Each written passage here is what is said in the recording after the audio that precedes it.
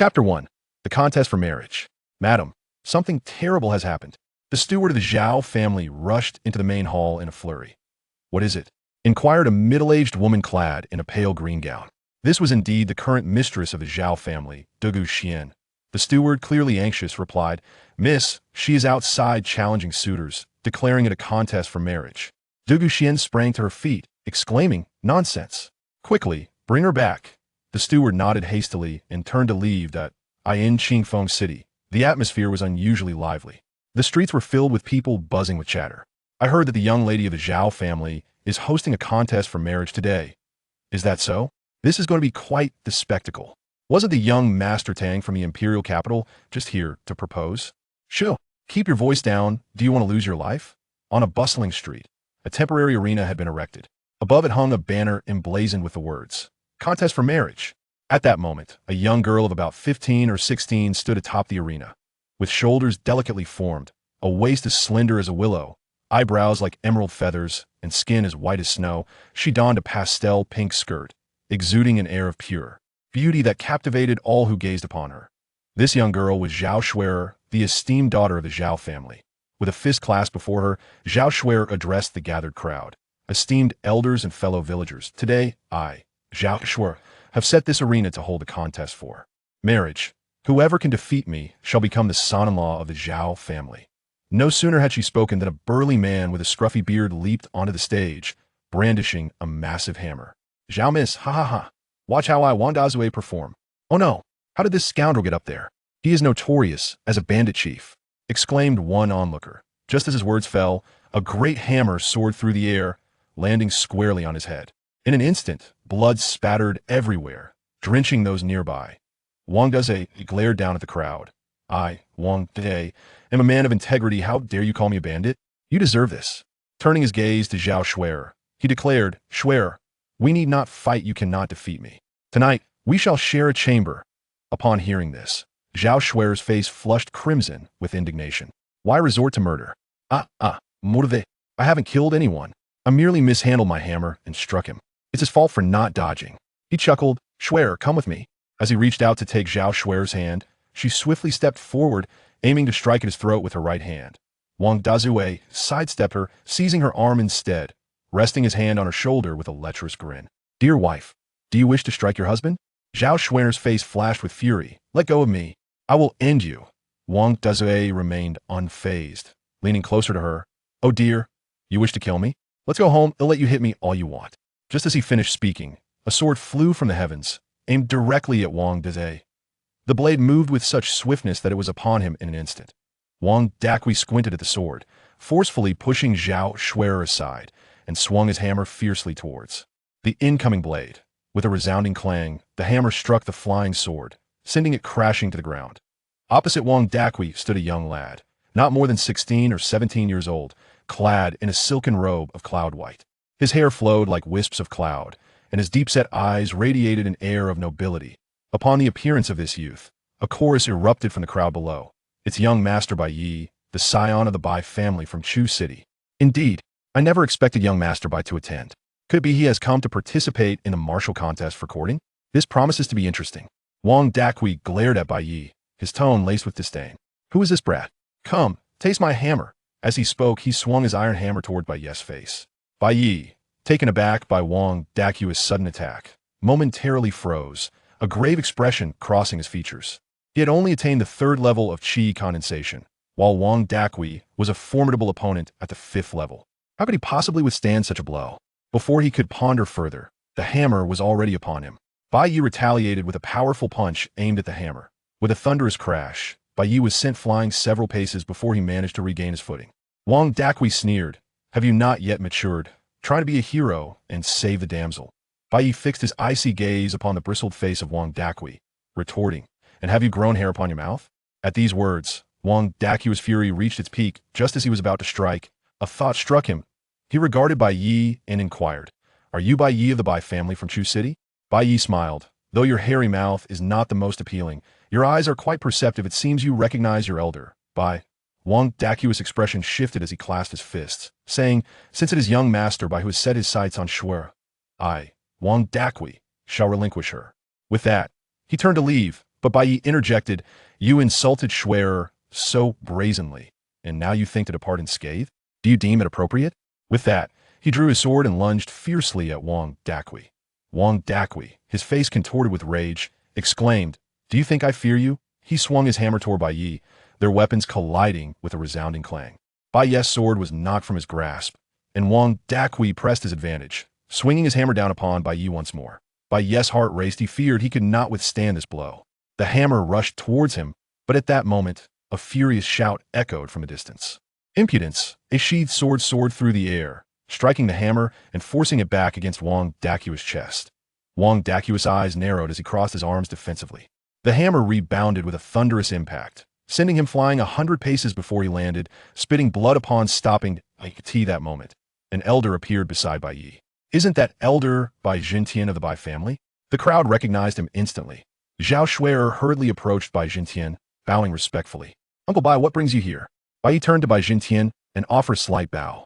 "Second uncle." Bai Jintian laughed heartily. "Haha, what is this, my niece Zhao? Engaging in a martial contest for courtship?" At that moment, the steward of the Zhao family hurriedly approached, breathless. Miss, the madam urges you to return at once." He glanced at Bai Jintian and Bai Yi, a flicker of surprise crossing his face. "Elder Bai, young master Bai, what brings you here?" Bai Yi replied with a smile. "I heard that Schwerer is holding a martial arts contest to seek a husband, so I came to participate." Bai Jintian said sternly, Do not speak carelessly." Afterward, he turned to the steward and continued, "In truth, we happened to be passing by and saw Schwerer in some trouble, so we lent a hand." The steward bowed respectfully. "Thank you, Elder Bai and young Master Bai, for your assistance." "Haha, no need for such formalities. We are all family." Bai Jintian chuckled. The steward looked at Bai Jintian with a face full of suspicion. Family? Chapter 2. A Meeting in the Grove. At that moment, Zhao Schwerer interjected, "Uncle Bai, you guys come my home. It has been ages since you last visited." With that, Zhao Schwerer tugged at Bai Yi's sleeve, leading him towards the Zhao residence. Shortly after, as they entered the hall, Dugu Xian, seated at the head, was momentarily taken aback upon seeing Bai Jintian and Bai Yi. She then inquired, "Elder Bai, young Master Bai, what brings you both here?" Upon hearing this, Zhao Schwerer immediately became displeased. "What do you mean, what brings them? I invited them, is there a problem?" Sensing the tension, Bai Jintian quickly intervened. "Ahem, it is my oversight for daring to visit with my nephew today." Dugu Xian cast a sidelong glance. "No need for such formalities, please take a seat." Bai Jintian surveyed the room and noticed 4 individuals seated nearby. The elder from the Tang family of the imperial capital, the elder from the Zhou family of the East City, the elder from the Li family of the border town, and the elder from the Sun family of Jin City. After greeting them one by one, he found a vacant seat. At that moment, Dugu Xian gently sipped her tea and said, "Schwerer, you may return to your room now. This matter does not concern you." Zhao Schwerer stomped her foot lightly and retorted, "Humph," before turning to leave. Once Zhao Schwerer had departed, Dugu Xian addressed the assembly. "I presume everyone is here for the same purpose today." The elder from the Tang family of the imperial capital then spoke. "Hee, what is your stance, Madame Zhao?" Dugu Xian replied earnestly, "Schwerer has been spoiled by her father since childhood and tends to be quite headstrong in her endeavors. Since everyone holds her in such high regard, I cannot stand in the way. However, do not hesitate to speak," interjected the elder from the Zhou family. The elder from the Tang family continued, "As long as the madam agrees to a marriage alliance with my Tang family, I can assure you that 5 members of the Zhao family will be granted admission into the Sangyun Academy in the imperial capital each year." This proclamation. Not only was Dugu Xian taken aback, but the other 4 elders were equally astonished. Sangyun Academy only accepts 50 students each year. One must admit that the Tang family's generosity was truly unexpected. Even the Tang family itself only had 6 reserved spots each year, and now they were offering 5. Among the elders, the one most perplexed was Bai Jintian. He had not come to propose, he was merely passing through. How had this escalated into a confrontation with the 4 of them? At that moment, the elder from the Zhou family stood and clasped his fists. "Madam, I have matters to attend to, so I shall take my leave." "Have you left? If not, what are you doing here?" "There are only 5 slots, and the Zhou family only has 3 in total for the entire year." How to proceed? As Elder Zhou departed, Elders Li and Sun exchanged glances before rising to clasp their fists in farewell. At that moment, Dugu Xian turned her gaze towards Bai Jintian. Bai Jintian took a sip of tea and said, "Well, I must be on my way. Don't bother seeing me off." Dugu Xian interjected before Bai Jintian could finish his words. Bai Jintian, accompanied by Bai Yi, turned to leave. Just as they reached the door, a voice rang out. Uncle Bai, Brother Yi, wait for me. Zhao Shuer hurried over. Why are you leaving so soon? Can't you stay and play with me for a couple of days? Bai Yi smiled gently. I came out with my second uncle on urgent business. I will visit you next time when I have the opportunity. With that, Bai Yi followed Bai Juntian away from the Zhao residence. Along the way, Bai Yi inquired, second uncle. At this moment, Bai Juntian interrupted, are you perplexed as to why the prominent families are courting the Zhao family? Bai Yi nodded.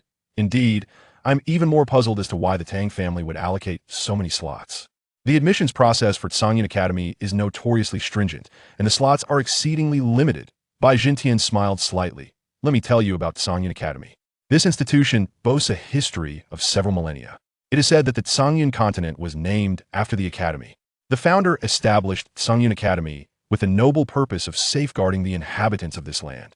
Bai Yi looked at Bai Juntian in astonishment. Second uncle, was that person exceptionally powerful? Bai Juntian replied earnestly, indeed, very powerful. It is said that he had reached the supreme realm at that time. Bai Yi looked at Bai Juntian with curiosity. The supreme realm? What is that? Bai Juntian smiled gently. My dear Yi, the highest known realm on our continent is the Lord's realm. It is certain that the supreme realm exists above the Lord's realm. Second uncle, what realm are you currently at? Bai Yi asked Bai Juntian. Bai Juntian chuckled lightly. Ah, let's not dwell on that. Let us discuss that girl Shuer. It seems my suspicions were correct. Otherwise, those families would not be so eager to propose, especially the Tang family. Yes, they conversed. They arrived at a riverbank, which marked the boundary of Qingfeng City. Crossing this river leads to Chuqing. They approached a ferry boat, and Bai Juntian waved his hand towards the ferryman. Ferry operator, we wish to cross the river. The ferryman emerged from the cabin, smiling as he clasped his fists in respect. Please, esteemed guests, board the boat. At that moment, a voice called from behind Bai Juntian, Brother Bai, please wait.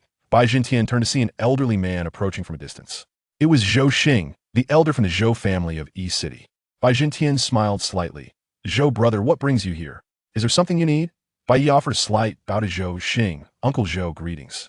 Zhou Xing glanced at Bai Yi and replied, no need for such formalities. Nephew, Zhou Xing continued, Brother Bai, do not be in such a hurry to return. We have important matters to discuss with you. Bai Juntian raised an eyebrow in suspicion. You, and who else? Zhou Xing smiled faintly. Indeed, myself and Brother Sun and Li. Bai Juntian inquired, is it about the proposal for today? Zhou Xing glanced around and replied, Brother Bai, this is not a suitable place for discussion. Let us proceed to Qingfeng Tower. Bai Juntian, somewhat grave, agreed, very well. After the two departed, Bai Yi made his way towards a nearby forest.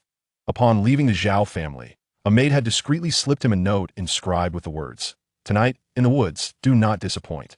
Bai Yi chuckled softly, shaking his head. This must have been penned by that mischievous girl Shuer. Alas, there was no way to contend with her during their childhood. They often sneaked away to play in those very woods.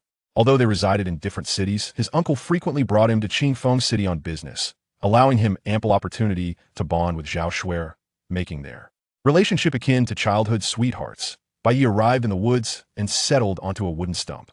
With the day, still young and having nothing pressing to attend to, he began his meditation practice. In the Tsangyan continent, each major realm is subdivided into 5 minor levels. Bai Yi currently stood at the 3rd level of qi condensation, needing to ascend 2 more levels to reach the qi control realm.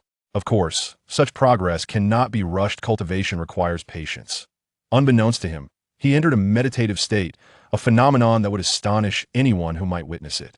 This meditative state is typically achievable only upon reaching the qi control realm, utilizing qi to govern the soul, and through the soul, sustaining life, which eventually condenses into a Dan.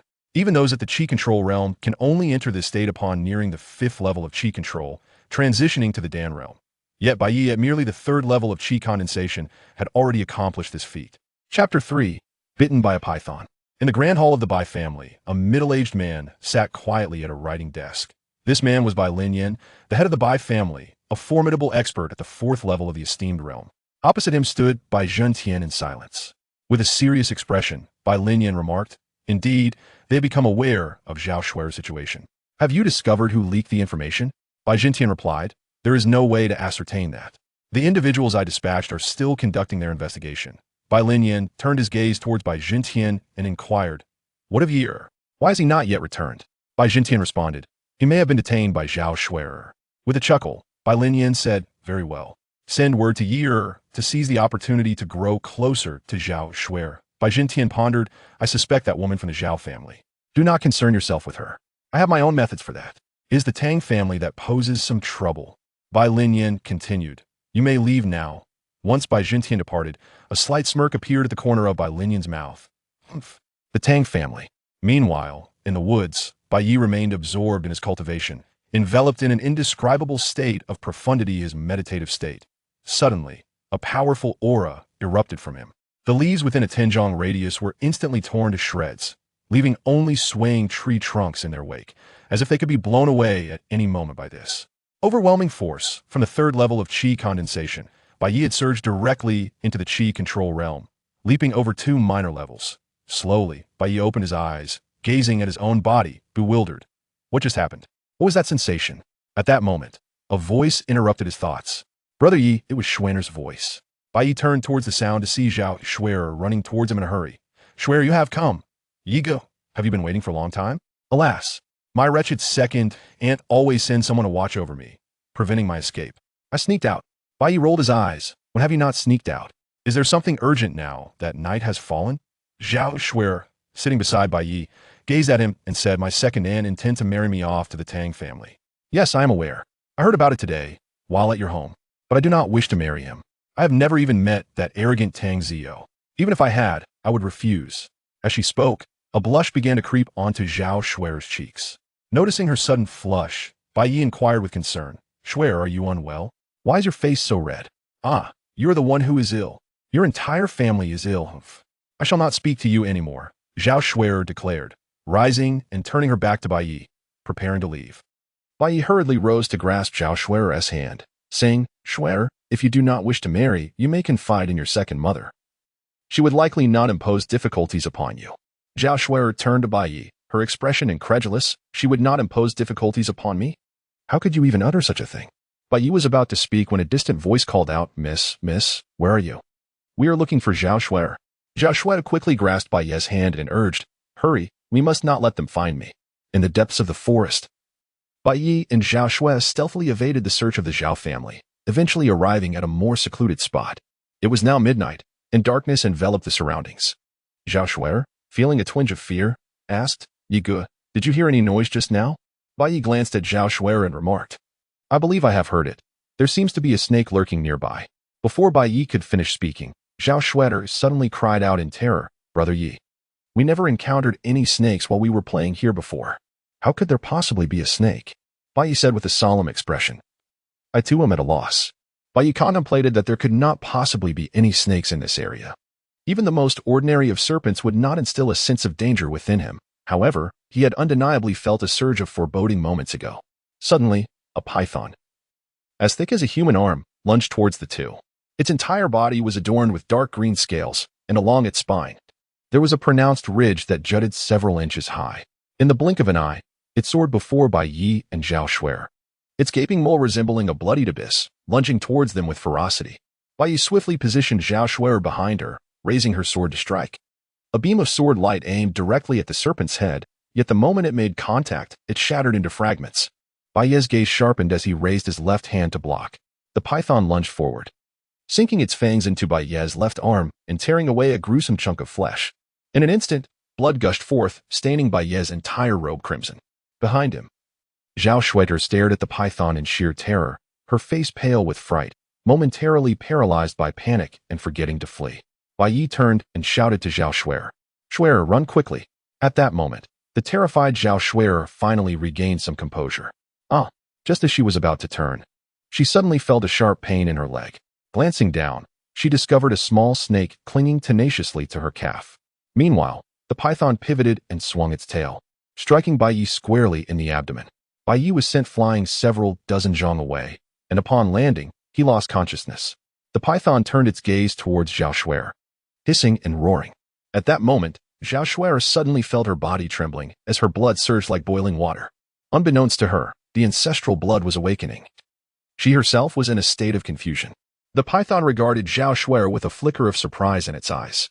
As her bloodline boiled, the surprise in the python's gaze gradually transformed into gravity, eventually culminating in fear, prompting it to turn and flee.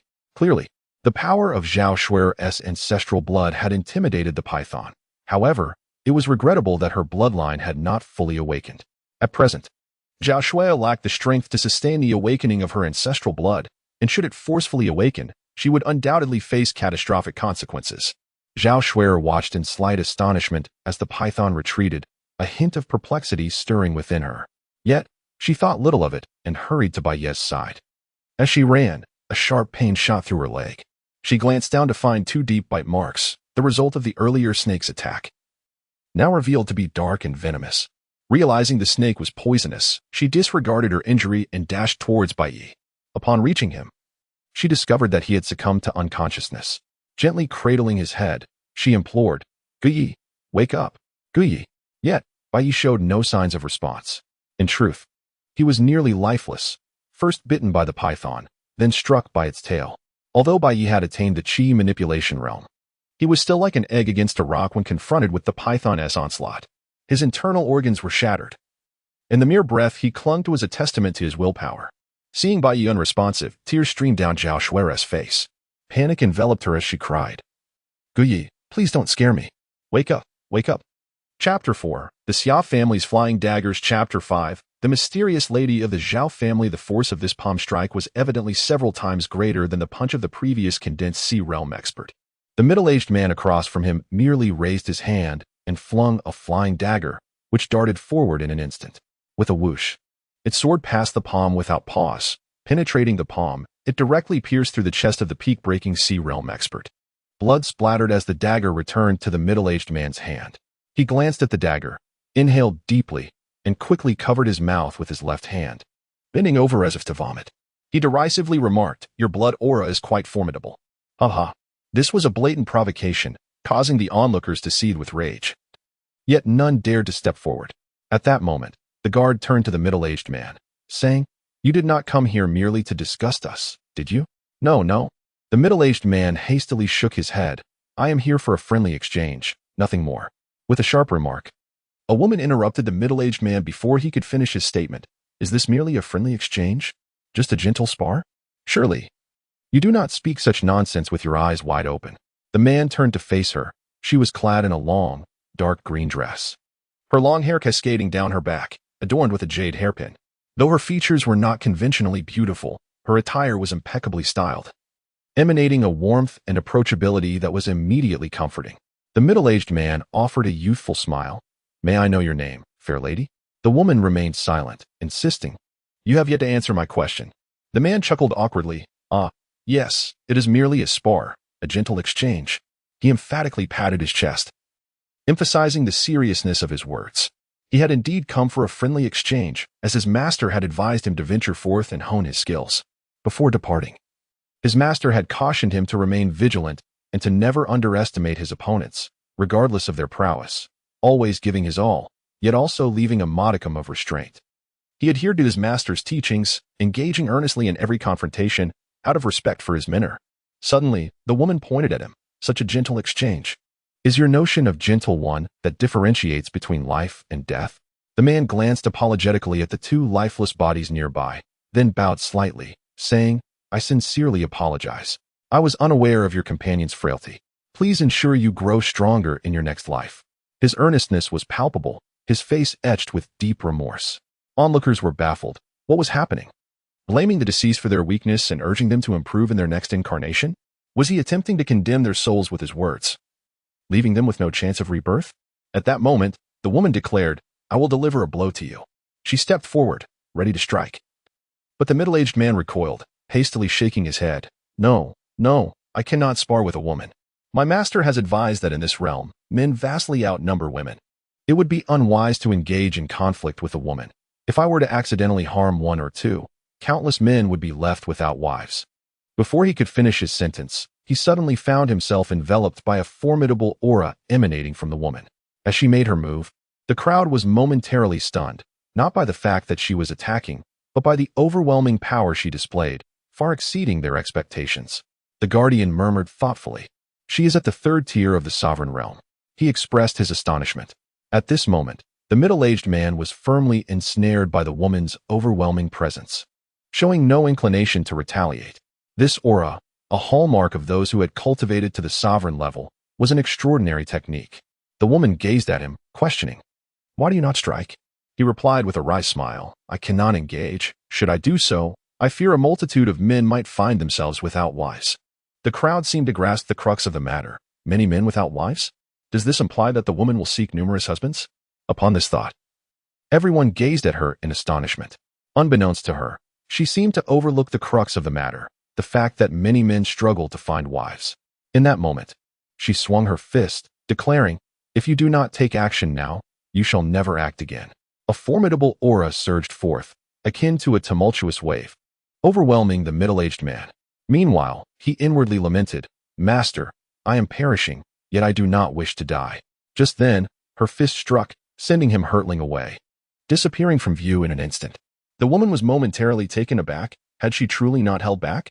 Regret washed over her. She had not intended to take the man's life, but rather had acted in a moment of impulsive indignation.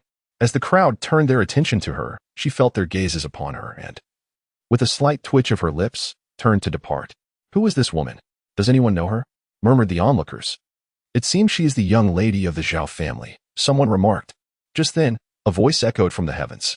I said that a woman who strikes will not be struck in return. I stand by my word. Remarkably, the man had returned, seemingly unscathed. The several powerful figures present were left astounded, for they had clearly sensed that he had not defended himself even slightly. He had endured the full force of an attack from a third-tier master without any protection. What kind of strength was this? Let us proceed. Does anyone dare to receive my blade? He proclaimed, feeling a profound sense of frustration at being struck without the ability to retaliate.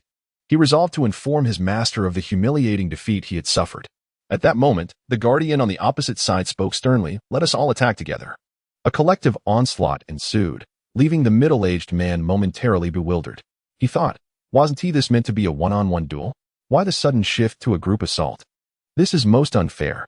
Before he could ponder further, hundreds surged forward, their masterful auras overwhelming him. With a calm demeanor, he recalled his master's teachings, to remain composed regardless of the circumstances, especially when facing overwhelming odds. He reassured himself, believing he was invincible.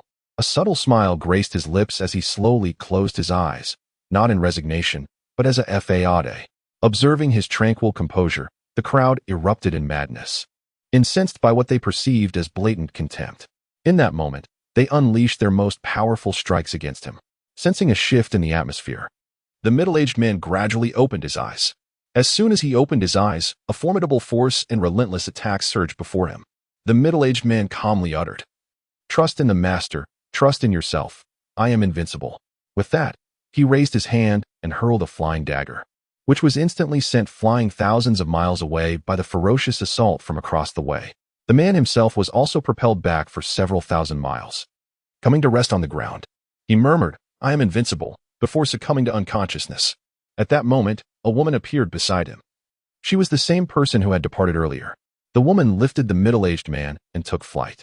Shortly after she carried him away, a group of several hundred arrived at the spot where the two had vanished. Have they fled? Questioned a powerful figure of the esteemed rank. This individual is no ordinary foe. With that, the crowd dispersed, and after a moment of contemplation, the guardian also turned to leave. Chapter 6. A tangled web of framing as dawn broke. A beam of sunlight illuminated the corner of Baiye's eye. Slowly, he opened his eyes, only to close them immediately due to the blinding glare. The light was too intense, and Baiye found himself a tad disoriented. Gradually, he reopened his eyes and exhaled a breath of stale air. A dull ache throbbed in his head, and a sudden thought struck him. He bolted upright, calling out, Schwerer. Schwerer, are you there? No response came. Gone. The python. With this realization, he sprang to his feet. Just as he stood, another thought crossed his mind. Last night, my arm. He raised his hand to inspect the spot where he had been bitten. Remarkably, there was no wound to be found. Baiye stood in a daze, her face a mask of confusion as she gazed at her blood-stained attire. At that moment, distant voices echoed, calling out, Miss Schwerer is here to find you.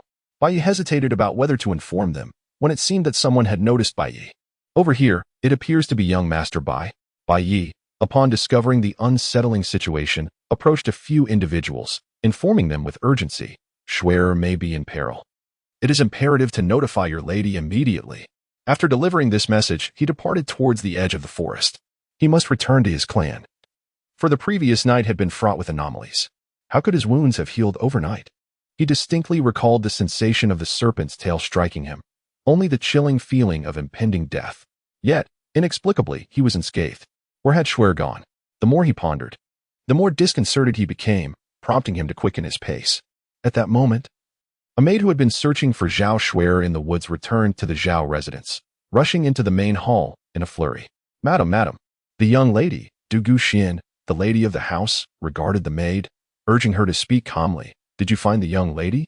The maid, her voice trembling, replied, I did not find the young lady, but we encountered young Master Bai in the woods. Bai Yi? Du Guxian inquired with a furrowed brow. The maid nodded. Yes, young Master Bai appeared gravely injured, covered in blood. Moreover, Du Guxian abruptly rose. Moreover what? The maid hastily continued. It seems young Master Bai is also searching for the young lady. Du Guxian slowly sat back down, gesturing for the maid to continue. Hurry, resume the search. If you fail to locate the young lady, do not return. The maid retreated to continue her quest for Zhao Schwer. Du Guxian proceeded to another chamber, where she found Xiao Yu, the maid who had clandestinely delivered a note to Bai Yi, kneeling before her. Du Guxian glared at Xiao Yu, her voice laced with fury. Who gave you the audacity to assist the young lady in delivering notes? Xiao Yu, trembling on the ground, wept, her body bearing the marks of severe beatings, evident from the numerous whip scars that stained her dress with blood. Just then, a figure clad in black robes entered the room upon Du Guxian's command. She pointed at Xiao Yu, instructing the robed figure, eradicate her entire family. Xiao Yu, upon hearing this, was struck with terror, fervently bowing her head in supplication. Please, madam, spare my family. I beg you. The sound of her desperate kneeling echoed with profound yearning and despair. However, the black-robed figure paid her no heed, turning to leave. Du Guxian cast a cold glance at Xiao Yu. If the young lady does not return, I shall extract your very soul.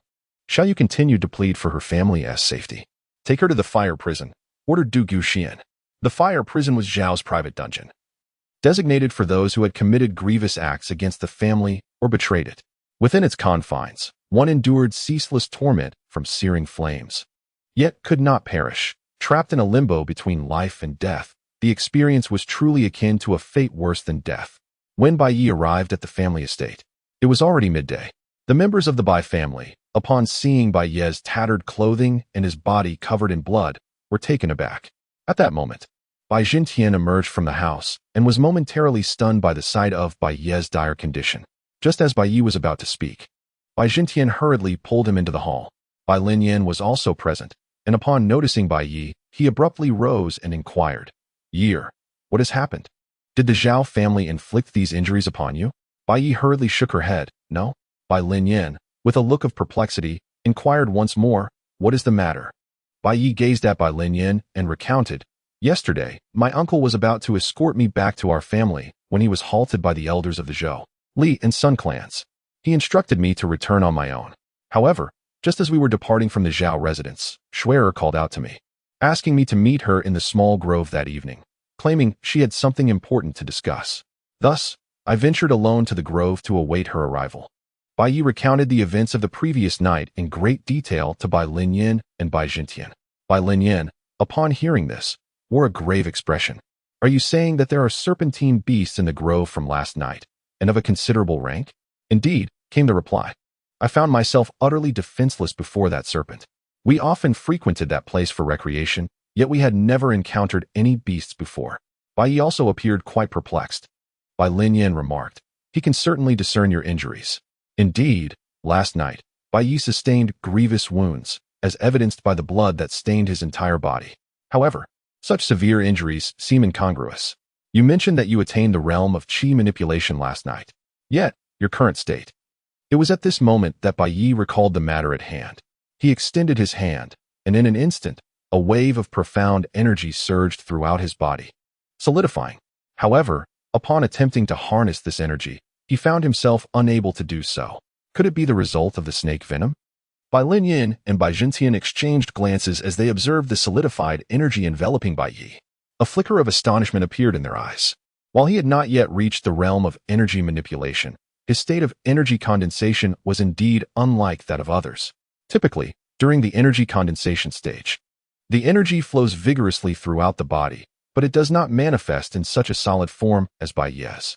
It is essential to understand that profound energy is, after all, a gas. The condensation stage merely gathers this energy. However, regardless of the method of gathering, it should remain gaseous and cannot possibly become corporeal. At this juncture, Bai Linyan turned to Bai Yi and said, "Very well, you should wash up, change your clothes, and take some time to rest. As for Schweder's situation, I have instructed your second uncle to investigate." Bai Yi offered a slight bow. "Certainly, my esteemed adoptive father." After Bai Yi departed, Bai Linyan turned to Bai Jintian and said, "Go and find Lao San.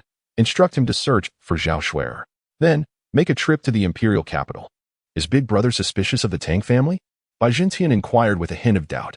"There is a slight suspicion. Yet my intuition suggests that the Tang family is not involved," Bai Linyan advised. "When you go to the imperial capital, do so discreetly, and avoid any direct engagement with the Tang family," Bai Linyan cautioned. "I understand. I shall set off immediately." With that, Bai Jintian turned and departed. After Bai Jintian departed, Bai Linyan fell into a deep contemplation, not concerning Zhao Schwerer, but rather pondering the realm of Bai Yi. It was undeniably peculiar. Throughout his years of cultivation, he had never encountered such a state of qi condensation as Bai Yi's, a rarity not seen in centuries. In a grand hall, Dugu Xian sat in quiet reflection. After a moment of thought, she spoke, "Summon someone." A woman entered the hall, responding, "Madam, how may I serve you?" "Make a trip to the Tang family in the imperial capital and inform them that their young lady has been abducted by members of the Bai family." As she concluded, a faint smile graced her lips.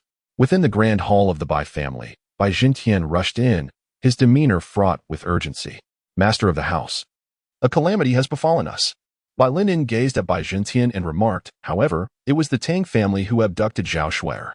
Bai Jintian hastily shook his head and remarked, "It is not a member of the Tang family. Moreover, someone has claimed to the Tang family that we are the ones who have abducted Zhao Schwerer." The words of Bai Linyan's rise. Who uttered them? Bai Jintian shook his head and replied, "I am unaware. The Tang family is currently gathering the formidable members of their clan. They may be coming to demand someone from the Bai family." Bai Linyan's expression changed dramatically. "Is someone framing my Bai family? Who could it be?" "Go and fetch the third brother. Instruct him to take Year and temporarily leave Chu City. Await my instructions. They are not to return without my consent." Bai Jintian inquired. Perplexed, "What is this?" Bai Linyan gazed solemnly at Bai Jintian, stating, "This matter is far from simple. The Tang family will undoubtedly not let this go easily. We must prepare for the worst and summon all the formidable members of our clan to return." Bai Jintian nodded before turning to leave. Chapter 7. The Three Masters of the Sovereign Realm. Chapter 8. Mu Xiu intervenes. A strand of sword light swiftly appeared before the Tang family's members, without pausing. It directly plunged into their midst. As this beam of sword light surged forth, heads began to soar into the air. In an instant, the severed heads of over a dozen formidable practitioners from the Tang family fell to the ground. The scene fell into a profound silence. As Bai Linyan and Bai Laosan turned to Bai Jintian, their faces alight with ecstatic joy, Bai Jintian had also achieved a breakthrough. In stark contrast, Tang Xianfeng and the armed man wore expressions of deep displeasure. Tang Xianfeng bellowed, "What an audacious old dog from the Bai family. I wondered how you dared to seize my Tang family's people. It turns out that all three of you brothers have already attained the sovereign realm." Bai Linyan gazed at Tang Xianfeng with a look of helplessness, asserting, "I have already stated that I did not abduct the young lady of the Zhao family." In a fit of rage, Tang Xianfeng retorted, "Cease your futile words. Do you believe that your trio of esteemed masters holds any significance?" He then shattered a communication talisman and continued, "Even if you possess 10 esteemed masters today, it will be of no consequence. I shall still annihilate the Bai family." Hidden in the shadows, Dugu Xian observed with a grave expression as she noted that the Bai family indeed boasted 3 esteemed masters. It must be said that these families concealed their true strengths quite effectively. However, the more she witnessed, the more exhilarated she became. Where there are people, there exists a world of martial arts, and in such a world, devoid of conflict, life would lose its flavor. At Songyun Academy, a middle-aged man sat in meditation suspended in mid-air atop a mountain peak. Suddenly, he opened his eyes as a communication talisman descended before him. He scrutinized the talisman, and after a brief moment, his eyes narrowed. Family crisis, by family. With a snort, he turned and soared toward another mountain peak. As Tang Xianfeng crushed the communication talisman, Bai Linyan fixated on him, pondering, Could he be notifying the members of Tsangyun Academy? However, there exists a rule within Tsangyun Academy that prohibits its members from involving themselves in worldly affairs unless the Tsangyun continent is threatened by external enemies. If he is not contacting Tsangyun Academy, then to whom is he sending the message? At that moment, Bai Laosen suddenly interjected, "They are calling for reinforcements. We must annihilate them all before his allies arrive." With that, Bai Laosen clasped his hands together, invoking a formidable force that surged forth from his palms. Bearing down upon Tang Xianfeng, Bai Linyan and Bai Jintian no longer hesitated, unleashing their most formidable strikes upon the members of the Tang family. Tang Xianfeng and the armed man did not remain idle. They retaliated, striving to mitigate this terrifying assault and reduce further casualties. However, it was evident that the combined might of two against the three most powerful masters was insurmountable. In an instant, several heads of the Tang clan members soared into the air. Tang Xuanfeng's eyes widened in horror. He understood that even if he sent a message, it would take time for reinforcements to arrive from Tsangyun Academy. They had to hold their ground during this critical period. With this thought, he shouted, "Everyone, retreat." Upon hearing Tang Xuanfeng's command, the crowd began to withdraw. Conversely, Bai Linyan and his companions, witnessing the Tang family's retreat, surged forward with renewed vigor, launching another assault. As thunderous explosions reverberated, the surrounding structures were instantly reduced to rubble. The Tang family members continued to fall back, suffering further losses despite their retreat. Meanwhile, the Bai family's morale soared as they shouted in unison, "Annihilate the Tang family." Another wave of terrifying attacks surged towards the retreating Tang clan. Just then, a voice echoed from the distance, "Stop." As the words resonated, a formidable aura descended upon the scene. Everyone turned to see the source of the voice, an elderly man accompanied by a middle-aged figure. At that moment, Tang Xianfeng turned to the elder and slightly bowed. "Elder Mu." The elder who had arrived was none other than Mu Xiao, the supreme elder of Tsangyun Academy, while the middle-aged man was Tang Qiuyun, a direct descendant of the Tang family. Tang Qiuyun then offered a slight bow to Tang Xianfeng. "Uncle, are you all right?" Bai Linyan and Bai Jintian turned to Mu Xiao, offering a slight bow. "It is indeed an honor to have Elder Mu in our presence. We sincerely apologize for not welcoming you properly." At that moment, Bai Laosen suddenly pointed at Mu Xiao, exclaiming, "What is this, Elder Mu? Are you attempting to undermine the Academy's regulations?" Mu Xiao regarded Bai Laosen with a calm demeanor and replied, "Ah, regulations? I have not transgressed any.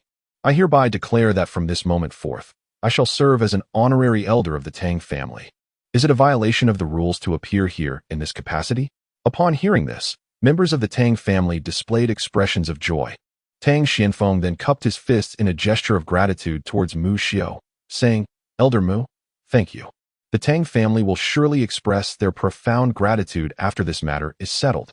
Mu Xiao waved his hand dismissively. "We are all family. There is no need for such formality. Let us first address the pressing issues at hand." Upon hearing Mu Xiao's words, Bai Linyan and the others instantly wore expressions of dismay. They were acutely aware of Mu Xiao's prowess. Should he choose to intervene today, the situation would become exceedingly dire. Although Mu Xiao proclaimed he would act in the capacity of a guest elder from the Tang family, it was common knowledge that he held the esteemed position of Grand Elder at Tsangyun Academy. If Bai Linyan and the others were to take action against Mu Xiao today, it would essentially equate to the Bai family launching an assault against Tsangyun Academy itself. Bai Linyan let out a soft sigh and turned to Bai Jintian, inquiring, "What is your perspective, second brother? What is there to ponder?" "Let us act decisively," responded Bai Laosen, who then swiftly charged towards the Tang family's members. Bai Jintian also fell into a moment of silence. Having reached a point of no return, let us vow to fight to the death, even in the face of demise. We shall meet our end in battle. Bai Laosen surged forward, his palms open wide, as a formidable energy converged within them. In an instant, the surrounding air transformed into a bizarre vortex resembling a black hole. He then unleashed a mighty strike, the cloud-dispelling palm. The swirling black hole, emanating an overwhelming aura, hurtled towards the Tang family, and as it passed, countless fragments of stone were sent flying, swiftly engulfing everyone in its path.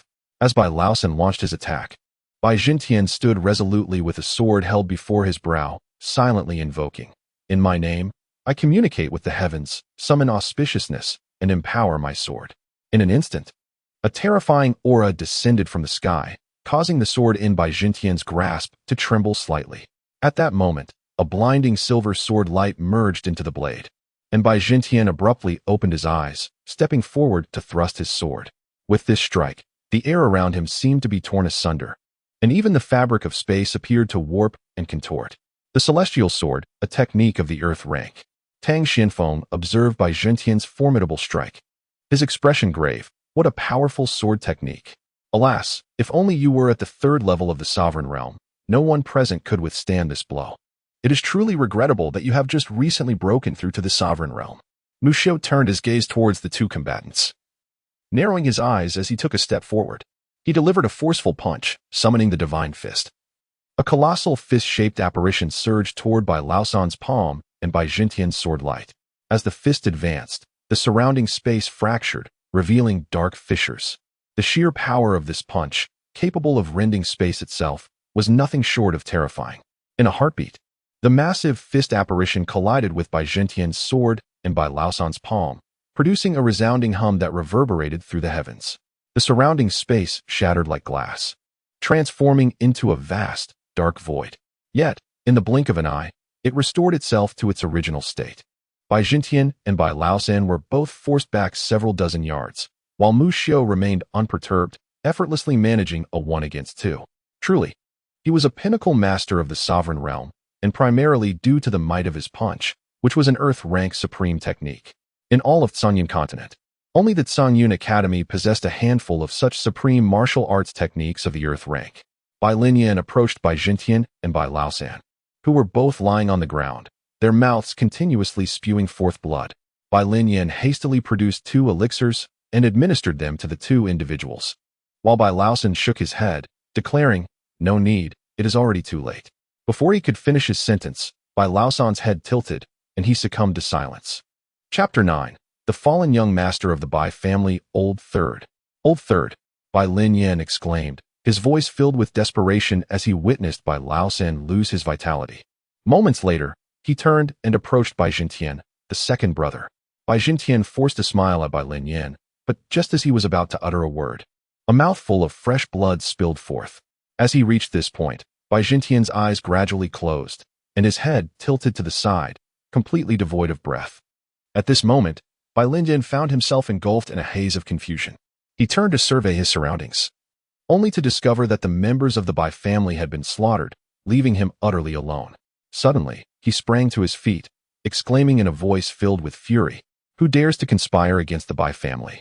I, Bai Linyan, shall not accept this." Concealed in the shadows, Du Guxian trembled at his words. "That old fool," she muttered, a smirk playing upon her lips. "This Cangyun Academy is quite intriguing indeed. To have such a formidable elder, I must tread carefully from now on." With that, she turned and stealthily departed. Bai Linyan glanced at Mu Xiu and the others, laughing heartily. "Ha ha ha! You fools, so easily manipulated yet unaware." His laughter was somewhat deranged. No, it was frenzied, an uncontrollable cacophony of mirth. As he chuckled, a formidable and terrifying aura erupted violently from within Bai Linyan. Mu Xiu narrowed his eyes at Bai Linyan and urgently warned the members of the Tang family beside him, "Quickly retreat. He is about to self-destruct." With that, he too took several steps back. The self-detonation of a master at the sovereign level is no trifling matter. While it posed little danger to Mu Xiu himself, the other, weaker members of the Tang family would be utterly defenseless. As the Tang family members hastily withdrew, a thunderous explosion reverberated through the air, and a scarlet fog of blood enveloped the area where Bai Linyan had just stood. The acrid stench of blood permeated the atmosphere, spreading ominously. With Bai Linyan's self-detonation, the Bai family was irrevocably reduced to the dust of history. The annihilation of the Bai family shattered the delicate balance of power that had persisted for centuries across the Cangyun continent. The 3 prominent families, Zhou, Li, and Sun, were all engulfed in trepidation.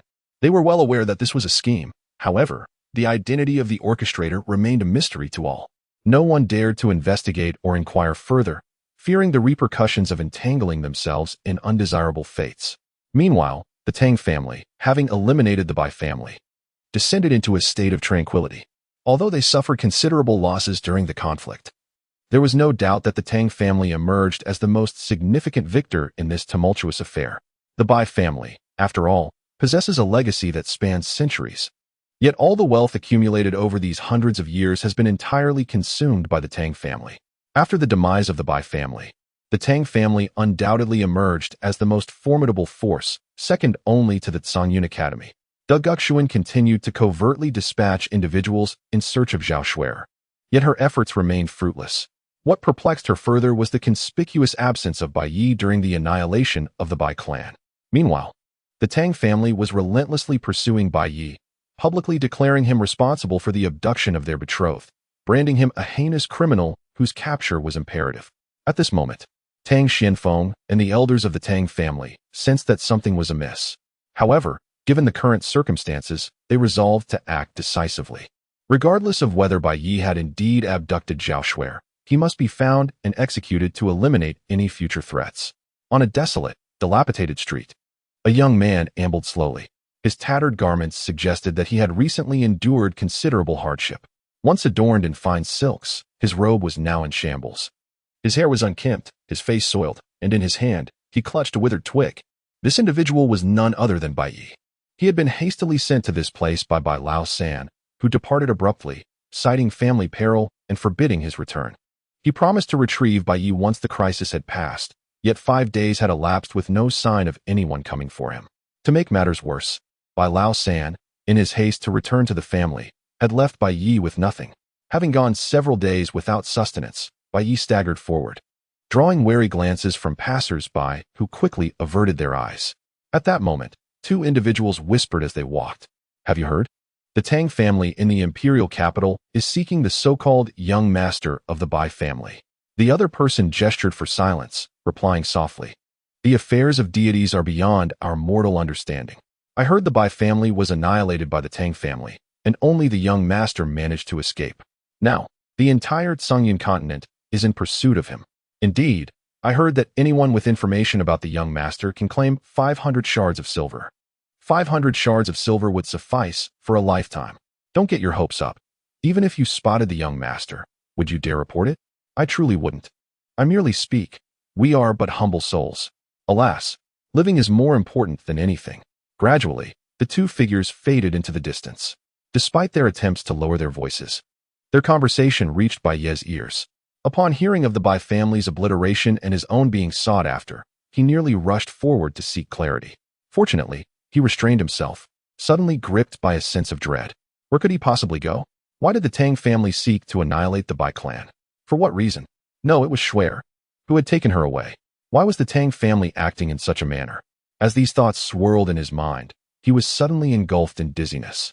Before losing consciousness and collapsing, at the end of a secluded path stood a dilapidated courtyard, modest in size, housing 4 or 5 rooms within. The entire courtyard, despite its dilapidated state, was impeccably clean. Above the small gate of the yard hung a wooden plaque inscribed with 4 bold black characters, 5-Star Academy. At that moment, an elderly man and a young woman were seated on a stone pedestal within the courtyard. The elder, dressed in a crimson linen robe, had his silver hair casually gathered. He held a tea bowl in his hands, savoring his tea. The young woman, clad in a simple yet form-fitting long dress, had her dark tresses elegantly arranged atop her head, adorned with a hairpin at the side. The elder was none other than the head of the 5-Star Academy, Sidu Ping, while the young woman was a student named Yun Shang. At this juncture, Yun Shang inquired of Sidu Ping, "Is he the Bai Yi who escaped from the Bai family in Chu City?" Sidu Ping took a sip of his tea and set the bowl down. "Indeed, he is Bai Yi of the Bai family." A sense of urgency crept into Yun Shang's voice as she pressed, "Why have you brought him here? Are you planning to take him to the Tang family to claim a reward?" She had long heard of the Tang family offering a substantial bounty for Bai Yi, pondering that if he were truly taken to the Tang family, a significant sum would surely await. After all, they had not had meat in months. Subsisting solely on rice made her feel as though she was growing thinner by the day. Situ Ping shot her a disapproving glance. "Not at all. My intention is to have him join our 5-Star Academy." Yun Shang stared at Situ Ping in disbelief. "Master, you mean to let him join our academy? Are you out of your mind? He is a wanted criminal. Aren't you afraid the Tang family will retaliate against us later? Moreover, we have nothing to eat. Our rice supply is dwindling. It has been months since we had any meat. Just look at how thin I have become." As she spoke, Yun Shang stood and paced in circles. Situ Ping regarded her seriously. "Do you not wish to return and exact vengeance?" Yunshang sat down, snorting dismissively. Vengeance. I think about it every day, but how can I accomplish it? Master, we have no food. Do we have the strength to fight? Situ Ping glanced toward a room on the left and replied, he is exceptional, truly exceptional. And so what? No matter how exceptional, he is still being hunted, facing the annihilation of his clan. Suddenly, as if struck by a thought, she exclaimed, you don't mean to suggest that you want him to help us fight back, do you? Situ Ping responded calmly, is that not feasible? Master, I believe you may have lost your senses. In my opinion, it would be better to bind him and deliver him to the Tang family. At least we could claim some reward. Yunshang regarded Situ Ping with a look of resignation. Situ Ping replied in a flat tone, he currently possesses a cultivation level of 6 layers of qi condensation. What of it? Achieving 6 layers of qi condensation at 17 is hardly extraordinary, Yunshang retorted, but then a flicker of astonishment crossed her eyes. Wait, he has 6 layers of qi condensation? Situ Ping confirmed, indeed, 6 layers of qi condensation. Yunshang pondered for a moment before asking, how did he attain 6 layers of qi condensation? It is said that this continent's cultivation system was altered by powerful beings tens of thousands of years ago, with different classifications for each realm and only 5 minor realms between each major realm. The inhabitants of this continent possess rather feeble abilities, although their realms may be identical. The combat prowess within the same realm starkly contrasts with that of the outside world. Situ Ping gently stroked his beard, perplexed. I cannot ascertain the reasons. Yet it is evident that he differs somewhat from the people of this land. Yunshang then remarked, even if he is different, what of it? His talents, when juxtaposed with those from our realm, are exceedingly ordinary. Can we truly expect him to lead us back to our home? Alas, I think not. With that, she turned and departed. At that moment, a cough echoed from within a nearby room. Ahem. Situ Ping promptly made his way toward the room. Upon opening the door and entering, he found Bai Yi already awake, seated on the bed and surveying his surroundings. Upon noticing Situ Ping approaching, Bai Yi rose and inquired, esteemed elder, where am I? Situ Ping regarded Bai Yi with a kindly expression and replied, you are in my home. I chanced upon you unconscious on the road and brought you here. Upon hearing this, Bai Yi bowed respectfully to Situ Ping and expressed, thank you for your gracious rescue. No need for such formalities, Situ Ping replied hastily, extending his hand to assist Bai Yi in rising. Just then, a rumbling sound emanated from Bai Yi's stomach, causing her to feel a tinge of embarrassment. Situ Ping glanced at Bai Yi and chuckled softly. My young friend, are you perhaps feeling hungry? Bai Yi, feeling somewhat awkward, confessed, to be candid with you, senior, I have not eaten for 4 or 5 days. I am indeed rather hungry. Bai Yi thought to himself, it's not just a slight hunger, I am utterly famished. He had previously fainted from hunger, yet he felt it inappropriate to express such bluntness. As his thoughts wandered, he suddenly realized, I am a wanted criminal. Might this old man in front of me take me to the Tang family for a reward? With this notion in mind, he cast a glance at Situ Ping. Situ Ping seemed to have discerned Bai Yi's thoughts and immediately remarked, are you not Bai Yi, the esteemed young master Bai? Upon hearing this, Bai Yi's heart skipped a beat. The old man actually recognized him. Could it be that he intended to bind him and take him to claim the bounty? Situ Ping continued, rest assured, young Bai, I have no intention of taking you to the Tang family for the reward. Bai Yi regarded Situ Ping with a hint of wariness. Elder, do you have anything to eat here? Situ Ping chuckled softly. Indeed, I shall prepare a meal for you. With that, he turned and departed. Once Situ Ping had left, Bai Yi sat on the edge of the bed, lost in contemplation. His family had been annihilated. His adoptive father, second uncle, and third uncle were all gone. Unbeknownst to him, tears began to trickle down his cheeks. It was his adoptive father who had found him by the river as a child. Had he not taken him back to the Bai family, he would have perished from hunger by the riverside. From a young age, his adoptive father had treated him as his own, and his uncles had showered him with affection. Vengeance was imperative. He would avenge the destruction of the Tang family. The blood feud must be repaid, and he would not allow the elders of Tsungyun Academy to escape either. At that moment, a voice interrupted his thoughts. Awake, are we? Yunshang entered the room, and, upon seeing Bai Yi's tear-streaked face, grinned mischievously. Oh, how is it that the esteemed young master of the Bai family is in tears? Would you mind if I sent you to the Tang family in exchange for a reward? Bai Yi wiped away her tears with her arm and gazed at Yunshang. Can you assist me, miss? Yunshang cast a disdainful glance at Bai Yi. Assist you? Why should I? Why don't you offer your help to me instead? As Bai Yi was about to speak, Situ Ping entered the room with a bowl of rice and said, "Come, young Bai, have something to eat." Yun Shang turned to Situ Ping and remarked, "Master, we have only this little rice left. If we give it to him, what shall we eat? I suggest we take him to the Tang family and claim some reward."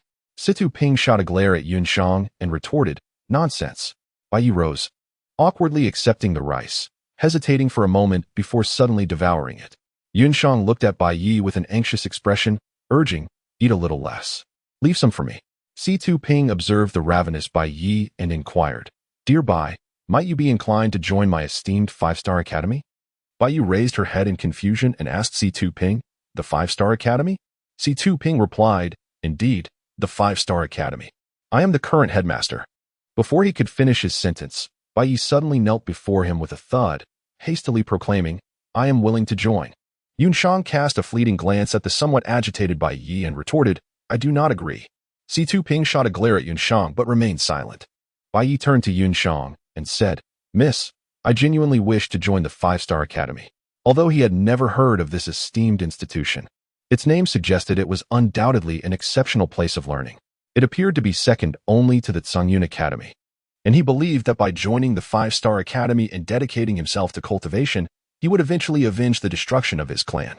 However, a thought crossed his mind, and he inquired of Situ Ping, "But I am currently a wanted man, and I have a deep-seated enmity with the Tang family. If I were to join the five-star academy, would I bring trouble upon you?" "Of course, it would bring us trouble," Yun Shang interjected hastily. "Right now, you have two choices. You can accompany us to the Tang family, and in doing so, we would be rewarded handsomely, or you can leave immediately, as we do not harbor idlers." Situ Ping quickly reassured him, "Rest assured, you will not be a burden. Once you join our five-star academy, focus solely on your cultivation. We shall handle the rest." Upon hearing these words, Bai Yi became increasingly certain that this esteemed five-star academy was indeed extraordinary. After all, it boldly chose to shelter him despite being aware of the pursuit by the Tang family. Contemplating this, he bowed his head to Situ Ping, proclaiming, "I wish to join the five-star academy." Situ Ping promptly helped Bai Yi to his feet, saying, "Allow me to introduce you to our illustrious institution." Bai Yi promptly nodded, her face alight with anticipation as she gazed at Situ Ping and awaited his subsequent words. Situ Ping continued, "Since you are willing to join my esteemed five-star academy, would you consent to become my disciple from this day forth? My name is Situ Ping." He then gestured towards Yun Shang, saying, "This is Yun Shang. Henceforth, you shall be his junior apprentice." Bai Yi bowed respectfully to Situ Ping, saying, "Bai Yi greets you, master." She then turned to Yun Shang, offering a slight bow, "Greetings, senior sister." Situ Ping continued, "Now that you have joined the five-star academy, allow me to elaborate on our esteemed institution. From this day forth, our academy has grown from 2 members to 3. Given that you are being sought after outside, it may be prudent to adopt a new name, thereby alleviating numerous inconveniences." Bai Yi gazed blankly at Situ Ping, pondering to himself, "Oh dear, have I been deceived? There are only 3 of us, and we must change our names? Did he not just say he would manage matters outside? This is rather absurd." Situ Ping seemed to perceive Bai Yi's thoughts. He smiled softly and remarked, "Although our five-star academy consists solely of the 3 of us, have faith that one day we shall conquer the entire Tsangyun continent." As he spoke, he retrieved a tattered, yellowed tome from his breast pocket and handed it to Bai Yi, saying, "This is the supreme secret technique of our five-star academy. Consider it a token of apprenticeship." Observing the book that Situ Ping presented to Bai Yi, Yun Shang expressed his astonishment, exclaiming, "Master uncle, you are entrusting this to him?" Situ Ping regarded Yun Shang and replied, "Indeed, give it to him." Bai Yi gazed at Yun Shang's astonished expression, inwardly murmuring, "Is it really worth such fuss over a mere book?" Yun Shang looked at Bai Yi with utmost seriousness. "You must take great care of this book and return it to my master after you have read it. If you happen to lose it, I shall seal your fate for eternity." Bai Yi trembled slightly. Was it merely a tattered book?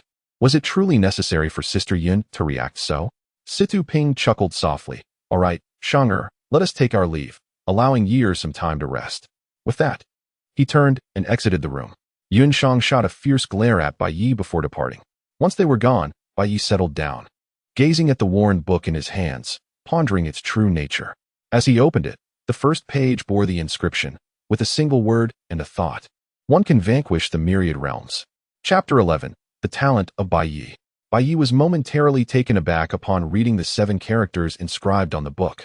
The title was so formidable that it captivated his attention. He then turned to the second page, only to find himself frozen in disbelief. The second page was blank, devoid of any text. As he continued to the third page, he encountered the same emptiness, and upon reaching the 4th and 5th pages, he discovered that the entire book, save for the 7 characters on the first page, was entirely silent. Bai Yi pondered, could it be that this old man is deceiving me? He rose and exited the room, approaching Situ Ping. Master, why does this book you gave me contain nothing at all? Situ Ping looked at the book in Bai Yi's hands with a perplexed expression. Nothing at all? He then turned his gaze towards Yunshang. Yunshang glanced back. What are you looking at me for? I haven't tampered with it. Situ Ping inquired of Yunshang. Are you certain you did not place any restrictions on the book? Yunshang replied with annoyance. Humph. I don't have the time for that. Let me take a look. She then took the book from Bai Yi's hands. Upon opening it, Yunshang discovered it indeed bore no text.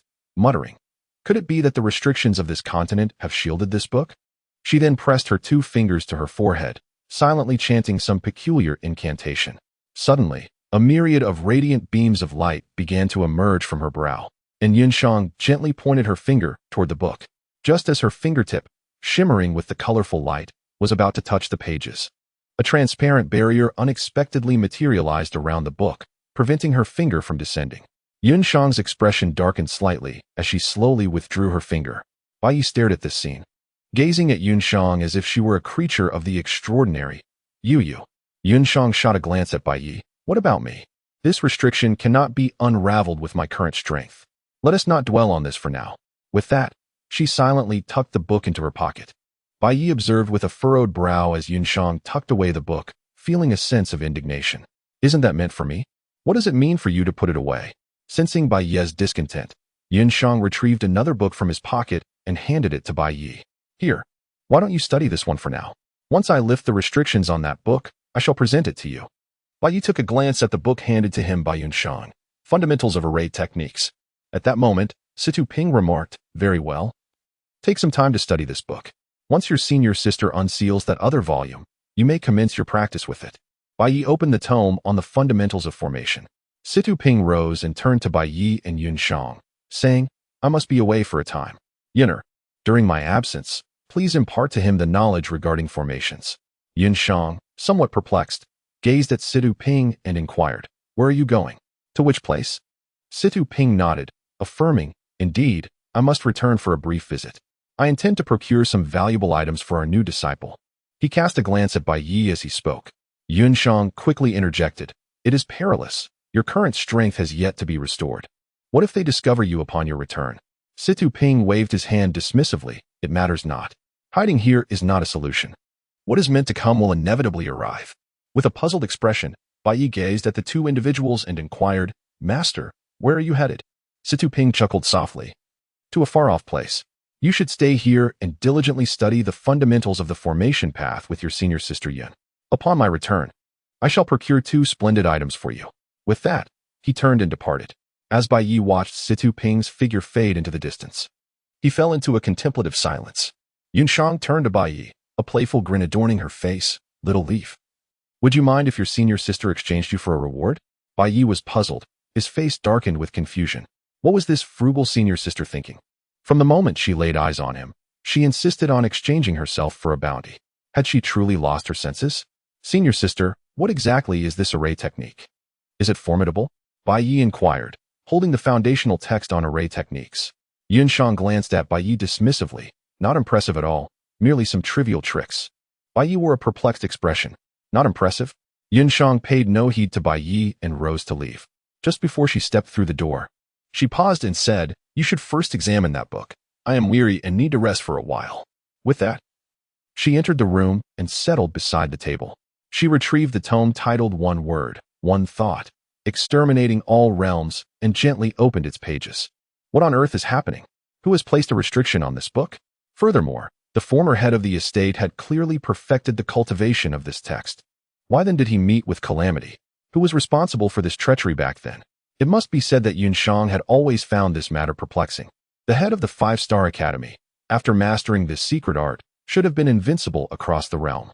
How could he have fallen victim to such a sinister plot? Moreover, he was killed in silence and stealth. This situation is decidedly irregular. Bai Yi sat before a stone table, opening the tome on the fundamentals of array techniques. Upon encountering the bizarre and arcane characters within, he found himself utterly bewildered. How was he to comprehend this? He contemplated seeking guidance from Yunshang. Yet the memory of her seemingly unfriendly demeanor and her tendency to threaten him with the exchange for bounty left him feeling despondent. He closed the book, placed it into his pocket, and returned to his room. Just as he intended to sit in meditation for his practice, Yunshang entered his chamber, casually tossing a hefty book towards him. Here, this is the compendium of basic array patterns. It contains all the foundational array formations. I grant you 3 days to familiarize yourself with every pattern within this volume. I shall return in 2 days for an assessment. With that, she turned to leave, prompting Bai Yi to hastily inquire, "Senior sister, I cannot understand this foundational text." He raised the book in his hand as he spoke. Yunshang flashed a sly smile at him. "Tomorrow at this time, I shall return for an inspection. Should you fail to fully grasp the contents of both books, I shall have no choice but to exchange you for a bounty. After all, with my master absent, I could easily barter you for a considerable reward." With that, she departed. Bai Yi glanced at the 2 hefty tomes in his hands, his expression one of utter disillusionment. He could not fathom how his newly acquainted, frugal master could be so unconcerned. What if, after his departure, his senior sister Yunshang mistakenly entrusted him to the Tang family? That would spell disaster. Sighing softly, Bai Yi opened the foundational array patterns manual that Yunshang had just gifted him. Fortunately, this manual was not like the one on the fundamentals of array techniques, which was filled with bizarre characters and symbols. Each page contained a complete diagram of an array, while the opposite page provided a detailed description and method for its construction. As he perused the pages, Bai Yi's brows knitted tighter. If these array patterns truly possessed the extraordinary capabilities described within, it would indeed be nothing short of miraculous. One array could conceal objects within a defined perimeter, another could harness the spiritual energy of vast spaces for personal use, and yet another could ensnare individuals within a specific area. The more he read, the more astonished and solemn he became. Gradually, Bai Yi found himself immersed in the realm of array patterns. At that moment, Yunshang seemed to sense something amiss and quietly approached Bai Yi's room. Upon witnessing his current state, she couldn't help but display a look of incredulity. Could it be that he had achieved spiritual communion? Surely not. Could he be the reincarnation of a formidable figure? She cautiously exited the room, realizing that now was not the time to disturb him. In truth, the path of learning array techniques necessitated spiritual communion. Only those who could achieve such communion had the chance to study array formations. However, individuals capable of spiritual communion were exceedingly rare. Even in her previous surroundings, they were as scarce as stars in the night sky. Moreover, not all who could commune spiritually were destined to master array techniques. Some could only pursue the art of alchemy. Both array masters and alchemists were exceptionally rare, rendering their status exalted in any realm. Yunshang was not only astonished that Bai Yi could attain spiritual communion, but also that he had accomplished it with such ease in such a brief period. What further astonished her was that he had managed to achieve this merely by studying a basic array patterns manual. She recalled her own journey, where, after 3 years of foundational learning, and with the assistance of 2 esteemed elders, she had taken several days to reach a state of spiritual communion. Even then, she was regarded as a prodigy in her domain, where many took decades to truly achieve such a state. What, then, was Bai Yi? As she contemplated this, she stole a few more glances into the room, initially intending to leave him with the 2 books to occupy his time. She was utterly unprepared for his attainment of spiritual communion. Shaking her head with a smile, she retreated to her own chamber and picked up a book to read earnestly. Chapter 12. Yunshang takes action. At that moment, Bai Yi seemed to be enveloped in a pitch-black world, surrounded by countless array patterns along with their descriptions and construction methods. Waves of golden yellow array patterns emerged from the surrounding darkness, and as the golden arrays fully materialized, they gradually floated into Bai Yi's mind. Meanwhile, in a secluded chamber, Tang Xianfeng of the Tang family was meditating when a voice interrupted. "Master, we have located him." Tang Xianfeng slowly opened his eyes, his form trembling as he stepped out of the secret chamber. Before him stood a figure clad in black robes. Tang Xianfeng inquired, "Have you located the remnants of the Bai family?" The black-robed figure replied respectfully, indeed. My subordinate has learned that Bai Yi is currently hiding within an institution called the Five-Star Academy in the town of Shantao. Tang Xianfeng, with a hint of skepticism, asked, Five-Star Academy? The black-robed figure hastily responded, the origins of the Five-Star Academy are unknown. All we could ascertain is that it suddenly appeared in Shantao over a decade ago. Tang Xianfeng sneered coldly, take men and annihilate them, leaving not a single soul alive. The black-robed figure fell silent. Noticing the silence, Tang Xianfeng pressed on, what is it? Is there an issue? The black-robed figure quickly replied, there are protective formations surrounding the Five-Star Academy. Our people cannot enter. After speaking, he cautiously glanced at Tang Xianfeng, wiping the cold sweat that had formed on his brow. Tang Xianfeng, astonished, remarked, a formation? Very well, you may leave. Once the black-robed figure departed, Tang Xianfeng continued, Chinner, go to Tsungyun Academy and seek Elder Mu Xiao. As his words echoed, a voice responded, yes. Subsequently, silence enveloped the room. Yun Shang returned to Bai Ye's chamber and observed her still in a state of spiritual communication. She sighed softly. This was her 5th visit to Bai Ye's room, and Bai Yi had been in this trance for 3 days and nights. Although this astonished Yun Shang, she had grown accustomed to it. After all, one becomes desensitized to occurrences with frequent exposure. Habit breeds familiarity. When Situ Ping had first brought Bai Yi back, Yun Shang had eagerly wished to take Bai Yi to claim the bounty. As she had mentioned earlier, it had been many days since she had savored meat. Craving it, she found herself wandering into another room, the kitchen. She glanced at the nearly rusted iron pot and the empty rice jar. With a stamp of her foot, she let out a frustrated cry but quickly covered her mouth with her hands, silencing herself. Yet, at that moment, a low growl emanated from her stomach. Since Situ Ping's departure, she had been starving for over 3 days. Unable to endure any longer, she felt that if her enemies did not arrive soon, she would perish from hunger. Shaking her head, she sighed, alas. It seems I must await my demise. Had she felt this way on the day Bai Yi first arrived, she would have unhesitatingly seized Bai Yi to claim the bounty. However, after spending these days together, she gradually began to view Bai Yi as one of her own. Despite Bai Ye's continued trance and their limited interaction, for some unknown reason, Yun Shang found herself increasingly fond of Bai Yi. Unbeknownst to her, deep down, she had accepted this seemingly simple-minded junior brother. Within the Tang family's council hall, a figure slowly approached. Upon spotting the newcomer, Tang Xianfeng promptly rose to greet him. Ah, Elder Mu, it is a pleasure to see you. The visitor was indeed Mu Xiao from Tsungyun Academy. With a gentle stroke of his beard, Mu Xiao smiled and inquired, might I ask why the Tang family head has summoned me? The two then sat across from one another. Tang Xianfeng spoke. I have taken the liberty of inviting Elder Mu Xiao here for a matter in which I seek your assistance. As he spoke, he gestured with his hand, prompting several figures to silently exit the grand hall. Tang Xianfeng continued, do you recall the recent incident involving the Bai family? After a moment of silence, Mu Xiao turned his gaze toward Tang Xianfeng. Have we located the remnants of the Bai family? Tang Xianfeng nodded, indeed. My sources have discovered that Bai Yi is currently hiding in a place called Sana Town on the outskirts. Mu Xiao's expression hardened. Why not send someone to eradicate him? Tang Xianfeng replied, this is precisely why I have requested your presence. Bai Yi has seemingly joined a mysterious faction known as the Five-Star Academy, which only appeared in Sanha Town a decade ago. Although the Tang family is not afraid, this academy possesses a formation that my people cannot breach. I wish for you to find someone who can dismantle this formation. Mu Xiao was taken aback. He was astonished that such a small town could harbor a force with formations. He knew that only the Tsungyun Academy on the entire Tsungyun continent had 3 formation masters. He could be certain that the formation in Sanha Town was not crafted by those 3 old men. Could it be that there are formation masters hidden within the secular world? Mu Xiao looked at Tang Xianfeng. What if we personally go to break this formation and eliminate the remnant? He wanted to consult those 3 old men, but their tempers were notoriously foul. They seldom interacted, and there were often minor conflicts. If he were to ask for their help, he would only be met with ridicule.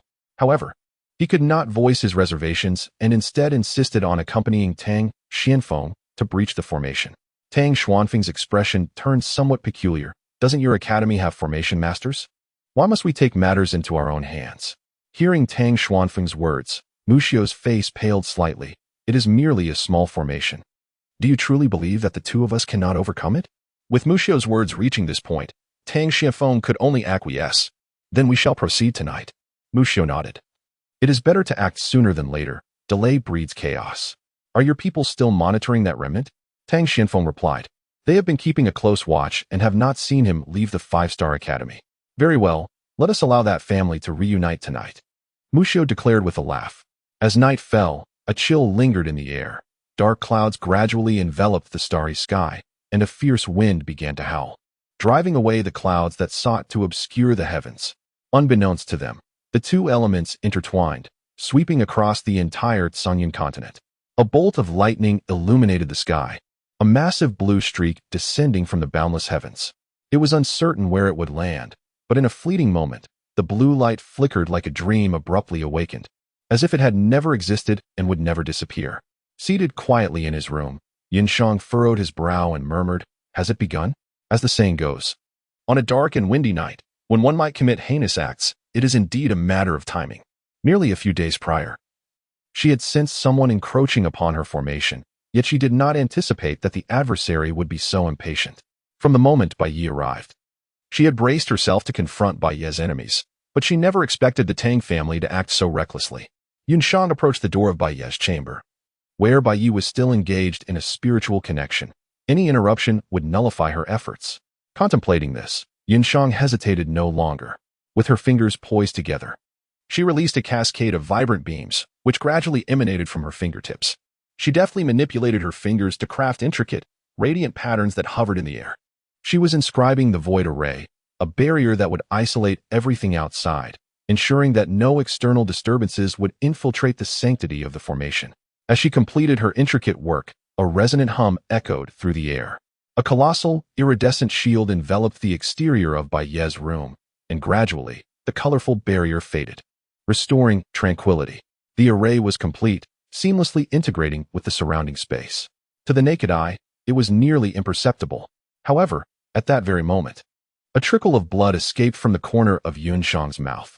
"Little one, you owe me a significant favor this time." Another droplet of blood escaped, rendering Yunshang's complexion slightly pale. In her prime, crafting a barrier of this nature would have been effortless. Yet, her current strength was constrained to less than 30%, making even this task quite taxing. Just as she prepared to meditate and recuperate, a thunderous roar resonated from the courtyard outside. Chapter 13. The Void Array versus Mu Xiao Boom. Two cloaked figures hovered above the 5-star academy, and the recent explosion was the result of their assault on the academy's defensive array. Another resounding crash followed, revealing a circular barrier, radiant with hues of the spectrum, surrounding the academy. Under the relentless onslaught of the two figures, the barrier began to show signs of fissures. Yunshang's expression darkened upon witnessing this. The defensive array had been hastily arranged and was of a relatively low tier, merely a level 4 defensive formation. Such an array was no match for the frenzied attacks of two individuals at the level of sovereign masters. It was not a matter of underestimating Bai Ye's adversaries. Rather, her current abilities precluded her from setting up a more advanced formation in such a short span. Additionally, she lacked the necessary resources. For array crafting demands substantial energy and materials. As she had previously lamented, she was left with nothing to sustain herself, let alone the resources required for crafting a formation. Of course, had she been at her peak, she would have been able to devise a more sophisticated array, for she was indeed a master array artisan. The two assailants, Tang Xianfeng and Mu Xiao, were astonished to find that their repeated assaults had yet to breach the defensive formation. Mu Xiao turned to Tang Xianfeng, exclaiming, "This is actually a level 4 defensive array."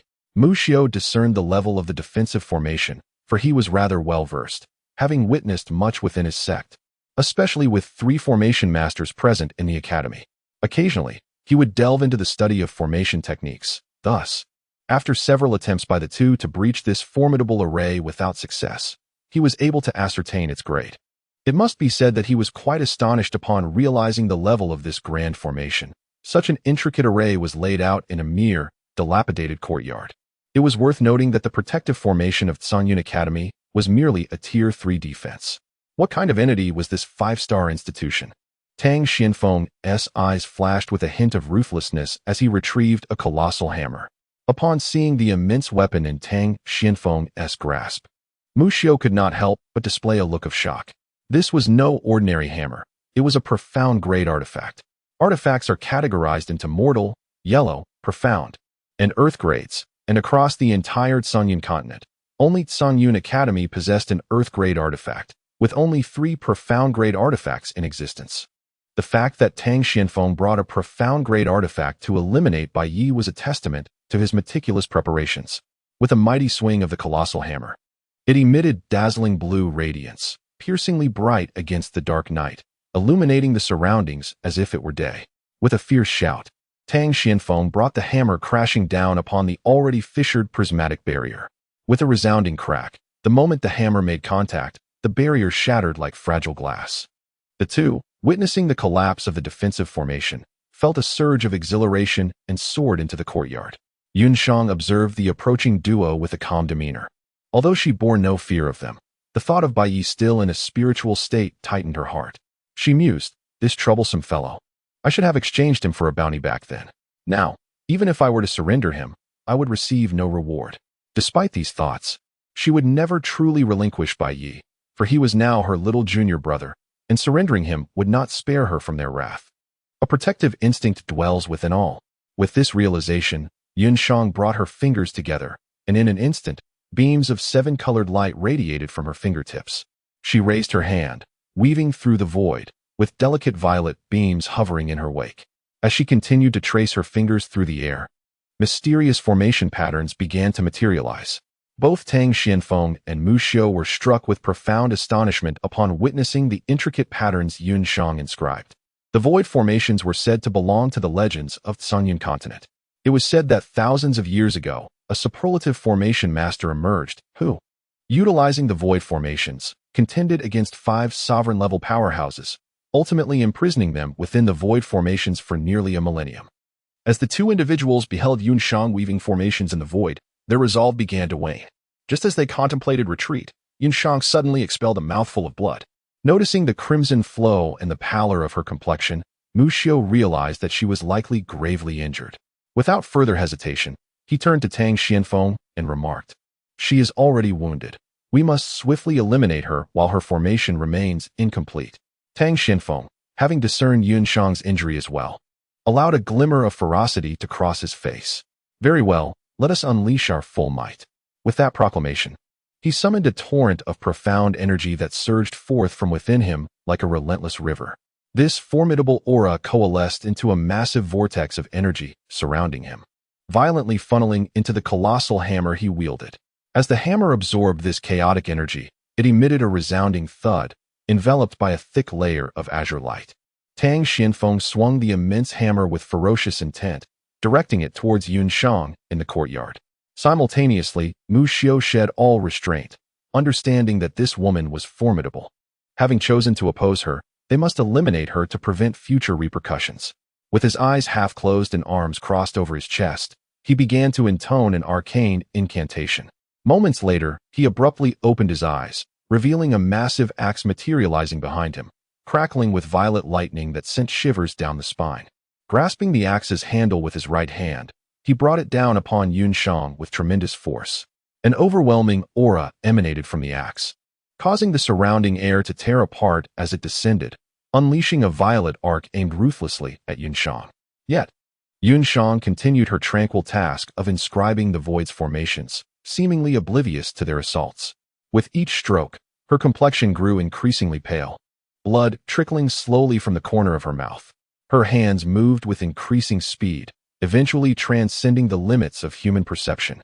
Suddenly, she cast a sharp glance at Tang Xianfeng and Mu Xiu, just as their attacks approached within mere strides of her. With serene grace, she waved her delicate hand and commanded, "Go." Instantly, a resounding hum resonated as a magnificent wall of 7 colors surged forth from her palm, hurtling towards Tang Xianfeng and Mu Xiu. The wall collided with their attacks with a thunderous roar, momentarily withstanding their onslaught before vanishing into thin air. Tang Xianfeng and Mu Xiu were left in utter astonishment, realizing that Yunshang had effortlessly deflected their full force strike with a mere flick of her hand. They had unleashed their utmost power, augmented by 2 profound grade artifacts, capable of obliterating even the pinnacle of a respected master. Yet it was thwarted by a wall seemingly conjured with ease. Unbeknownst to them, The wall was infused with an intricate array of void formations. Meanwhile, Yun Shang spat another mouthful of blood, exclaiming inwardly, "Must I perish alongside this fool? What a vexation, all trouble stemming from his presence. Were it not for him, I would not be entangled in such chaos." She turned her gaze towards the room where Bai Yi was located, feeling a surge of frustration. Here I am, struggling with all my might, while he remains unfazed as if nothing is amiss. It's utterly infuriating. In a moment of overwhelming emotion, she coughed up a mouthful of blood, clearly incited by Bai Yi's indifference. I wonder how my master is faring. If he were to return and find me lifeless here, what would he think? Suddenly, Tang Xianfeng addressed Yun Shang, saying, "I do not know who you are, but I am certain that the person I seek is not you. You are gravely wounded and no match for us. Surrender, Bai Yi, and I shall spare your life." Yun Shang regarded Tang Xianfeng coldly and replied, "Enough with the idle chatter. Come at me." As she spoke, she began to gather her mystical energy, etching runes with her fingers. However, just as she was about to unleash her power, she violently coughed up blood again, stumbling back and collapsing onto the ground. Her injuries were too severe. She was utterly spent and unable to continue fighting. With a bitter smile, she thought, "This wretch, may I never cross paths with you again in another life."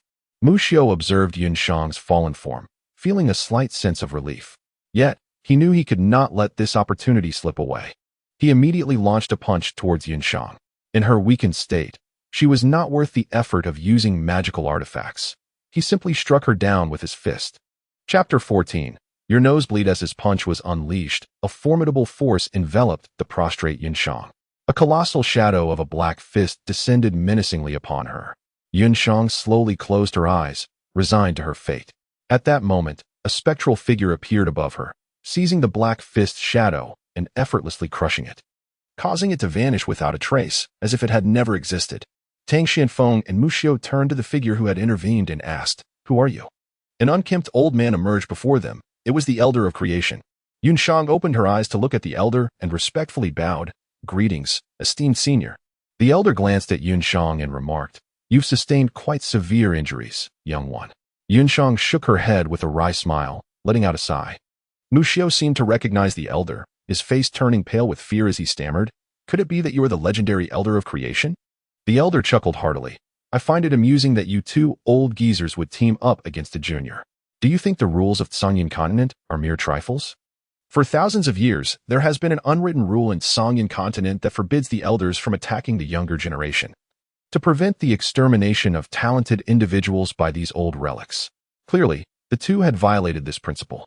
The Elder sneered, "I want to interfere if you wish to eradicate your opponent, but it must be the younger generation that engages in combat. Otherwise, I would not hesitate to deliver some creation to you."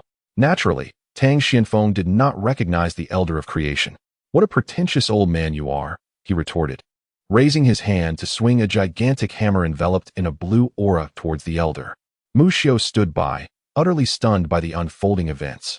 He sought to impede Tang Xianfeng, yet it was too late. He had heard tales of the Elder of Creation, whispered for millennia about a peculiar individual whose strength was unparalleled, capable of overpowering all formidable foes single-handedly. Although this enigmatic figure seldom traversed the realm of mortals, his appearances were invariably accompanied by bloodshed and chaos. Even more daunting was his unpredictable temperament. A mere annoyance could provoke him to annihilate entire families. Yun Shang, seated on the ground, gazed in bewilderment as Tang Xianfeng confronted the Elder of Creation. Could he not perceive the vast chasm of power between them? Was survival not preferable? Such a reckless display of bravado was truly admirable.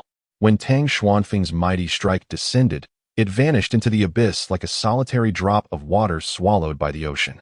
Simultaneously, Mu Xiu, who stood beside Tang Xianfeng, also disappeared without a trace. No one witnessed the Elder of Creation's intervention, yet Mu Xiu trembled in terror, staring wide-eyed at him. The Elder waved his hand dismissively at Mu Xiu, instructing, "You may depart. If you wish to confront Bai Yi, remember to send forth your younger generation. The elders must not intervene." Feeling as though he had received a reprieve, Mu Xiu promptly bowed in respect, stating, "I take my leave, esteemed Elder," and swiftly turned to depart. Yun Shang, too, offered a slight bow to the Elder of Creation, expressing, "Thank you for your timely assistance." "Enough," the Elder replied. I merely found it intolerable to witness two old fools acting against their juniors. Should your juniors engage, I shall not concern myself with your fates." With that, he vanished from sight. Once the elder had departed, Yunshang struggled to rise, unsteadily making his way back to his chamber. Upon entering, he collapsed onto the floor. Thunder roared, and winds howled as flashes of lightning danced in the sky. The clouds thickened ominously, and suddenly, as if the heavy clouds had burst, torrents of rain cascaded down, seemingly intent on cleansing the world's impurities. In this darkened realm, golden sigils began to move languidly. Upon closer inspection, these sigils appeared somewhat distorted, resembling the clumsy scrawl of a child learning to write, not particularly neat, yet discernibly formed. These were inscribed by Bai Yi, displaying a certain awkwardness, yet they were recognizable. Initially, Bai Yi had spent a day in communion, etching all the sigils deeply into his mind. For the past few days, he had been diligently practicing their depiction, and now he could manage to replicate them, albeit with difficulty. Suddenly, a gurgling sound jolted Bai Yi awake. As he opened his eyes, the sigils began to fade away, taking the dark world with them. Gradually, the surroundings brightened, and Bai Yi's heart raced. What was happening? Before him lay a dilapidated room, and he found himself still seated within that humble abode. He pondered what had just transpired. That realm? Those sigils? Suddenly, he glanced at the book of foundational sigil studies in his hands. The preceding sensations felt as though they were but a fleeting dream. As he reflected deeply, he realized that his mind had expanded with newfound knowledge. Upon revisiting the foundational principles of formations in his possession, he realized that all the intricate patterns within the tome had become indelibly etched in his mind. Furthermore, even the patterns and annotations from the foundational compendium were vividly imprinted in his thoughts. He let out a long sigh, feeling a tinge of perplexity. Setting the book aside, he decided to seek out Yunshang for clarification. Rising to his feet, he exited the room, calling out for his senior sister, yet met with silence. Bai Yi made his way towards Yunshang's room. Upon reaching the threshold, he beheld Yunshang lying on the ground, a trace of blood lingering at the corner of his mouth. Bai Yi's heart sank with alarm as he realized the gravity of the situation. His senior sister was injured. He hurriedly knelt beside Yunshang, tenderly lifting her and placing her gently upon the bed. "Senior sister, what has happened to you?" he called out softly. Yunshang gradually opened her eyes and, upon seeing Bai Yi anxiously calling her name, a surge of anger welled up within her. However, in her weakened state, she could only fix her gaze upon him with intensity.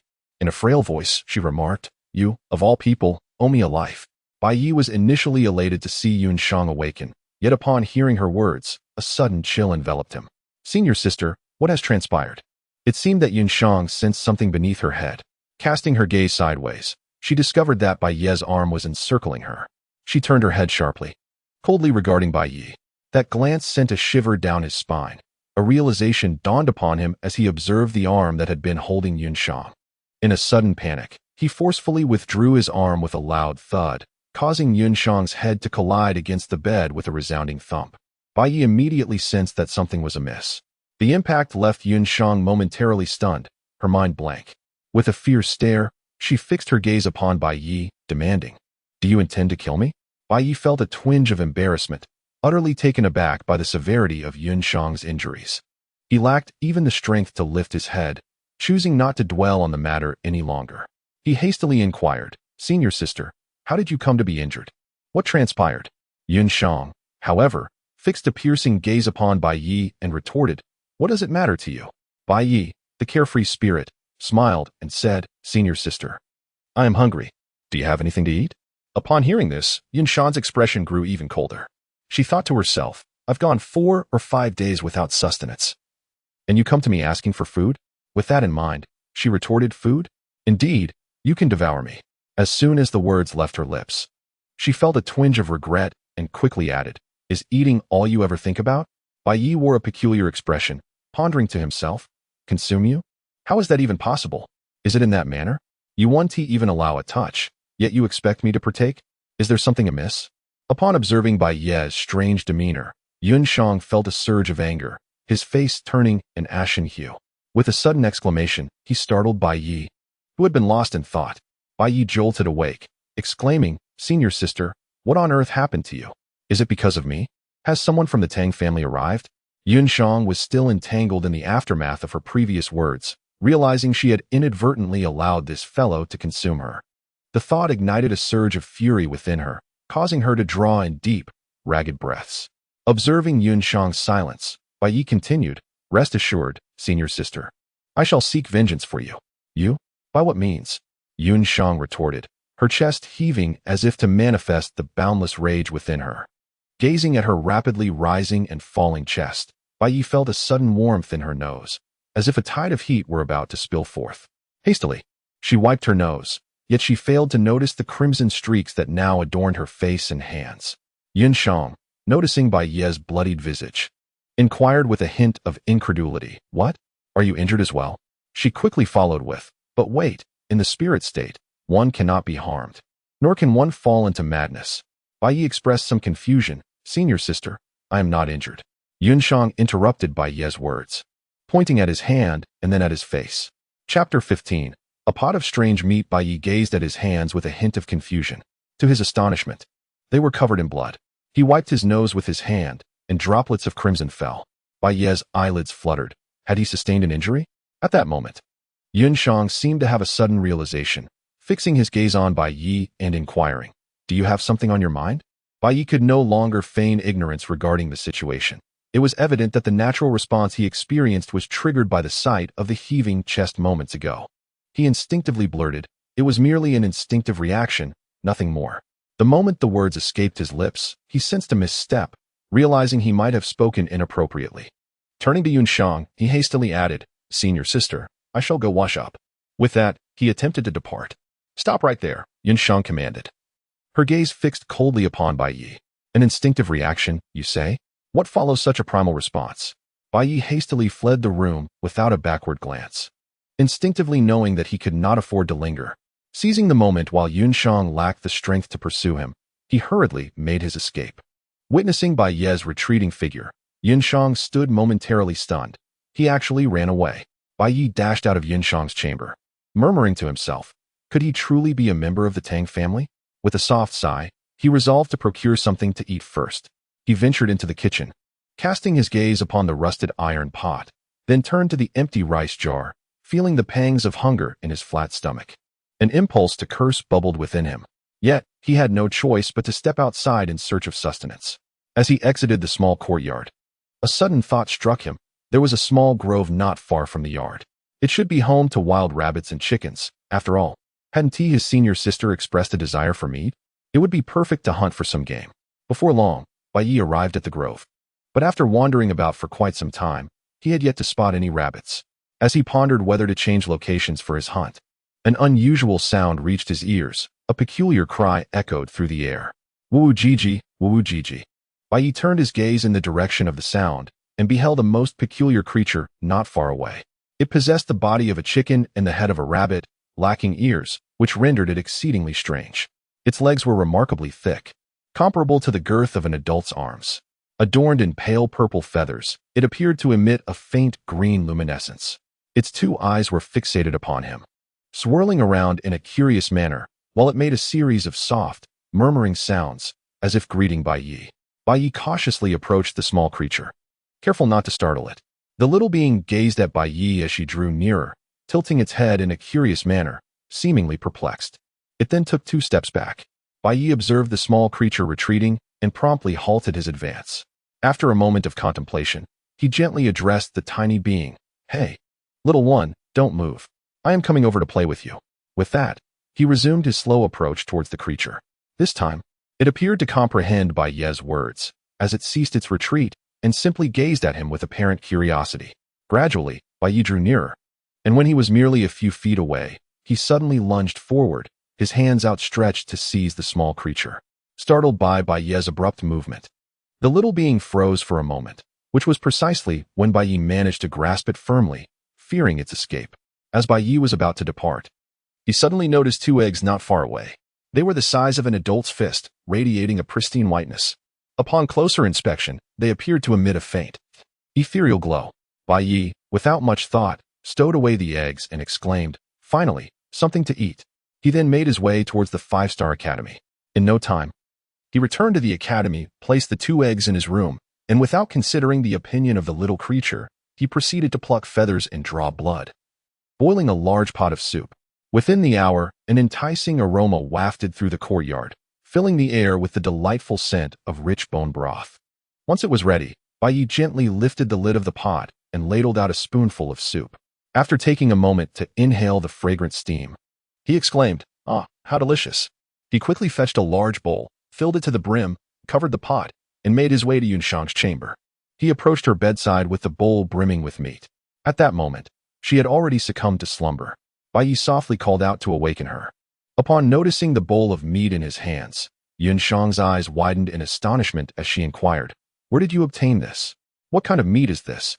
She attempted to rise, but feeling weak, Bai Yi hurriedly extended a hand to assist her, only to be met with a firm gaze that held him in place. Yunshang slowly sat up and directly grasped a piece of meat from the bowl, shoving it into her mouth without even glancing at it. Chewing, she remarked, "Little one, what sort of meat have you prepared? It tastes a bit peculiar, yet quite delicious." Observing Yunshang's grease-smeared face as she indulged in her meal, Bai Yi also took a piece of meat. The moment he placed it in his mouth, he sensed something was slightly amiss, yet it was undeniably tasty. Thus, the two of them shared the feast, each taking turns to savor the succulent morsels. Before long, they had devoured the entire pot of meat, leaving not a single drop of broth behind. Upon finishing their meal, they both simultaneously let out a satisfied burp. Yunshang rose to clean her greasy visage, while Bai Yi tidied up the bowls and chopsticks. He then approached her, and they sat facing each other, their gazes locked in silent understanding. Bai Yi softly inquired, "Sister, what of your injury?"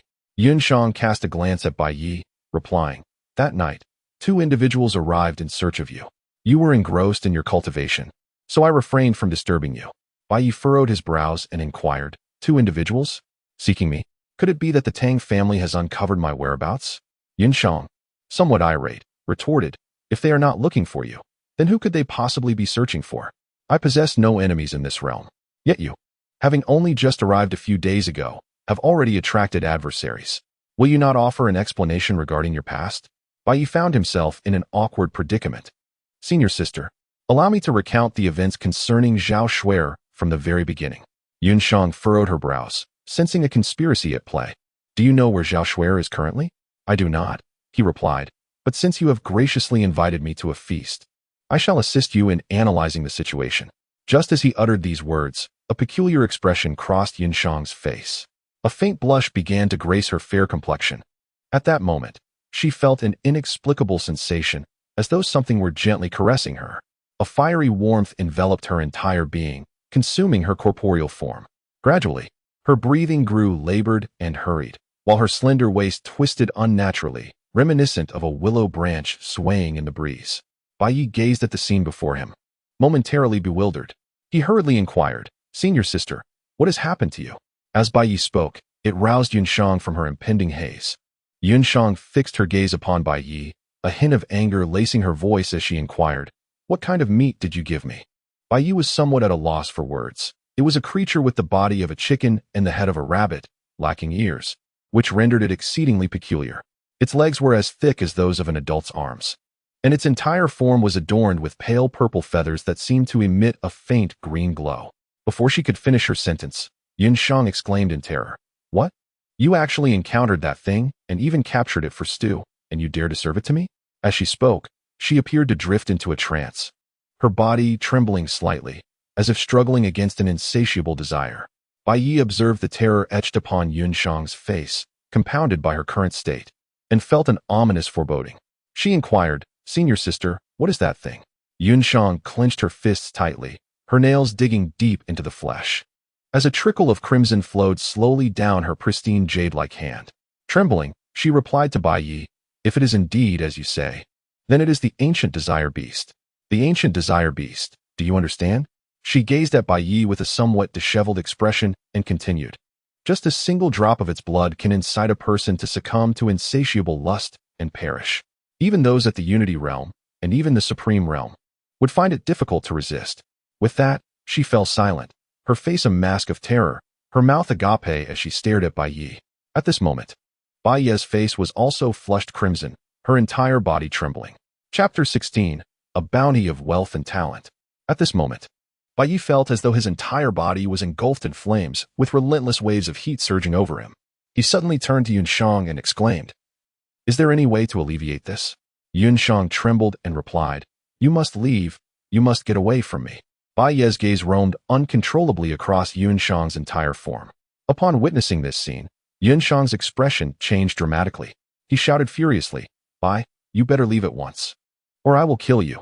Bai Yi seemed to have heard nothing, rising to approach Yunshang. As Yunshang watched Bai Yi advance toward her, she instinctively sought to evade him. However, before she could escape, a hand encircled her waist. With that touch, the last remnants of her lucidity swiftly dissipated. Simultaneously, a chilling aura permeated the room where they stood. Had it not been for the protective formation that fortified this small courtyard, it would likely have been reduced to mere ashes by now. Bai Yi slowly opened his eyes, and upon perceiving his current situation, he was momentarily taken aback. Yun, clad in nothing but the air around him, lay atop him, his skin as pure as snow, his physique enticing, and an alluring fragrance lingering in the air.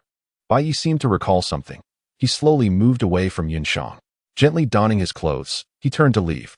Fear gripped him, for he dreaded that Yunshang might awaken and deliver a fatal blow. "Halt! You intend to leave without putting on your trousers?" A voice resounded from behind him. Upon hearing this, Bai Yi felt an icy chill envelop him from head to toe. "Are you doing this on purpose?" Yunshang fixed a piercing gaze on Bai Yi, his eyes betraying an unmistakable intent to kill. Bai Yi swiftly turned around to explain, "Senior sister, I truly did not intend for this to happen." Before he could finish his words, an overwhelming force surged towards him. Without a doubt, Bai Yi was sent reeling back for several dozen zhang. Once he came to a halt, he abruptly spat out a mouthful of fresh blood, his bones shattered in half, leaving him collapsed on the ground. Yunshang gazed curiously at her own fist, puzzled. What just occurred? She then channeled her profound energy and was astonished to discover that her injuries had miraculously healed. Even more astonishing was the realization that her cultivation had ascended by 2 minor realms. This was unexpected. She was currently under a restriction that should, in theory, prevent any elevation in her realm. She hastily inspected the restriction, only to be taken aback by its apparent loosening. Now, she could exert 50% of her strength. She mused, what could be the reason for this? Could it be due to that flesh? No, according to records. The blood and flesh of the ancient desire beast merely unleash one's inherent demonic nature, but only through arduous effort.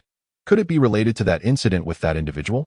If that is indeed the case, then perhaps a few more encounters would completely lift the restriction? The thought startled her, and she quickly dismissed it, muttering, "Pooh, pooh, pooh. What am I even thinking?" Bai Yi coughed up blood, casting a glance at Yunshang, whose face bore an expression of peculiar intrigue, stirring within him a sense of impending unease. Could this senior sister truly be capable of beating me to death? That last punch was excessively forceful. He pondered. Is she intent on committing spousal homicide? As the saying goes, a day as husband and wife brings 100 days of affection. We have shared several days as a couple. Surely, she harbors some semblance of fondness for me? Yunshang approached Bai Yi with measured steps, a sly grin curving at the corners of her lips. "Little junior brother, shall we engage once more?" Bai Yi spoke without a moment's hesitation. "Shall we revisit the events of earlier, or perhaps that very punch from just now?" Yunshang's smile abruptly froze. "What do you think?" As Bai Yi was about to speak, an exclamation pierced the air. A figure descended not far from the two. Situ Ping had returned. He glanced at Bai Yi, who lay sprawled on the ground, then turned his gaze to Yunshang standing nearby, appearing somewhat perplexed. "What is going on here?"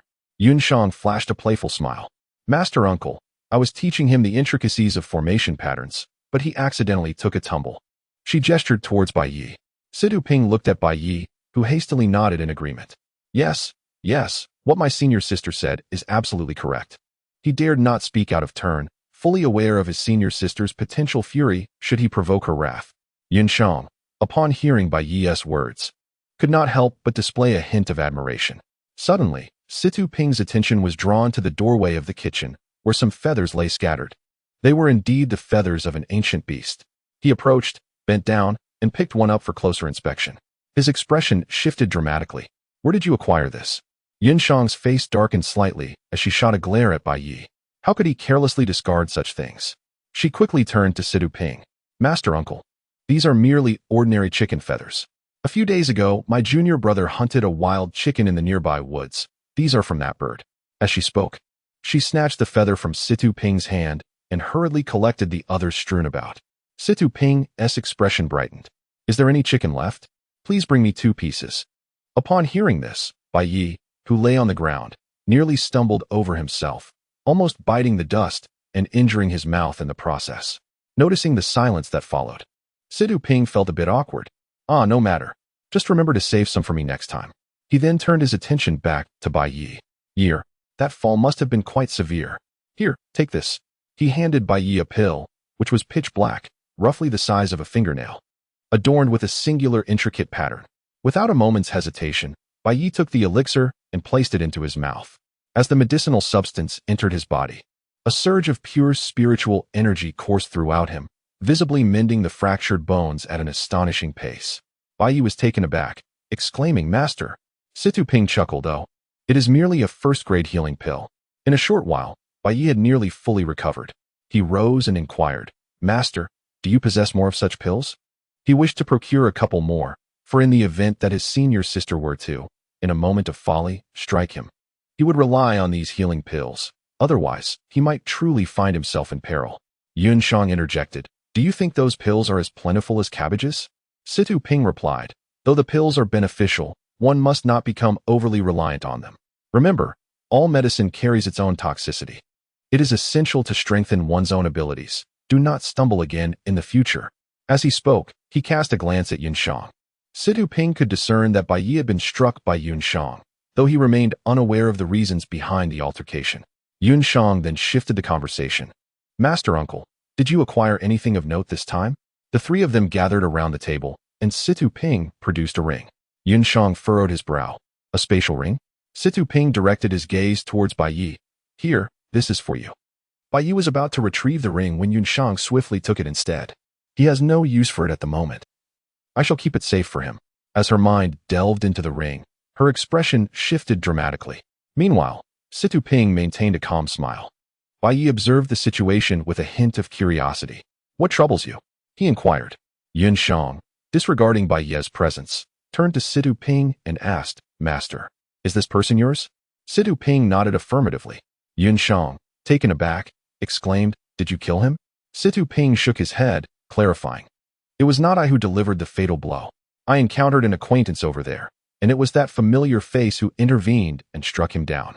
Situ Ping continued, "Initially, I harbored concerns for both of you and returned to check on your well-being. It appears my worries were unfounded. I am relieved to see you safe. Remember, do not venture outside unnecessarily. Focus on your cultivation within the courtyard. I have some matters to attend to and shall be departing for a few days." Bai Yi felt a jolt of anxiety as he saw Situ Ping preparing to depart. He clutched at Situ Ping's garment, pleading, "Master, could you not leave? My heart grows uneasy at the thought of your absence." Situ Ping chuckled, "What is there to be anxious about?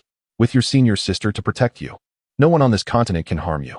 Within that ring are several tomes of martial arts and weaponry. Devote yourself to your training. Should you encounter any uncertainties, do not hesitate to consult your senior sister." Bai Yi nodded. "Rest assured, Uncle Master. I will ensure that my junior brother trains diligently." Yun Shang added after a moment's thought, "Please be careful, Uncle Master." Situ Ping rose, saying, "Very well, I shall take my leave now." With that, he turned and departed.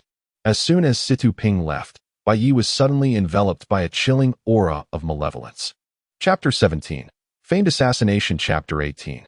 The assessment of Qing Yun's sect within the esteemed 5-star academy. Bai Yi sat quietly upon a stone bench, scrutinizing the sword with great focus.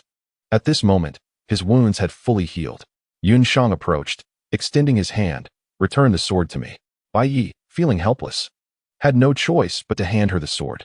Yun Shang sheathed the blade and remarked, "Have you spent these years training on a pig? You are so feeble. Had it not been for me today, you would have perished once more. Shouldn't you express your gratitude in some manner?" Bai Yi's gaze sharpened as he declared, "I shall fetch the eggs for my senior sister." Just as he was about to rise and head towards the room, Yun Shang interjected with a serious expression, "Wait. I need to discuss something of importance with you. Today, I employed an illusionary array to deceive them. To their eyes, it appears that you have been slain by them. Therefore, it is likely that they will not seek you out again." Bai Yi gazed at Yun Shang with a hint of bewilderment. Why was her senior sister so earnest this time? So unlike her usual self. Do you understand? Observing Bai Yi lost in her thoughts once more, Yun Shang exclaimed with irritation. Moreover, your cultivation level is too low. You must enhance your strength. Bai Yi also realized this point and nodded earnestly. Yun Shang shook his head and sighed. That rascal, having brought you here, has now departed. At this moment, Yun Shang's emotions were quite intricate. The memories of that day caused his heart to race. He glanced at Bai Yi and said, Xiao Yezi, I must take my leave. Upon hearing this, Bai Yi abruptly stood up. Where are you going? Yun Shang replied, somewhat bitterly, my master has sent word. He is in peril. I must go to rescue him. Bai Yi's expression changed dramatically. What has happened to master? I shall accompany you. Are you seeking death? Do you realize how weak you are at present? Yet he pondered. If you go, will it not be dangerous? It is perilous. But Yun Shang felt a twinge of melancholy. Bai Yi suddenly grasped Yun Shang's hand, imploring, take me with you, even if it leads to death. Yun Shang responded with a bittersweet smile. If death could resolve our issues, then what purpose does cultivation serve? If you perish, will your family's grievances remain unavenged? Bai's eyes shimmered with a hint of red as he exclaimed, you have abandoned me. What am I to do? Yun Shang slammed his palm onto the stone table, responding, what will you do? Are you not a man? Are you not a member of our esteemed 5-star academy? What occupies your mind? You, a grown man. Have you considered your adoptive father? Have you thought of your kin? And your master, who is now in grave peril? Even if I were to venture forth, it would be a perilous endeavor, yet I must. But you cannot go. You cannot perish. Do you understand? You are the future of your family, the future of our 5-star academy, and also my future. The final words were scarcely audible, yet Bai heard them with clarity. He pondered how he could possibly be her future. Was he truly expected to wait until she was dead to avenge her? What meaning would revenge hold if she were no longer alive? Shanger, Bai cried out. Upon hearing his voice, Yun Shang's entire being trembled. She turned to Bai, urging him. Remember my words. Live well, cultivate diligently, and one day seek vengeance for us. With that, she pressed a ring into Bai's hand and vanished from sight. Bai Yi sank down completely, lost in thought. Shanger, wait for me to find you. As he watched Yun Shang depart, an indescribable emotion surged within him. He silently resolved to strive for strength. Only by becoming stronger could he protect those around him and avenge the departed. With this determination, he calmed his mind and picked up the space ring. As his consciousness delved into the ring, he was immediately taken aback by the sight within.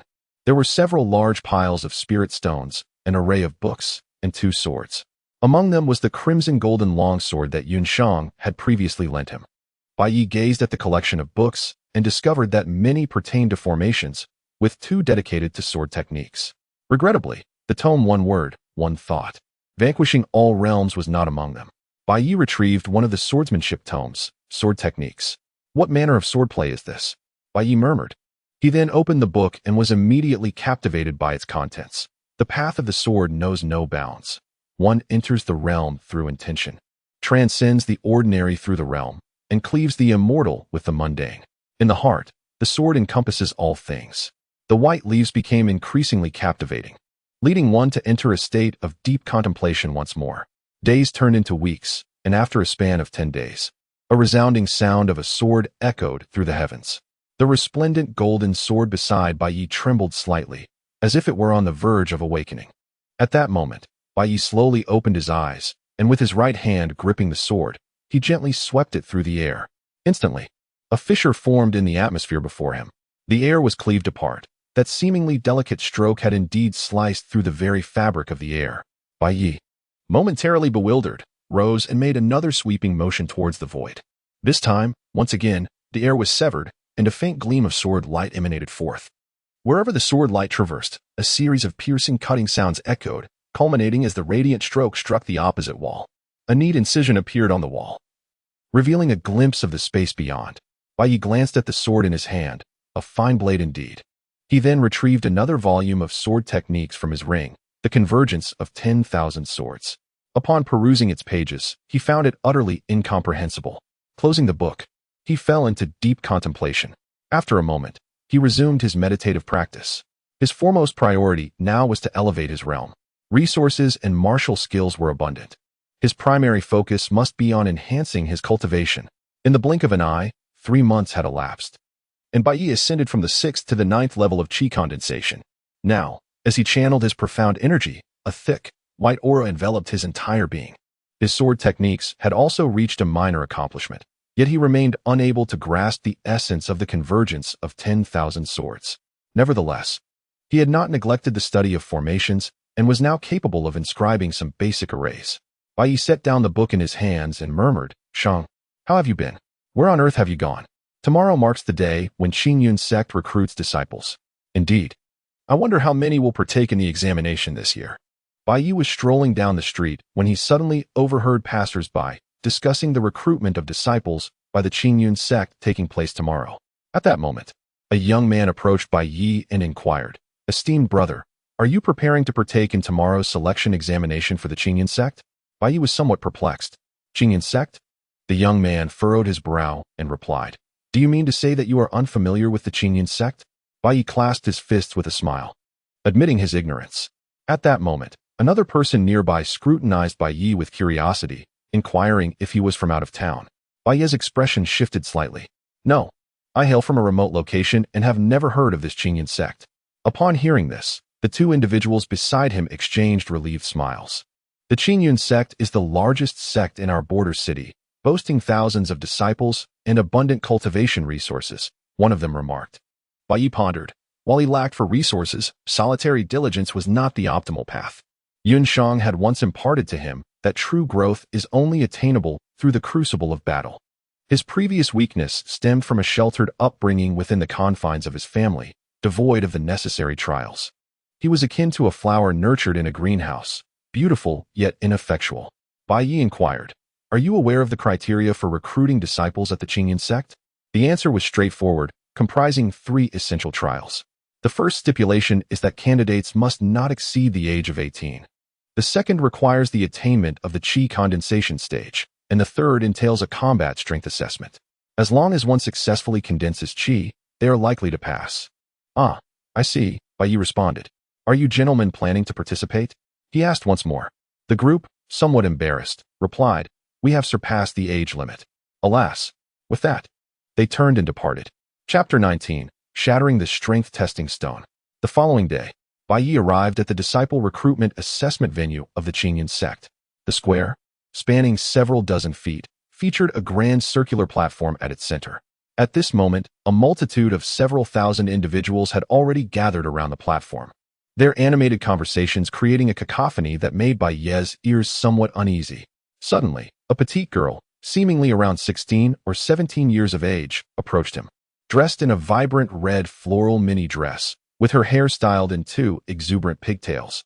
Her youthful face bore 2 faint dimples as she skipped forward to inquire of Bai Yi. A sudden jolt of anxiety surged through Bai Yi's heart. Could I be recognized? He then turned to the little girl and, with a hint of unease, inquired, "My dear, who might you be?" The girl, with a semblance of a smile, gazed at Bai Yi and softly replied, "Do not worry, I shall not speak recklessly." Upon hearing this, Bai Yi nearly stumbled in surprise. Indeed, he had been recognized. He immediately attempted to leave, but the little girl grasped his arm. "Rest assured, besides you and me, the heavens and the earth shall remain oblivious. Now, let us await the assessment. By the way, from now on, you shall be known as Lin Yi," she said, her expression imbued with profound significance. Bai Yi was filled with a sense of trepidation. Just as he was about to speak, a voice resonated from the stage. "I hereby announce the commencement of the Qingyun sect's disciple recruitment assessment. Before we begin, allow me to impart a few words. First, those over the age of 18 are requested to depart. Second, those who have not reached the qi condensation stage should leave. Third, anyone who has participated in the assessment more than 3 times must also exit. Should anyone fail to heed this request, they will be subjected to penalties for disrespecting the sect's regulations." Upon the conclusion of this announcement, a wave of commotion ensued. Alas, it is better to leave. The penalties for disrespecting the sect's rules are severe. It is futile to pursue what one cannot attain. Let us depart. At 30 years of age, you still wish to participate? Are you courting death? Hurry and leave. Amidst the cacophony, a considerable portion of the audience chose to withdraw. Observing this scene, Bai Yi inquired of the young girl beside him, "What is your name? Is this your first assessment?" The girl smiled playfully and replied, "Hee, my name is Shir. It is my first time here." Bai Yi was about to utter a word when, suddenly, a thunderous roar erupted. Following the sound, he beheld a young man, flung 100 feet away. At the tender age of 20, he failed to meet the assessment criteria and had his cultivation forcefully stripped away. A voice, devoid of warmth, resonated. He had it coming. Sure pouted in response. As this individual was cast aside, half of the remaining spectators gradually withdrew. At that moment, fewer than 100 souls remained in the arena. Bai Yi gazed in astonishment, wondering if these people were merely here to join the fray. It's our turn. Sure gently tugged at Bai Yi's sleeve. At that moment, Bai Yi hesitated, pondering whether he might be recognized. Sure looked at him oddly and reassured. Let us go. Don't worry, no one will recognize you. How do you know what I'm thinking? Bai Yi queried suspiciously. It's a secret, she replied, pulling Yun Shang toward the assessment platform. The old man glanced at the two and inquired, name, age. Sure smiled and replied, I am Sure. And this is Lin Yi. I am 16. With that, she nudged Bai Yi. Bai Yi promptly replied, I am 17.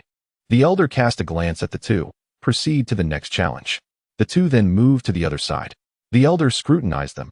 Channel your techniques. Allow me to observe your realms. Sure swiftly began to cultivate her techniques, and a faint aura of mysterious energy gradually coalesced around her form. The elder, with an air of nonchalance, remarked, first layer of qi condensation, pass. He then turned his gaze towards Bai Yi. Bai Yi swiftly began to channel his internal energy, and in an instant, layers of dense white gas converged towards him. Before long, a thick shroud of white mystical energy enveloped him completely. From a distance, only a swirling mass of white mist was visible, obscuring Bai Yi's figure entirely.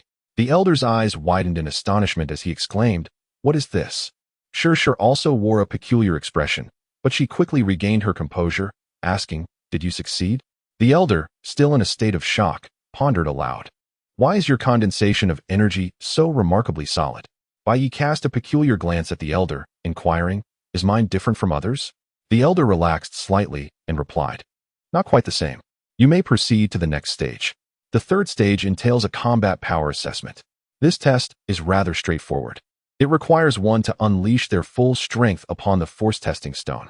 Sure approached the stone, her small hand clenched into a fist.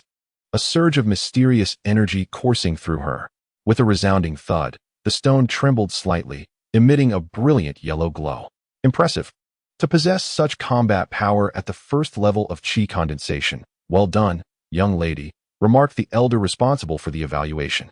Bai Yi approached the measuring stone, channeling his inner energy not externally as before, but rather solidifying it and infusing it into his fist. Upon closer inspection, a faint golden aura enveloped his hand. With a swift motion, he unleashed a powerful punch, and with a resounding crash, the massive measuring stone shattered instantly into fine powder. Silence enveloped the arena, so profound that one could hear a pin drop. The elder sprang to his feet, gazing at Bai Yi in astonishment before turning his attention to the pulverized stone. His voice trembling as he exclaimed, You have actually shattered the measuring stone. In that moment of silence, the crowd erupted into a frenzy. My goodness, what a monster! He has shattered the measuring stone, exclaimed one voice. This person is truly extraordinary, scoffed another. Just watch the spectacle. How dare he destroy the measuring stone? It was said that the measuring stone was exceptionally durable, reinforced with intricate formations. Surely, even a powerful cultivator at the core formation stage would struggle to break it with a single blow. The onlookers were filled with astonishment, admiration, and even a hint of schadenfreude. Bai Yi quickly bowed in respect, apologizing, Senior, please forgive me. I was momentarily careless and accidentally shattered the measuring stone. He lamented to himself about his own excessive force, reflecting that had he known the stone was so fragile, he would have exerted less strength. Sure cast a peculiar glance at the two, about to speak when suddenly a voice echoed, Who dares to cause a disturbance in my Qingyun sect? As the words fell, an elder clad in a flowing white robe materialized before the crowd. Upon seeing him, the several examiners present clasped their fists in a gesture of respect. Elder Gushuang. At that moment, the onlookers murmured amongst themselves, That person is doomed. To dare shatter the measuring stone. Alas, how youthful. Is living not preferable? The elder in charge of the assessment spoke with deference. Elder Gu. It is not a matter of disturbance. It was merely a disciple participating in the examination who inadvertently broke the measuring stone. As he spoke, he cast a somewhat awkward glance at Bai Yi. Gu Shuang turned his attention to the elder, inadvertently shattered the measuring stone? The elder hastily replied, yes. It was this young friend. Gesturing toward Bai Yi, Gu Shuang then fixed his gaze upon Bai Yi. Was it you who shattered the measuring stone? Bai Yi promptly bowed in respect, saying, yes, I beg your pardon, esteemed elder. Gu Shuang's expression turned peculiar. The qi condensation stage? No, your qi condensation seems rather unusual.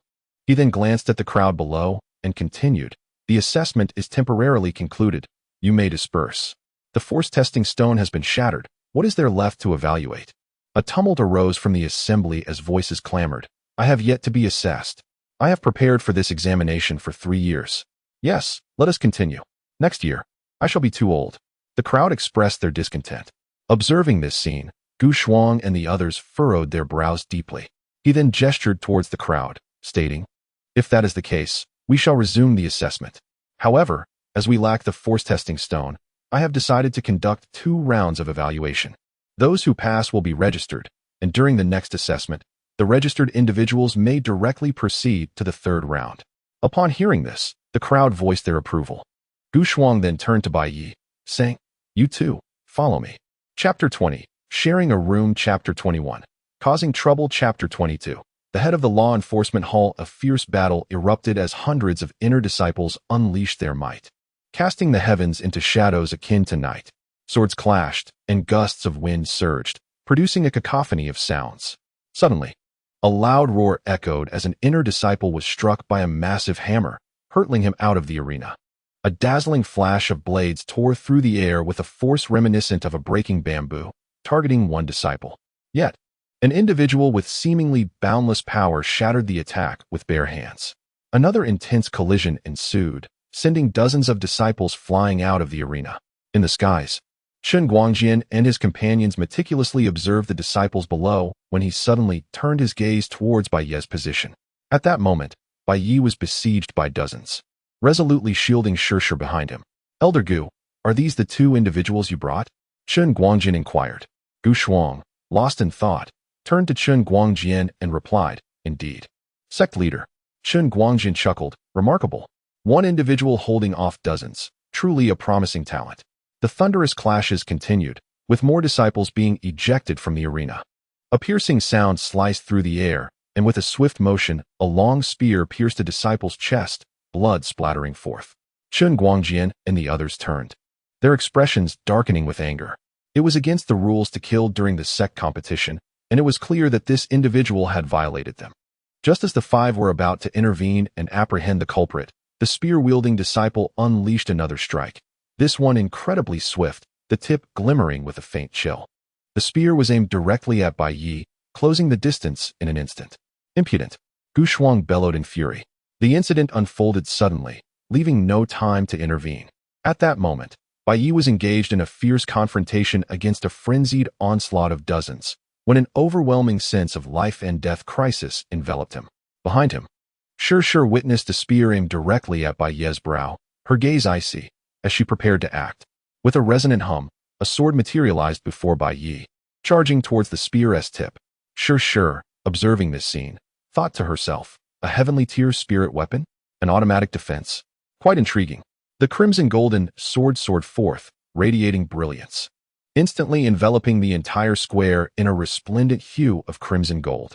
A terrifying pressure dominated the surroundings, rendering the other disciples unable to withstand its might, causing them to retreat in haste. In the distance, Chen Guangjian and his companions stood frozen in place, Chen murmuring. This sword elder Gu Shuang was equally astonished, exclaiming, this pressure does not belong to this continent. The other 3 stared wide-eyed, thoroughly shocked. The crimson golden sword met the spear's tip with a decisive force, obliterating it in an instant. Subsequently, the sword pierced through, incinerating the disciple who wielded the spear on the spot. The sword returned to Bai Yi's presence, its radiance gradually diminishing until it transformed into an ordinary crimson golden sword. The atmosphere was eerily silent, the stillness so profound that one could hear a pin drop. Moments later, everyone turned their gaze towards Bai Yi, their expressions filled with trepidation. It was undeniable that the sword was terrifying. When that overwhelming pressure had descended, every person present felt a pang of fear, as if facing imminent death. The moment the disciple was incinerated by the sword, Many involuntarily trembled, with several even losing control in sheer terror. At this juncture, Chen Guangjian, Gu Shuang, and others approached Bai Yi, their eyes fixated on the sword. As they scrutinized the crimson sword, it suddenly transformed into a beam of sword light and vanished into Bai Yi's body. The group exchanged bewildered glances. Where did it go? Gu Shuang gazed intently at Bai Yi, his expression grave as he inquired, "Where did you acquire this sword?" At that moment, Chen Guangjian whispered urgently, "This matter is of great significance. We must return to the inner hall." He then turned to the other disciples and declared, "The grand competition for today concludes here. Do not disseminate what has transpired today. Those who defy this will face dire consequences." He then addressed the head of the law enforcement hall, "Master Yin, you shall bear the responsibility for this matter. If today's events are made public, you will be held accountable." Sure quietly asked Bai Yi, "Brother, where did you get that sword?" Bai Yi replied, "It was given to me by my master." At that moment, Chen Guangjian addressed the two, saying, "Let us proceed to the inner hall." The four of them made their way toward the inner sanctum. Meanwhile, above the clouds enveloping Qingyun's sect, an elder known as the Elder of Transformation manifested a glacial expression, murmuring, "How could such a thing exist? Had I known, I would never have saved that boy." Suddenly, the space before him quivered slightly, and a young woman appeared without a sound. The Elder of Transformation narrowed his eyes, taken aback by her silent arrival. The woman spoke, "Do not harm my brother. It will not be long before he departs from this continent."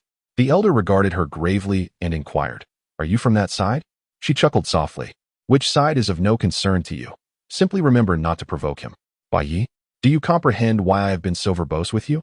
In truth, when the Elder of Transformation harbored ill intentions toward Bai Yi, her instinct was to eliminate him. However, out of gratitude for his past rescue of Bai Yi, she chose to issue a warning instead. The elder asked, "Is it because I once saved him?" The woman clapped her hands. "Indeed, now you may leave." With that, she vanished from sight. Once she departed, the Elder of Transformation broke into a cold sweat. It had been countless millennia since he had bestowed transformation upon others, yet now he found himself on the receiving end. The sensation of being alive is truly exhilarating. He took a sudden swig of wine and disappeared. As they stepped into the inner hall of Qingyun's sect, they had just entered the sanctum. Bai Yi exclaimed, "Where has Sure gone?" "I'm right here, brother," Sure replied, bounding joyfully to Bai Yi's side.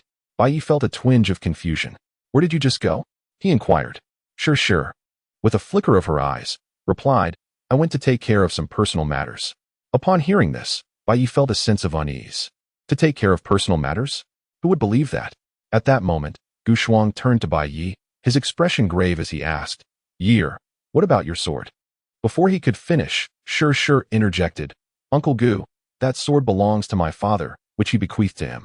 My father once said that within that sword resides the spirit of our Lin family ancestors. In times of peril, it would instinctively unleash a strike. It must have sensed that my brother was in mortal danger and activated itself.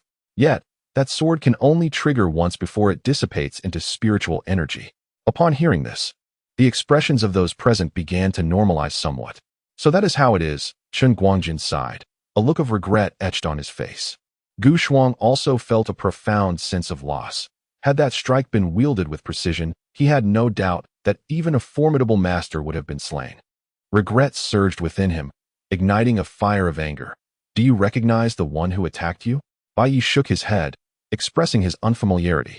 "I was besieged by dozens of individuals at that time, my attention entirely focused on them. I did not catch a glimpse of that person's appearance." Chen Guangjian, perplexed, gazed at Bai Yi and inquired, "Do you have any idea why those dozens of people united in their assault against you?" After a moment of contemplation, Bai Yi replied, "I am uncertain. I did not know them before." Poetic interjected suddenly, "Could it be related to that incident?" Gu Shuang looked at Poetic in confusion. "What incident?" Chen Guangjian also regarded Poetic with a puzzled expression. Poetic elaborated, "On the day my brother and I first entered the sect, someone entered my room and insulted me. My brother beat that person up, and I thought he would surely seek revenge. However, he never returned to confront us." Gu Shuang seemed to recall something. "I heard Fang Yu mention this matter, but I did not pay it much heed at the time. I did not expect that Hu Run would be so treacherous." Chen Guangjian suddenly shouted towards the door, "Summon the head of the law enforcement hall." A moment later, Yin Hua, the head of the law enforcement hall, arrived in the inner chamber. Chen Guangjian instructed Yin Hua, Bring Hu Run and Hu Chiu to the law enforcement hall. I will personally interrogate them shortly. Additionally, bring those dozens who attacked Lin Yi to the law enforcement hall as well. Understood, Yin Hua replied and departed. This situation is likely to be troublesome, Gu Shuang remarked with a solemn expression. Shun Guangjian turned to Gu Shuang. Elder Gu, are you concerned that this matter may spread and incite trouble? Gu Shuang nodded. It is certainly a possibility. Moments later, Yin Hua rushed back into the inner chamber, flustered. Not good. Hu Rin and his grandson have vanished. What? They escaped? A glint of coldness flickered in Shun Guangjian's eyes. At Songyun Academy, within the Songyun Hall, an elderly man clad in a dark robe sat cross-legged, engrossed in an ancient tome. This was Songyun Academy's president, Song Lan. At that moment, an elderly man and a young man entered the hall. They were Hu Rin and Hu Chiu. The two bowed respectfully. We greet President Song. Song Lan set down his book and scrutinized them with a furrowed brow. And who might you be? Hu Rin replied respectfully. I am Hu Run, an outer sect elder of Qingyun sect. Song Lan inquired. Qingyun sect? The one from the border town? Indeed. What brings you here? A glimmer of joy crossed Hu Rin's face. President Song, I have discovered a significant treasure. Hu Rin recounted the events from the recent sect competition. Gradually, Song Lan's brow furrowed tighter. Are you saying that sword is at least of the earth-grade quality? Hu Rin nodded vigorously. At the very least, it is of earth-grade quality. Song Lan shook his head. State your intentions. If President Song were to acquire that sword, it would be yet another treasure for Songyun Academy. Song Lan's eyes narrowed as he pondered for a moment. You may leave. Upon hearing this, Hu Rin and his companion were momentarily taken aback. Is President Song not interested in the sword? Song Lan chuckled softly. I am far more intrigued by your intentions than that sword. Feeling somewhat awkward, Hu Rin and his companion responded. Then we shall take our leave. With that, they departed. Once they had left, Song Lan spoke in a low voice. That sword does seem to possess some intriguing qualities. A few days later, news spread throughout the Songyun continent regarding an inner-sect disciple of the Qingyun sect who possessed a superior earthly-grade sword. Brother, may I behold that sword of yours? Shir inquired as she sat beside Bai Yi. Bai Yi, feeling somewhat embarrassed, said, Shir, I am unable to retrieve it. That sword has entered my body. Shir offered a faint smile, replying, Brother, you must concentrate and sense within yourself to see if you can establish a connection with the sword. With that, Bai Yi closed his eyes, gradually attuning himself to the sensations within, attempting to reach out to the sword. After a brief moment, he slowly opened his eyes and looked at Shir, saying, I cannot sense it. Try again, she urged. Relax your entire being, immerse your mind within, and call upon the sword with your consciousness. What is consciousness? Bai Yi inquired. Shir feigned ignorance and pressed, focus entirely on sensing that sword. Bai Yi closed his eyes once more, attempting to seek the sword within his being. Suddenly, he opened his eyes wide in terror, exclaiming, The sword. The sword is embedded in my dantian. Upon hearing this, Shir was momentarily taken aback. Embedded in your dantian? Try to see if you can summon it forth. Bai Yi gently closed his eyes once more, attuning himself to the presence of the sword, and summoned it forth. With a resonant hum, the sound of the sword echoed from within him, and soon, a blade manifested before Bai Yi, suspended gracefully in midair. The resplendent golden light instantly illuminated the entirety of the room. Witnessing this spectacle, Shir hurriedly exclaimed, Do not allow it to shine so brightly. If this continues, the entire Qingyun sect will become aware of your sword. The white leaves bore a hint of bitterness, and as he found himself at a loss, the resplendent golden light of the sword gradually receded. As the radiant glow dissipated, an ordinary crimson long sword emerged before the two of them.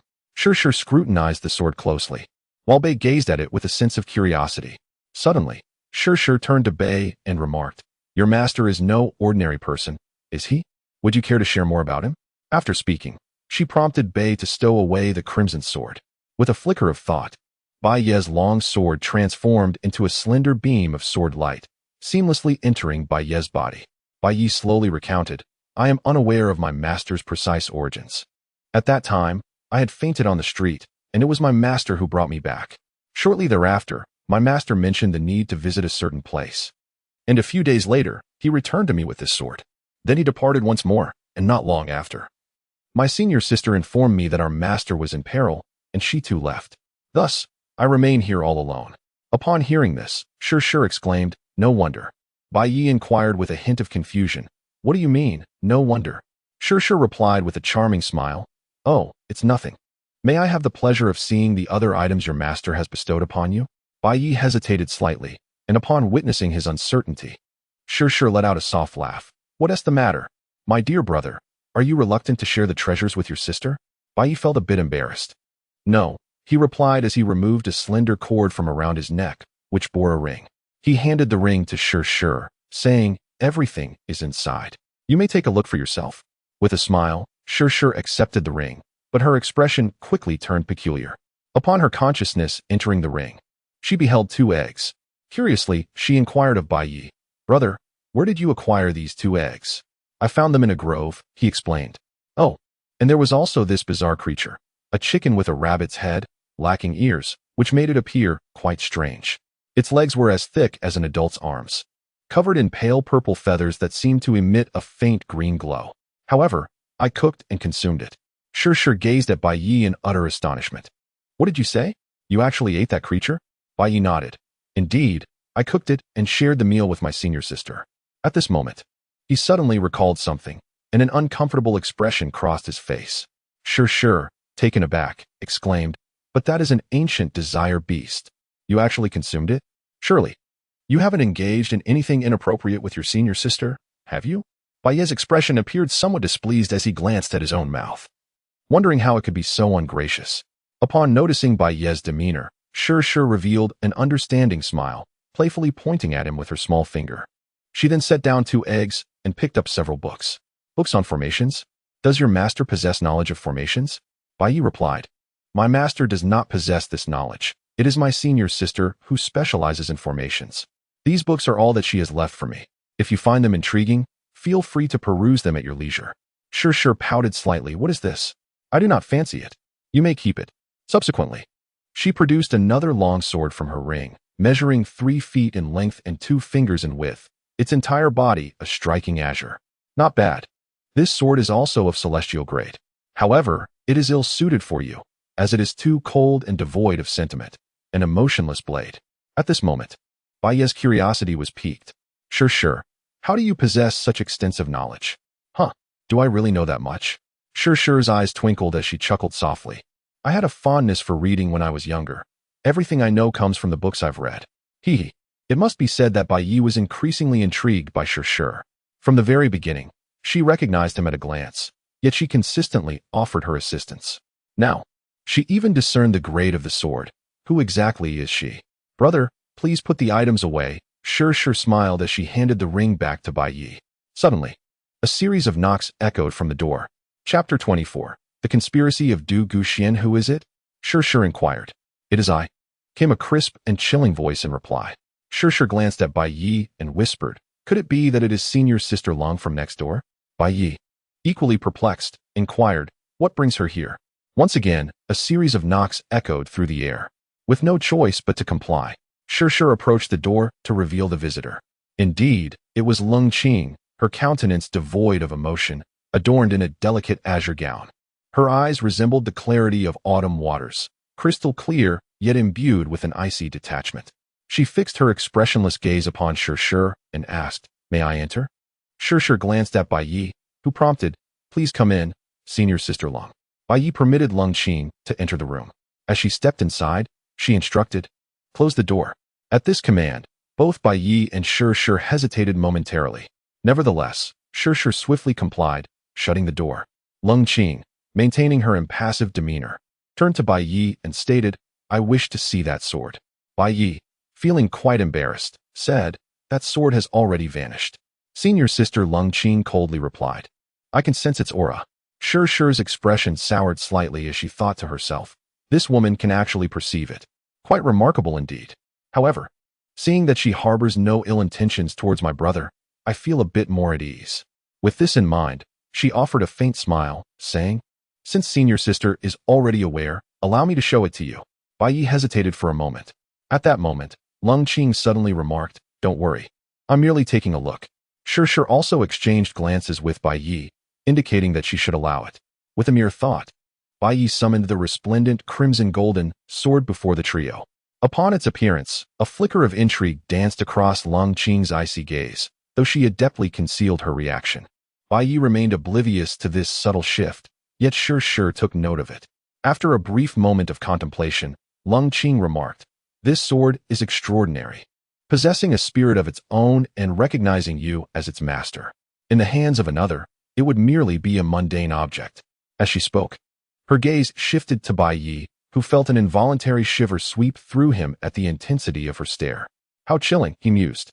At that moment, the whimsical Shi leaned closer to Bai Yi, whispering in his ear, "This senior sister is quite impressive. I believe she complements your other sword well. Why not bestow that sword upon her?" Bai Yi was momentarily taken aback upon hearing those words. A gift for her? Perhaps in the future. She might be of assistance to you. Bai Yi hesitated for a moment and said to Lung Qing, "Senior sister, I possess a sword that, while not quite suited to my abilities, would undoubtedly befit you. Might you have any interest in it?" Lung Qing furrowed her brow, a look of surprise crossing her face. "For me?" As she spoke, her palm opened, revealing a wooden sword that materialized in her hand. "What do you think of this sword?" Bai Yi paused, about to speak, when Shi interjected, "Senior sister, our path of sword cultivation is not merely about rank or external possessions. It is a journey to refine the heart, to cultivate the self, and to forge the sword. We must remember that it is the person who cultivates the sword, not the sword that cultivates the person." Shi wore a contemplative expression. At that moment, Bai Yi suddenly retrieved the azure sword, the ruthless blade, from within her ring, giving it a gentle shake. "Cold senior sister, what do you think of this sword?" Cold Qing shuddered, for as Bai Yi unveiled the blade, she felt an inexplicable resonance with it. It was a profound connection, as if the sword embodied her essence, and she was the sword itself. She could sense the pressure with which Bai Yi grasped the weapon. As though Bai Yi were not merely holding the sword, but rather holding her, Bai Yi gazed at Lung Qing in a daze, a flicker of joy igniting within him. "Are you attempting to impart grand philosophies? Even in the presence of such a treasure, you cannot maintain your composure, can you?" Lung Qing, with a serious demeanor, remarked, "Junior brother Lin, this sword," Bai Yi, with his sword sheathed, proclaimed proudly. "Our pursuit of the sword is a journey of the heart, a cultivation of the self, and an art of the blade. It is not about rank or external possessions. One must understand that it is the individual who cultivates the sword, not the sword that cultivates the individual." Beside him, Shi nearly stifled a laugh at this display. If other disciples were to witness such a scene, their jaws would undoubtedly drop in disbelief. To jest about profound truths in front of senior sister Lung? One could only describe it in 2 words, courting death. When senior sister Lung first entered the sect, a few indiscreet individuals attempted to approach her. What was the result? A sword pierced through their brow. Across the entirety of Qingyun's sect, the name of senior sister Lung has become a taboo. Was this fellow truly so weary of life as to set a trap for her here? Cold Qing, upon hearing Bai Yi's words, maintained her impassive expression and inquired, "Junior brother Lin, may I take a closer look at that sword?" Shi turned her gaze toward Bai Yi, saying, "Brother." Bai Yi instinctively comprehended the implications of Shi's words and promptly retrieved the sword, presenting it to Lung Qing. "Sister, this is for you."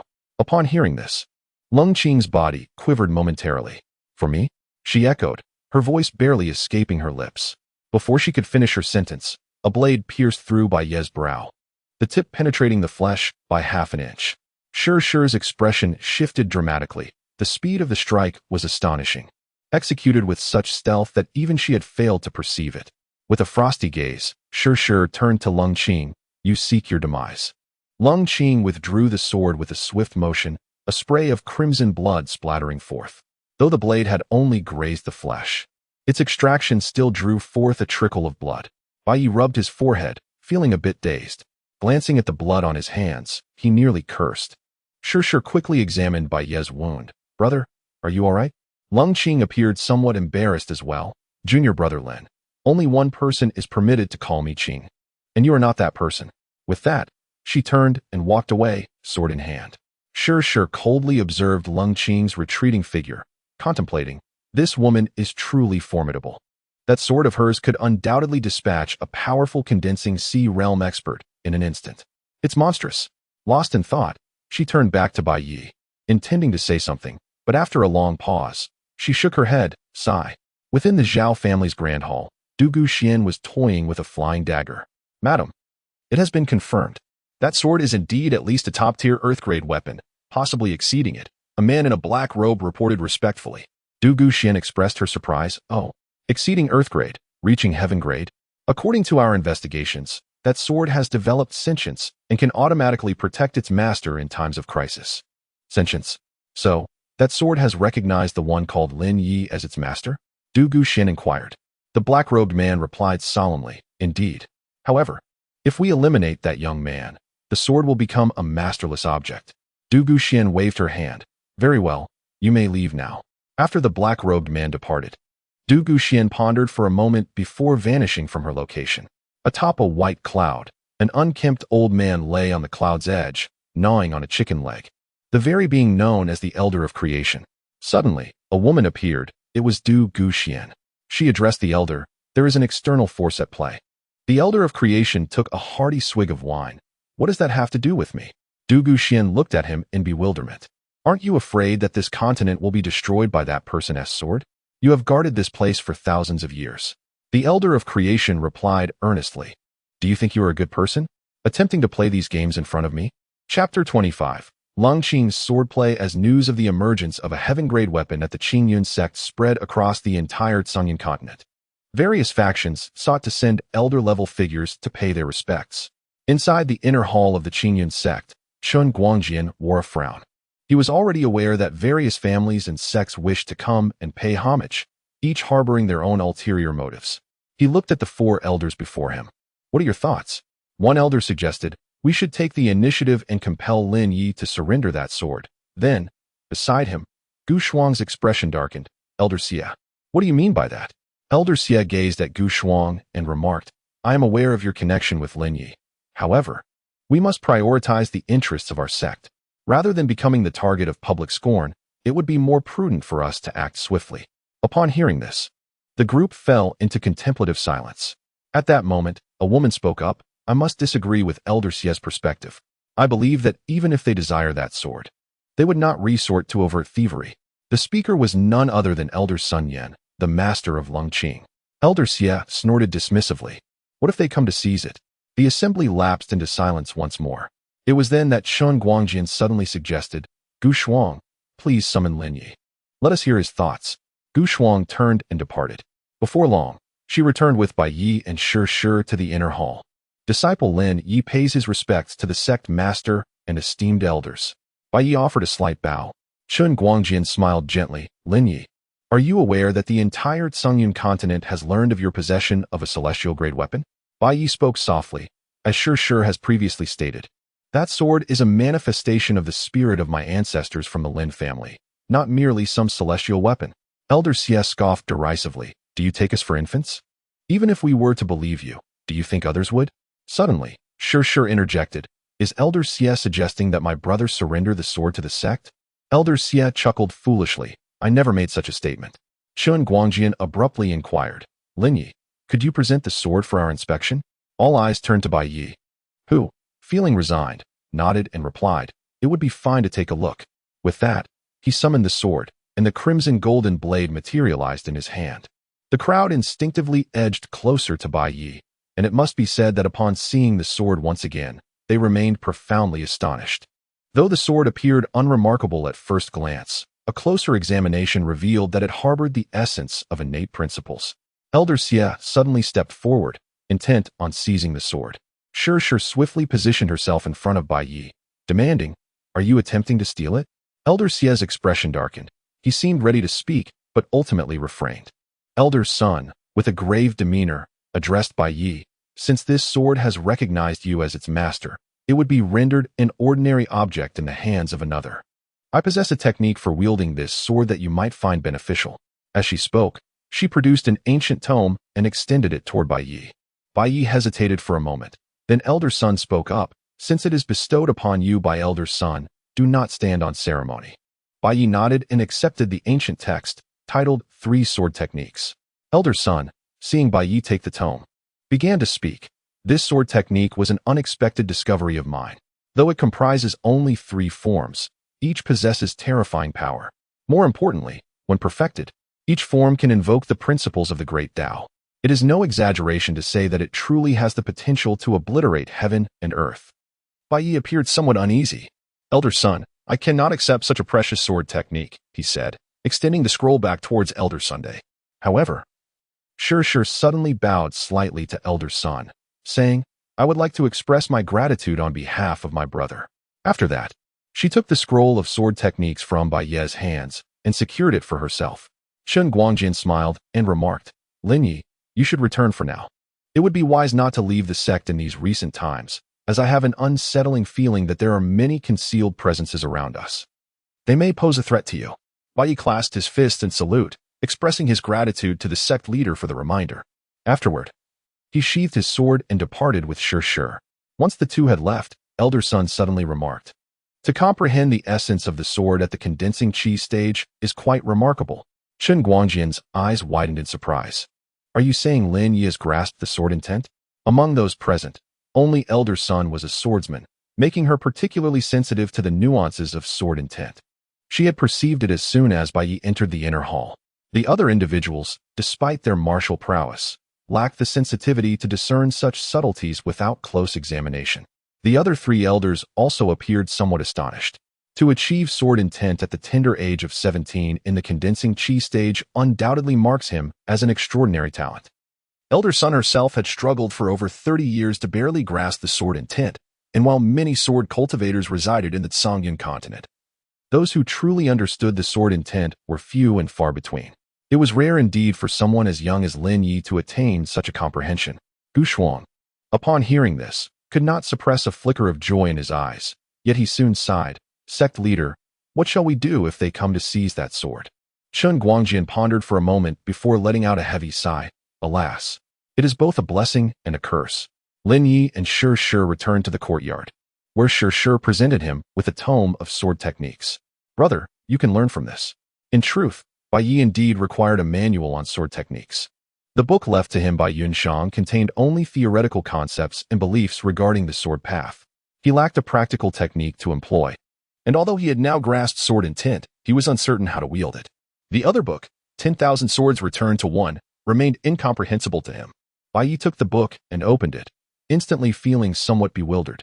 The three sword techniques described within were formidable: one sword to rend the earth, one sword to smite the heavens, and one sword to annihilate the firmament. They were indeed quite fierce. How could this volume possibly rival the previous one, which spoke of annihilating myriad realms with a single thought? Are both equally extraordinary? Is it that this swordsmanship is remarkably profound? Or is it that this world is exceedingly fragile? Upon observing Bai Ye's peculiar expression, Shir felt a twinge of discomfort. Brother, are you doubting the sword techniques described within? Bai Yi promptly nodded. If it truly unfolds as described within, how could one engage in combat? A single strike would annihilate the heavens. Shir, her forehead adorned with a frown, retorted, do you believe that merely being human qualifies one to attain supreme mastery? The potency of this sword technique is contingent upon the practitioner's cultivation level. For instance, at your current chi condensation stage, even if you were to perfect this sword technique, a single blow would merely devastate the entire border city. Upon reflecting on this, she couldn't help but sigh. Well, I must concede that this sword technique indeed possesses considerable strength. Bai Ye's eyes widened in disbelief. To destroy the entire border city? Shir, unfazed, responded, do you have any idea how swift that sword strike was when Senior Sister Lung unleashed it that day? Upon hearing this, Bai Yi felt a twinge of embarrassment. He had failed to react before the blade had pierced his brow. Fortunately, Senior Sister Lung had shown restraint, or else he would have met his end long ago. Shir continued. Her sword technique simplifies complexity and shatters norms with unparalleled speed. In essence, the velocity of her strike transcended conventional boundaries, allowing the blade to find its mark even before you sensed its approach. Bai Yi cleared his throat, questioning the peculiarities of Senior Sister Lung. Just as the thought escaped his lips, he hastily covered his mouth, for Senior Sister Lung resided next door. Should she overhear his discussion about her, he would find himself in an unfortunate predicament. Shir cast a sidelong glance at Bai Yi and remarked, if my expectations are accurate, Senior Sister Lung's optimal speed should be within 10 paces. Beyond that distance, her speed cannot reach its zenith. Yet, it remains sufficiently formidable. Brother, you must strive to keep up. With that, She waved her clenched fist at Bai Yi and flashed a playful smile. Bai Yi, however, gazed solemnly at Shir. Feeling the intensity of Bai Yi's stare, Shir couldn't help but feel a pang of anxiety in her heart. Brother, why are you looking at me like that? Bai Yi was about to speak when suddenly, a voice emanated from the entrance. Chapter 26. This person seems familiar. How could one achieve such an extraordinary speed from 3 zhang away? The voice was exceedingly frigid, sending shivers down one's spine as if one were plunged into an icy cavern. The two turned to gaze, and there stood Lung Qing, her expression devoid of emotion. Clad in a pale blue long dress, her eyes resembled autumn waters, clear yet imbued with a chilling aura, as she approached with measured steps. Bai Yi's heart sank with a jolt. It's over, they've truly come knocking at my door. This senior sister's hearing is remarkably acute. Shir smiled faintly and remarked, Senior Sister Long, achieving the utmost speed from 3 zhang away, or even further, is not particularly challenging. After a pause, she continued, At least, it is not arduous for you. As for others, well, that is another matter. As she spoke, she cast a sidelong glance at Bai Yi. Bai Yi was momentarily taken aback as he caught sight of Shir gazing in his direction. Suddenly, Lung Qing spoke up, inquiring, How does one achieve this? After pondering for a moment, Shir replied, Let go of the physical form. Lung Qing furrowed her brows, but after a brief pause, she gently nodded in understanding. How is it that you possess such knowledge? Bai Yi, also filled with confusion, turned to Shir. However, Shir shook her head gently, replying, I learned it from the book. After saying this, she flashed a playful smile. In the Jinyuan sect, a middle-aged man clad in a cloud-blue brocade robe stood with his hands clasped behind his back. This was Yuan Jiang, the sect master of Jinyuan, and before him stood Elder Yuan Shui. A few days prior, they had heard rumors of a celestial-grade weapon appearing at the Qingyun sect, prompting various factions to rush to behold it. Yet, Yuan Jiang refrained from sending anyone and ordered all disciples of the Zhen Yuan sect to abstain from participating in or discussing the matter. Elder Yuan Shui, perplexed, inquired, Sect Master, why do we not go to take a look? Yuan Jiang, his expression unyielding, replied, I fear that you might act foolishly upon witnessing it. Elder Yuan Shui persisted, but if we do not strive for it, then in the future, Yuan Jiang interrupted, do you believe anyone would act at this moment? Elder Yuan Shui, still puzzled, asked, Can they resist temptation? Yuan Jiang chuckled, There is only one celestial-grade weapon. Only a fool would make the first move. In my view, the trial grounds will present the best opportunity shortly. Will Lin Yi bring the sword to the trial grounds? Yuan Jiang pondered for a moment. He should. Several days later, figures swept through the air, all heading toward the Qingyun sect. At the Qingyun sect, Chun Guangjin was deep in thought within the Qingyun hall. Suddenly, a disciple rushed in, reporting to the sect master, elders from the Xianmen sect, Blood Moon sect, and the 5 prominent families are on their way to our Qingyun sect. They will arrive shortly. Chun Guangjin squinted his eyes, summoned the 4 elders to the hall. Yes, just as the disciple exited the grand hall, a voice echoed from outside, Sect Master Chun, I trust you are well.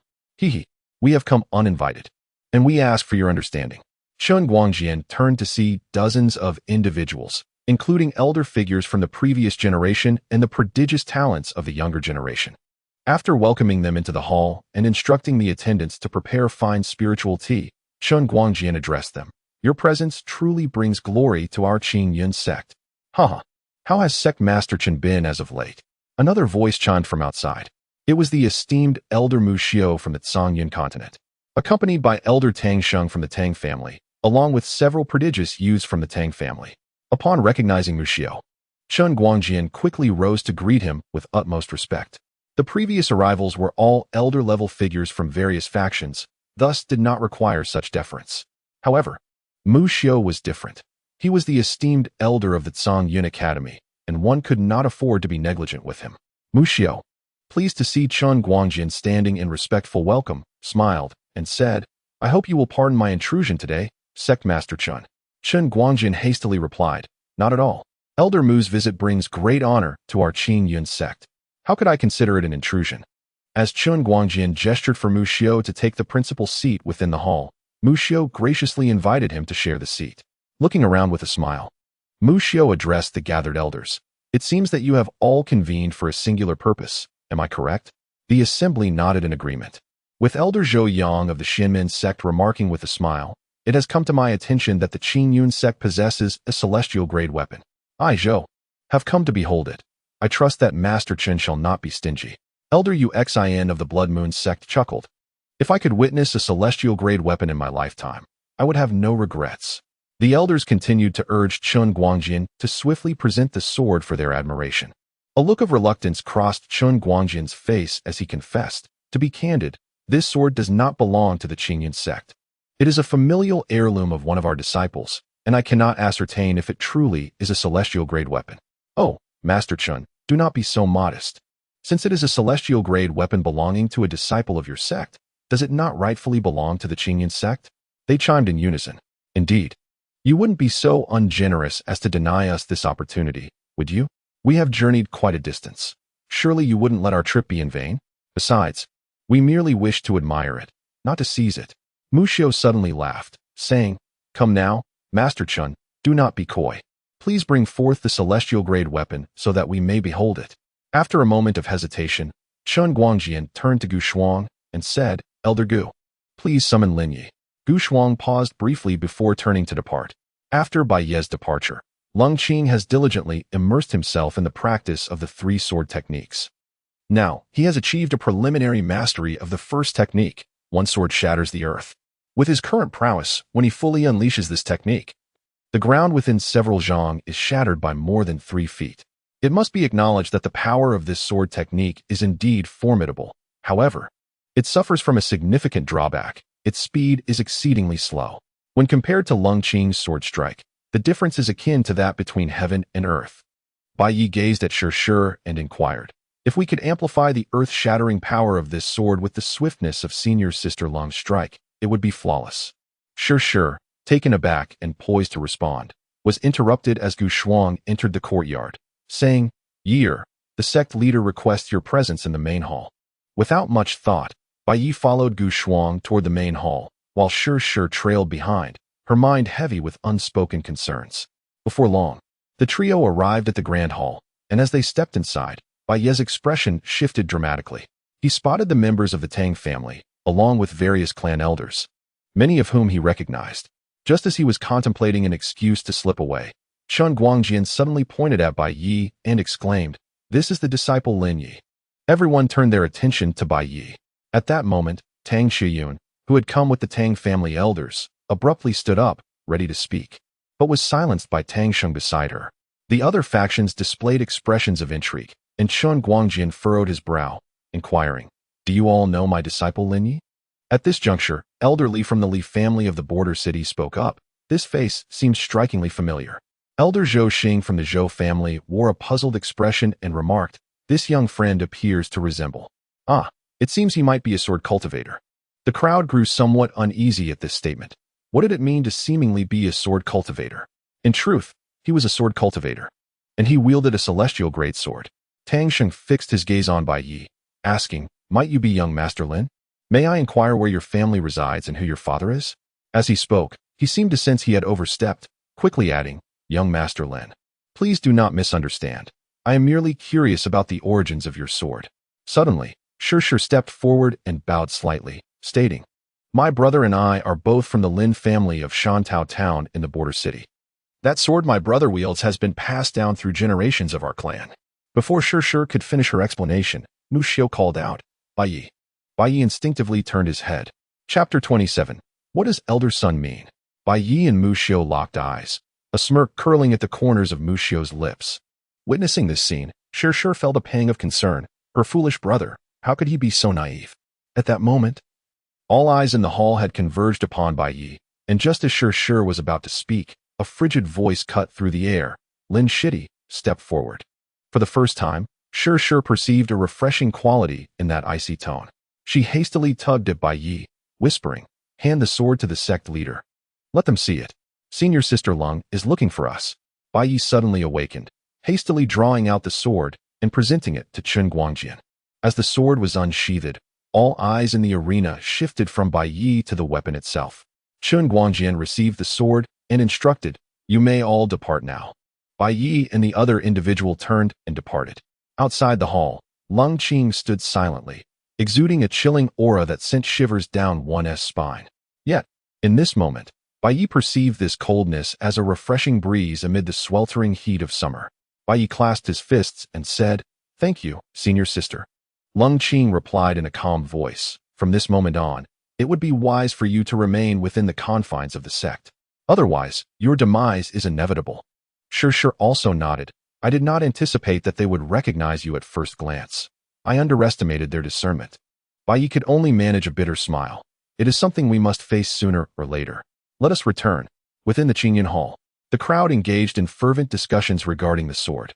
Some claimed it was merely of the Earth Grade's finest, while others asserted it was at least of the Heaven Grade's mid-tier. The hall was engulfed in a cacophony of voices. Sure, about my sword." Lung Qing remarked with an impassive demeanor, "It is but a sword. We, as sword cultivators, should not be concerned with material possessions. With the sword in our hearts, all things become swords. Furthermore, that sword has already recognized you as its master. Even if others were to obtain it, they may not wield it effectively, unless they were to kill you." Upon hearing these words, Bai Yi felt an inexplicable chill sweep across his neck, causing him to shudder involuntarily. "Senior sister, I understand this reasoning, but it was given to me by Shang'er after all." Shi covered her mouth, laughing softly. "The senior sister who shares meat with you?" Bai Yi's face was etched with lines of confusion as she exclaimed, "What meat?" Cold Qing interjected with curiosity. "Senior sister, are you familiar with the ancient desire beasts?" Shi suddenly posed the question to Cold Qing. Upon hearing this, Cold Qing's expression shifted in surprise as she recalled having encountered such references in ancient texts. Has he consumed that kind of meat? With white leaves adorning his head, he could no longer endure the shamelessness of these two individuals. Suddenly, a sly grin appeared on his face. "Senior sister, I have 2 eggs here. Would you care to take a look?" Thud.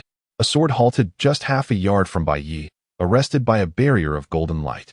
Upon witnessing this, Lung Qing let out a soft gasp. Bai Yi, drenched in sweat, contemplated. This senior sister is quite peculiar, always resorting to her sword at the slightest provocation. Thankfully, I had prepared in advance, having inscribed a defensive array on a spirit stone to carry with me. Otherwise, this encounter would have resulted in a bloody spectacle once more. Meanwhile, Shi gazed intently at Lung Qing, her expression grave, as she noted that this sword strike was indeed swifter than the last. Remarkably, within just a few short days, such progress had been made. One must admit, this individual's swordsmanship is truly extraordinary. Lung Qing fixated on the golden barrier before Bai Yi, inquiring, "What is this?" Bai Yi offered a wry smile and said, "Senior sister, can we refrain from drawing our swords at every turn?" Lung Qing paid him no heed, sheathed her sword, and turned to leave. Shi looked at Bai Yi with a playful expression and remarked, "Brother, do you wish to pry into the heart of this icy beauty?" Upon hearing this, Bai Yi fell into a long silence, unable to utter a single word. Within the Qingyan Hall, only Mu Xiao and a few members of the Tang family remained.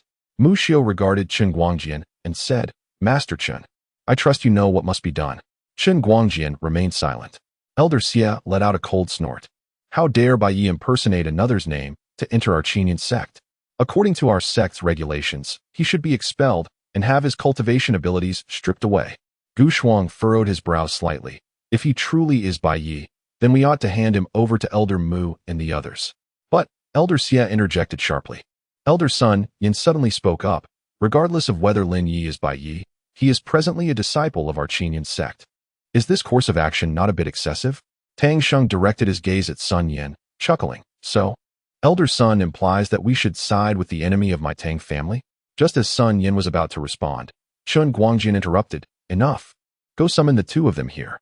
In the courtyard, Shi, with a grave expression, said to Bai Yi, "They have already uncovered your identity. We must leave this place swiftly."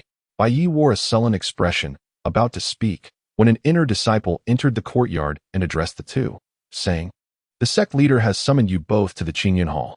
A wave of apprehension washed over Bai Yi as he realized the gravity of the situation.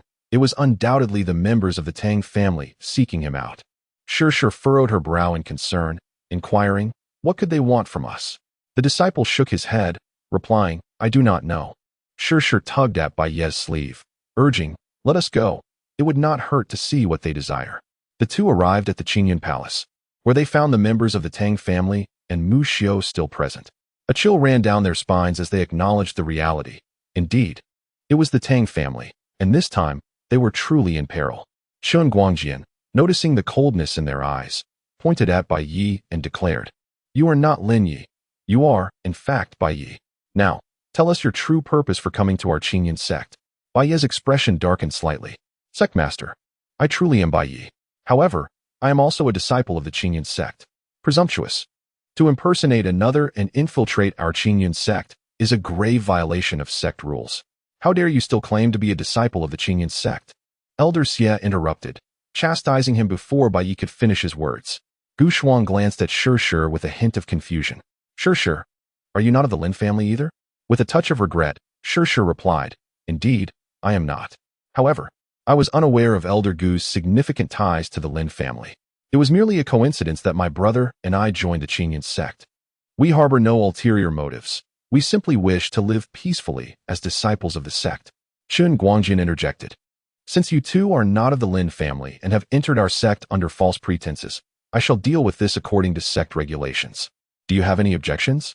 Bai Yi offered a wry smile, saying, "Ah, what a splendid enforcement of the sect rules. Since I am not a disciple of your Qingyan sect, I kindly ask for the return of my sword." Elder Xie sneered, "Your sword? It has already been confiscated by the sect."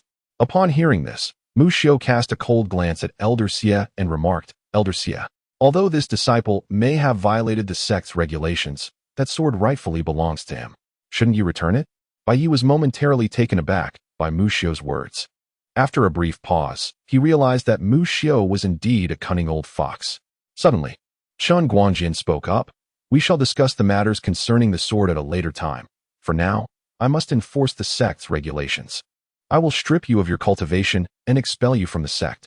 As he spoke, he struck towards Bai Yi with a palm. An overwhelming pressure rendered Bai Yi immobile and utterly defenseless. This was not merely the stripping of his power, it was a fatal blow. Shi wore an expression of indecision. At that moment, Elder Sun appeared before Bai Yi and swiftly drew her sword, severing the terrifying pressure in an instant. Chun Guangjian glared coldly at Sun Yin. "Elder Sun, what is the meaning of this?" Chapter 28. "I will hold you off while you leave." Elder Sun clasped her fists in a respectful gesture. "Sectmaster, dealing with Lin Yi is an internal matter of our sect. It seems rather inappropriate to address it in front of so many outsiders." She cast a glance at Mu Xiu and the members of the Tang family. Mu Xiu chuckled. "Ah, has Elder Sun forgotten that our Tsangyan Academy is considered an outsider?" Chun Guangjian glared frostily at Elder Sun. "You shall withdraw." Elder Sun shook her head with a sigh. "Sectmaster, I have not finished speaking." Elder Xie interjected with a cold snort. "Elder Sun, are you and Bai Yi in cahoots?" Bai Yi clasped his fists in salute to Elder Sun, saying, "Elder Sun, there is no need for you to speak on behalf of the junior. I wish to witness how this Master Chun treats the disciples of his own sect." Chun Guangjian let out a cold laugh, retorting, "Disciples of the sect? You are not one of my sect's disciples."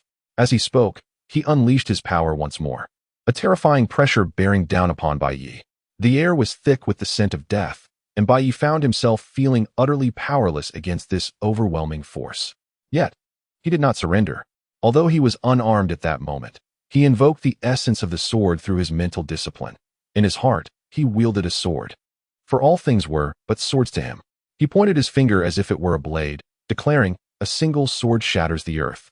With a thunderous roar, the ground within the hall shattered instantaneously, the entire structure collapsing into dust. Nonetheless, Bai Yi was still propelled backward for several dozen zhang, and upon halting, he found himself spitting blood, gravely injured. Shi hurried to Bai Yi's side, asking, "Are you all right?" Bai Yi shook his head, declaring, "I am not yet dead." The crowd was taken aback, their expressions reflecting profound shock as they witnessed Bai Yi withstand a strike from Chun Guangjian. Elder Sun contemplated, "This Bai Yi is indeed extraordinary. In merely a few days, he has managed to master the first sword of the three-sword technique to a minor completion. Moreover, he wields his finger as a sword to unleash such formidable power, indicating that his swordsmanship has reached the realm of the heart sword." Mu Xiu fixed his gaze on Bai Yi, thinking, "This fellow is indeed a prodigy, capable of enduring a blow from the sea-breaking realm while in the condensed chi stage." Although Chun Guangjian did not exert his full strength, it is still beyond the capacity of an ordinary condensed chi practitioner to withstand. Chun Guangjian glared at Bai Yi with a sullen expression, exclaiming, "You dare to retaliate? I shall now execute you for the crime of betraying the sect." With that, he unleashed another palm strike, this time employing 80% of his strength. Bai Yi, already severely injured, could not possibly withstand this attack. A colossal palm imprint bore down upon him, and Bai Yi's face twisted in fury as he prepared to unleash another sword strike. Just then, Elder Sun interposed himself before Bai Yi, fiercely thrusting his sword towards the massive palm imprint. The sword light pierced forth, yet the palm imprint remained unbroken, merely dimming slightly. Elder Sun was sent flying 100 feet away, blood spilling from his mouth as Bai Yi rushed to his side. "Elder Sun, you?" Elder Sun waved him off. "I do not wish for such a gifted swordsman to perish here." Chun Guangjian glared at Elder Sun, seething. "Elder Sun, do you truly intend to side with this traitor?" Elder Sun met Chun Guangjian's gaze. "Sect leader." Suddenly, Elder Xie scoffed. "The crime of sect betrayal must be punished." He then turned to Chun Guangjian. "Sect leader, please adhere to sect regulations and eliminate these 3 traitors." Chun Guangjian's eyes glinted with malice as he unleashed another palm strike, the air around them instantly boiling. Dark golden light pulsating violently. The immense palm imprint distorted the surrounding space. This was his full power strike, aimed at obliterating the 3. Sure observed the impending strike, her expression fraught with hesitation. She understood that neither Bai Yi nor Elder Sun could withstand such a terrifying blow. Should she intervene? As she vacillated, the massive palm imprint descended upon them. Bai Yi retrieved several spirit stones inscribed with array patterns, channeling his energy into them to activate the formation. With a resounding hum, a golden light erupted, and the 3 of them vanished in an instant. As they disappeared, the colossal palm imprint crashed down, creating a tremendous pit in the ground where they had just stood, unfathomably deep. Chun Guangjian furrowed his brow. "They escaped?" Mu Xiu spoke in a low tone. "It was an array. I overlooked the woman beside him." In Mu Xiu's view, Sure was the same woman he had encountered at the 5-star academy. Highly skilled in formations, a fact he had regrettably neglected. Realizing this, he turned to Chun Guangjian. "They cannot have gone far. We must pursue them." The 3 reappeared in the small courtyard previously occupied by Bai Yi. He had just employed the instantaneous movement array he had learned from the formation records, capable of transporting individuals to a designated location in an instant. However, there exists a drawback. The distance is limited to within 100 zhang. Elder Sun looked at Bai Yi in astonishment, realizing that he had underestimated him, saying, "I never anticipated that you would be so proficient in the art of formations. We must devise a plan. You should escape swiftly, for they may discover our location shortly." Bai Yi hastily urged, "Elder Sun, please tend to your injuries." He could easily discern the severity of Elder Sun's wounds. Despite their lack of familial ties, she had risked her life to assist him, which filled him with a sense of guilt. At that moment, Lang Qing abruptly entered the courtyard and, upon seeing the gravely injured Elder Sun, inquired, "Who was it that attacked you, master?" Elder Sun turned her gaze towards Lang Qing and replied, "It was the sect leader who sought to eliminate Lin Yi. I intervened to stop him and was subsequently wounded by the sect leader. He now harbors murderous intent. You must quickly escort the 2 of them away from Qingyan's sect, while I hold them off for a moment." Sure urgently interjected, "Senior, your injuries are severe. You may not be able to withstand them. Let us devise a plan to escape together." Bai Yi promptly nodded. "Elder Sun, let us devise a plan to escape together." At that moment, a sudden voice echoed, "Escape? Do you truly believe you can flee?" The speaker was none other than Elder Xie. As his words fell, he unleashed a powerful punch towards the group. The immense shadow of his fist stirred ripples through the fabric of space. Just as Bai Yi prepared to act, a swift sound pierced the air. An exquisite blade had already penetrated Elder Xie's brow. His face contorted in terror as he fixed his gaze upon the swordsman, exclaiming, "How can this be possible?" Bai Yi stood frozen in place. The one who drew the sword was none other than Lang Qing. She had effortlessly dispatched Elder Xie, a formidable figure at the pinnacle of the core formation stage. Even Elder Sun was astonished, exclaiming that she had indeed reached the realm of intense sword. Sure, with a hint of mysticism, mused that such a talent was truly remarkable, having grasped the essence of the intense sword in just a matter of days. As Lang Qing sheathed her sword and turned to speak, a terrifying aura surged forth, striking her back 10 zhang. She abruptly turned, blood trickling from the corner of her mouth. The one who had just attacked was none other than Chun Guangjian. He gazed coldly at Lang Qing, declaring that to kill a sect elder was a capital offense. The moment Lung Qing had slain Elder Xia with a single stroke, he too had been momentarily stunned. How could a mere Qi manipulation stage cultivator so effortlessly slay an elder of the core formation stage? It was indeed astonishing, yet such prowess only intensified his murderous intent. He then spread his palm, and a spear materialized in his grasp. Seeing the spear in Chun Guangjin's hand, Elder Sun's heart sank. The sect master had summoned the sect's treasured top-tier, Xian-level artifact. How could they possibly withstand such power? He immediately urged Bai Yi and the others, "Flee at once. I will hold him off." Bai Yi and the others could only shake their heads with a bitter smile. Where could they possibly flee? Chun Guangjin wielded his spear, and the shimmering blades of light surged forth, as if the surrounding space could scarcely endure the intensity, resulting in a few fissures appearing. In an instant, hundreds of these blades shot towards Bai Yi and his companions. Chapter 29. The death of Elder Sun. As the blades of light hurtled towards the four of them, Elder Sun struggled to rise and positioned himself protectively behind the three. However, Lung Qing stepped forward, standing shoulder to shoulder with him. "Master, I shall stand with you." Upon witnessing this, Bai Yi promptly stepped forward, declaring, "Let us join forces." In an instant, hundreds of blades surged towards them. Bai Yi, with his fingers poised like a sword, continuously wielded gleaming slashes, severing numerous blades in his path. After a relentless effort, he finally shattered one of the oncoming blades. Yet several others struck his body, forcing him to stagger back several paces. Undeterred, he continued to wield his finger sword against the relentless onslaught. Elder Sun, despite her grave injuries, valiantly swung her sword to counter the approaching blades, her pallor deepening as blood streamed from the corner of her mouth. Meanwhile, Lung Qing's technique was astonishingly straightforward. With swift thrusts, each strike, as quick as lightning, shattered a blade. The resonant clashing of metal echoed continuously as the blades swirled around Bai Yi and his companions. Chun Guangjin continued to wield his spear, releasing dozens of blades with each swing. Shi remained shielded behind the three, and although the majority of the blades were deflected, a few still aimed for her. However, she appeared oblivious, lost in contemplation. Miraculously, those blades vanished mere inches from her position. Of course, Bai Yi and the others were unaware of this, their focus entirely consumed by the myriad of blades before them. At last, Bai Yi could no longer endure. He was struck by numerous blades and sent flying, blood spurting from his mouth. The other three turned to him with expressions of deep concern. Just as Shi gritted her teeth to intervene, Elder Sun suddenly cackled, "Ha ha ha. Lung Qing, take the two of them and flee." Lung Qing paused momentarily before responding. "One day, my disciple shall avenge you." With that, she turned and, alongside Bai Yi and Shi, shattered a talisman for teleportation. Elder Sun's furious voice erupted, "A sword that cleaves the heavens." With a resonant sound, her aura surged dramatically. The power of the soul flame caused the very fabric of space to fracture in an instant. A colossal blue sword hovered above Elder Sun's head, embodying the power of world-destroying rules. Though it contained but a fragment of that power, it was sufficient to sever the heavens and the earth.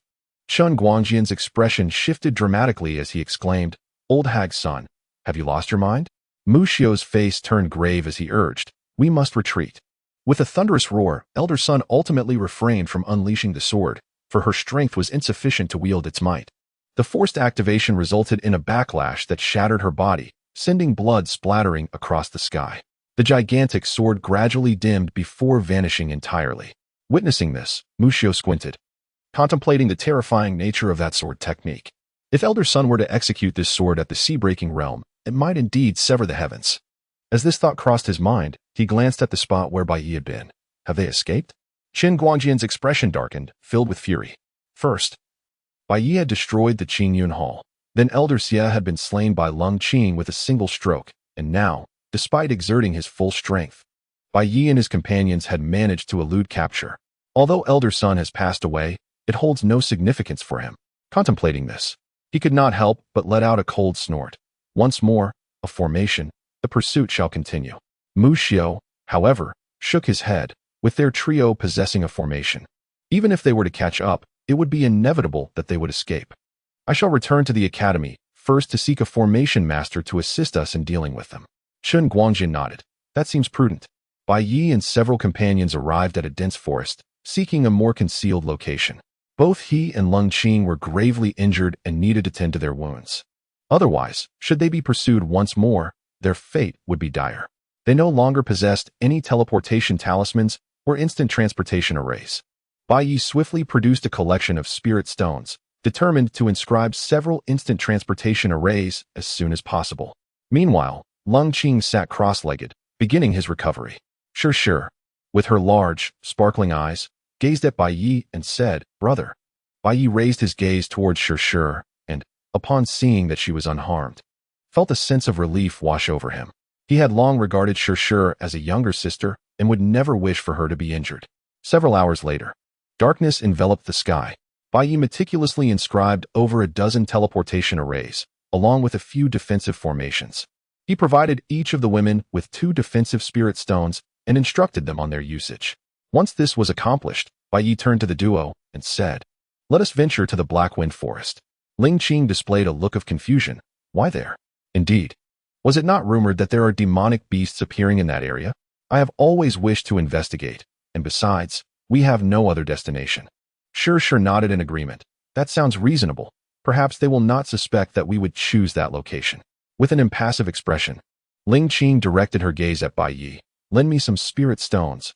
I wish to enhance my strength and avenge my master." Upon hearing this, Bai Yi and Sure's eyes dimmed.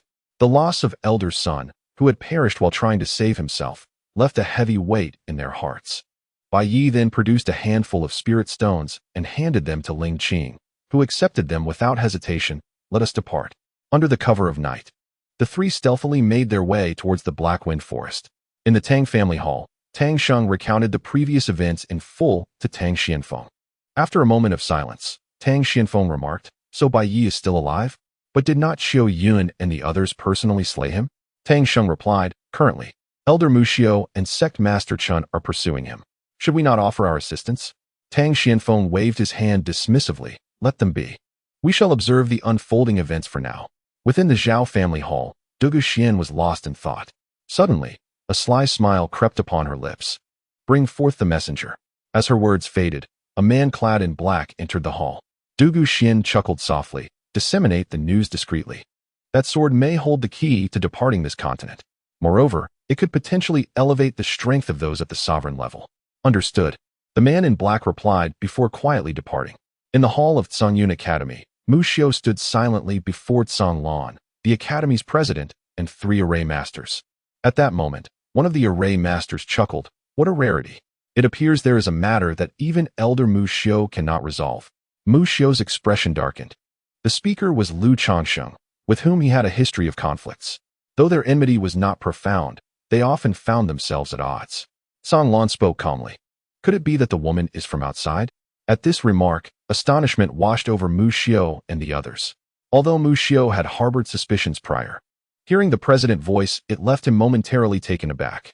After a brief contemplation, Tsang Lan continued, "If she truly is from outside, we may glean insights from her on how to escape this continent, perhaps even enhance our cultivation further.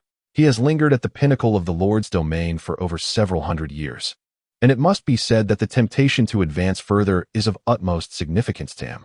Another array master pondered for a moment and remarked, "According to Elder Mu, since that woman can easily inscribe void array patterns and can teleport using formations, I estimate she must be at least an 8th-level array master." The speaker was Han Chonglin, an unequivocal 5th-level array master and one of the most esteemed array masters in the Tsangyun continent. Upon hearing these words, the crowd could not help but display solemn expressions. Chapter 30. The Concealed Immortal Array. Kanglin inquired, "Do the 3 of you possess a method to trap them?" Han Chonglin contemplated for a moment and replied, "There is indeed a method, although it may require a substantial amount of spirit stones. To confine them, we must construct a grand array to isolate the internal and external spaces."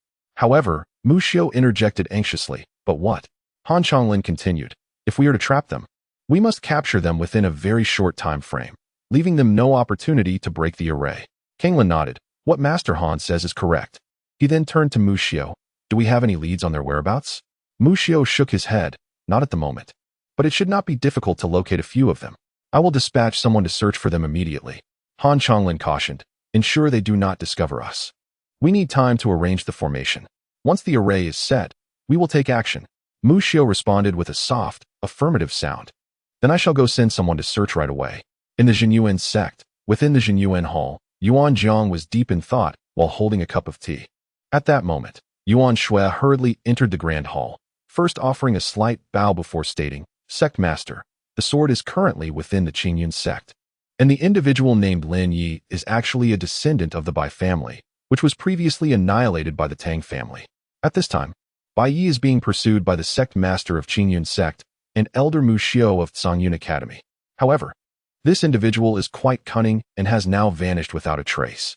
I have also learned that the sword may be an external object, and it could potentially offer an opportunity for a peak expert in the Lord's domain to advance further." Yuan Jiang, upon hearing this, abruptly stood up, his face etched with shock as he stared at Yuan Shui. "Is the information reliable?" Yuan Shui quickly nodded, "Absolutely reliable." Yuan Jiang's expression fluctuated, but he soon regained his composure. "With Songyun Academy involved, even the finest treasures will be difficult for us to obtain." Yuan Shui sighed lightly in agreement. "Indeed." Yuan Jiang sat down, took a sip of tea, and continued to monitor their movements and report any anomalies to me promptly. Yuan Shui acknowledged and withdrew, while Yuan Jiang fell into deep contemplation. In the imperial capital, amidst clouds that towered within 100 zhang radius, four-colored auspicious clouds encircled the surroundings. It was not a celestial palace in the heavens, yet it surpassed the grandeur of the 9 heavens. The imperial hall, spanning 100 zhang, was enveloped in a faint, swirling four-colored radiance. Although it was not the dwelling place of celestial beings, it was even more exquisite and magnificent than the celestial palaces. Within the hall, a middle-aged man adorned with a royal crown and clad in a light golden dragon robe was reviewing the memorials in his hands. The individual in question is Songyu, the sovereign of the imperial city. At this moment, a middle-aged man clad in silver armor, wielding a formidable sword at his waist, approached. Upon entering the hall, he knelt on one knee and clasped his fists, greeting, "I pay my respects to the sovereign." Songyu slowly lifted his gaze, setting aside the documents in his hands, and a warm, approachable smile graced his lips. "General Jiang, do you have something to discuss?" General Jiang replied, "Your Majesty, a celestial-grade weapon has surfaced within the Qingyun sect. Furthermore, some speculate that this sword may be an artifact from beyond, potentially offering a chance to escape this continent." Songyu furrowed his brow slightly. "I have heard of this sword before, but can one merely wield a blade to traverse beyond this land?" The general continued, "According to my investigations, this sword was initially in the possession of a young man, who was accompanied by a mysterious woman, a high-ranking array master." Upon hearing this, Songyu displayed a look of surprise, well aware that there was not a single array master within his imperial hall. In fact, only 3 array masters existed in the entirety of Songyun continent, residing within Songyun Academy. Nevertheless, such matters held little significance for Songyu. As long as no one troubled the imperial hall, he would refrain from interfering in the mundane conflicts of the world. To him, such disputes seemed pointless, and his philosophy embraced a path of non-contention. Thus, all forces in Songyun continent would instinctively overlook the imperial hall, regardless of unfolding events. With a gentle shake of his head and a chuckle, Songyu remarked, "Just keep an eye on this matter, but do not involve yourself." General Jiang acknowledged and withdrew. Within the hall, Songyu sighed softly, pondering, "Is a storm on the horizon?" He then summoned a long halberd, its blade shimmering with a faint azure glow, reminiscent of the ethereal flames of the underworld yearning for the souls of the living. If Shir were present, she would undoubtedly be astonished, for this halberd was indeed a celestial-grade supreme weapon. In a dense thicket, Bai Yi and the others sat quietly on the ground. At this moment, Lung Qing had fully recovered from her injuries, while Bai Yi was nearly back to full strength. Suddenly, Lung Qing announced, "I wish to break through to the Return to Dan realm. I need you to protect me." Shir shook her head. "Sister, do not rush into the Return to Dan realm just yet. Allow me to share a secret. Each realm consists of more than just 5 minor stages. In fact, there may be 10 stages or even higher." With a glint in her eye, she added, "I read about this in an ancient text. It is recorded that if one cultivates a realm to its utmost limit, the results can be astounding. For instance, in your Qi control realm, you can currently manipulate energy within a radius of merely a few yards. But have you considered what would happen if you could extend that control to 100 or even 1,000 yards?" Upon hearing this, Lung Qing's pupils dilated in astonishment. To cultivate a single realm to its extreme? Bai Yi was momentarily taken aback, suddenly contemplating his own realm before speaking. What about me? My chi condensation realm seems to differ from that of others. Sure smiled charmingly. Brother, you are currently at the 9th layer of chi condensation. That is why you stand apart. Others are merely at the initial stage of chi condensation. Lung Qing interjected. If one were to cultivate a singular realm to its utmost limit, would it not be? Sure nodded. In theory, if one were to reach such an extreme, one could indeed be considered invincible in a certain sense. Bai Yi was taken aback. Invincible? Poem nodded. Consider this. If your chi condensation reaches its zenith, allowing you to instantaneously harness hundreds of thousands of zhang of profound energy, even the entirety of the universe's essence, what could your opponent possibly do? Without any energy to wield, they would be utterly at your mercy. Of course, this is merely theoretical. Achieving such a feat seems rather challenging. Bai Yi, with a face full of frustration, exclaimed, where is the difficulty? It is utterly impossible. However, at that moment, Lung Qing fell into deep contemplation. After a brief pause, she suddenly spoke. I understand now. With that, she closed her eyes to meditate, not in pursuit of the return to elixir, but rather to continue her cultivation of the chi condensation realm. Sure raised an eyebrow. What an extraordinary prodigy. Then she turned to Bai Yi and said, Brother, why are you so slow-witted? Hurry up and cultivate. You might be discovered by them one day. Do you want me to collect your remains? With a twitch of his eyelid, Bai Yi remarked, is it too much to ask for a few auspicious words? After uttering this, he entered a state of cultivation. Although he felt that the pinnacle described by Sure was unattainable, he nonetheless endeavored to push his chi condensation to its utmost limit. Sure observed the two as they began their practice and sighed softly. I should go find that fellow. With a delicate wave of her finger, Bai Yi and Lung Qing's figures vanished from sight, ensconced within the concealment array. After completing the incantation, she clapped her jade hands together and murmured, this formation is rather entertaining. She had learned this array from the various tomes in Bai Ye's ring, initially out of mere curiosity, never anticipating it would prove useful. Meanwhile, the two in their cultivation remained oblivious to her actions until Sure too disappeared from view. Chapter 31 Chapter 32 A Grim Battle. Hu sneered. You wretched Bai Yi, had it not been for you, my grandson and I would not find ourselves in such a dire predicament. Today, I shall rend your body to pieces. Hu Qiu interjected. Yes, let us eliminate that Bai Yi. Those two women should be stripped of their powers. I wish to torment them thoroughly. Hu Ren shot a cold glare at Hu Qiu. Can you not think of anything else? Hu Qiu shivered. Grandfather, they have brought us such suffering. Is it not reasonable for me to inflict some torment in return? Hu Ren snorted derisively before inquiring, in which direction did they flee? Hu Qiu pointed. They ran that way. Hu Ren barked an order. Pursue them. With that, the two set off in the direction Bai Yi and his companions had taken. Hu Ren, a formidable figure at the late stage of the returning Dan realm, was not intimidated by Bai Yi and his companions. He was confident that if he caught up with them, he could easily take their lives in an instant. Moments later, Bai Yi and his companions suddenly came to a halt. Lung Qing spoke up. They are in pursuit. Bai Yi murmured softly. They are pursuing us quite swiftly. After uttering these words, he sought a more concealed spot to hide. Meanwhile, Lung Qing and Sure remained rooted in place. At that moment, a sinister laugh echoed. Let us see where you intend to flee today. No sooner had the words left his lips than an elderly man and a young man appeared not far from Sure and Lung Qing. It was none other than Hu Ren and his grandson. Hu Ren, surveying the two, inquired, where is that boy Bai Yi? Has he escaped? Suddenly, a flash of sword light pierced through Hu Qiu's chest, unleashed by the hidden Bai Yi. Witnessing his grandson fall in an instant, Hu Ren erupted in a furious roar. You dare to kill my grandson?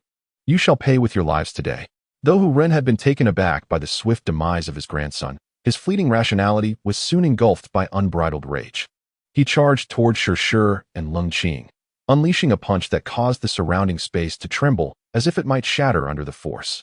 Seeing Hu Ren's assault, Sure quickly took refuge behind Lung Qing. Lung Qing concentrated the surrounding ethereal energy, yet found himself unable to withstand Hu Ren's wrathful strike. Bai Yi, concealed in the shadows, was taken aback by the old man's ferocity. Without further hesitation, he aligned his fingers and channeled his energy, sending forth a sword light that aimed directly at Hu Ren. Simultaneously, Lung Qing thrust his sword with great speed, and with a thunderous crash, Bai Ye's sword light struck Hu Ren's left shoulder, causing a spray of blood, while Lung Qing was knocked back several steps by Hu Ren's punch. Hu Ren glanced at the wound on his shoulder, madness in his eyes as he glared in Bai Ye's direction. He then unleashed a fierce punch towards Bai Yi. Startled by the approaching attack, Bai Yi thought, "Is this old man a cunning fox?" Without a moment's pause, he released another wave of sword light. The sword light shattered, sending Bai Yi flying several dozen yards. Furrowing his brow, Lung Qing launched yet another strike. This sword was remarkably swift, appearing only as a blur. Yet Hu Ren managed to evade it.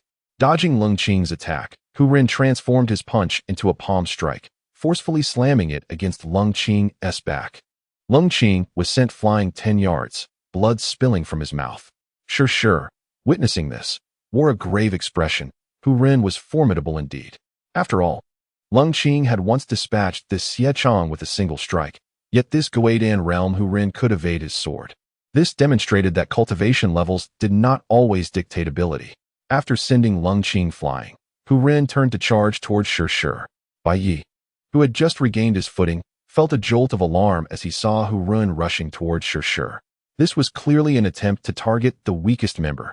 Hu Ren recognized that among them, Shi possessed the least strength, and he aimed to eliminate her before turning his attention back to Bai Yi and Lung Qing. Observing Shi's frightened demeanor, Hu Ren couldn't suppress a sneer of derision. However, he remained vigilant and unleashed a powerful punch aimed squarely at Shi. With a furious shout, Bai Yi declared, "A sword cleaves the earth," aligning his fingers to form a blade. He unleashed a radiant arc of sword light that surged toward Hu Ren. Sensing the impending peril, Hu Ren relinquished his attack on Shi, pivoting to evade the oncoming brilliance of Bai Ye's sword. In an instant, he lunged forward, closing the distance between them, and struck down toward Bai Yi with a powerful fist. Bai Yi was taken aback to see the old man evade his sword's brilliance.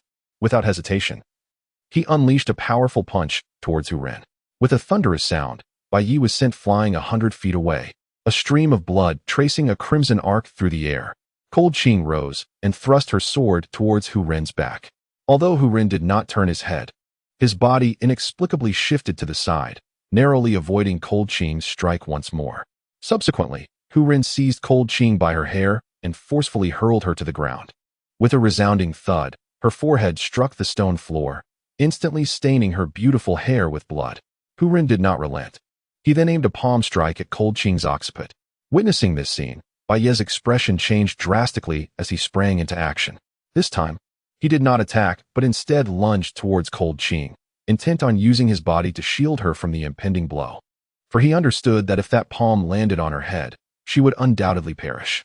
Observing Bai Ye's audacity, Shi's eyes widened in disbelief. "Brother, are you seeking death?" she exclaimed, preparing to intervene. Just then, a massive python surged forth, crashing directly into Hu Ren's waist and sending him flying several dozen feet away. At that moment, Bai Yi rushed to Cold Qing's side, quickly helping her to her feet and retreating to a safer location. The giant python fixated its gaze on Hu Ren, hissing and roaring furiously. Seizing the opportunity, Bai Yi steered Cold Qing to a concealed spot. His heart raced as he recognized the giant python. It seemed to be the very creature from their past encounter. Meanwhile, Hu Ren stared at the python with a hint of madness. Suddenly, the python turned its attention toward Bai Yi and the others. Hu Ren hesitated for a moment, but quickly regained his composure and fled. Bai Ye's face paled. The python was hissing menacingly at him. With both he and Cold Qing gravely injured, how could they possibly contend with this formidable beast? Shi wore a serious expression. Glancing at Bai Yi as she softly said, "Brother, I will lure it away. You take Cold Qing and escape." Bai Yi hastily shook her head, exclaiming, "That cannot be. I will divert its attention. You two should leave first." At that moment, Lung Qing unsteadily rose to her feet. As she stood, the colossal python let out a thunderous roar and charged towards the trio. With blood-soaked hair billowing in the wind, Lung Qing's eyes shimmered with a chilling intensity. She thrust her sword forward, and the giant serpent collided with the blade. With a howl, it was forced back several paces, the sword having pierced its formidable body. One must acknowledge that the python was clad in dark green scales, each nearly impervious to harm. The exertion of that strike seemed to drain her of all strength, and she staggered, on the verge of collapsing. Bai Yi promptly rushed to her side and supported her. This time, Lung Qing did not resist Bai Ye's aid. Bai Yi softly uttered, "Senior Sister Lung, take Shur and go. I shall hold them off for you. Lung Qing pondered for a moment before responding, very well. I will avenge you. With that, she staggered towards Shur, grasped her hand, and activated the teleportation array. Chapter 33, The Serpent Battle. Chapter 34, Madness. Several days later, Bai Yi slowly opened his eyes, and Shur hurried over with a gentle smile. Brother, you're awake. How do you feel? Bai Yi glanced at his own body, astonished to find that all his previous injuries had mysteriously healed. He then turned to Shur with a puzzled expression. Shur, what on earth is happening? Shur responded with a playful smile. It's a secret. At that moment, Lung Qing approached, inquiring, you're awake? Bai Yi felt a bit awkward at her greeting. What could this senior sister mean? Noticing Bai Yi's silence, Lung Qing simply turned and walked away, settling down nearby to meditate. Shur giggled. Brother, doesn't it feel as though happiness has arrived quite unexpectedly? Bai Yi was momentarily bewildered. What on earth is going on? He mused. And what of Hu Ren? At that instant, Shur's expression turned icy. He has escaped. However, that individual is indeed formidable. We must remain vigilant in the future. Bai Yi rose and approached Lung Qing, inquiring, Sister Lung, is your head unscathed? Upon hearing this, Shur, who had just taken a sip of water, erupted in a fit of coughing, spraying it all over the ground. Meanwhile, Lung Qing turned her head and cast a frosty glance at Bai Yi. Bai Yi felt somewhat embarrassed and scratched his head, saying, forget it, as if I never mentioned it. Bai Yi moved to the side and sat cross-legged, focusing primarily on enhancing his strength. He had initially thought that hiding here would keep him safe from being found for a short while, but unexpectedly, he encountered Hu Ren. Cursing his luck inwardly, he heard Shur raise the roasted meat in her hand and inquire, do you eat meat? Bai Yi blurted out. Is it the flesh of the ancient beast of desire? Suddenly, the atmosphere in the arena became rather peculiar. In a dense thicket, Hu Ren sat cross-legged. His injuries had mostly healed, and he slowly opened his eyes, murmuring, Bai Yi, wait for me. With that, he rose and departed, determined to continue his search for Bai Yi. Within the Tsunyan Hall, Song Lan sat in the foremost seat, his brow furrowed in deep thought. Mu Xiao, having recovered, stood quietly in the hall, lost in contemplation. Song Lan suddenly spoke. Elder Mu, please go to the Qingyun sect and retrieve that sword for my inspection. Mu Xiao sighed softly. That sword has already been taken by Chen Guangjian. Its whereabouts are now unknown. Song Lan expressed surprise. Chen Guangjian took it? What does he intend to do? Mu Xiao replied with a hint of self-reproach. I should have brought the sword back sooner. Song Lan waved his hand dismissively. No matter. Do not venture to the Black Wind Forest for now. There is something amiss there. Instead, seek out Chen Guangjian and bring him back. After a moment's hesitation, Mu Xiao turned and left. In the Imperial Hall, Song Yu gazed at the memorial in his hands, his brow knitted in concern. He murmured, a swarm of snakes has appeared in the Black Wind Forest? What could this mean? Could it be related to that individual? That seems unlikely. Just then, a figure entered the hall, kneeling on one knee. Your Majesty, Chen Guangjian requests an audience. Song Yu, perplexed, pondered for a moment before responding. Allow him to enter. Chen Guangjian stepped into the hall and respectfully bowed. I pay my respects to your Majesty. Observing this scene, Song Yu felt a twinge of astonishment. In his recollection, these factions had never regarded him as an emperor. What role was Chen Guangjian attempting to play? Without further deliberation, he smiled at Chen Guangjian. There is no need for such formalities, sect leader Chen. Has your visit today a particular purpose? Chen Guangjian rose and said respectfully, I have an item to present to your Majesty. As he spoke, he produced the Heavenly Tears sword. Song Yu gazed at the blade, his expression transforming into one of shock. This was no ordinary Heavenly Tears sword. Others might mistake it, but he would not, for he himself possessed a Heavenly Tier halberd. And this sword was at least of mid-grade celestial tier. Noticing Song Yu's rapt attention on the sword, Chen Guangjian felt a sense of relief wash over him. Song Yu turned his gaze to Chen Guangjian. Why do you wish to bestow this sword upon me? Chen Guangjian explained. This sword cannot be safeguarded within my Qingyun sect. Ha ha ha, how candid you are. Do you believe that my Imperial Hall can protect it? Song Yu laughed heartily. Chen Guangjian's expression darkened as he prepared to respond. However, Song Yu interjected, take the sword back. If you cannot safeguard it, neither can my Imperial Hall. What a jest. Had that girl not visited a few days ago, I might have been tempted.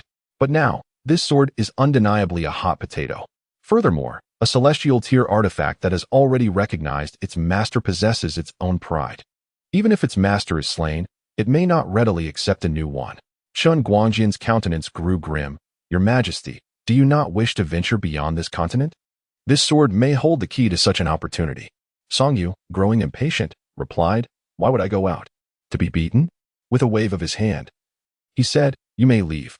In the grand hall of the Sun family in Jincheng, Sun Yin was lost in contemplation when a voice interrupted, Head of the family. The master of the Zhou family has come to visit. Sun Yin, puzzled, wondered about the purpose of the visit and promptly replied, Please invite him in. Ha ha. Dear brother Sun, it has been many years. How have you been? A robust middle-aged man entered the hall, clad in an exceedingly loose brocade robe that appeared quite ill-fitting. As he walked, he held his robe with both hands, as if fearing that letting go would cause him to trip. This man was none other than Zhou Yuan, the master of the Zhou family. Sun Yin rose, clasping his fists in a gesture of greeting. Brother Zhou, what a rare visit. They both took their seats, and Zhou Yuan suddenly asked, Have you heard of that sword?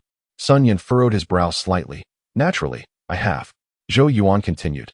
It is said that this sword can elevate our cultivation to the next level. We have lingered in this realm for centuries, and if this sword truly possesses that power. Sun Yin shook his head with a smile. It is unlikely to be that simple. It is merely a sword. Zhou Yuan's expression grew serious. It is rumored to be an object from beyond our world. Sun Yin chuckled lightly.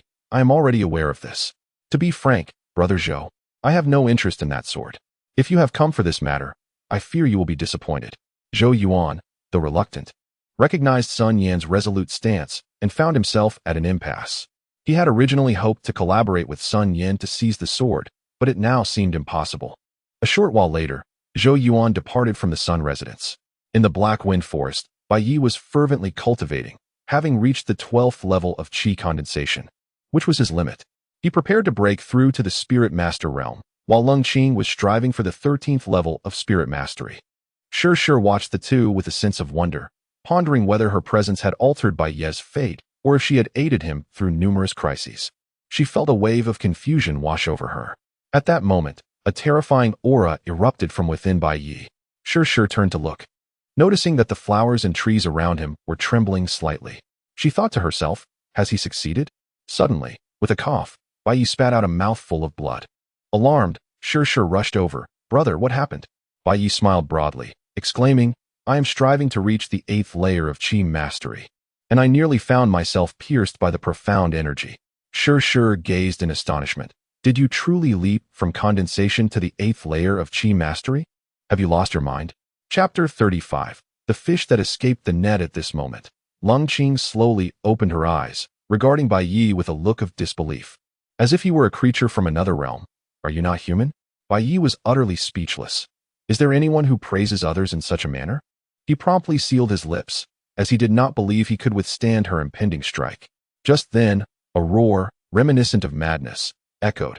At last, I have found you. You shall perish. The three turned to gaze, and there stood Hu Ren. Bai Yi felt a surge of irritation. Why won't this old man take a hint? Having uttered these words, he activated the teleportation array, and in an instant, the three vanished from their location. Upon witnessing their disappearance, Hu Ren let out another furious roar. By the city boundary river, Chun Guangjian wore a grim expression as he pondered something deeply.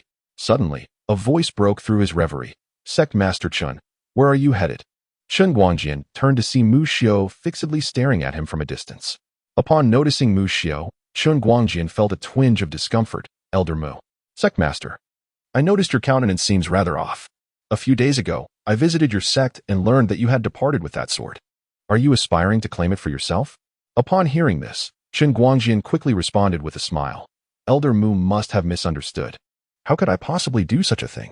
I took the sword to find Bai Yi, intending to capture him along with the sword to present to you. Mu Xiao chuckled lightly. In that case, accompany me to Songyun Academy.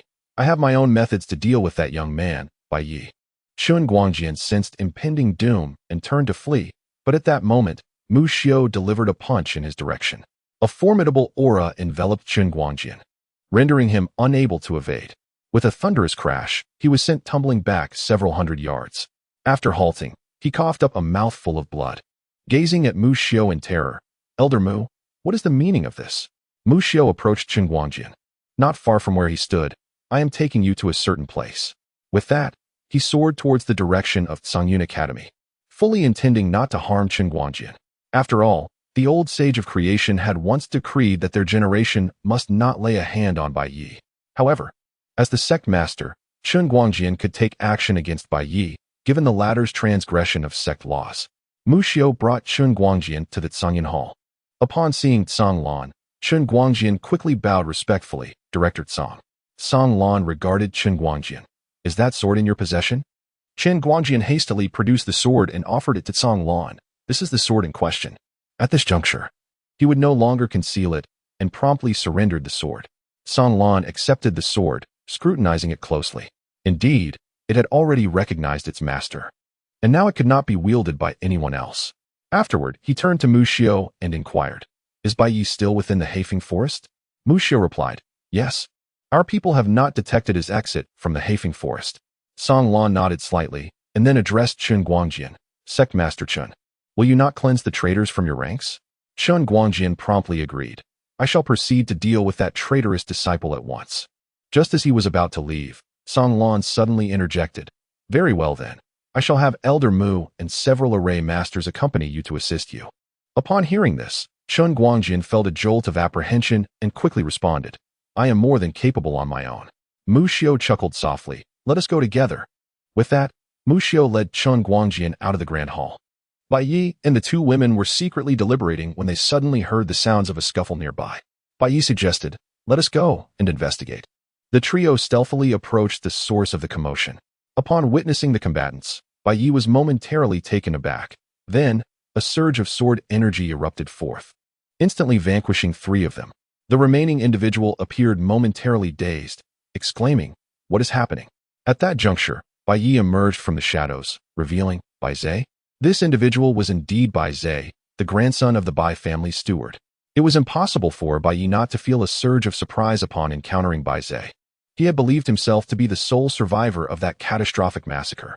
To his astonishment, he discovered that another had managed to escape. Bai Zhe was momentarily lost in thought. When he heard someone calling him, he shuddered involuntarily. Upon turning around and discovering it was young Master Bai Yi, he was instantly filled with overwhelming joy. Bai Yi hurriedly approached and embraced Bai Zhe, laughing as he said, "I once believed I was the sole survivor of that ordeal. Little did I know that you, my dear friend, are still very much alive." Bai Zhe's countenance appeared somewhat grim. "At the time of the incident, I was away on a procurement trip and was not present within the family. Upon my return, I found the household in utter disarray and soon learned that it was the Tang family who was responsible. Furthermore, members of the Tang family were actively searching for other descendants of the Bai clan, compelling me to take refuge in various hiding places." Bai Yi let out a soft sigh, stating, "Let us not dwell on the past. I shall certainly avenge this grievance." Upon finishing his words, he directed his gaze towards Shi and Lung Qing, saying, "You two may step forward." Lung Qing and Shi emerged from their concealed hiding place, and upon seeing the two women, Bai Zhe exhibited a hint of wariness. Bai Yi promptly remarked, "This is Senior Sister Lung, and this is Miss Shi. They are all our own." Bai Zhe's expression softened as he clasped his fists. "Greetings, Sister Lung and Miss Shi." Shi scrutinized Bai Zhe for a moment before addressing Bai Yi. "Brother, is this one of the overlooked members of your clan?" Upon hearing this, several individuals exchanged peculiar glances. Shi seemed to realize her words may have been inappropriate and quickly amended, "I meant to say, is he a survivor?" Bai Yi nodded, then glanced around and whispered, "This place is not safe. We should find somewhere to conceal ourselves." Poetic Shi nodded in agreement. "Indeed, we must hide, or that old fellow will pursue us again." As they journeyed, Bai Yi inquired of Bai Zhe, "Who were those individuals I just encountered in combat?"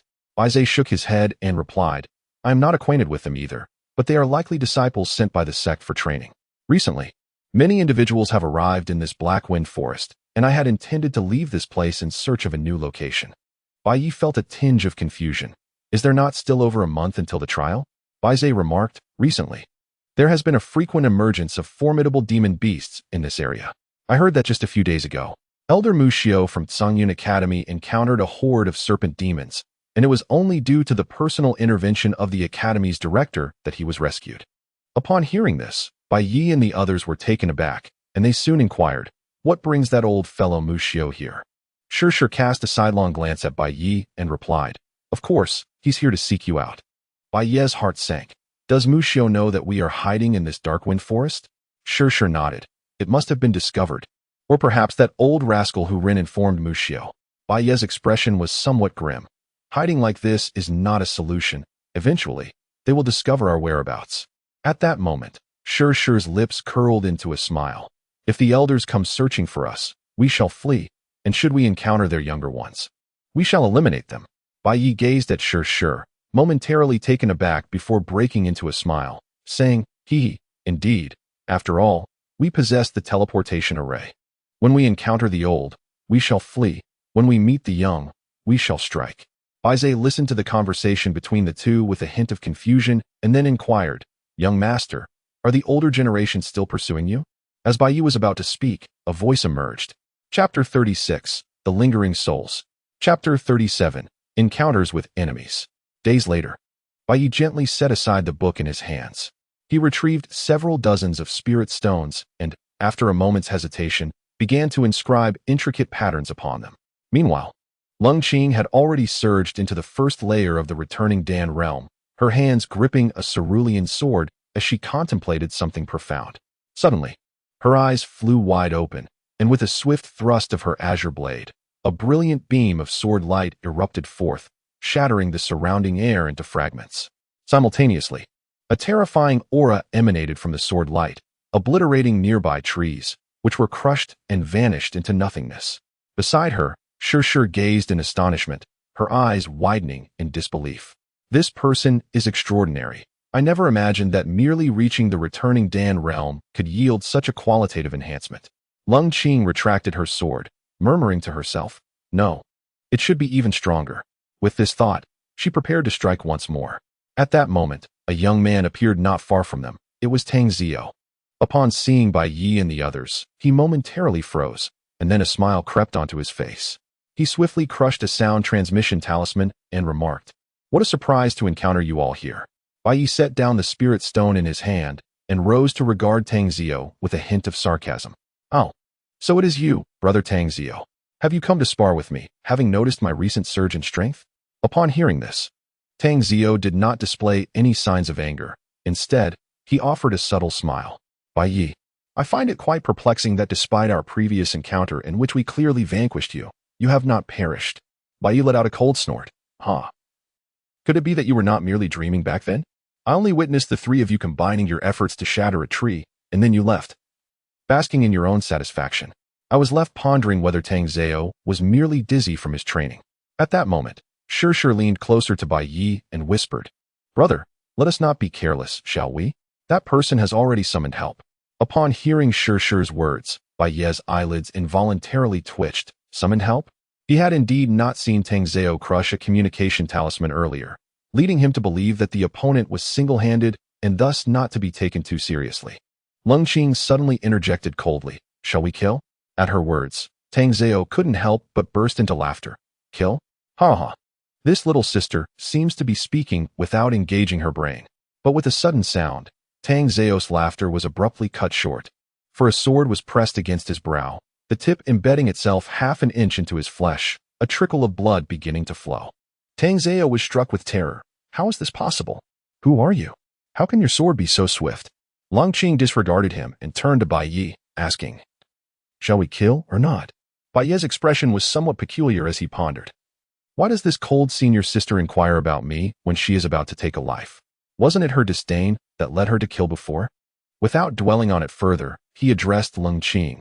Let us refrain from killing for the moment. I wish to see whom he summons. Lung Qing abruptly sheathed her sword, a swift motion that resulted in another splash of crimson as the blade retracted. Tang Zio hurriedly covered the wound on his brow, staggering back a few steps, his countenance betraying a hint of panic. He recognized all too well that he was no match for this woman, as her previous strike had been executed without warning. The sound of the blade's swift cut left him momentarily stunned, and a chill of trepidation washed over him. Who exactly is this woman? Tang brother, is there something urgent that compels you to send a sound transmission? A voice emerged, and soon 5 young men materialized in the vicinity. Upon noticing Bai Ye and his companions, the 5 paused momentarily, then turned their gaze towards Tang Zio. Their expressions shifted dramatically when they spotted the blood staining his brow. Tang brother, what has happened to you? One of them queried, pointing at the injury on Tang Zio's forehead with a look of confusion. With a darkened expression, Tang Zio glanced at Bai Yi and the others. We joined forces to eliminate them. The five exchanged incredulous looks as they regarded Bai Yi and his companions.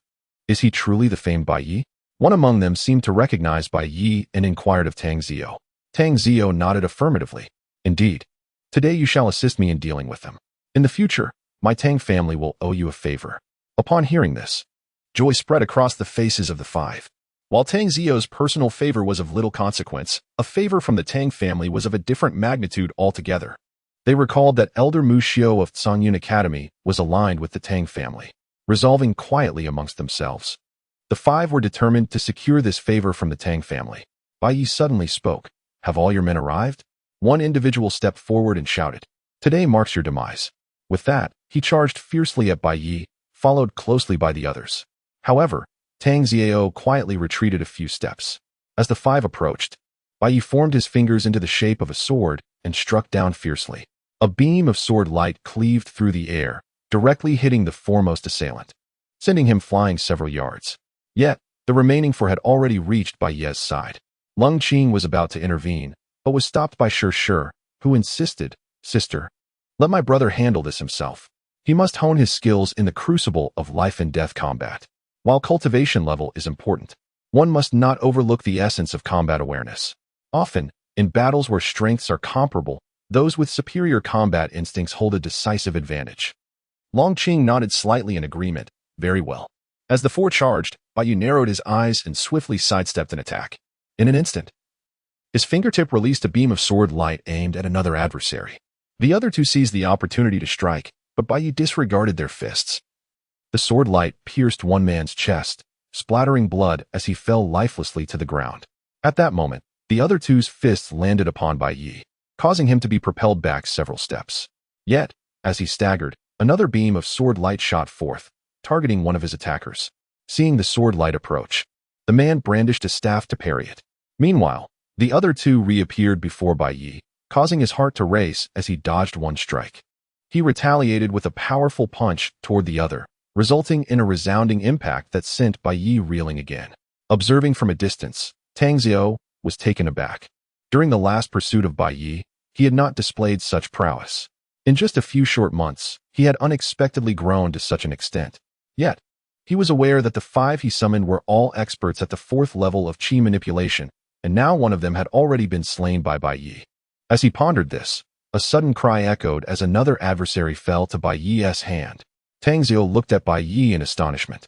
The latter was becoming increasingly formidable, and after dispatching two foes, his momentum surged. The remaining three seemed to realize the gravity of the situation, suddenly retreating to Tang Zio's side. One of them, wiping the blood from his mouth, glared at Tang Zio and exclaimed, Young Master Tang, we are risking our lives here while you seem rather unperturbed. The other two also cast displeased looks at Tang Zio, demanding, Indeed, young Master Tang. 2 of our number have already perished. Why do you not make a move? What do you intend? Tang Zio felt a twinge of embarrassment and replied, We should withdraw. Withdraw? Did I permit your escape? Bai Yi advanced slowly towards Tang Zio and his companions. Tang Zio spoke solemnly, I underestimated you. With that, he crushed a communication talisman. Chapter 38. Invincible in oneself. Bai Yi observed Tang Zio crushing another communication talisman, causing her eyelids to twitch involuntarily. Are you attempting to leverage your numbers to intimidate the few? Tang Zio fixed his unwavering gaze upon Bai Yi and declared, Today, you shall die, whether you wish it or not. Bai Yi suddenly erupted into laughter, exclaiming, Ha ha ha, let's see if you possess the capability. With that, he unleashed a devastating strike that split the ground, unleashing a terrifying aura that instantly engulfed Tang Zio and his 3 companions. Under the weight of this formidable pressure, the air around them churned like a surging river, creating layers of undulating waves. Following this, a colossal beam of sword light descended upon Tang Zio and his companions. Upon seeing this strike, Tang Zio's expression changed dramatically. He thrust his fist towards the sword light, while the other 3 also joined in to resist. With a thunderous roar, Tang Zio was sent flying several dozen feet, crashing against a large tree before coming to a halt. Meanwhile, the other 3 were cleaved in two by the sword light. Terrified, Tang Ziyo turned to Bai Yi and exclaimed, "How is this possible?" As he spoke, he suddenly coughed up a mouthful of blood. Bai Yi, without uttering a single word, thrust his sword forward, aiming directly at Tang Ziyo's chest. However, the sword light shattered explosively half a foot from Tang Ziyo's heart. As a formidable force repelled Bai Yi back to his original position, an elderly man appeared before Tang Ziyo. It was Mu Xiao. Beside Mu Xiao stood another person, Chen Guangjian. Mu Xiao turned to Tang Ziyo and said, "You should leave first." Upon seeing Mu Xiao's arrival, the expressions of Bai Yi and his companions darkened. Lung Qing fixed her gaze on Chen Guangjian, her cold, murderous intent sending chills down one's spine. Mu Xiao looked at Bai Yi and the others, a slight smile gracing his lips. "There's no day like today. I shall escort you on your journey." He then turned to Chen Guangjian, saying, "As for the matters within your sect, I shall refrain from intervening. You must resolve them yourself." Hearing Mu Xiao's words, Bai Yi was momentarily taken aback. "Old man Mu, come over and engage in a fierce duel with me for 300 rounds. Yet, Mu Xiao shook his head with a smile. "Little brat, you lack the qualifications to compel me to act." Lung Qing stepped forward. "I shall avenge my master."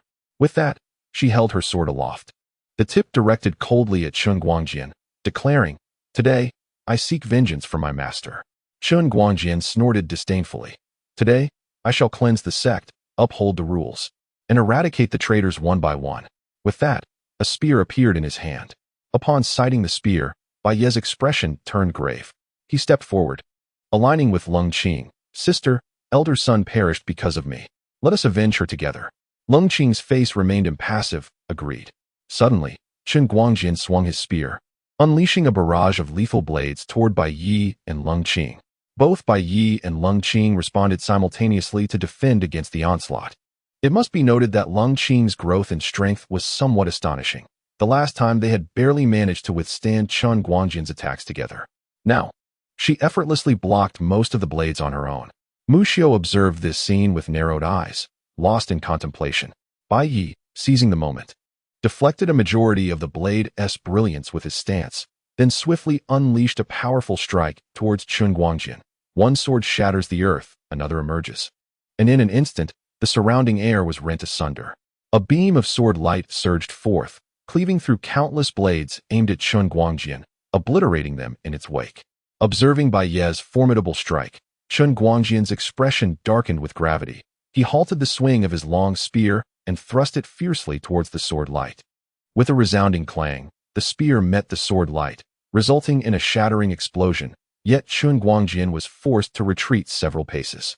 Lung Qing advanced with a swift thrust of her sword. Her blade was already remarkably swift, but now, with all her might, she executed a strike that was nearly imperceptible to the naked eye, aimed directly between Chen Guangjian's brows. With a sharp ping, Lung Qing's sword halted mere inches from Chen Guangjian, unable to breach an impenetrable barrier of light surrounding him.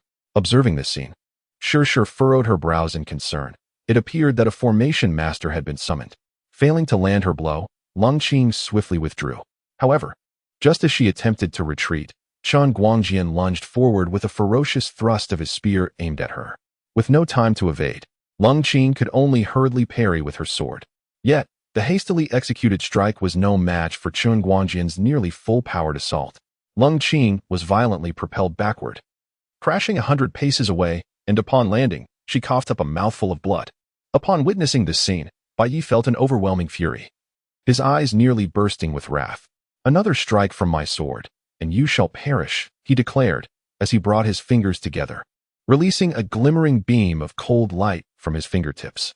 As this beam shimmered, the surrounding space seemed to be effortlessly sliced apart, akin to fragile parchment. This was a thread of sword light, forged from the essence of spatial energy accumulated over hundreds of feet, and with a manic smile, Bai Yi proclaimed, "You shall all die." He then pointed toward Chen Guangjian, and with a swift motion, the seemingly ordinary yet rapid sword light shot forth towards him. Upon seeing this beam, Mu Xiao's expression shifted dramatically, and he urgently called out to Chen Guangjian, "Quick, retreat." Chen Guangjian, sensing the imminent danger posed by the sword light, had already begun to retreat before Mu Xiao could finish his warning. However, his speed was no match for that of the sword light. With a soft sizzle, the beam pierced through the protective barrier enveloping Chen Guangjian and struck true at his brow. A trickle of blood began to flow from the space between his eyes, and with wide, astonished eyes, Chen Guangjian murmured, "How did you achieve this?" Yet, before Bai Yi could respond, he collapsed, meeting an untimely demise. Mu Xiu cast a lingering glance at Bai Yi before turning to leave. He understood that had he chosen to act now, he could have easily obliterated Bai Yi and his companions. Yet, he dared not take the risk. The potential emergence of the ancient figure of fortune would pose a significant threat. Although Chen Guangjian's actions had gone unimpeded due to his esteemed reputation, Mu Xiu recognized that intervening himself would be an act of bullying the weak, which was clearly unacceptable. After Bai Yi unleashed that brilliant sword light, he collapsed to the ground, having exhausted all the profound energy within him. Shi approached his side, inquiring, "Brother, are you all right?" Bai Yi waved his hand dismissively, inquiring, "Is senior sister Lung all right?" Fortunately, came the reassuring voice of Lung Qing. Bai Yi let out a long sigh of relief, exclaiming that all was well. "We must hasten our departure from this place." A thought crossed his mind, and he queried with a hint of confusion, "But why has Mu Xiu left? Why did he spare our lives?" Shi, equally perplexed, responded, "I have been pondering the same question." Suddenly, Lung Qing interjected, "According to my master, it is forbidden for the elder generation to lay hands upon the younger in the Tsangyan continent." Bai Yi inquired, "How did Chen Guangjian come to strike against us?"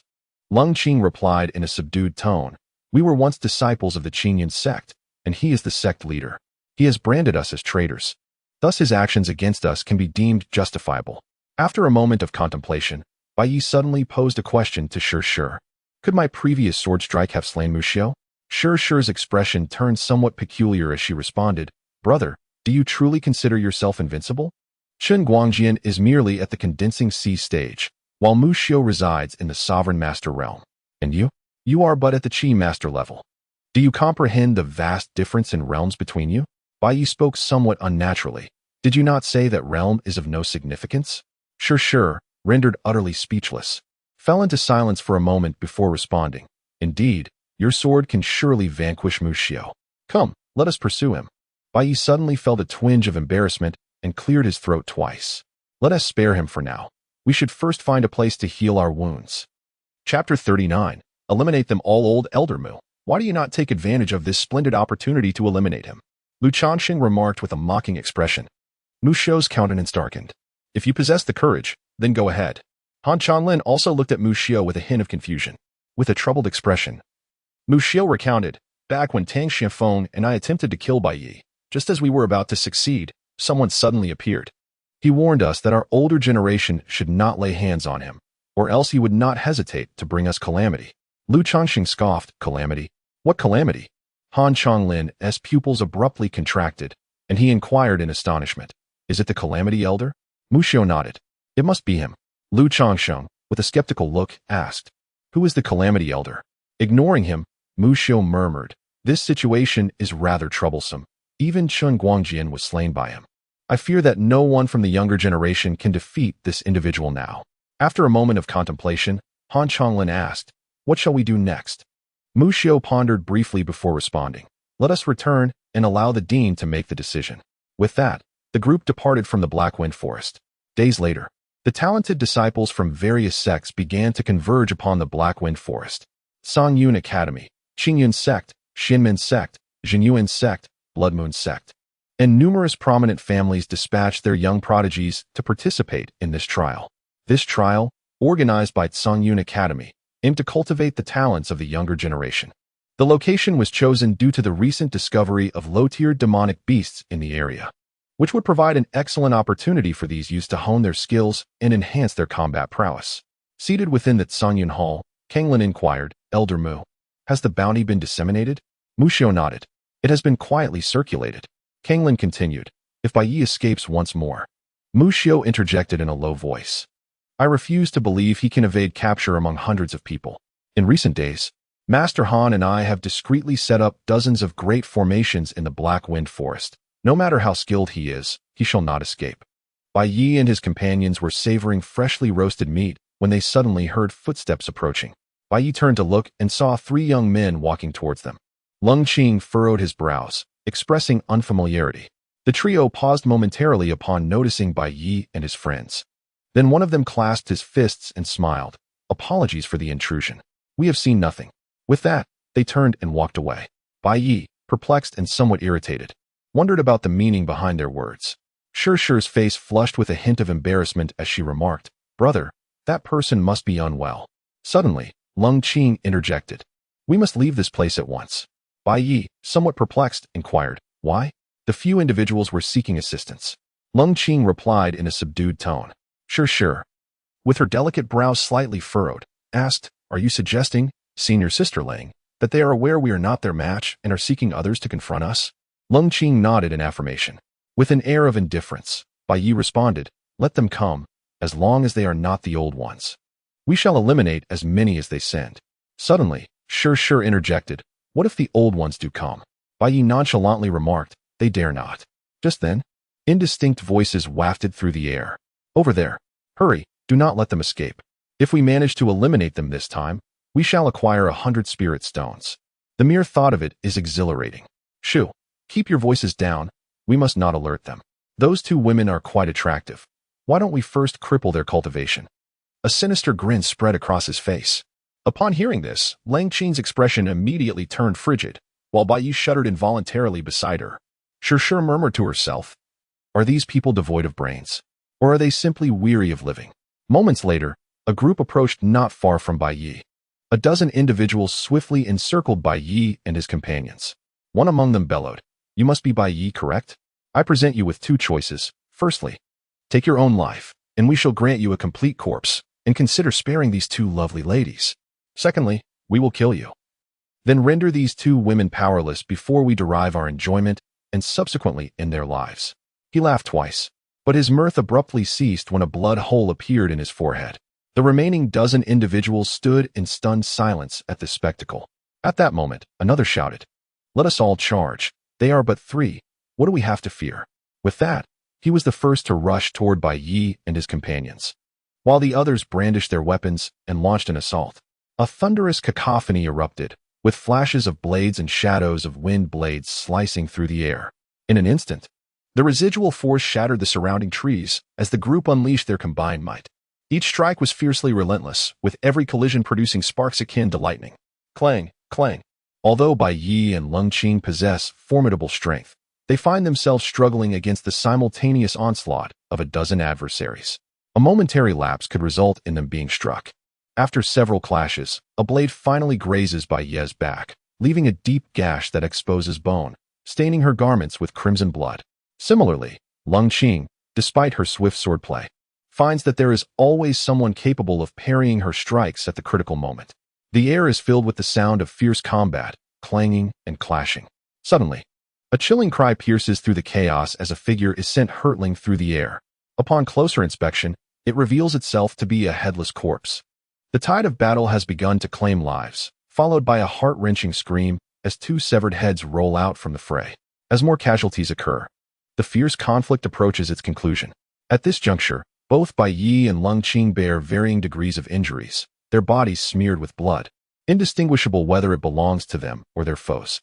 Lung Qing's cold gaze radiates an endless murderous intent, her disheveled hair swirling amidst a miasma of blood, and her gown, soaked in crimson, resembles that of a reaper walking among the living.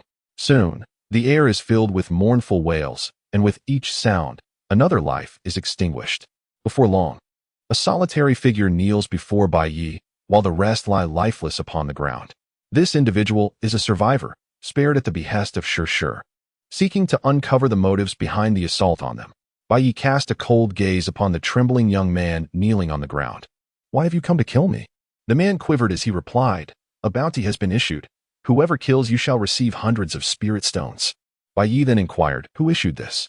"It was someone from Tsungyun Academy," came the reply. Upon hearing this, Bai Yi could not help but furrow his brow, remarking, "The elders dare not come, so they send the younger ones instead?" After saying this, he cast a glance at the person kneeling on the ground, commanding, "You may leave." The individual, upon hearing the words of release, rose swiftly as if granted a pardon. Yet, after only a few steps, he collapsed, as the cold blade had already pierced his brow. "Brother, what shall we do now?" Bai Yi glanced at Lung Qing without uttering a word.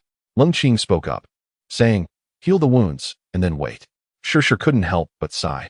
"I hope they are a little more foolish." Bai Yi cast a glance at the lifeless body on the ground, noting the unfortunate souls. Just as the three were about to depart, a voice echoed through the air. Chapter 40. The world has changed. Chapter 41. The deadly siege formation. Bai Yi gently stepped into Yunshang's room, a sensation of deep familiarity enveloping her. Suddenly, it felt as though the voice of Yunshang echoed in her ears. Xiao Yezi, I desire meat. Bai Yi instinctively replied, sure. However, she was momentarily taken aback, then forced a bitter smile and asked, Shang, are you doing well? Yes, I'm fine, of course, came Yunshang's voice once more, echoing in Bai Yi's ears. Tears of white leaves moisten my eyes. Shang, do you know? I miss you dearly. What do you miss me for? Do you wish for me to strike you? Bai Yi slowly sat upon the bed of Yunshang and asked, could you strike me once more? Why would I waste my energy on you? The trio of Shi watched Bai Yi, who seemed lost in a trance of self-talk. Just as Leng Qing was about to approach, Shi stopped her, saying, Senior sister, let him be quiet for a moment. With that, she took Leng Qing away, and Yang Xiao sighed as he departed as well.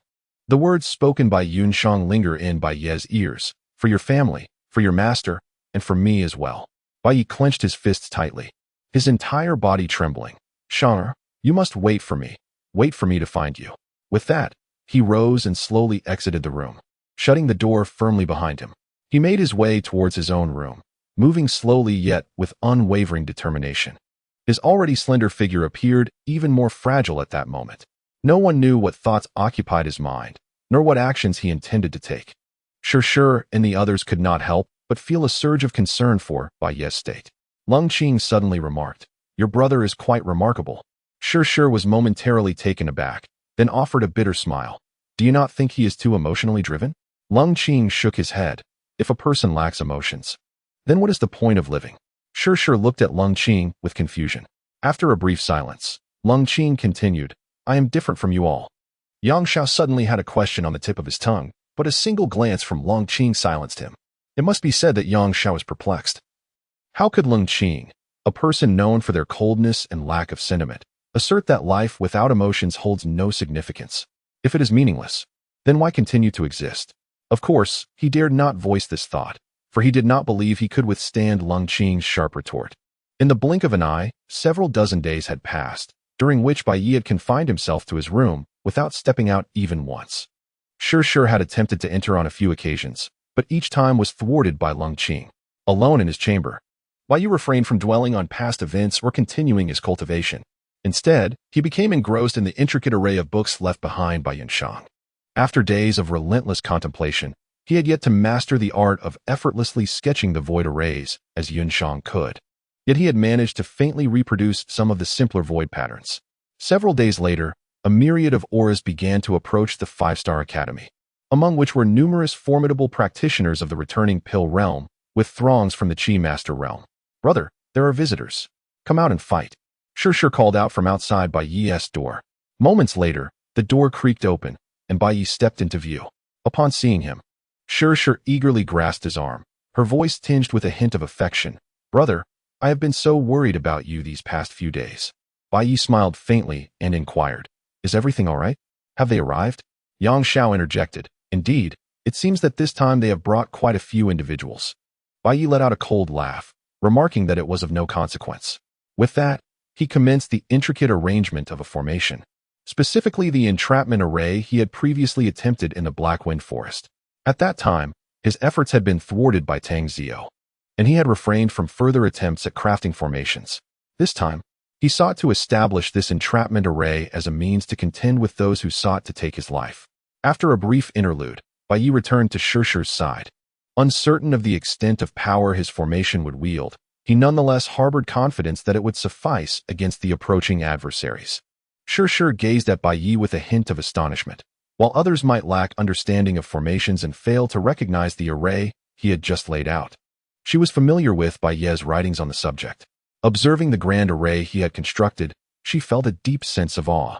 It was unexpected that he had managed to create a level 4 entrapment array, as she had only previously known him to be capable of inscribing simple teleportation and ordinary defensive formations. The realization that he had conjured a level 4 entrapment array left her somewhat astounded, as it was indeed far more formidable than the teleportation array he had previously devised. Yang Zhao's expression turned peculiar as he inquired, "Junior brother Bai, did you just claim to possess the ability to arrange formations?" Bai Yi smiled and said, "I have just learned this." Before Yang Zhao could utter another word, several figures suddenly appeared before the crowd. One of them laughed heartily, "Haha. Indeed, we have found you." As soon as the words were spoken, dozens more figures materialized in the courtyard. In a short span of time, the entire small courtyard was surrounded tightly. Upon closer inspection, there were as many as several hundred individuals present. Among them, over 100 were at the returning dance stage. And there were even more than a dozen at the core formation stage, while the remainder were all at the Chi Master stage. One must admit that such a formation was indeed somewhat terrifying. If these individuals joined forces, even a powerful figure of the sea condensation stage would likely meet their demise.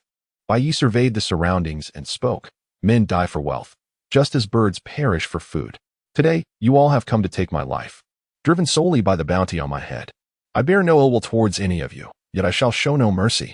Bai Yi inherently comprehended the intentions of these individuals. Were he in their position, he would undoubtedly act similarly. Regardless of enmity or friendship, when the stakes are sufficiently high, all concerns become trivial. He would show no mercy to these individuals, for although most present previously harbored no grievances against him, they now stood firmly in opposition.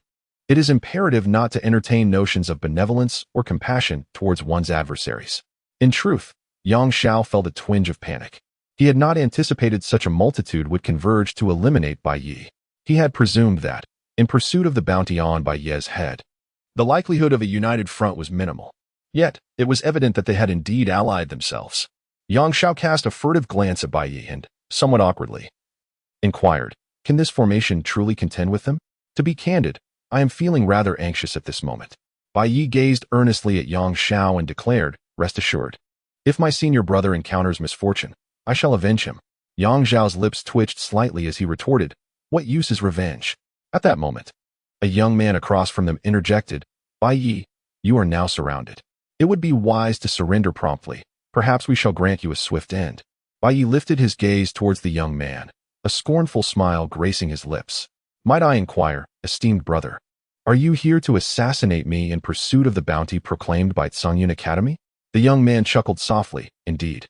To speak candidly, we bear no enmity towards young Master Bai. Had it not been for that bounty, we would not have engaged in conflict with you. However, in the pursuit of that reward, we find ourselves compelled to offend you, young Master Bai." Bai Yi let out a soft sigh, exclaiming, "Alas! However, to my knowledge, the bounty consists solely of a singular earthly weapon. I wonder how you intend to divide it." At that moment, another young man interjected, "You need not concern yourself with how it will be divided, Bai Gongzi." As his words hung in the air, the previously speaking young man suddenly declared, "Let us attack together." Chapter 42, A Unified Assault. With a battle cry, hundreds surged forward, charging towards Bai Yi and his companions. Bai Yi gazed at the hundreds of individuals rushing towards him. Though his countenance remained calm, a sense of uncertainty gnawed at his heart.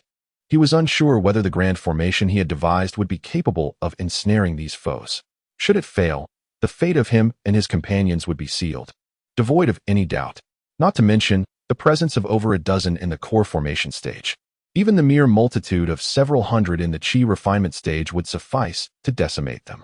At times, the sheer weight of numbers proves to be decisive. Unless there exists a significant disparity in cultivation levels, a difference of 1 or 2 realms can often be compensated for by sheer numbers. Sure, observing the oncoming throng, gently shook her head and said, "Brother, I shall return to my room now." Bai Yi expressed his astonishment, inquiring, "What is the purpose of returning to the room?" He feared that soon he might be overwhelmed with emotion. Sure walked directly into the room, closing the door firmly behind her. Bai Yi wished to articulate further. Yet at that moment, hundreds of individuals surged into the domain of the intricate formation he had meticulously arranged. With a gentle flourish of his hand, he commanded, "Formation, arise." At the sound of his fierce declaration, a faint crimson shield suddenly manifested in the skies above, enveloping all present within its embrace. Beneath this ethereal red barrier, the realm seemed to become isolated from the outside world. The entirety of the heavens within the shield was awash in a soft crimson hue, while tendrils of similar color swirled around intermittently. The multitude, upon witnessing this spectacle, stood momentarily frozen, evidently taken aback by the unfolding scenario. Unbeknownst to them, They were ensnared in a formation, and they had yet to grasp the sheer brutality that awaited them. However, their bewilderment was fleeting after a brief pause. They resumed their charge toward Bai Yi and his companions. Suddenly, a chilling cry pierced the air. The crowd turned in the direction of the sound, only to behold a severed head slowly descending, accompanied by a spurt of crimson blood. What transpired? Who struck? How did his head detach? Chaos erupted in the midst of the assembly. In that instant, the blood gushing from the headless corpse soared directly into the crimson shield above. Instantly, the barrier quivered slightly, solidifying its form. The onlookers exchanged curious glances at the now intensified shield. Yet another cry echoed as another head was dislodged, blood splattering and staining the sky a deep red. The crowd's brows furrowed in concern, and one among them remarked, "This situation is most peculiar. We should withdraw from here." With that, he attempted to lead a few companions to safety. However, just as they approached the periphery of the crimson shield, a flurry of crimson energy blades hurtled toward them. The group hastily tried to defend themselves, but soon realized these blades were insurmountable. In the blink of an eye, several lay lifeless upon the ground, their expressions frozen in shock. The remaining members of the throng, witnessing this horrific scene, could not help but turn pale with fear. Bai Yi gazed at the scene before him with a sense of excitement. This grand formation was indeed extraordinary. Its formidable power was undeniable. If several such formations were established around the Tang family, the entire clan would be left in utter dismay. Meanwhile, Yang Zhao's heart was tumultuous, astonished by the sheer might of the formation. He realized that those who had perished moments ago were all-powerful beings at the returning dance stage. Within this formation, even they were utterly defenseless.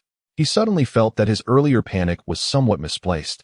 Had he known Bai Ye's formation was so formidable, he would not have been so flustered. With this thought, Yang Zhao couldn't help but burst into hearty laughter. However, his mirth was abruptly halted as he noticed a blade of air hurtling towards him. He swiftly turned to Bai Yi and exclaimed, "What is happening?" Bai Ye's previously serene expression instantly darkened. "Senior brother Yang, it seems I have forgotten something." Yang Zhao sensed that something was amiss and, with a grim countenance, inquired, "What have you forgotten?" Bai Yi awkwardly remarked, "I forgot that once this deadly formation is activated, it will indiscriminately attack anyone within its confines." Upon hearing this, Yang Zhao nearly stumbled and fell to the ground, exclaiming, You can forget that?" Lung Qing also turned, casting a stern glance at Bai Yi. "What shall we do now?" Bai Yi was about to speak when a flurry of wind blades shot towards them with remarkable speed. The individuals on the opposite side stood frozen, bewildered by the unfolding scene. What was happening? Were they inadvertently harming themselves? As the crowd remained in shock, thousands of wind blades silently emerged from within the formation.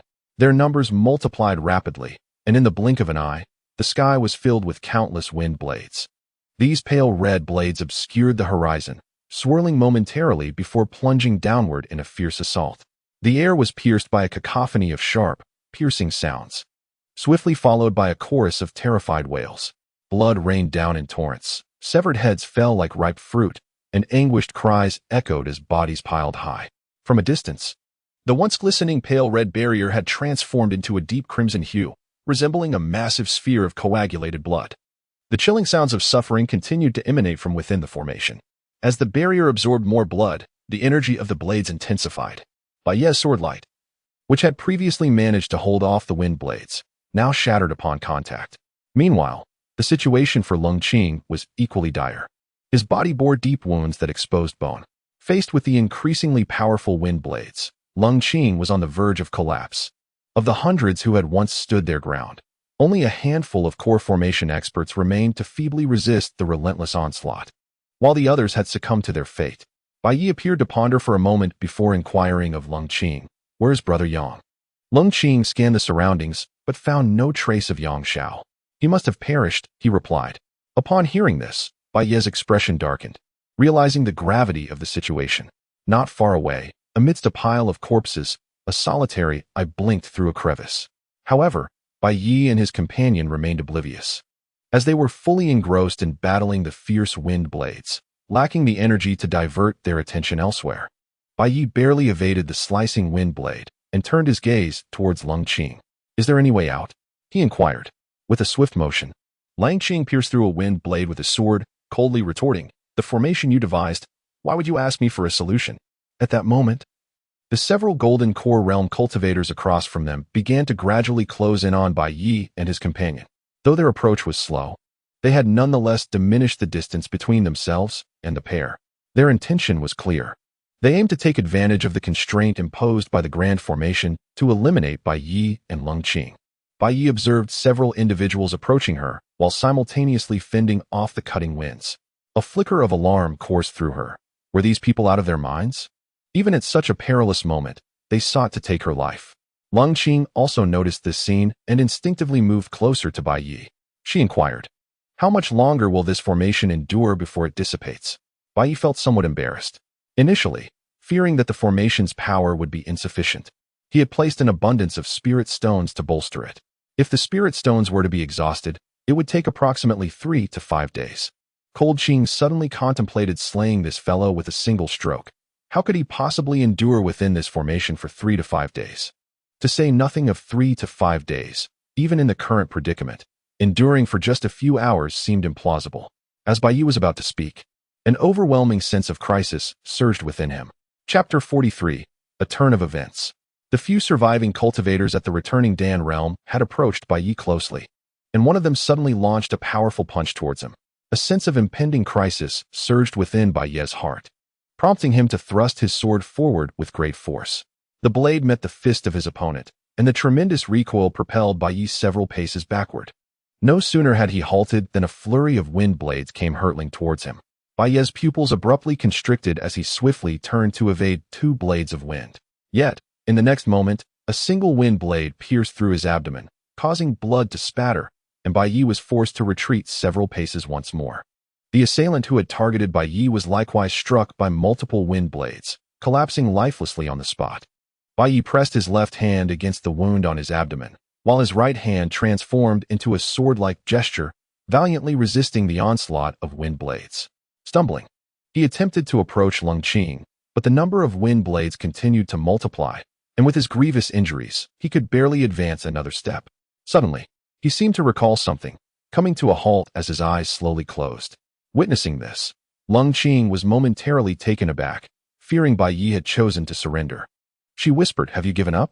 At that moment, Bai Yi abruptly opened his eyes, and with fervor, his right hand began to weave through the air. As he moved, intricate golden patterns manifested in the void, forming bizarre and complex shapes. In a brief span, the space before him was filled with these enigmatic designs. "Break," Bai Yi murmured softly. As the words left his lips, the peculiar patterns began to dissolve into countless shards of light, hurtling towards the crimson barrier. With the shards of light entering the blood-red shield, it gradually dimmed, and the surrounding wind blades also faded into obscurity. When all the intricate shapes before Bai Yi transformed into shards of light and merged into the crimson barrier, it vanished entirely, taking with it the countless wind blades that had besieged the area. Upon witnessing this, Lung Qing could not help but breathe a sigh of relief. After accomplishing this feat, Bai Yi stumbled and collapsed onto the ground. Lung Qing hurried to his side, asking, "Are you all right?" Bai Yi smiled broadly, asserting that he would not perish. He then cast his gaze towards the other several cultivators at the core formation stage. At that moment, those individuals appeared utterly incapacitated, and upon meeting Bai Yi's eyes, their expressions shifted dramatically. One among them spoke, "Brother Bai, this is all a misunderstanding. We shall no longer trouble you." With that, the man attempted to rise and depart. But at that instant, a blade pierced through his brow.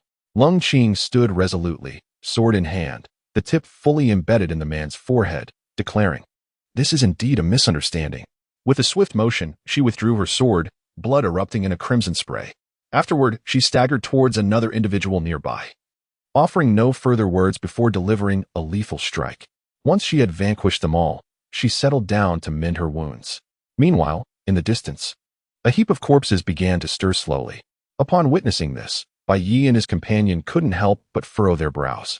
As one corpse after another was overturned, an individual emerged from within. The sight of this person caused an odd expression to cross the faces of Bai Yi and his companion. It was none other than Yang Xiao.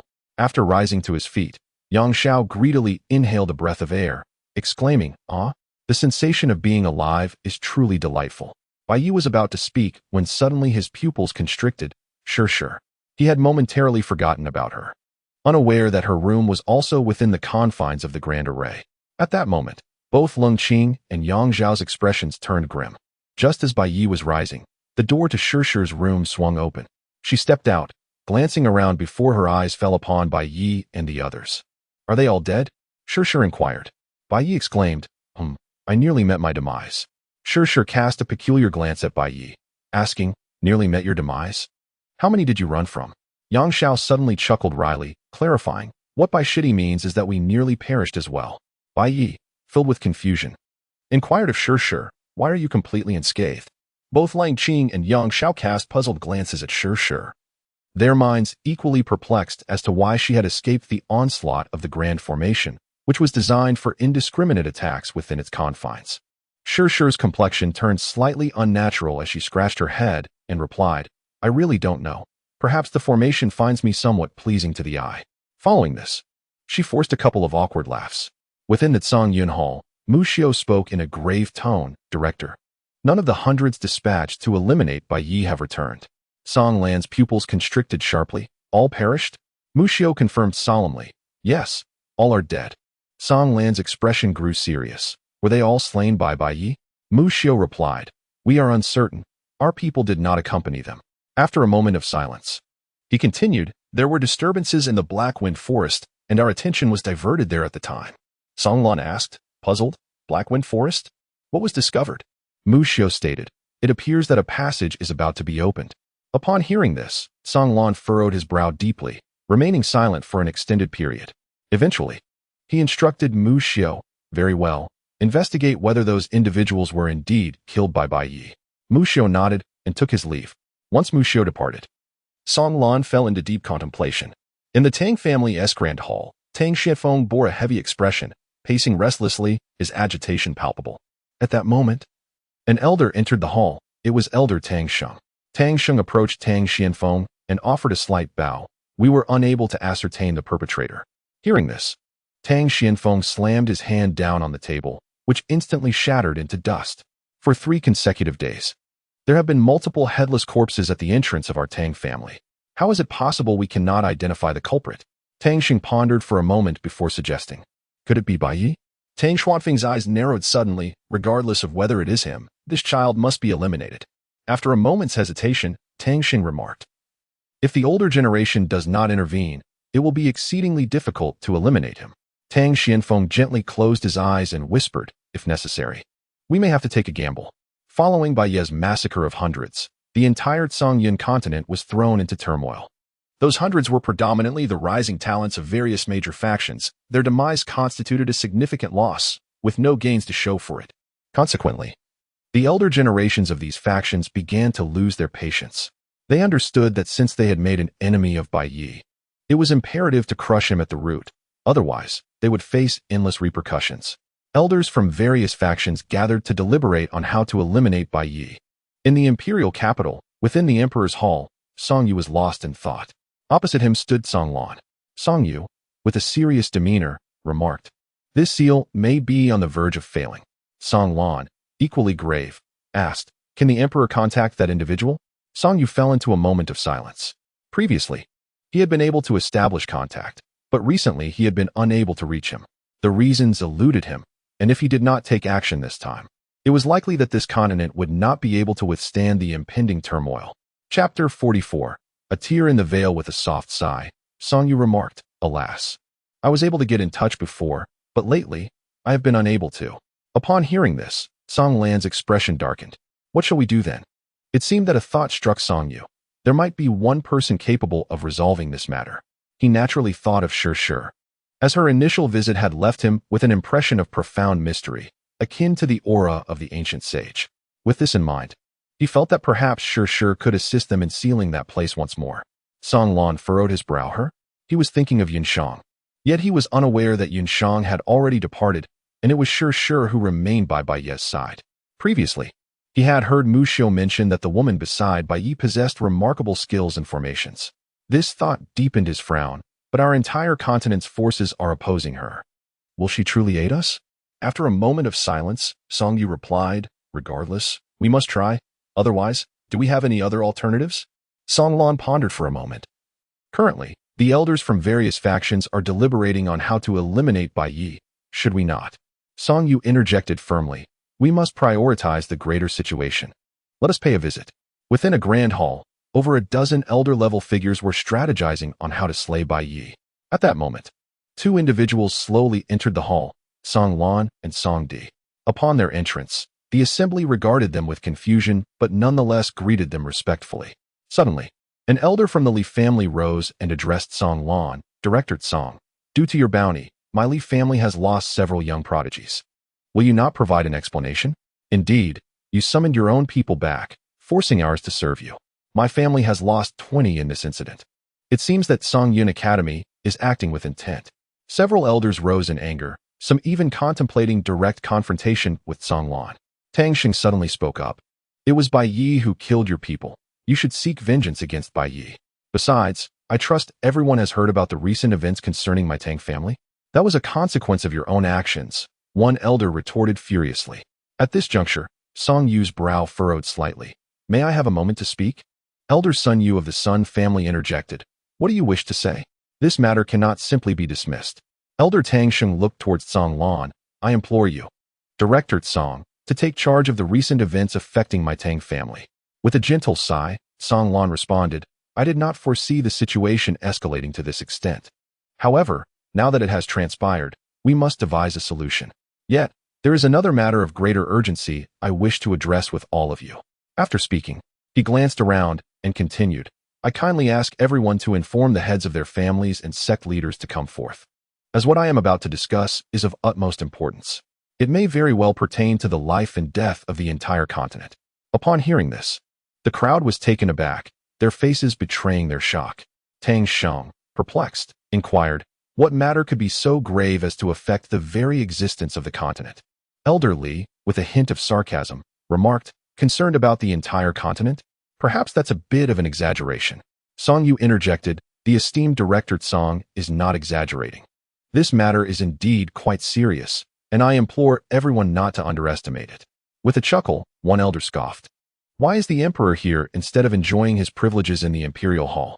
Most in attendance paid little heed to the emperor, as the imperial hall was known for its detachment from worldly affairs, and few were acquainted with its true strength. Song Lan, visibly frustrated, urged everyone. Please hasten to notify your family heads and sect leaders. I have no desire to waste further words with you. It was clear to him that this assembly was oblivious to the gravity of the situation. Of course, he did not blame them, for the knowledge of this matter was scarce, and even many family heads and sect leaders remained unaware. Seeing Song Lan's displeasure, the crowd fell silent and promptly sent messages to their respective family heads or sect leaders. Song Yu turned to Song Lan and said, in a moment, you shall explain the situation to them. I will go to meet that woman. Song Lan pondered for a moment before nodding in agreement. Very well. But if she does not acquiesce? Song Yu sighed softly. Then I shall venture out to seek others. Before long, Song Yu arrived at a courtyard, the renowned 5-star academy. As he stepped into the compound, he found Shir already waiting there. A smile graced her lips as she remarked, is the esteemed emperor here for something? From within the room, Bai Yi, who had been practicing, emerged and regarded Song Yu with a curious gaze. Bai Yi furrowed his brow slightly as he gazed at Shir and inquired, who is this person? Shir replied with a smile, he is from the imperial capital, the emperor. Song Yu offered a faint smile. I presume this is the esteemed young master Bai Yi. Bai Yi gazed at Song Yu and inquired, have you come to take my life? At that moment, Lung Qing and Yang Xiao had also emerged from the room, standing resolutely beside Bai Yi. Upon hearing Bai Yi's words, Song Yu appeared momentarily taken aback. Kill you? No, he replied. I have come to seek the assistance of this young lady. With that, he turned his attention toward Shir. Bai Yi gazed at Shir with a hint of confusion and inquired, do you know him? Shir shook her head, not well. In truth, she was equally perplexed. Why would the emperor seek her out? What assistance could she possibly offer? Did they share any significant familiarity that warranted such a request? Song Yu hastily interjected, this matter is of great importance. I implore you, miss, to lend your aid. Shir, feeling a surge of irritation, thought to herself, is this person unwell? Can't he see that I am concealing my true abilities? She resolved not to let him continue, lest it lead to complications. With a knowing smile, she suggested, why not discuss it with my brother? Perhaps he could be of assistance. After saying this, she discreetly conveyed a message to Song Yu. Do you comprehend what should remain unspoken? Song Yu's expression shifted momentarily, as if he grasped the underlying implication. He then responded with a smile, understood. He turned to Bai Yi, offering a slight bow. Young Master Bai, I kindly request your assistance in this matter. Bai Yi, though somewhat perplexed, smiled and said, please share what it is you wish to discuss. If it lies within my capabilities, I shall give it due consideration. Bai Yi contemplated that, after all, they had come to request his assistance, so he ought to engage in some polite banter. However, he did not commit himself entirely, indicating that even if he possessed the capability, he might still consider the matter.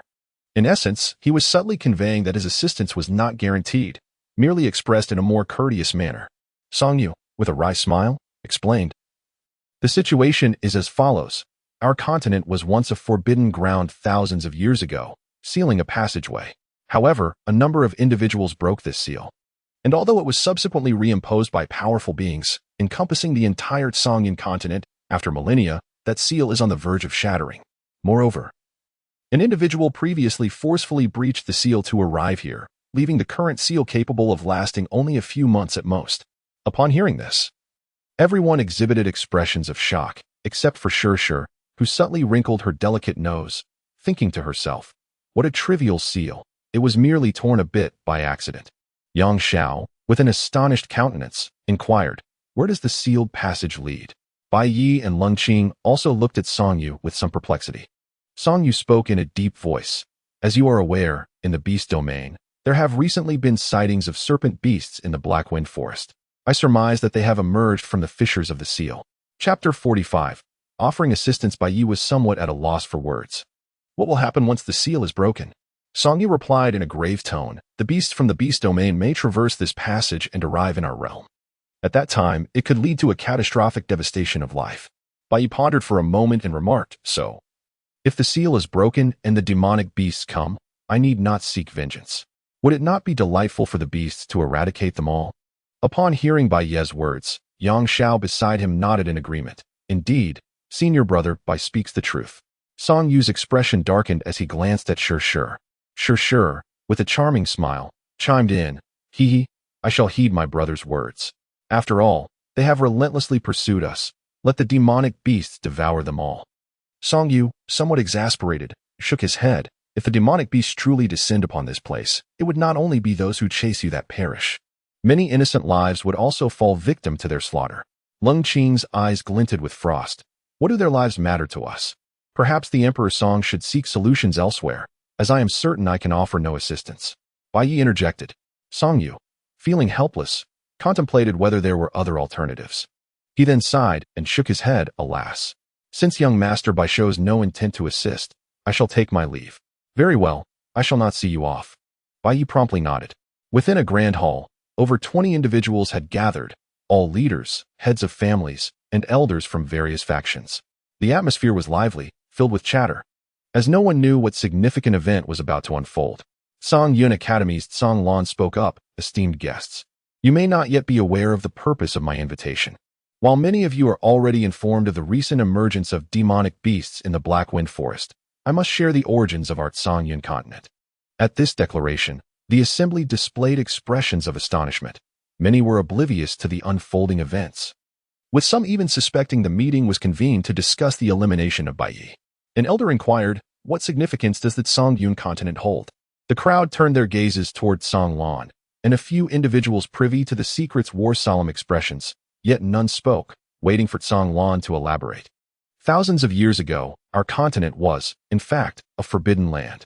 This revelation sparked a wave of astonishment throughout the hall. No one was aware of this history. Subsequently, several adventurers arrived to explore, discovering a seal within. They believed the seal contained great opportunities and endeavored tirelessly to break it. Ultimately, they succeeded in shattering the seal. The assembly gasped, convinced that those adventurers had acquired numerous treasures. At that moment, a family head posed the question, did the seal conceal some divine artifact?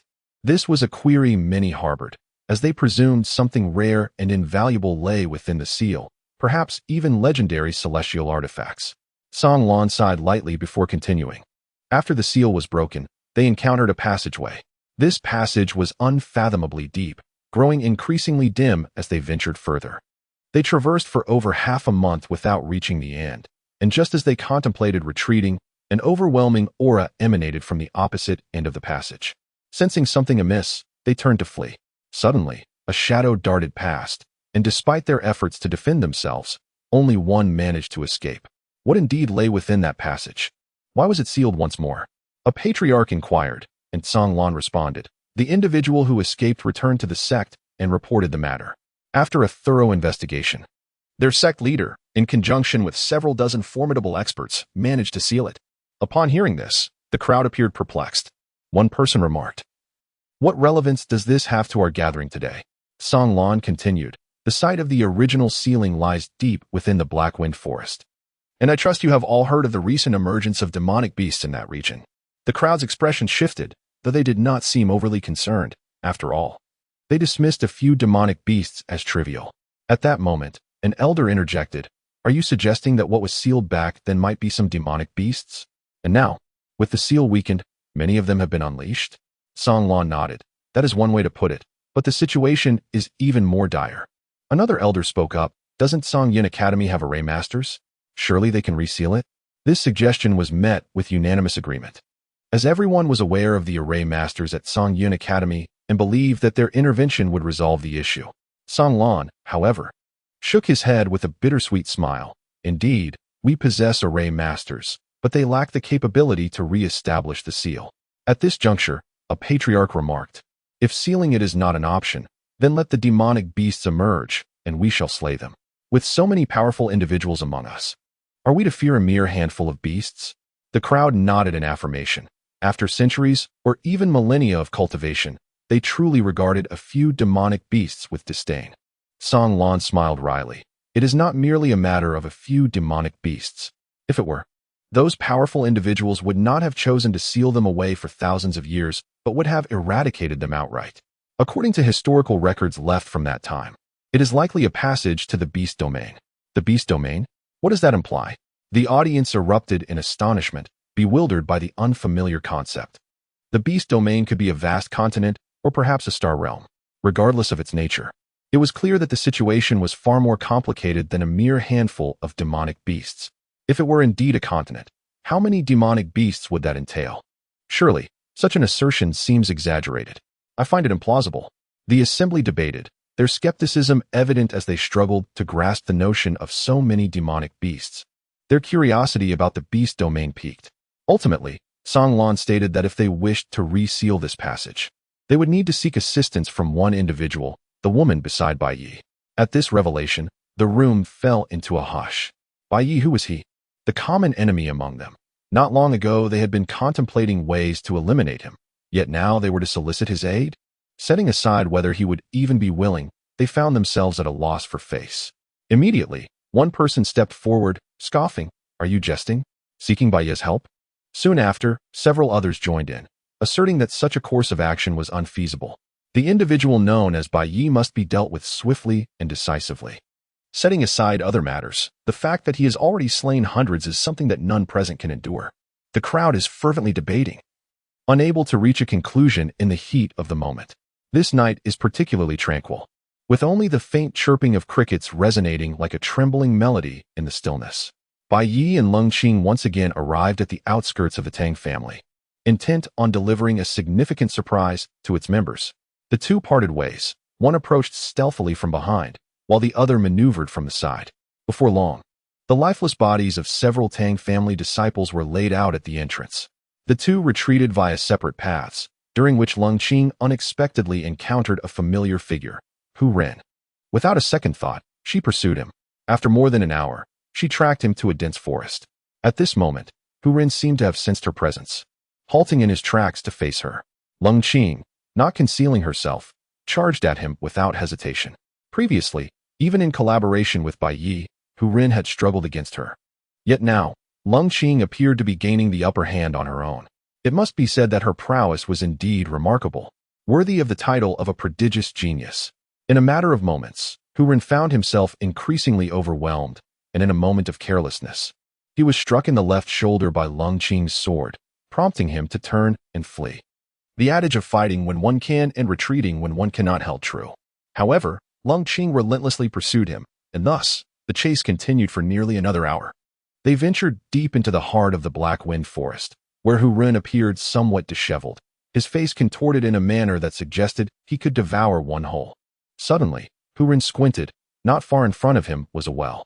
The well's opening was about 10 feet in diameter, surrounded by 8 stone pillars, adorned with intricate and mysterious patterns below. Above, 8 chains, each as thick as an arm, hung down, intertwining to form an irregular shape at the tops of the pillars. At this juncture, Lung Qing was merely a few paces away, thrusting her sword towards Hu-Ren. Without hesitation, he leapt into the well.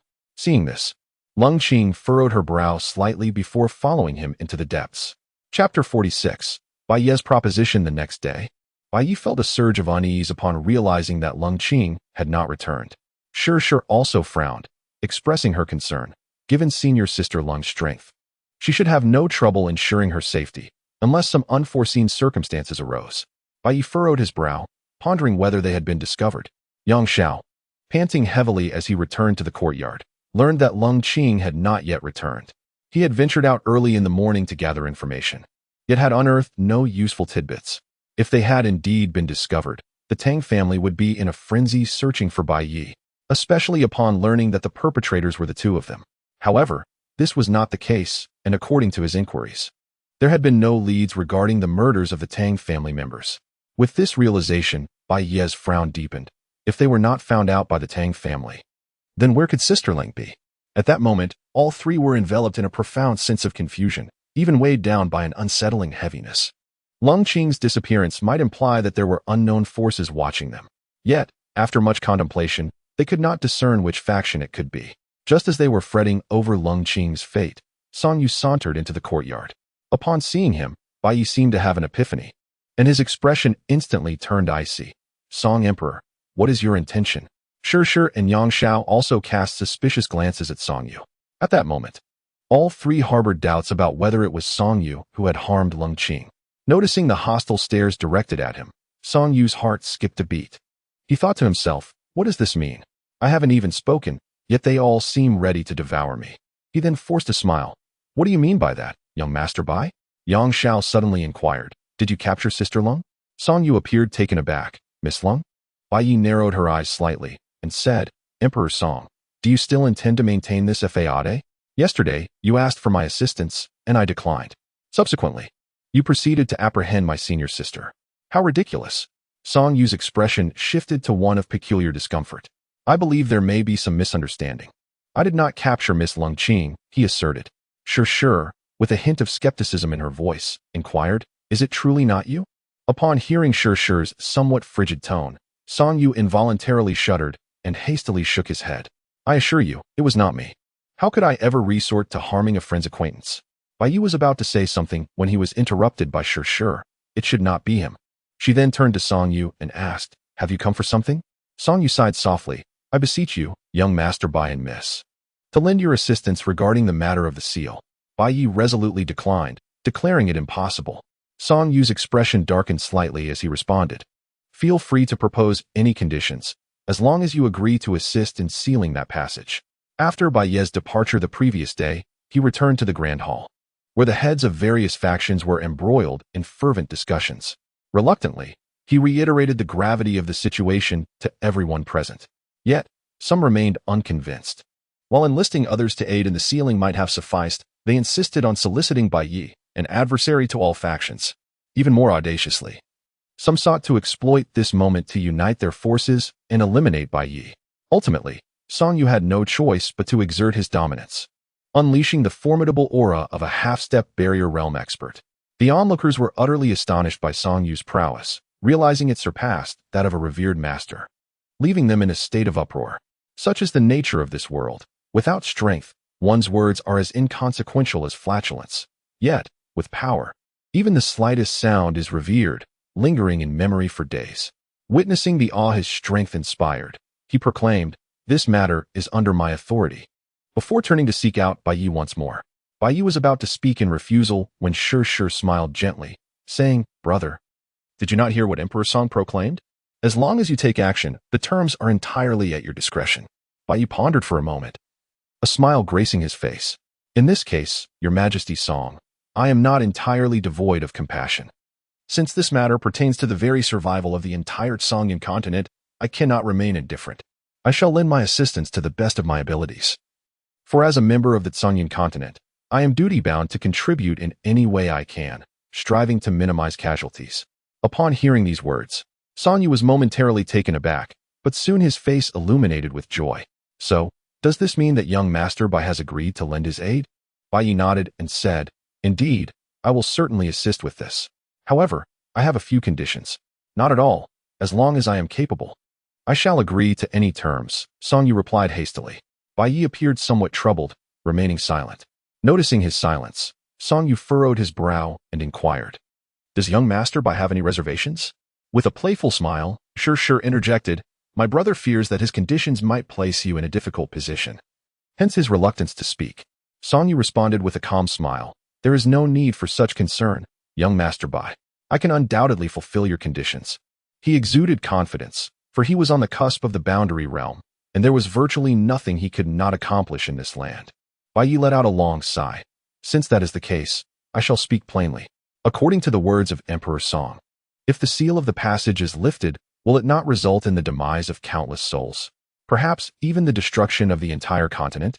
Songyu solemnly nodded, feeling a sense of unease stirred by Bai's words. However, he chose not to dwell on it further. Bai continued then, Do you think it is worth sacrificing the lives of a few in exchange for the lives of an entire continent, Your Majesty Song? Hearing these words, Songyu felt an increasing sense of unease, yet he still offered a perfunctory nod. Sure, with a subtle smile playing on her lips. Cast a meaningful glance at Songyu. She understood that her brother had ensnared Songyu in a grand scheme, while the latter remained blissfully unaware. Yang Zhao's lips twitched slightly. Was his earlier statement about doing what he could for the Songyan continent merely a guise for personal vendetta? Bai smiled gently and said, I have 3 conditions. I wonder if that might be a bit excessive? As he spoke, he cast a somewhat bashful glance at Songyu. Noticing this, Songyu furrowed his brow, sensing that something was amiss. Unlike before, he did not readily acquiesce but instead replied, Please, go ahead and share them. Bai let out a soft sigh and stated, Firstly, if we are to save the entirety of the continent, we must be prepared to sacrifice a portion. Secondly, the annihilation of my Bai family must be thoroughly investigated to uncover the true mastermind behind it. Thirdly, my current strength is insufficient. I require your assistance in enhancing my power. Upon hearing this, Songyu's lips twitched slightly. Yang Zhao's eyes widened in astonishment, thinking to himself, This junior brother Bai is indeed formidable. These 3 demands are truly audacious. Songyu felt a sense of discomfort, recognizing that these conditions were rather unreasonable. The first demand was clear. It implied the need to eliminate all those who had previously acted against him. However, nearly all factions across the continent had once taken action against him. It was impractical to eradicate every single force. The second condition was more acceptable, as he too had sensed something amiss in the past and had conducted some discreet inquiries, though he had not pursued it further. The third condition regarding the enhancement of strength posed a significant challenge, given the scarcity of cultivation resources on this continent. To elevate one's power in a short span of time would be exceedingly difficult. Contemplating this, his expression darkened, noticing the grimace on Songyu's face. While you couldn't help but smirk, does the esteemed emperor not keep his word? At that moment, Sure interjected. You just stated that you would certainly comply as long as it is within your capabilities.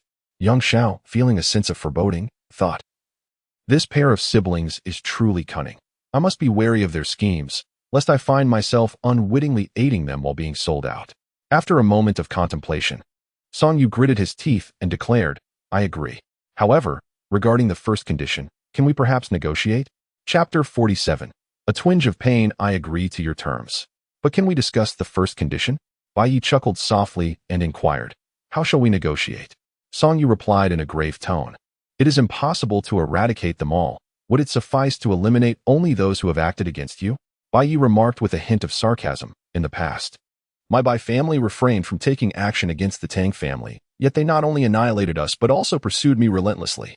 And now you speak to me of mercy?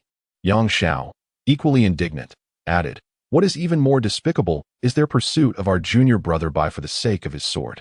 At that time, did you ever advocate for mercy? Songyu found himself at a loss for words. As Bai Yi and Yang Zhao articulated, during their times of persecution. No one had stepped forward to voice reason. Indeed, some even fanned the flames of discord. It was rather unscrupulous to recall these sentiments only now that assistance was sought. However, there was no alternative, as the matter of sealing was of utmost gravity. At that moment, Shur unexpectedly interjected, "Brother, I believe there is merit in what the sovereign song has said. We ought to first eliminate those who have attacked us." Bai Yi cast a silent glance at Shur, while a flicker of hostility passed through Song Yu's eyes as he spoke. "I know what to do." With that, he turned and departed. Previously, he had attempted to contact the Elder of Creation, only to find himself evaded as if the Elder were deliberately avoiding him. It now appeared that only Bai Yi could seal the passage once more. Resolute in this thought, he crushed a communication talisman. 3 days later, the entire Tsunyan continent trembled as the elders and heads of major factions, including the Zhou, Li, Sun families, Qingyan sect, Xianmen sect, Zhenyuan sect, and Xianwei sect, were mercilessly slaughtered by a group of mysterious figures. The Tang family suffered the most devastating losses, with all of their direct descendants eradicated. Strangely, the Zhao family remained untouched. Not a single member was harmed. Although one elder from Songyan Academy was also slain, it was not Mu Xiu, implying that all who had once opposed Bai Yi, save for Mu Xiu, had been annihilated. At this moment, only a few from the older generation of the Tang and Zhao families survived, excluding the Imperial Hall, whose true strength remained an enigma. Within the inner sanctum of the Zhao family, Dugu Xian wore a grim expression. It was not that the Zhao family had escaped assassination. Rather, she single-handedly thwarted those mysterious assailants. Though she had managed to fend them off, she too bore severe injuries. Gripping a flying dagger with a glint of cold light in her eyes. In the Imperial Hall, Song Yu sat quietly. Below, a figure knelt on one knee. "Master, all the elders of the factions, except for Songyan Academy and the Zhao family, have been slain." Song Yu raised an eyebrow. The Zhao family? Initially, he had ordered the assassination of all elder-level figures across the factions. While the failure to eliminate Songyun Academy was somewhat understandable, given its complexities, the inability to extinguish the Zhao family seemed peculiar. He had dispatched over 10 assassination specialists, each a peak sea-opening expert, and each capable of individually targeting a respected master. The fact that more than 10 could not subdue the Zhao family was indeed surprising. He then instructed, "Monitor that individual from the Zhao family closely, and report any unusual movements to me." The figure acknowledged and withdrew. After the individual departed, Song Yu contemplated for a moment before also leaving the Imperial Hall. "Brother, I think the Lord of the Empire operates quite efficiently," Shur remarked with a smile to Bai Yi in the small courtyard. Yang Xiao laughed heartily in agreement. "Indeed, it seems we may no longer be pursued." Bai Yi furrowed his brow, still without any news of senior sister Long, pondering what trouble she might be facing. Upon hearing this, the expressions of the two dimmed as well. Shur sighed softly, expressing her hope that senior sister Lung would not encounter any misfortune. The group was deeply concerned for Lung Qing. Having traversed numerous life and death experiences together, they had long since become bonded as if they were brothers in arms. None wished for the other to fall into peril. Just as Yang Xiao was about to speak, Song Yu slowly entered the courtyard. "Are you still satisfied, young Master Bai?" Though Song Yu wore a faint smile, upon closer inspection, it appeared somewhat strained. In his earnest attempt to solicit Bai Ye's assistance, he had indeed exerted considerable effort. While the lives of those individuals did not hold much significance for him, it was a novel experience for him to go to such lengths for the sake of a single person. After all, he was a formidable figure at the brink of the barrier realm, one of the top powers on this continent, and finding himself so constrained by others was quite displeasing. Had it not been for the mistakes of his youth that led to this predicament, compelling him to hide away, would he have concerned himself with the lives and deaths in this place? He could have simply walked away, yet now he dared not return. Bai Yi smiled and said, "Next, let us discuss the second condition." Song Yu furrowed his brows and replied, "As for who is pulling the strings behind the scenes, that requires a gradual investigation. However, I assure you, it will not be long before my people uncover the truth." Shur, with a slight frown, inquired, "Does this imply that the Emperor Song has already made some headway?" Song Yu shook his head. "Not at this moment, but my people are already looking into it." He then cast a glance at Bai Yi and continued, "Young Master Bai, what level of cultivation do you need to seal the passage?"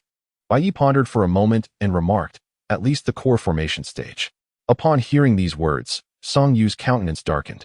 It was no jest. Transitioning from the chi refinement stage to the core formation stage was no trifling matter. Even with ample resources, it would require a minimum of several years. Song Yu cast a somber glance at Bai Yi and inquired, "Are you perhaps jesting, Bai Gongzi? Given your current chi refinement stage, even with sufficient resources, it would take at least a few years to reach the core formation stage. Are you suggesting that we wait several years before taking action? Let alone years. I fear we may not even have a few months to spare." Meanwhile, Yang Xiao, standing nearby, felt a sense of unease. He was currently at the return to origin stage. When he transitioned from the chi refinement stage to the return to origin stage, it took him a substantial 2.5 years.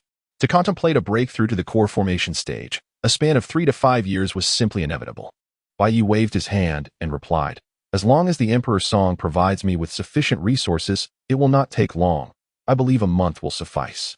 Upon hearing this, not only was Yang Xiao rendered speechless, but even Song Yu furrowed his brow in disbelief.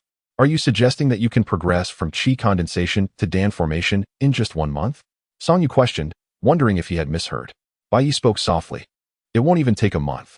Upon hearing this, not only Yang Xiao and Song Yu, but even Shi began to furrow her brow. "Brother, do you think reaching the core formation stage is as simple as drinking water?" Shi couldn't help but inquire. Bai Yi seemed to sense that his previous words may have been somewhat excessive, and he promptly inquired, "Is it exceedingly difficult to break through to the core formation realm?" The 3 individuals present were rendered momentarily speechless. After a brief silence, Song Yu responded, "I can provide you with resources, but whether you succeed in reaching the core formation realm ultimately depends on your own efforts. You have but 1 month." At that moment, Song Yu discerned that Bai Yi was not only flamboyant, but also possessed an impressive talent for boasting. Yet there was little choice but to place his trust in him now that he had been selected. Nevertheless, regardless of whether Bai Yi attained the core formation realm within a month, it was imperative to devise a means for him to seal that passage. He handed Bai Yi a ring, stating, "It contains ample resources, and your sword is also within." Upon saying this, he couldn't help but feel a pang of regret, as these were items he had brought from his previous location and had been reluctant to part with. Now he was compelled to relinquish them. With a shake of his head and a smile, he added, "I look forward to good news from young Master Bai in a month." With that, he turned and departed. Chapter 48. Complete sealing. Bai Yi spoke softly. "Previously, my Bai family was annihilated, yet a few have managed to survive. I wish to request that Emperor Song dispatch someone to search for my family members. I aspire to rebuild the Bai family. Furthermore, my senior sister has gone missing, and I would also like to ask for Emperor Song's assistance in locating her." He paused momentarily before adding, "Of course, if it is inconvenient for Emperor Song, I would not insist. I can seek them out myself, but I fear that without assistance, I may not reach the core formation stage within a month." Song Yu's expression darkened. Bai Yi was clearly attempting to coerce him. If he did not aid in the search for the Bai family, Bai Yi would undoubtedly use that as an excuse to refrain from taking action after a month. This thought ignited a flicker of anger within him. Yet he ultimately nodded in agreement. In the days that followed, Bai Yi entered a fervent state of cultivation. With the resources provided by Song Yu, his progress was undeniably swift. Although he had previously possessed ample spirit stones, the ones given to him by Song Yu were evidently of a far superior quality. Days later, Song Yu sent word that over a dozen survivors of the Bai family had been located and sent to their ancestral grounds. Although the new Bai family was still quite disordered, it brimmed with a renewed sense of vitality. However, after several days of searching, they had yet to uncover any trace of Lung Qing, which left Bai Yi feeling unsettled. One day, Bai Yi ventured into a grove. After days of cultivation, he had reached the pinnacle of the Qi control realm, the limit of his mastery. With his eyes slightly closed, he felt the red longsword tremble gently in his hand. He was contemplating the sword technique that could shatter the earth. Prior to wielding the red longsword, he had always used his fingers as a substitute for a sword. Now, with the red longsword restored to him, he sought to deepen his understanding of this sword art through it. Shi had once told him that this sword was extraordinary and had recognized him as its master. He had initially grasped the essence of sword intent through this very blade. Perhaps it could facilitate a more profound comprehension of that sword technique. He recalled Elder Sun's words about this sword technique. Once perfected, each move could invoke the laws of the Great Tao. Although he was still unaware of what the Great Tao entailed, he sensed its formidable nature. As his profound energy surged, the red longsword quivered slightly, emitting a series of faint sword sounds. With a single swing, A resonant sword cry reverberated across the heavens. As he unleashed this strike, a beam of sword light tore through the air, leaving devastation in its wake. All the trees vanished without a trace, and a fissure, nearly a yard wide, marred the ground where the sword light had passed. Observing the might of his strike, Bai Yi felt somewhat dissatisfied. He recalled Shir mentioning that this earth-shattering strike could, at its peak, obliterate an entire border town. Yet now, it seemed to fall short of that expectation. Suddenly, an idea struck him: the power of the laws. He realized that his strike had lacked the force of the laws. But what exactly were these laws? After pondering for a long while, without any revelation, he decided to return to his cultivation. He had now reached the pinnacle of the Qi control realm and must strive to break through to the core formation stage. Within a pitch-black cave, Lung Qing wielded her long sword, moving at great speed. Ahead of her was a figure in a state of utter disarray, Hu Ren. At this moment, Hu Ren was exceedingly vexed, questioning the sanity of his pursuer. For over 10 days, he had pursued her relentlessly, traversing from the imperial capital to the city of Qingfeng, then onward to the Black Wind Forest, ultimately finding himself in this enigmatic place. Yet, she continued her chase, driving him to the brink of madness. At that moment, an overwhelmingly terrifying aura surged from ahead. A ferocious roar reverberated through the air, causing Hu Ren's complexion to pale as he halted in his tracks. He had never set foot in this area before, nor had he ever heard tales of it. The preceding roar instilled a sense of imminent danger within him, prompting an instinctive decision to refrain from advancing any further. At this juncture, Lung Qing, too, sensed the ominous presence and ceased his movements, his brow furrowing in contemplation. Just as he pondered whether to retreat, the dreadful aura began to dissipate gradually. After a brief moment of reflection, he abruptly charged toward Hu Ren with sword in hand. Upon witnessing Lung Qing's approach, Hu Ren bellowed, "Are you seeking death?" He was acutely aware that this place was anything but ordinary, likely harboring formidable beings. Engaging in combat here would undoubtedly lead to dire consequences for both. However, Lung Qing remained undeterred, thrusting his sword at Hu Ren. Ignoring Hu Ren's warning, he pressed on with his attack. With a steely resolve, Hu Ren turned and fled further into the unknown. Within the imperial hall, Song Yu's expression darkened. The seal before him had begun to exhibit fine cracks, and if this continued, it would likely shatter within days.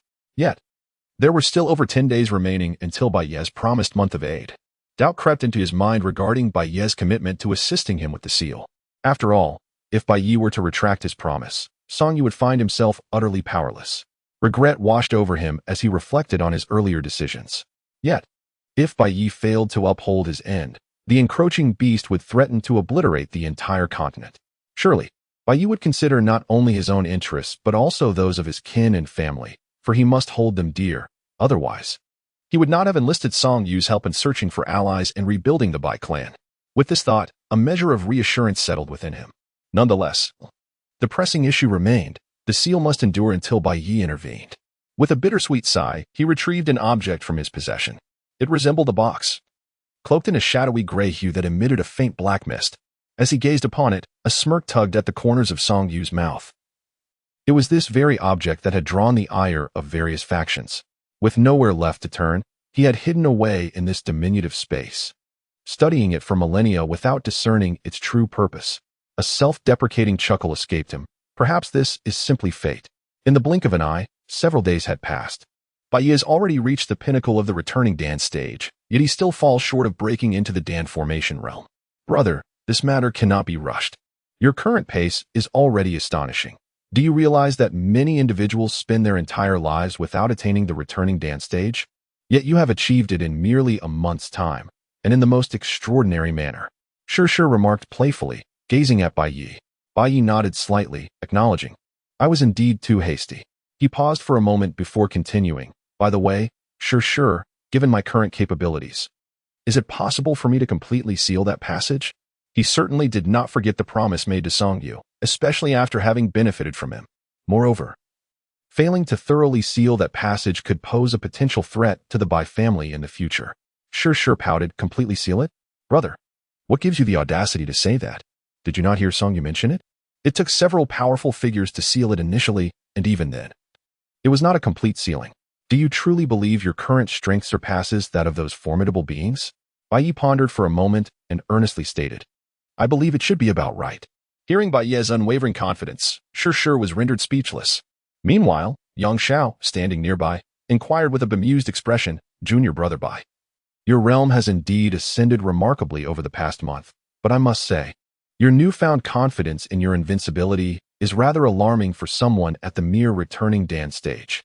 Bai Yi felt somewhat displeased upon hearing Yang Xiao's words. Senior brother Yang, may I ask how long it takes to progress from the Qi mastery stage to the returning Dan stage? Yang Xiao's expression darkened, and he chose to ignore Bai Yi. He increasingly felt that this junior brother could not be understood through conventional reasoning.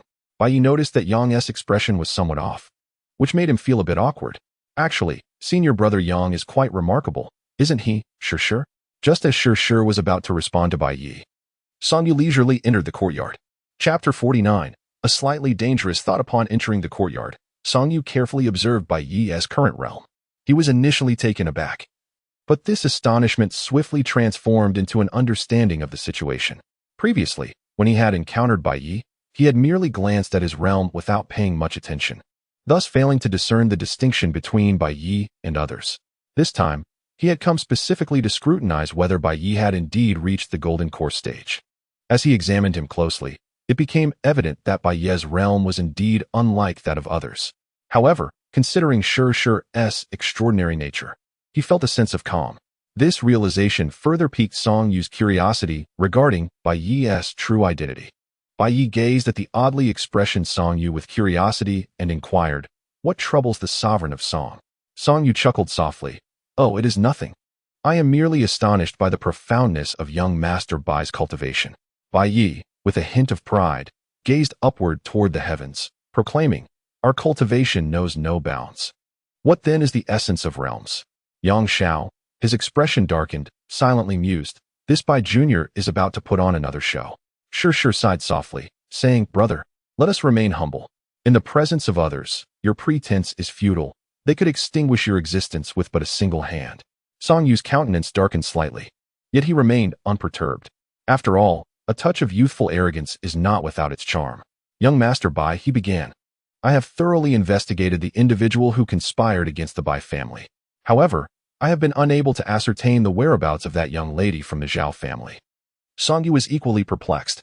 Had it not been for that serpent-consuming Zhao Shuer, the matter would indeed be most enigmatic. Yet if that serpent had devoured Zhao Shuer, why then did it spare Bai Yi? Suddenly, a thought struck him, and he turned his gaze toward Shi. Shi furrowed her brow slightly and discreetly conveyed to Song Yu, "I was not present at the time. It was not I who saved him. I remain in the dark regarding the entire affair." Bai Yi hastily inquired, "Who is scheming behind our backs?" Song Yu replied in a low voice, "It is Madame Zhao." Dugu Xian. Bai Yi was somewhat taken aback. What could her intention possibly be? Song Yu shook his head. "Her purpose remains unclear. Should I dispatch someone to eliminate her?" In truth, upon discovering that it was Dugu Xian orchestrating the scheme, he had contemplated sending someone to dispose of her.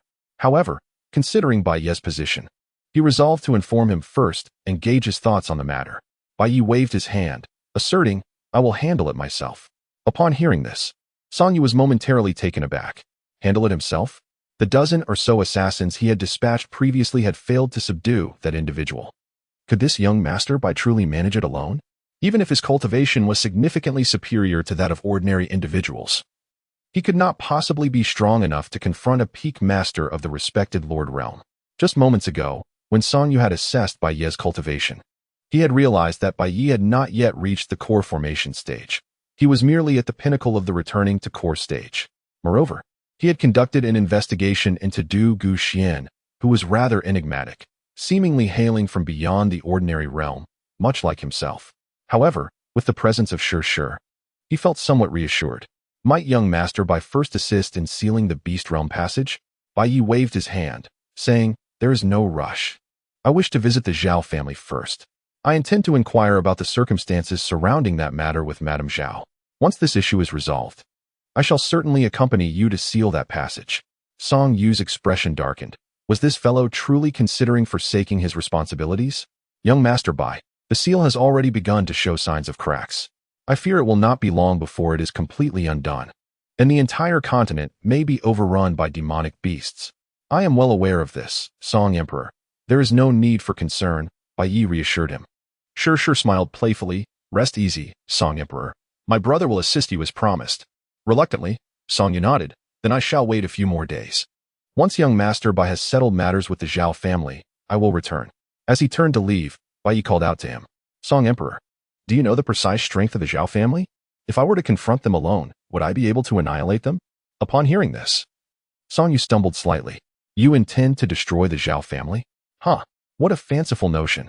I cannot fathom how you would survive such an encounter alone. He did not doubt that even without the formidable woman of the Zhao family, the other powerful members would effortlessly crush Bai Yi in his current state. Though he lacked intricate knowledge of the Zhao family's capabilities, his investigations from the past few days had allowed him to surmise their strength. While it posed little threat to him, it was indeed quite formidable for Bai Yi. Shure's mouth fell agape in astonishment. Brother, are you seriously considering taking on the Zhao family by yourself? She couldn't help but think that he seemed increasingly inflated with confidence to even entertain such thoughts. Brother, I must express that your recent ideas appear rather perilous, Shure remarked. Bai Yi was somewhat perplexed. Danger? What danger? Shure was utterly speechless. Meanwhile, Yang Xiao had quietly withdrawn to the side. Song Yu forced a smile.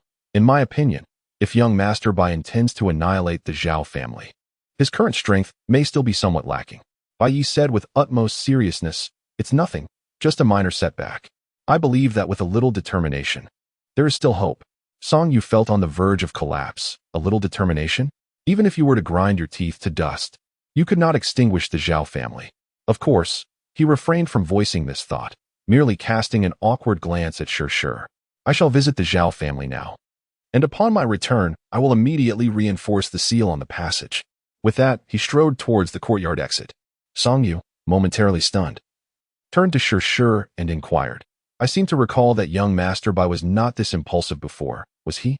He intended to suggest that Bai Yi had once exhibited a modicum of rationality, but he chose his words carefully, wary of inciting Shure's displeasure.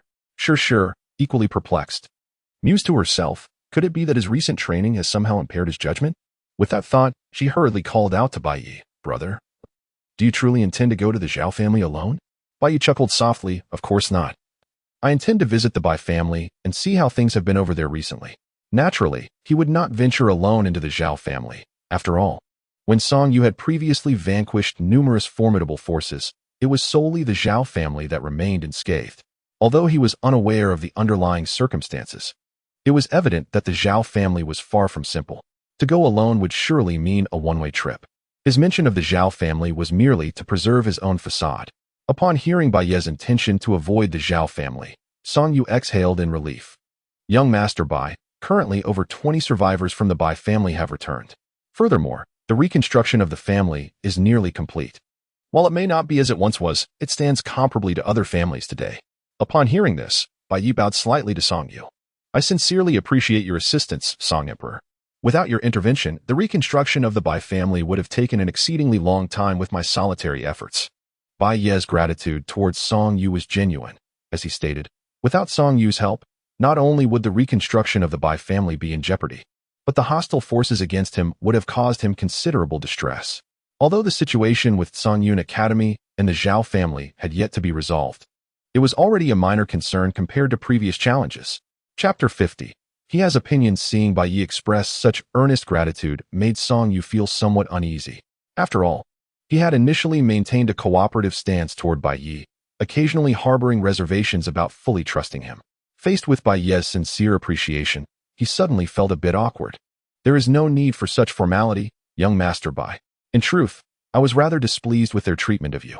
I merely refrained from intervening for certain reasons. Bai Yi chuckled softly. In that case, I shall first pay a visit to the Bai family. Once I have completed my errand, I will accompany you to inspect that seal. He had previously inquired about the seal from Shure, for he did not believe his own skills and formations were sufficient to seal it entirely. After all, he was aware that the seals created by several superlative beings thousands of years ago had only managed to endure for a few millennia. Shure had reassured him, advising him not to worry excessively and to do his utmost. Since Shure had spoken thus, he did not dwell on it heavily, embracing her sentiment that as long as one strives earnestly, it suffices. Upon returning to the Bai family, Bai Yi was somewhat taken aback by the current state of the household. Just as Song Yu had mentioned, while it could not compare to its pre-incident glory, The fact that it had been restored to such a condition within merely a month was indeed remarkable. The grand, ink-black stone door remained, adorned with a cyan blue stone plaque hanging at an angle under the eaves, bearing the powerful characters of the Bai family. Everything felt so familiar. Gazing at the entrance, he was transported back to months prior, reminiscing about his childhood. Each time his second uncle would return from an outing, he would cast a long, profound glance at that door. Beyond it, he could almost hear his adoptive father's calls and his third uncle's reprimands. Before he realized it, tears had begun to stream down Bai Ye's face. How he wished to step through that door and once again receive the warmth of his adoptive father's care. To see the bustling members of the Bai family, and to be greeted by the gentle smiles of his second uncle. In that moment, fear gripped him, preventing him from taking another step forward. He stood there quietly, lost in thought for what felt like an eternity. As the crimson sun dipped below the horizon, he returned to the 5-Star Academy, tears still glistening in his eyes. Entering the courtyard, he sat on a stone bench, gazing into the starry sky. He recalled his second uncle's words, that the brightest star in the night sky represented one's closest kin, always watching over and protecting you from above. He remembered his adoptive father's advice that one must learn to grow up, for only in maturity can one fulfill their aspirations. He also recalled his third uncle's assertion that a man need not be the strongest in the world, but he must conduct himself with integrity. In that moment, countless thoughts flooded his mind, lingering until the deep of night. Shirshir sat in her room, gazing intently at Bai Yi from dusk until the late hours, quietly observing without interruption. With a bittersweet smile, she mused that such a life was indeed pleasant, simple, and uncomplicated, with cherished people nearby, and those who cared for her close at hand. She glanced at Bai Yi again, momentarily taken aback, for he too was looking at her. With a playful smile, she stepped out of her room and approached him. Sitting across from each other, she asked, "Brother, do you enjoy this tranquil life we have now?" Bai Yi appeared somewhat unnatural. "Do you think we are living in tranquility at present?" With a soft sigh, he continued. "From the annihilation of my family months ago to the mysterious disappearance of my master and senior sister, and our relentless pursuit, this past month has been the only semblance of peace." Shirshir's eyes dimmed. "What will become of us after sealing that passage? Once the seal is in place, I intend to visit the Zhao family to clarify the events of that time, and then I must seek out that ancient being, Mu Xiao, at Songyun Academy." As he spoke, Bai Ye's expression turned somewhat fierce. "And there is still no news of senior sister Lang. We remain in the dark about her whereabouts." Upon hearing Bai Ye's words, Shirshir's countenance fell. "Brother, tomorrow I shall accompany you to seal the beast domain." Without waiting for Bai Ye's response, she turned and walked towards her room. As Bai Yi regained his senses, he realized that Shirshir had already returned to her room. It was only at this moment that he perceived something amiss about her demeanor this evening, yet he chose not to dwell on it, resolving to inquire about it at a later time when the opportunity arose. With the dawn's light beginning to break, Songyu had already arrived in the courtyard.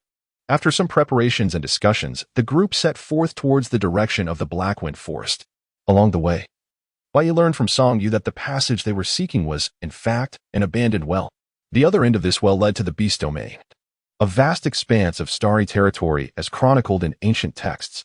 This domain had been under the dominion of monstrous beasts since time immemorial, housing creatures that had proliferated since the ancient era. Among them, the most archaic of these beasts had existed for millions of years. Fortunately, the well connected to a desolate area within the beast domain, which harbored no particularly formidable creatures. Upon arriving deep within the Blackwind Forest, the group soon found themselves before a dry well. Its mouth measured roughly 10 feet in diameter, surrounded by 8 stone pillars adorned with intricate and enigmatic designs. Above, 8 chains, each as thick as an arm, descended, their ends affixed to the tops of the pillars, intertwining to form an irregular pattern. A closer inspection revealed that the chains were marred by numerous fissures, suggesting they were on the verge of shattering. Songyu's expression grew grave. When he had visited a few days prior, those cracks had not been as pronounced. It was evident that the seal had loosened considerably over the past few days. Bai Yi and Shirshir observed attentively, with Shirshir feeling a twinge of curiosity as the well's mouth appeared vaguely familiar to her. Yet, at that moment, she could not recall where she had encountered it before.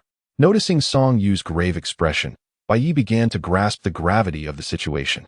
Although he had not underestimated the matter previously, he had not given it the due consideration it warranted. In hindsight, he realized he had been somewhat overconfident. With his current understanding of formations, he could only ascertain the general nature of this seal. A wave of unease swept over him as he contemplated the challenge at hand. Recognizing that such a complex seal could not be dismantled by his present capabilities, nor could he ensure its permanent confinement.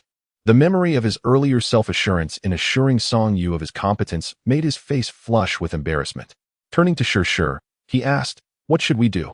Upon hearing Bai Ye's words, Song Yu's expression darkened further. Initially, his intention was for Shi to take charge, rather than Bai Ye. But now he found Bai Ye's suggestion rather dubious. Shi furrowed her brow and replied, "Brother, they sought your assistance, not mine.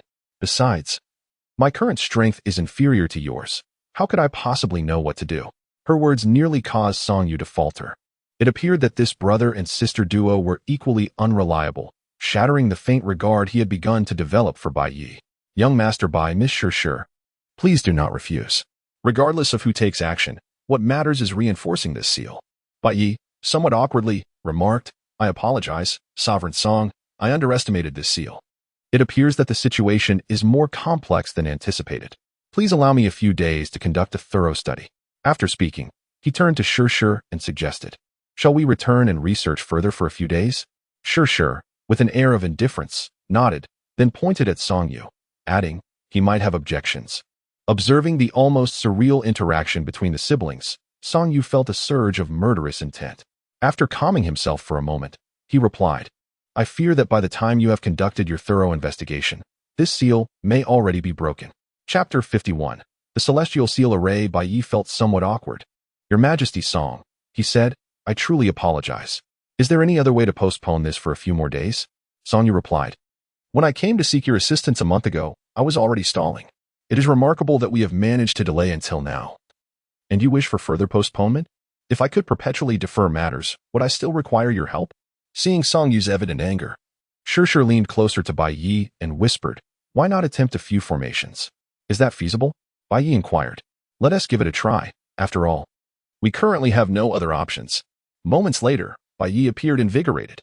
"Your Majesty Song, if that is the case, I shall proceed to seal this location immediately.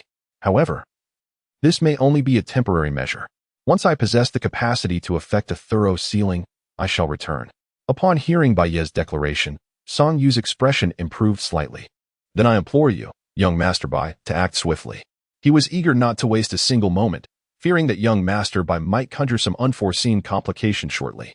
Bai Ye refrained from unnecessary chatter and promptly produced a considerable number of spirit stones. One by one, he meticulously engraved intricate and peculiar patterns upon them. After 2 hours, all 360 spirit stones were inscribed with elaborate array symbols. Witnessing this spectacle, Song Yu felt a surge of astonishment. In his previous domain, he had encountered array techniques, and there were certainly formidable array masters. However, those practitioners utilized array flags in conjunction with geographical orientations to commune with the forces of nature, thereby forming various arrays. Yet, he had never encountered anyone like Bai Ye, who employed spirit stones to construct arrays. Before long, Bai Ye arranged the inscribed spirit stones into a bizarre formation. As he infused his profound energy into the design, the stones began to tremble slightly, emitting beams of golden light. The peculiar pattern crafted from spirit stones gradually transformed into a radiant display of golden brilliance.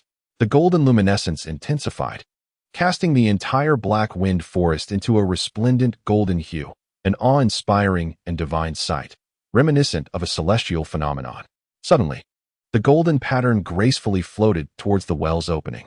As it enveloped the mouth of the well, it descended slowly, ultimately merging with the 8 chains. Simultaneously, the myriad cracks on the chains began to mend. It was undeniable that Song Yu was profoundly shocked, mumbling incoherently, his words indistinguishable. At that moment, Shi, too, was taken aback. She had not anticipated that this seemingly unreliable individual could conjure such an intricate array. Having perused various array texts, she recognized it as the Sealing Heaven Great Array, a formation capable of sealing both heaven and earth. Yet, what Bai Ye had depicted was merely one component of this grand array. Even so, it was astonishing, leaving one to ponder the terrifying magnitude of the complete formation. After completing this feat, Bai Ye felt a wave of exhaustion wash over him. The array's foundation consumed an immense amount of profound energy, fortunately. He had only inscribed a single component, or he might have exhausted himself entirely.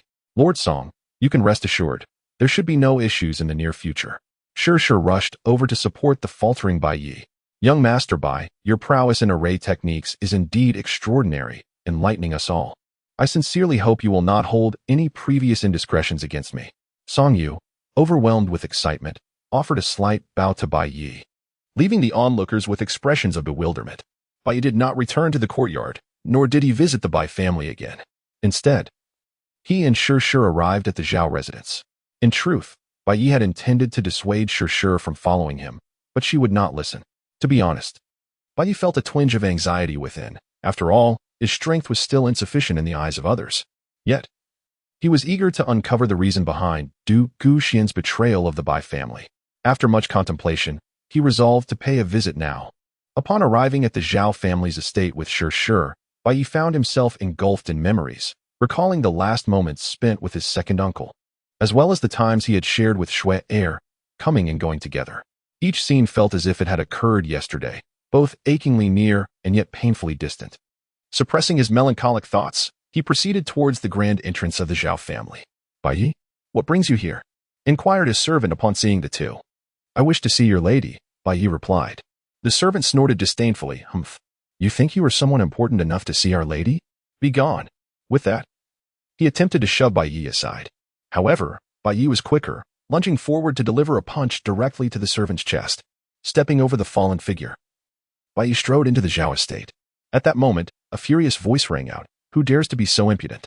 As the words fell, an elderly man approached Bai Yi with measured steps. Bai Yi recognized him as Zhao Yu, the elder of the Zhao family. Upon seeing Bai Yi, Zhao Yu paused in surprise. It's you? Indeed, it is I. I demand to see your lady, Bai Yi stated coldly. Zhao Yu's patience wore thin.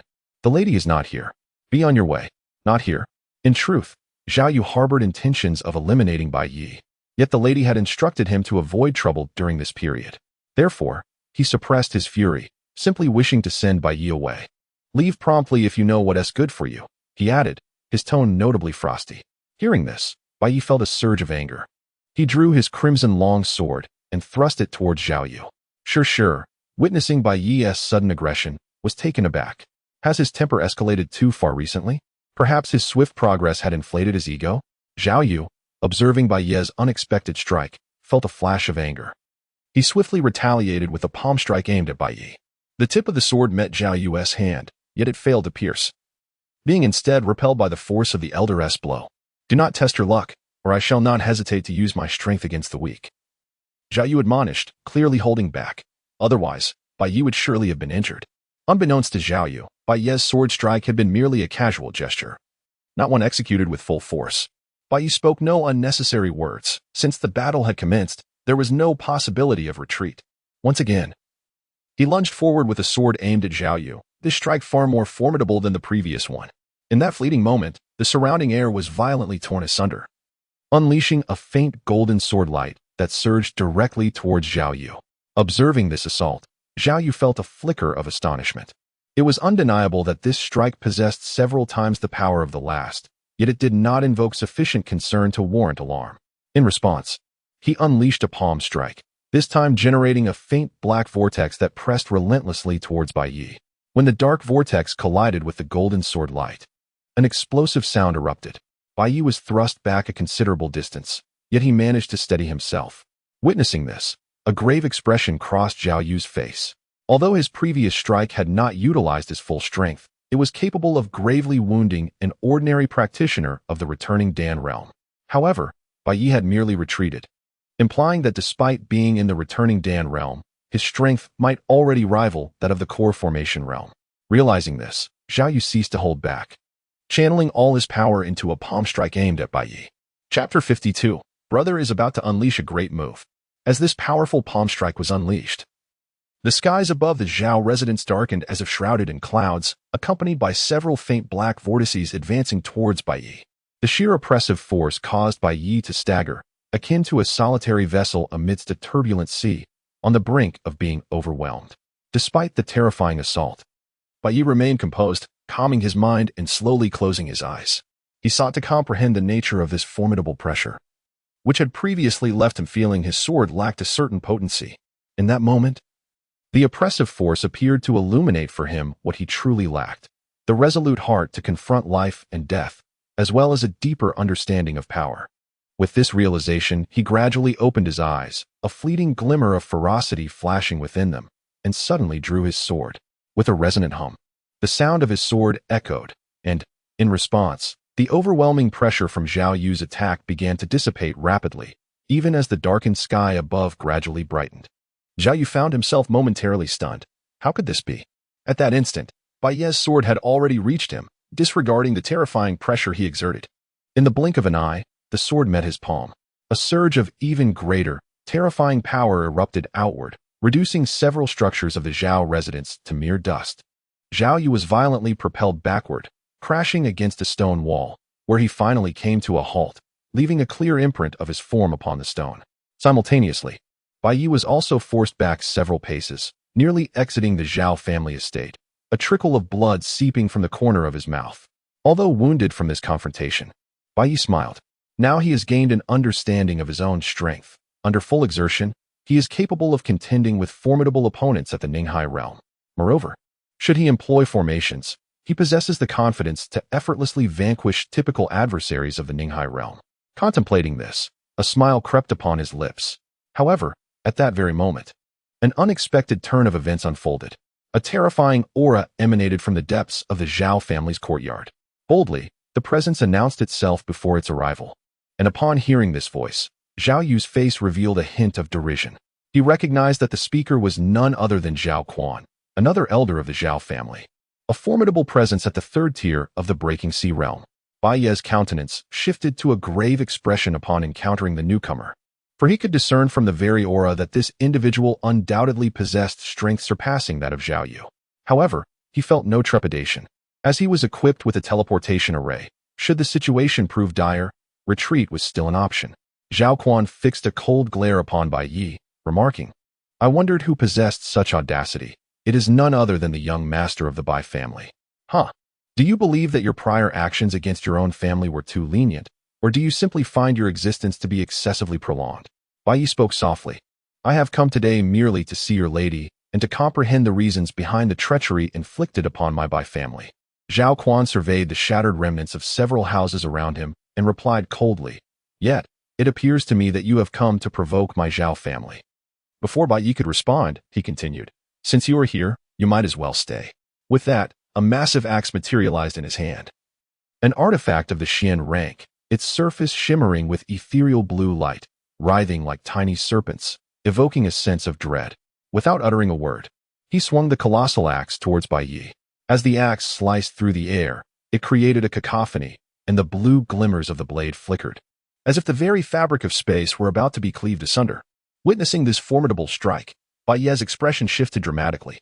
He hastily raised his sword in defense, but was a moment too late. The axe struck him, sending him hurtling backwards for 100 paces, where he came to a halt, coughing up blood. Shir rushed to Bai Yi's side. "Brother, are you all right?" Bai Yi wiped the blood from the corner of his mouth, feeling the sting of pain, yet still resolute. This old fellow was indeed quite formidable. Slowly rising to his feet, he instructed, Shir, keep your distance. I am about to unleash my ultimate move." Shir promptly nodded and retreated to a safe distance. "Old man, brace yourself for this strike." With that declaration, a surge of profound energy coursed through him, continuously flowing into his sword. In that moment, even the surrounding aura and the ethereal energies of heaven and earth began to converge into Bai Yi's blade. Seeing this, Zhao Quan's expression shifted to one of grave concern, tinged with a hint of confusion. Logically, Bai Yi was merely at the returning dance stage. How could he possibly commune with the energies of heaven and earth? Although this revelation caught him off guard, it was merely a fleeting surprise. With a resounding roar, Bai Yi unleashed a devastating strike, and a colossal sword materialized above him. As it appeared, the entire sky seemed to tremble in response. The giant sword emanated a soft golden glow, distorting the very fabric of the space around it. Observing this scene, Shir could not help but think, what a terrifying sword technique. This power may very well transcend this realm. On the opposing side, Zhao Quan's initial surprise transformed into sheer astonishment. He now sensed the imminent danger of this strike, a perilous threat to his very existence. His complexion paled as he swiftly swung his massive axe with all his might. attempting to block this potentially fatal blow. At that moment, another elder materialized on the scene, wielding a curved blade and standing with an air of dominance. It was Zhao Shengtian from the Zhao family, a formidable presence at the third tier of the sovereign stage. Just as Bai Ye's terrifying strike was about to descend, Zhao Shengtian swung his curved blade with fierce intent. The radiant sword light of Bai Yi shattered in an instant. Its formidable and earth-shattering aura utterly dismantled by a single stroke from Zhao Shengtian. Bai Yi was forcefully knocked back 100 feet, coming to a halt, drenched in blood, with several deep knife wounds that bled profusely, lying on the ground. Bai Yi managed a bitter smile. Not only did they employ the strength of the many to overpower the few, but the Zhao family truly lacked any sense of shame. Suddenly, he realized a grim truth. If their strength far surpassed his own, he might not even have the opportunity to activate the teleportation array to flee. With a sigh and a shake of his head, he acknowledged that strength was indeed paramount. Zhao Shengtian clearly had no intention of granting Bai Yi any reprieve. Charging at him once more with a blade, the successive flashes of his sword tore through the very fabric of space as they approached Bai Yi. Observing this, Shishi's face darkened slightly, ready to intervene. However, Song Yu suddenly appeared before Bai Yi, waving his sleeve to dispel several of the blade's radiance. He then urged, "Leave at once." With that, he whisked Bai Yi and Shishi away, vanishing from the scene. By the time Zhao Shengtian and Zhao Quan arrived, the place was utterly deserted. They fled. Who came to his rescue? Song Yu brought the two back to the small courtyard of the 5-star academy, where Bai Yi lay gravely injured and unconscious. After placing Bai Yi in a room, Song Yu turned to Shishi, inquiring, "Why did you not intervene? Are you not concerned he might be killed?" Shishi sighed softly. "It is not that I do not wish to act. It is that I cannot. Unless he faces a life-threatening crisis, I would have intervened had you been a moment later." Song Yu, puzzled, asked, "Why is that?" Shishi regarded him earnestly. "Because I may only have one opportunity to act." Song Yu's confusion deepened. "One opportunity?" Shishi cast a disdainful glance at Song Yu. "Even if I can act only once, I could certainly resolve his immediate concerns with a single strike." She emphasized, "At the very least, I would eliminate all threats to him on this continent, including that decrepit old man." Song Yu looked at Shishi with a hint of skepticism, but chose to remain silent. Chapter 53. Advising Dean Kanglin after departing. Song Yu arrived at Songyun Academy, where he met with Kanglin and Mu Xiao in the Songyun Hall. Addressing both, he stated, "You should not have opposed Bai Yi from the outset." Kanglin replied in a grave tone, "I never anticipated events would escalate to this extent." Initially, he had not regarded Bai Yi with much concern, yet as developments unfolded, his unease grew. Mu Xiao, with a troubled expression, asked, "Is it possible to uncover Bai Yi's true origins?" Having conducted his own discreet investigations following recent events, he had only discovered that Bai Yi had been found by Bai Linjin over a decade ago, with no further information forthcoming. Song Yu continued, "You must be aware of the woman by his side, correct? My recent inquiries have revealed that the woman currently with Bai Yi is not the same one Elder Mu Xiao encountered previously." Mu Xiao, perplexed, responded, "Not that woman?" Song Yu elaborated, "According to my findings, when the 3 members of the Tang family attacked Bai Yi, they did not actually kill him. Rather, it was that woman who employed a certain formation to confound the 3 from the Tang family." As he spoke, he glanced at the 2 individuals and continued, "After that, the woman vanished, which means that for the following several days, Bai Yi was alone. It was only on the day of the Qingyun sect's disciple recruitment assessment that the woman beside him appeared." Song Lan suddenly inquired, "Is it possible to ascertain the origins of this woman?" Song Yu shook his head. "It cannot be traced, as if she materialized out of thin air." Previously, at the Qingyun sect, she claimed to be from the Lin family of Sana Town. However, according to my sources, the Lin family had perished several years ago. Song Lan seemed to ponder something and asked, "Could it be that this woman has come from outside?" Song Yu nodded. "Not only has she come from outside, but I also suspect that she forcefully tore through the Great Formation not long ago to gain entry. The beastly passage of the Songyun continent was sealed by several powerful beings, who, along with the entire continent, were encased within the seal. This implies that anyone from outside must obtain permission to enter. The Elder of Creation serves as the guardian of this land, meaning that any departure or entrance must be sanctioned by him. Initially, someone had failed to locate the Elder of Creation and had instead forcefully breached the Great Formation to arrive here, subsequently avoiding any punishment from him.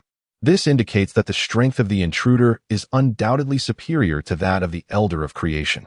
Upon hearing Song Yu's words, Song Lan's expression darkened. If that woman truly is by Ye's side. He suddenly recalled something. Could it be that the recent mysterious individuals were summoned by her?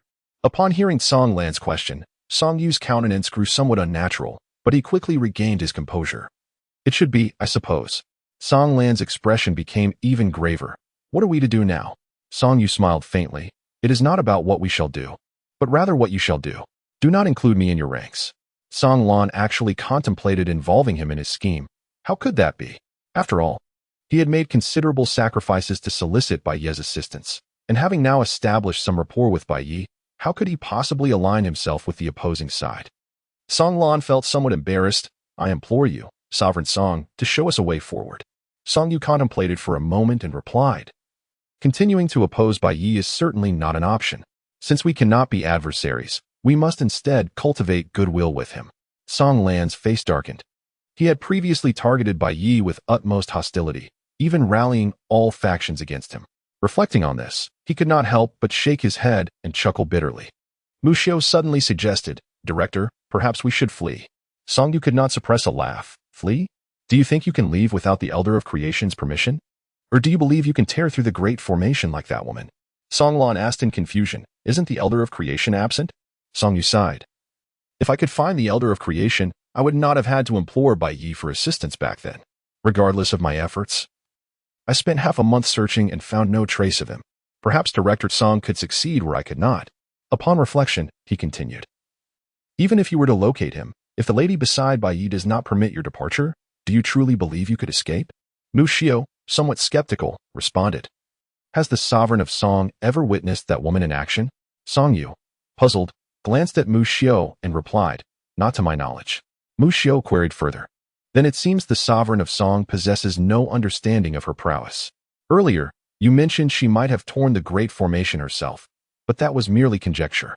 Perhaps she is just an ordinary woman. Hearing Mu Xiu's flawed reasoning, Song Yu sighed. Indeed, one should not engage with a fool. I recall that Song Lan once had a semblance of sense, but now, previously perplexed by Song Lan's recent antics, he began to comprehend that it stemmed from the constant presence of someone like Mu Xiu.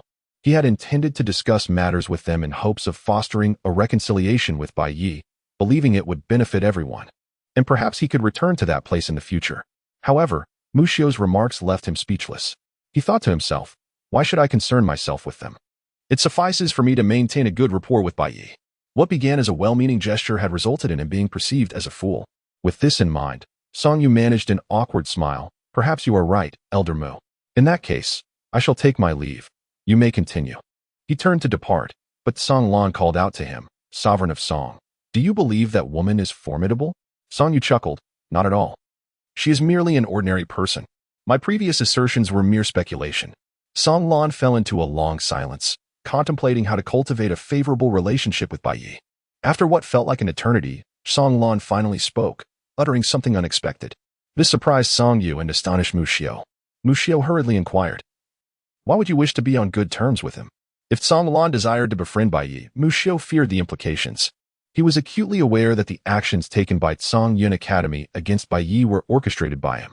Thus, even if Bai Ye were to spare Song Yun Academy, he would never forgive Mu Xiu. This realization heightened his anxiety. Dean, we need not fear Bai Ye, even if he is backing. This continent ultimately bows to Song Yun Academy. Song Lan disregarded Mu Xiu's concerns and fixed his gaze on Song Yu. Sovereign of Song, please guide us. Song Yu laughed heartily, sensing that Song Lan had not entirely lost his wits. Cultivating goodwill with Bai Ye is not insurmountable. It depends on the sincerity of your intentions. I must caution you, however, that Bai Ye is notoriously difficult to satisfy. Song Lan hesitated. What if the cost is too great? Song Yu laughed again. It appears Dean Song has yet to arrive at a decision. Mu Xiu retorted, Sovereign of Song, are you perhaps harboring ulterior motives in encouraging us to befriend Bai Ye? At that moment, Song Yu felt a surge of frustration but managed to restrain himself, realizing that further conversation with this fool would only lead to his own folly. Song Lan hesitated after hearing Mu Xiu's words. He turned to Song Yu and inquired, Master Song, what benefits might we gain from fostering a friendship with Bai Ye? Song Yu initially considered dismissing the two entirely, allowing them to remain in their ignorance. However, reflecting on his past rapport with the former dean of Song Yun Academy, he sighed. Did Dean Song not wish to understand the matters concerning his revered master? Chapter 54. Songlan's master. The former dean of Songyun Academy, Lin Feng, was also Songlan's master, having come from beyond this realm. Like Songyu, he had been pursued and hunted, ultimately finding refuge in this place. Hundreds of years ago, while fleeing from several formidable adversaries, Lin Feng fortuitously encountered the Elder of Transformation. Upon learning of Lin Feng's plight, the Elder expressed his desire to bestow upon him a gift of fate. Given Lin Feng's grievously wounded state, he had no choice but to heed the Elder's counsel. Subsequently, the Elder transported Lin Feng to Songyun continent, and years later, Lin Feng joined Songyun Academy. His formidable prowess led to his selection by the then dean as the next head of the academy. Not long after, turmoil engulfed Songyun continent, resulting in the demise of the sitting dean in an effort to quell the unrest. Lin Feng avenged his predecessor's death with his immense strength and restored order, eventually ascending as the new dean. Under Lin Feng's leadership, the Songyun continent experienced an era of remarkable peace and prosperity, a period deemed the most stable in millennia. However, this idyllic state was short-lived. Several decades ago, a tragic event unfolded. Hundreds of powerful individuals across the Songyun continent were mercilessly slain in a single night by a flying dagger. Strangely, the continent fell silent once more. The reasons for this massacre shrouded in mystery. Song Lan, upon assuming the role of dean, sought to investigate the incident, only to uncover that the perpetrator had originated from beyond. Yet, the motives behind the killings remained elusive. All that was known was that the assailant was a mysterious figure wielding a flying dagger. Master? The thought of his master dimmed Song Lan's gaze. At the tender age of 3, he had wandered the streets, unaware of his parentage and uncertain of his survival, relying on the meager sustenance of begging. Days would stretch into weeks without a morsel to eat, and this harrowing existence persisted for 5 long years. During this time, despair consumed him as he observed other children basking in the warmth of parental affection and enjoying hearty meals. Anguish and resentment towards his parents often surged within him, questioning why they had abandoned him to endure such a solitary life. Countless times, he contemplated surrendering to death, yearning to escape the relentless suffering. Each occasion of hunger deepened his despair, amplifying his bitterness towards the world's inequities. Yet, despite his aversion to such a life and his fervent desire for liberation, he persevered. It was through this perseverance that he found the opportunity to alter his destiny. One fateful day, as he begged on the streets, the indifferent gazes of passers-by greeted him, with kindness remaining a distant fantasy. Once again, as in previous days, no one extended a hand to offer even a token of charity. Gently caressing his flat belly, he ambled toward a dilapidated little grass hut. At that moment, a figure obstructed his path. He glanced at the individual, and upon seeing the warm, affectionate smile, he was momentarily transfixed. Such a smile had been his fervent desire. Now, someone was bestowing it upon him, and he found himself utterly captivated. "Uncle, could you spare me some food?" he uttered instinctively, unsure of what else to say. This phrase had been the most frequently spoken in his life, alongside "I'm sorry." These two expressions were uttered countless times each day. The person's smile grew even more endearing. "Come, I'll take you to eat." Upon hearing this, his body stiffened, and he began to tremble, for no one had ever spoken to him in such a manner. Each time he had asked, "Could you give me something to eat?" the usual response was a curt dismissal. Doubtfully, he inquired, "Really?" "Of course it's true." With confirmation, his excitement surged. The individual then led him to a steamed bun shop, a place he had often passed but never entered, not because he could obtain food there, but to inhale the tantalizing aroma of the buns. He indulged in nearly a dozen before pausing, feeling a bit embarrassed as he glanced at the man. "Did I eat too much?" The man chuckled. "Not at all. Just eat your fill." He nodded vigorously. "Yes, I'm full." The man gently ruffled his hair. "What is your name? How old are you?" With a hint of sadness, he replied, "I don't have a name. Everyone calls me Little Beggar." The man looked puzzled and asked, "What about your family?" "I've been on my own since childhood. I have no family." In that moment, he longed to ask the man if he could take him in. However, he understood his place. The food was already a significant gift, and he dared not wish for more. After a brief moment of contemplation, the man asked, "Would you like to come with me?" Surprised, he gazed at the man. "You want to take me with you? Why are you being so kind to me?" Tears began to well in his eyes. The man gently wiped away the tears. "There's no reason. I simply believe that a thoughtful child like you deserves a better fate." He nodded. "I am willing." The man smiled warmly. "Very well. But you must promise me that you will not cry anymore. A young man should not weep."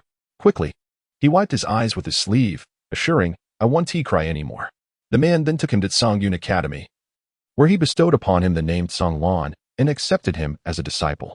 In the following years, the man treated him as his own, and he dedicated himself to his training, growing more mature and forever grateful to his master.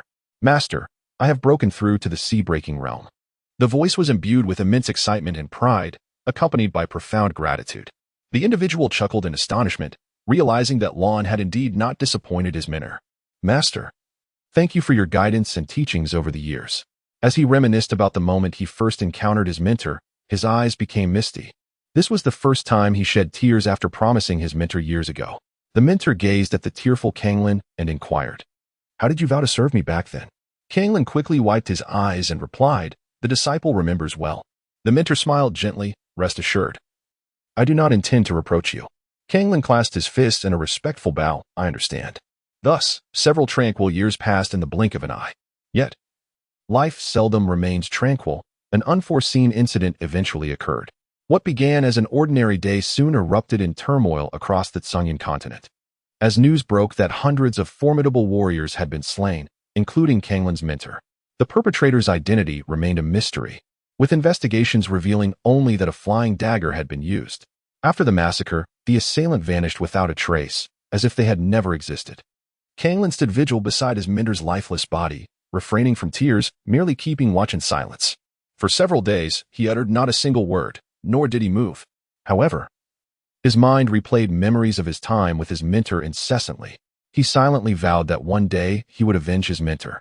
Thoughts of his mentor left Kanglin in a state of confusion. For decades, he had sought to locate the assailant, but alas, he had no leads. He speculated that the individual might have departed the continent. Song Yu observed Kanglin's bewilderment and suggested, "Perhaps Bai Yi could assist you." At this, Kanglin turned sharply towards Song Yu. "Him?" Song Yu nodded. "Even if he cannot, the woman accompanying him surely can." Kanglin hesitated. "How can I trust them?" Song Yu shook his head with a smile. "To find that person, you must leave this continent. Besides seeking the Elder of Creation, that woman might possess the ability to exit directly." Mu Xiao, noticing Kanglin's wavering resolve, swiftly interjected, "We could seize Bai Yi and his companion, compelling them to lead us out." Song Yu looked at Mu Xiao in surprise, giving an approving thumbs up. "I believe Elder Mu's plan is feasible." After uttering this, he turned to leave, genuinely intimidated by Mu Xiao. Once Song Yu departed, Kanglin remained silent for an extended period. "Elder Mu, you may go." Chapter 55. Breakthrough in Swordsmanship. Chapter 56. What secrets lie within poetry? Gazed at Bai Yi's sword and suddenly felt like a burden, for with that sword in hand, Bai Yi would face no danger. Shaking her head with a wry smile, she approached Bai Yi. "How are you? Are you all right?" Bai Yi smiled broadly. "I'm not dead yet." In the distance, Mu Xiao fixed his gaze intently on Bai Yi's sword, his expression grave. He had previously heard rumors that the sword would automatically protect its master, but he had not anticipated such formidable power. The sword's earlier flash left him utterly astonished. Had he not exerted all his strength in that moment, he might have been slain. What kind of sword was that? The more he pondered, the more he sensed something amiss. Could it be that Song Yu spoke the truth? This thought ignited a flicker of hesitation within him, but soon, reason urged him not to retreat. Even if he withdrew now, Bai Yi would inevitably hunt him down in the future. By then, he would likely no longer be a match for him. Though Bai Yi was gravely wounded, could that sword also protect the woman beside him? As this notion crossed his mind, Mu Xiao's face contorted into a sinister grimace. He decided to take a gamble. If he could not kill Bai Yi, then he would eliminate the woman first. With that resolve, he unleashed a fierce punch, not aimed at Bai Yi, but at Shi. Despite being in a severely injured state, the force behind his punch was terrifying. As he struck, the space within several dozen meters around him trembled slightly. Suddenly, cracks in the fabric of space appeared, emanating a terrifying pressure. Simultaneously, a flurry of dark spatial blades shot forth, engulfing the sky in an instant. Mu Xiao grinned malevolently. "Die, all of you." As his words echoed, the surroundings were shrouded in darkness. Countless spatial blades surged toward Shi. Witnessing this scene, both Bai Yi and Shi's expressions changed dramatically. Bai Yi immediately embraced Shi tightly, perceiving that the strike had been directed at her. Had it been aimed at himself, the blade might have been triggered. However, he was uncertain whether it could still be activated against Shi, and he dared not take that gamble. Shi, taken aback by Bai Yi's firm embrace, found herself momentarily stunned. She had been prepared to retaliate, yet unexpectedly, she was held so closely by her brother that she was rendered unable to act. Nevertheless, she bore no resentment towards Bai Yi.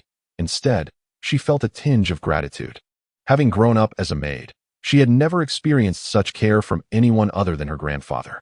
Although the mistress had always treated her kindly, the benevolence of a master-servant relationship paled in comparison to the affection Bai Yi showed her.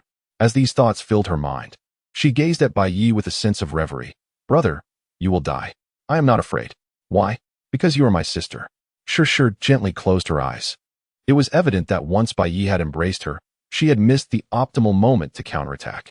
This implied that even if she attempted to strike now, she might not be able to fully deflect the blow. Reflecting on this, Sure let out a bittersweet smile. "Brother, in the next life, I still wish to be your sister." Bai Yi nodded earnestly, expressing his intention to be the elder brother.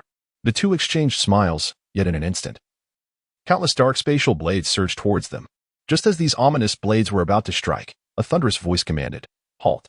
A terrifying pressure enveloped the area, and a figure emerged before Bai Yi and his companion, Song Lan. Upon seeing Song Lan, Mu Xiu's expression stiffened momentarily before transforming into a more menacing guise. He was now beyond the point of retreat. Thus, he resolved to bring ruin upon them all.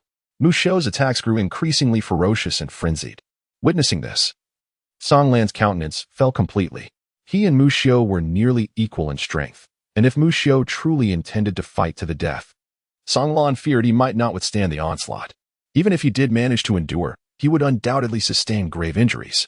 In this moment of hesitation, Mu Xiu's assault commenced.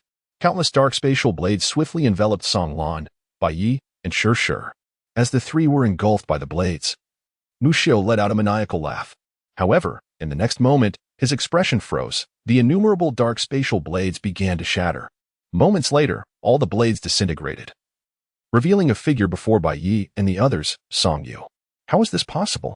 Mu Xiu was momentarily dazed, fully aware of the formidable nature of his previous strike.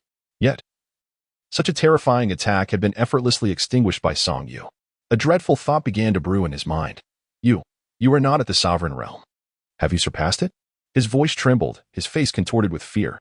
At that instant, Bai Yi and his companions were also left in shock, particularly Song Lan. He had never regarded Song Yu as a threat. In his perception, it was inconceivable for this continent to harbor a being beyond the sovereign realm. As a pinnacle sovereign himself, he believed he was among the elite of this land. He was acutely aware of the terror embodied in Mu Xiu's prior attack. Had he taken it head-on, he would have suffered severe injuries. Yet Song Yu had effortlessly neutralized that strike, leaving Song Lan in a state of profound astonishment. Bai Yi and his companion, tightly embracing one another, turned their gazes towards Song Yu. Bai Yi could not help but swallow hard, exclaiming, "So the Song Emperor is truly formidable." Reflecting on his previous somewhat unfriendly demeanor towards this sovereign, he felt a chill emanating from his heart. Song Yu smiled faintly. There are even more formidable things yet to behold. At that moment, Song Lan looked at Bai Yi, who was tightly holding on to Sure, with a puzzled expression. Is he taking advantage of the situation? Even now, he clings so closely. Are they truly siblings? Noticing Song Lan's curious gaze, Bai Yi felt somewhat perplexed. He instinctively tightened his embrace, eyeing Song Lan warily. "What are you up to?" Song Yu turned to Mu Xiu, stating, "Elder Mu, I have made it clear that as long as I am present, no one shall lay a finger on young Master Bai." Hearing this, Mu Xiu was incensed, wanting to retort, "What nonsense? Why didn't you say this before?" Yet, shockingly, Song Lan immediately echoed, "And I too, as long as I am here. No one shall dare to harm young Master Bai." Mu Xiu spat out a mouthful of blood, angrily pointing at the duo. "You two are utterly shameless. I, Mu Xiu, am completely defeated." With that, he turned to flee. As Mu Xiu attempted to escape, Song Yu made to pursue him, but Bai Yi stopped him, saying, "This grudge shall be repaid by my own hand another day." Song Lan quickly approached Bai Yi's side, asserting, "Young Master Bai, allow me to escort you home to recuperate." Bai Yi regarded Song Lan with a peculiar expression, pondering the intentions of these individuals who seemingly wished him harm. What performance were they putting on today?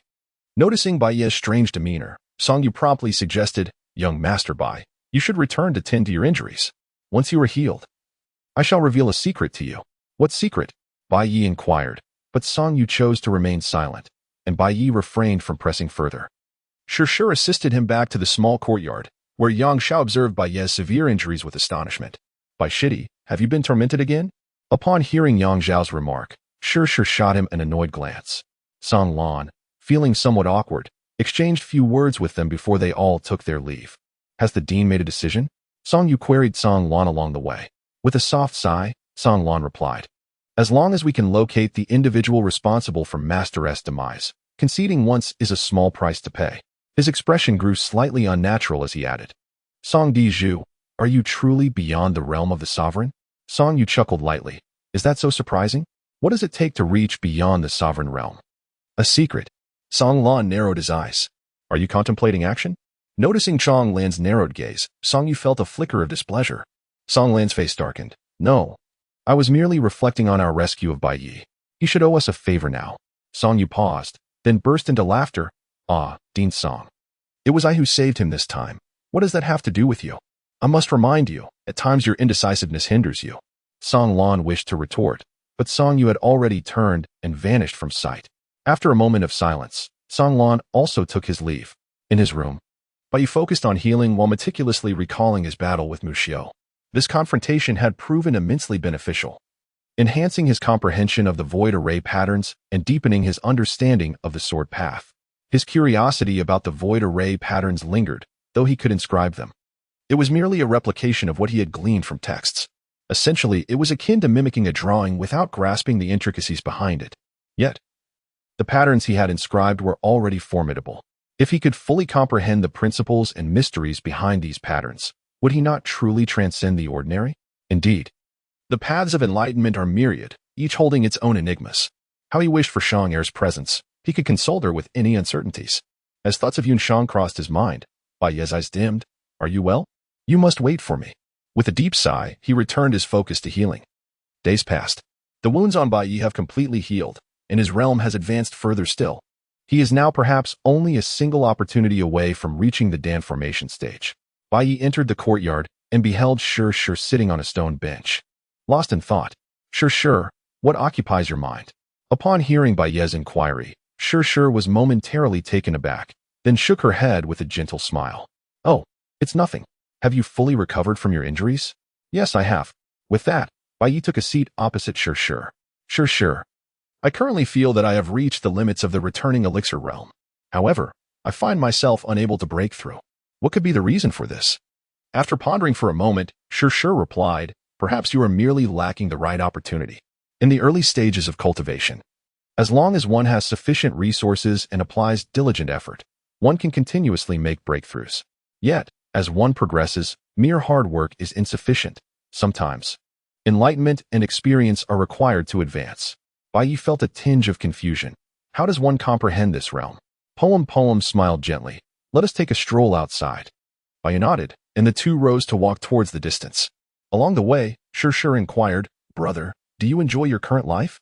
Taken aback by Shir's sudden question, Bai Yi felt a tinge of curiosity. What is the matter, Shir? Shir blinked playfully. It's nothing much.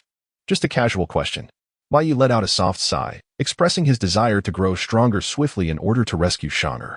Upon hearing his words, a fleeting shadow of melancholy flickered in Shir's eyes, though she concealed it adeptly, leaving Bai Yi oblivious to her inner turmoil.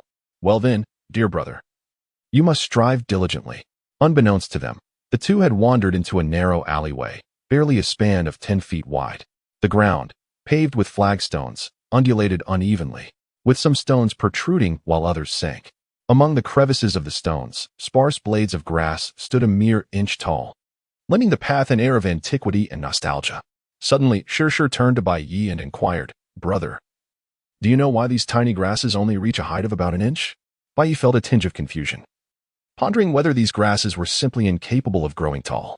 Shir sighed softly and replied, it is not that they cannot reach great heights, rather, those that have grown tall have already been trampled by passers-by. Bai Yi was further perplexed. Why would those individuals trample upon the grass that had grown taller?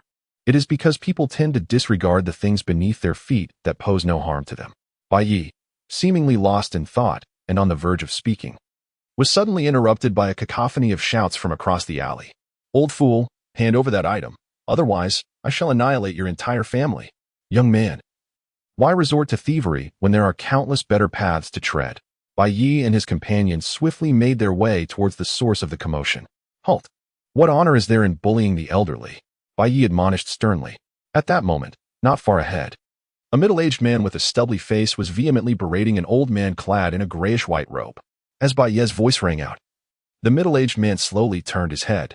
Upon seeing him, Bai Yi was momentarily taken aback. This man was none other than Wang Dachui, who had once dared to challenge Zhao Shuer. Wang Dachui regarded Bai Yi with a flicker of malice upon his face. Who is this insolent child? Begone. Yet, as he spoke, a hint of recognition crossed his features. He recalled how Bai Yi had once vanquished hundreds of the younger generation and doubted his own ability to contend with him. Not to mention that he did not believe Bai Yi to be the type to show mercy. Why you are Bai Yi? Bai Yi smiled faintly and remarked, Brother Wang, have you been enjoying a certain level of comfort lately? Would you like me to surprise you with something unexpected? No, not at all. With that, he turned and fled. Bai Yi made no effort to pursue him, instead approaching the elderly man. Esteemed elder, are you well? The old man paid no heed to Bai Yi, his gaze fixated on Shu's face with a look of concern. Noticing the old man's disregard, Shu shot him a fierce glare. Hey, old man, didn't you hear my brother asking you a question? With white hair adorned with dark streaks, the elder spoke. Poetry. How should one communicate? Who is it that disregards you? At this moment, the gravity etched on the elder's face transformed into an expression of peculiarity. This young lady was no ordinary individual, and the young man appeared to possess an extraordinary essence as well. Yet, it seemed implausible. Such a formidable being should not have been allowed entry by that ancient figure. The elder's thoughts grew increasingly disconcerted. Observing the elder's silence, Poetry felt a surge of indignation. Old man, have you lost your tongue or been rendered foolish by fright? Upon hearing her fierce exclamation once more, the elder gradually regained his composure. I am grateful for your timely assistance, young sir. Meanwhile, Poetry sensed an oddity in the atmosphere. She directed her spiritual perception towards the elder and her eyes widened in astonishment. Goodness, what is transpiring? This old man is quite remarkable. A mere glance revealed that the elder was not weaker than that Songyu. With a soft sigh, she remarked, Old man, you have taken me by surprise. The elder offered a wry smile. My dear, you flatter me. Bai Yi expressed some confusion, inquiring, What are you discussing? The elder chuckled softly, replying, Oh, it's nothing of importance. Would you two care to join me at my humble abode? Bai Yi hesitated for a moment, glancing at Shu. Just then, the elder suddenly spoke. I possess something remarkable. Chapter 58. The heavenly path annihilates the world. Something remarkable? Bai Yi queried, taken aback. The elder nodded affirmatively. Indeed, something remarkable. Please follow me. Without waiting for Bai Yi and Shu's response, he turned and walked away. Shu suggested, let us follow him and see. After a short while, the two accompanied the elder into a dilapidated courtyard. The yard was quite small, even more so than Bai Yi's own. It contained only 2 rooms, both in a state of disrepair. It seemed as though a mere gust of wind could topple them. The trio entered the room, where the elder gestured for Bai Yi and Shu to take a seat. He then settled down himself. Observing the elder's repose, Bai Yi inquired with some confusion, Elder, what about the remarkable thing you mentioned? Patience, young man, the elder replied, rising to brew a pot of tea, pouring a cup for both Bai Yi and Shu. He continued, let us first enjoy some tea. Shu eyed the elder warily. The elder smiled serenely. I bear no ill will towards you. I merely wish to convey some thoughts. Bai Yi appeared somewhat perplexed. Did you not mention that there were treasures to be found?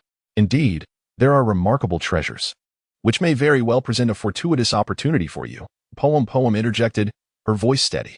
Speak your mind. Do you not see my brother's impatience? At that moment, Poem felt a flicker of anger. She was acutely aware that this elder was no ordinary man. However, he posed no immediate threat to her. The old man, conscious of his dwindling years, understood that certain matters must be divulged. Otherwise, when calamity strikes, it could lead to dire consequences. With that thought, the elder let out a deep sigh. Bai Yi appeared somewhat bewildered. What great calamity! The old man sighed softly, alas. Surely you both are aware of the origins of this continent, are you not? Bai Yi nodded, recalling that he had once heard it said that this place was a forbidden ground thousands of years ago. The old man shook his head, indicating that it was not merely so. Bai Yi felt a pang of confusion. Is that not the case? Shu also turned her gaze towards the elder, awaiting further explanation.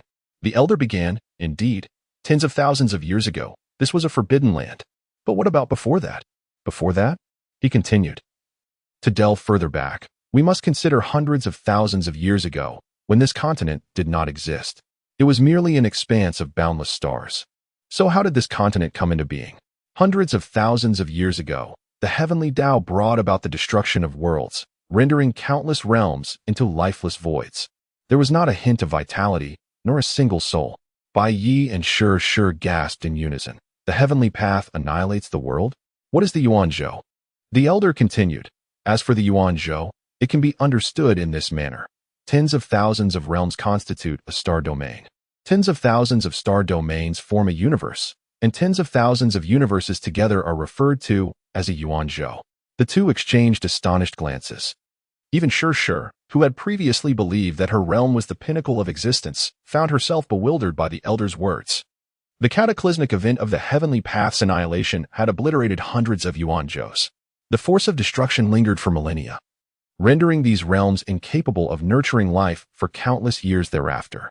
Yet, unexpectedly, a race managed to survive under the terrifying shadow of the heavenly path's devastation. What? How is that possible?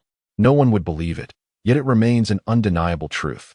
Approximately 10,000 years after the annihilation, a race traversed these hundreds of Yuanzhous. By that time, many star domains had begun to give rise to new forms of life. Humans, magical beings, and numerous other races. However, none could withstand the onslaught of that particular race, a race that had evaded even the wrath of the heavenly path. At this juncture, the elder lifted his teacup and took a delicate sip. Bai Yi hastily inquired, what happened afterward? In the ensuing centuries, it appeared as if these myriad realms once more succumbed to the cataclysm of the heavenly Tao. Apart from that singular race, no other species survived. Shi pondered. That race must be the Beast clan? The elder gazed at her in astonishment. My dear, how do you know? Shi shook her head. I do not know. Merely speculating. I believe this is related to the seal in the Black Wind Forest, is it not? The elder nodded slightly, yet then shook his head. Indeed. There is some connection, but it is not significant. The Beast clan will soon emerge, and once they do, it shall herald a great calamity. Bai Yi inquired. Did the Beast clan not annihilate all other races? What about us? The elder replied, Indeed, but it is precisely for that reason. The actions of the Beast clan incited the wrath of the heavenly Tao. However, at that time, the heavenly Tao had just unleashed the celestial catastrophe, leaving it weakened and unable to descend again to eradicate the Beast clan. Shi asked, why did the heavenly Tao initially impose such a world-ending calamity? The elder suddenly appeared somewhat embarrassed, responding, perhaps it was merely a bout of ennui. Upon hearing this, Bai Yi felt a surge of frustration. You, out of boredom, extinguished hundreds of realms? Is such a thing permissible? The elder continued, perhaps in hindsight, the heavenly Tao harbored some regrets, but it was too late. If the Beast clan were allowed to persist, there would never again be the birth of another race, no matter how much time passed. Contemplating this, he resolved that, since he could not annihilate the Beast clan entirely, he would instead seal them away, awaiting the emergence of a powerful being to ultimately eradicate them. Bai Yi inquired, is the seal located here? The elder shook his head. No, initially the Beast clan was spread across hundreds of realms. To seal them away was an arduous task, achievable only by gathering them in one place and then employing a thunderous method to suppress and seal them. But how did the heavenly Tao manage to seal the Beast clan? The elder explained, the heavenly Tao devised a trap for the Beast clan, using its own source heart as bait, luring all the beasts to a single location. Shi furrowed her brow. Source heart? The elder nodded. Indeed. It was through the allure of its source heart that it drew all the beasts into its very being. Bai Yi, filled with trepidation, inquired, within its belly? Shi, slightly incredulous, remarked, just how vast must this heavenly Tao be? The elder chuckled, this is merely a trivial tactic. After luring all the Beast clans into its own depths, the heavenly Tao forcefully utilized its primordial power to suppress and seal them. However, in the end, the heavenly Tao realized it had underestimated the Beast clans. Although it succeeded in sealing them, its own essence sustained considerable damage. Bai Yi inquired, so does this imply that the heavenly path has already fallen? The elder paused, responding, one might say so. Poem seemed to have an epiphany. If that is the case, then this continent must be the corporeal form of the heavenly path. Upon hearing this, Bai Yi was utterly taken aback, exclaiming, what? Are you suggesting that we are standing on the corpse of the heavenly path? Observing Bai Ye's astonishment. Poem couldn't help but chuckle. Hee, brother, you certainly have wielded your sword recklessly upon this ground. In essence, you have often sharpened your sword upon the body of the heavenly path. Bai Ye's expression darkened as he said, Sure, refrain from such reckless talk. It could lead to dire consequences. Observing their playful banter, the elder shook his head with a gentle smile, murmuring softly, Indeed, where there are people, there is liveliness. In this world, where humanity exists, there exists emotion. Life ebbs and flows, destruction comes and goes. The cycle of reincarnation is eternal and unending. The celestial path may bring about the world's end, not out of cruelty, but rather as a consequence of natural law. Even the mightiest celestial forces cannot escape the sway of nature. His words resonated with profound melancholy and poignant reflection. Chapter 59. I shall stand guard. Listening to the elder's words, Bai Yi fell into a contemplative silence. After a moment, he inquired, If the celestial path has sealed the beast clan, what did you mean when you spoke of impending calamity? The elder withdrew his thoughts. Though the beast clan has been sealed for these many years, they have not relinquished their desire to resist. After countless millennia, the current beast clan may be more formidable than ever before. Consequently, the celestial body has begun to show signs of fissures. Should these fractures widen, the beast clan may emerge, leading to a cataclysm for humanity and other races alike. Upon hearing the elder's words, Bai Ye's countenance grew grim. Sure, deep in thought, turned her gaze towards the elder and asked, Why do you share this with us? Do you believe we possess the strength to confront the entire beast clan? The elder shook his head. It is not that you can withstand the beast clan, but if I were to share these words with others, who would believe me? Bai Yi remained silent. Do you think we would believe? The old man did not respond verbally, but merely nodded. Bai Yi offered a bitter smile. Is this what you refer to as a great treasure and opportunity? The old man responded with an awkward smile. Not quite. Once, the heavenly Tao possessed a ring that contained countless treasures. If you two were to acquire such an artifact, it could indeed be deemed a significant fortune. Bai Yi felt a stir of excitement. After all, it was the ring of the heavenly path. Surely, it contained a plethora of treasures. However, what if the heavenly path was still alive? Wouldn't it be rather impolite to seize his ring? Sure chuckled. Indeed, there must be numerous valuable items. But do you know in which direction his ring lies?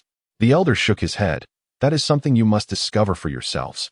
Bai Yi threw up his hands in exasperation, exclaiming, Where shall we search? We possess not a single clue. The elder spoke in a grave tone. When the heavenly path realized it had underestimated the beast clan, it endeavored with all its might to conceal its corporeal form within the vast expanse of the cosmos. However, a portion of it remains unhidden. This very continent is that remnant. Poem hastily inquired, Which part of the heavenly path's body does this continent represent? The elder replied, The head. Upon hearing this, Bai Yi was utterly flabbergasted. Are you implying that what lies beneath our feet is the head of the heavenly path? The elder nodded affirmatively. Indeed. Poem sighed softly. If that is the case, how arduous will it be for us to locate its hands? Moreover, the rest of its body has been obscured within the celestial firmament. In this vast and boundless sky, where shall we commence our search? Bai Yi found himself somewhat speechless. Elder, are you perhaps weaving tales to amuse children? I cannot help but feel that your words lack credibility. The old man replied, Believe it or not, I have spoken all that I needed to. Now, it is up to fate to unfold. Suddenly, Sure inquired, Old man, if what you say is true, how much longer can the body of the heavenly path endure? The elder pondered for a moment before responding, 300 years. At most. 300 years. Bai Yi smiled broadly, exclaiming, You startled me. I thought I might not hold on much longer. With 300 years ahead of us, what is there to worry about? We shall address it when the time comes. Come, Sure. With that, he took Sure's hand and began to walk away. The old man did not intervene. However, as Bai Yi led Sure out of the courtyard, Sure furrowed her brow deeply, for at that moment, she could no longer sense the old man's presence. This indicated that he had vanished the instant they stepped beyond the threshold. Observing Sure's troubled expression, Bai Yi inquired, Sure, what troubles you? Sure offered a faint smile in response. It's nothing. Let us return. Yet, a thought that filled her with dread surfaced in her mind. The old man could very well be the Tao of heaven from long ago. Contemplating this, Sure turned to glance back at the courtyard. As she did, her body froze in place. Bai Yi discerned that something was amiss with Sure. What is it? Sure? He inquired, turning to gaze at her. The moment he did, Bai Yi was rendered motionless. Behind them lay not a courtyard, but rather a dense, sprawling forest. What was happening? Bai Yi swallowed hard. Sure, exhaled deeply. Let us return first and discuss it. With that, the two swiftly turned and departed. The atmosphere around them imbued with a sense of the uncanny and perilous. After a brief interval, they arrived back at the courtyard, their hearts still racing with trepidation. That place was undeniably extraordinary, instilling even Sure with a hint of danger. This further solidified Sure's conviction regarding her suspicions. The old man was indeed the embodiment of the heavenly path. As they entered the room, Yang Xiao hurried over. Observing the two as they stepped inside, he hesitated, contemplating whether he should call out to them. He had never witnessed the pair entering the room before. With this thought, a knowing smile graced his lips. Bai Yi and Sure entered the room, and as Bai Yi turned to close the door, she caught sight of Yang Xiao, whose eyes were wide with astonishment. Their gazes met, and upon realizing Bai Yi had noticed him, Yang Xiao hastily covered his eyes and turned to leave, murmuring to himself, "I did not see anything. I know nothing at all." Bai Yi displayed a peculiar demeanor. "Brother, where are you headed?" No sooner had the words escaped his lips than a resounding crash echoed through the air. Yang Xiao, with his eyes shielded, collided with the stone bench situated in the courtyard, emitting a wretched cry akin to that of a slaughtered pig. Upon hearing this lamentable sound, Sure emerged from the room, her voice laced with concern. "Young brother, what has happened to you?" Yang Xiao, feeling somewhat embarrassed, replied, "It's nothing. You all may return to your rooms." Sure's expression took on an odd quality as she inquired, "Continue what?" Bai Yi promptly replied, "It's nothing." Then, turning to Yang Xiao, he inquired, "Senior brother, did you seek me for a particular matter?" Yang Xiao chuckled lightly. "I initially had something to discuss, but upon noticing that junior brother Bai was preoccupied, it seemed trivial. Your affairs take precedence, junior brother." With white hair adorned with black streaks. He wished to convey that it was not as one might presume. Their retreat to the room was solely to deliberate on the matters spoken by that elderly man earlier. Observing the peculiar expression on Bai Yi's face, Yang Xiao couldn't help but chuckle softly. In a hushed tone, he remarked, "We are all men, we understand." He then cast a knowing glance at Bai Yi, suggesting he should return to the room. Sure, witnessing the exchanged glances between the two, couldn't suppress her concern. "This is not good. Could my brother possibly harbor feelings for brother Yang? What shall I do?" In her moment of anxiety, she inadvertently caught the gaze that Yang Xiao had cast her way. Leaning closer to Bai Yi, she whispered, "Look, they are both anxious. You should hurry. I will keep watch at the door. After all, I was once a professional doorkeeper." With that, she made her way towards the entrance.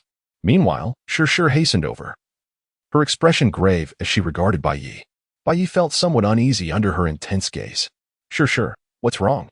Sure replied earnestly, "Come, let us go to the room. I need to ask you something." Without waiting for Bai Yi's consent, she firmly grasped his hand and led him towards the room. Standing at the doorway, Yang Xiao watched this scene unfold and couldn't help but sigh. In the cycle of blooming and withering, is it not a folly to overlook what should not be seen? "Allow me to guard the door, haha." Chapter 60. Yinshang arrived. Sure pulled Bai Yi into the room and slammed the door shut with a resounding thud. Hearing the door close, Yang Xiao chuckled softly, but quickly covered her mouth. After a moment's thought, she took out a scrap of cloth, twisted it, and stuffed it into her ears. "Now this will do. I promise I won't peek." Sure, with a serious expression, looked at Bai Yi and asked, "Brother, are you?" At this point, she suddenly found herself at a loss for words, a faint blush coloring her cheeks. Bai Yi gazed at Sure with a hint of curiosity, inquiring, "What troubles you, Sure?" Taking a few deep breaths, Sure seemed to have steeled herself for something significant. She began, "If you require me." As she spoke, her cheeks flushed a deeper shade of crimson, her upper teeth gently biting her lip. Her head slightly bowed as if she were grappling with words that were difficult to utter. Bai Yi, in a moment of curiosity, lifted his hand to gently caress Sure's head. As Bai Yi's hand gently touched Sure's head, she slowly raised her gaze, her eyes half closed, and her breath quickened. Her cheeks, already flushed, deepened in hue, and not only her cheeks but also her fair neck began to exhibit a faint rosy tint. Bai Yi appeared to comprehend something and immediately spoke. Sure, where are your thoughts wandering? I am, after all, your brother." Sure, with a quiver in her voice, replied, "You need not fulfill the role of my brother." Bai Yi tenderly embraced Sure, saying, "Silly sister, I shall forever be your brother." Sure opened her eyes and replied, "But..." Bai Yi interrupted her, saying, "Regardless of anything, you are my sister, and no one can alter that. A single Clear tears slipped down Shir's cheek as she replied, "You are the first person to treat me this way, with just one word from you. I would be willing to fulfill any wish you have." Bai shook his head with a gentle smile, saying, "I require nothing from you. Your well-being is sufficient." Shir nestled deeply into Bai's embrace, feeling unreserved in the arms of her brother.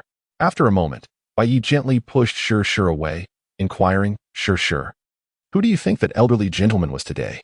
Shir softly wiped her still moist eyes, replying, "If I am not mistaken, he must be the Tao of Heaven from back then." Upon hearing this, Bai was taken aback, exclaiming, "How is that possible?" Shir continued, "Who, apart from the Tao of Heaven from that time, would possess such intimate knowledge of those events?" Bai nodded, remarking that if that were the case, then it could only lead to this singular possibility. Yet, was their encounter with us merely a coincidence, or had it been meticulously orchestrated by him? After a moment of contemplation, Shir expressed her belief that it was not so fortuitous. Her intuition was indeed correct. This was precisely the design of the heavenly path. At that moment, a cacophony erupted from outside. Bai was preoccupied with Shir shimmy, and entry was prohibited. What could they possibly be busy with? One might wonder what a man and a woman could be engaged in. They are, after all, siblings. You seem to misunderstand. Overhearing the conversation outside, Bai was left exasperated, while Shir's cheeks flushed, rendering her silent. Bai hurriedly pushed the door open and stepped outside, only to find Yang Xiao and Song Yu engrossed in a hushed conversation. However, their voices were considerably softer than before, rendering Bai unable to discern the specifics of their discourse. Song Yu faced Bai, while Yang Xiao turned his back to him. Upon Bai's emergence, Song Yu caught sight of him and promptly gestured to Yang Xiao, signaling him to cease his remarks. Yet, Yang Xiao, seemingly oblivious, continued to speak animatedly. Bai was utterly speechless. He had previously overlooked the fact that Brother Yang was so chatty. At this moment, he felt the need to reassess his understanding of Brother Yang. Under the repeated cues from Song Yu's gaze, Yang Xiao finally sensed that something was amiss. He turned around and was momentarily taken aback. Without a moment's hesitation, he blurted out, "Junior brother Bai, are you done?" Bai resolved to no longer pay heed to this senior brother. She turned her gaze towards Song Yu and inquired, "Is there something the sovereign Song wishes to discuss?" Song Yu, wearing an expression of peculiar intrigue, regarded Bai in silence.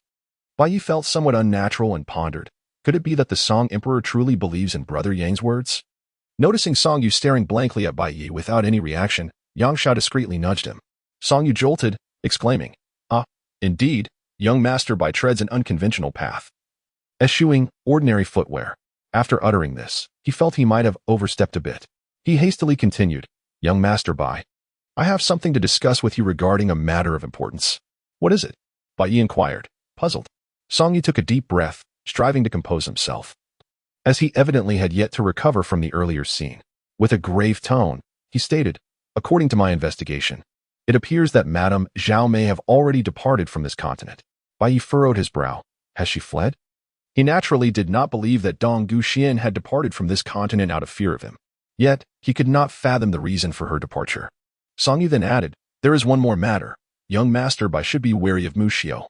Bai nodded, acknowledging, "I am aware of this." "Is young master Bai planning to seek out that lady from the Zhao family?" At that moment, Shir emerged from the room, stating it is not yet feasible. With Ji's current abilities, he is not yet ready to venture out. Bai turned to Shir and inquired, "What level of prowess is required to venture outside?" Shir replied solemnly, "Naturally, the stronger one is, the better. I wish to rescue Shang first," he murmured, constantly preoccupied with thoughts of Yunshang. "I wonder how Master and Shang are faring out there." Shir encouraged, "Perhaps they are not trapped after all." Yet he pondered, why haven't they returned?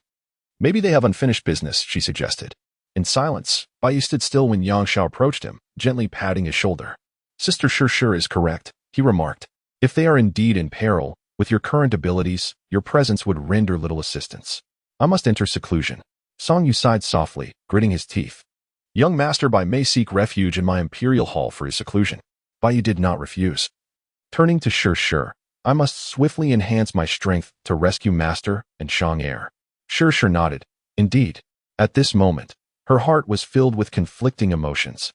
She cherished her current life, as it was surrounded by those who cared for her, and felt a sense of security here for Bai. However, she knew that Bai would not remain here indefinitely. He still had to save his master and Shang. Contemplating this, she couldn't help but exclaim, Yunshang, how fortunate you are. Subsequently, they gathered their belongings and followed Song Yu toward the imperial hall. Just as they departed, a figure gradually emerged within the courtyard. Clad in a simple, form-fitting long dress with her hair casually pinned atop her head, adorned with a hairpin, it was Yunshang. However, she was not in her true form. Rather, it was a projection of herself. Gazing longingly at Bai Ye's vanishing silhouette, she murmured, Little Yi, do not fret. Rest assured, I will wait for you. I will certainly await your rescue.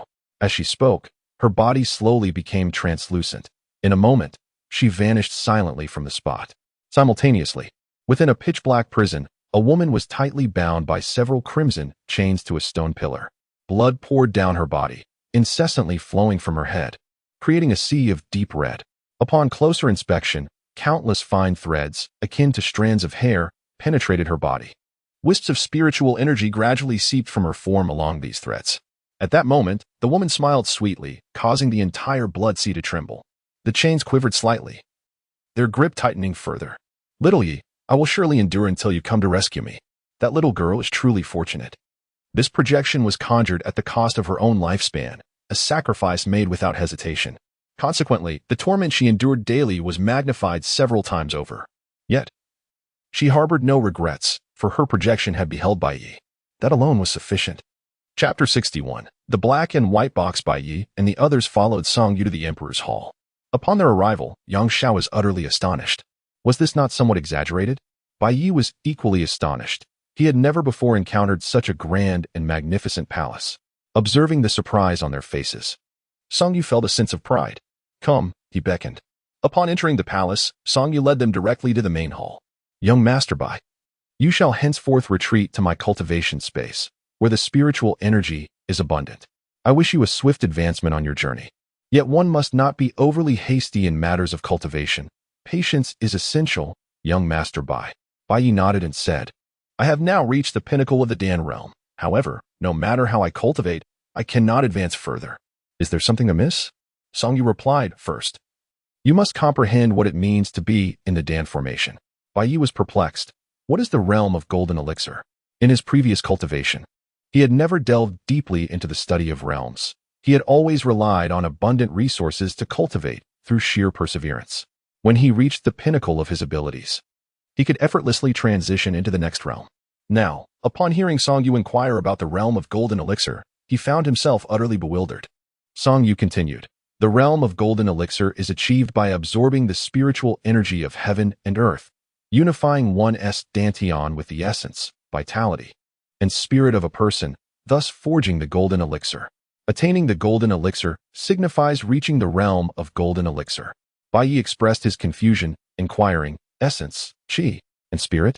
Song Yu furrowed his brow and replied, Young Master Bai, are you unfamiliar with the concept of essence, qi, and spirit? How have you cultivated your returning Dan realm?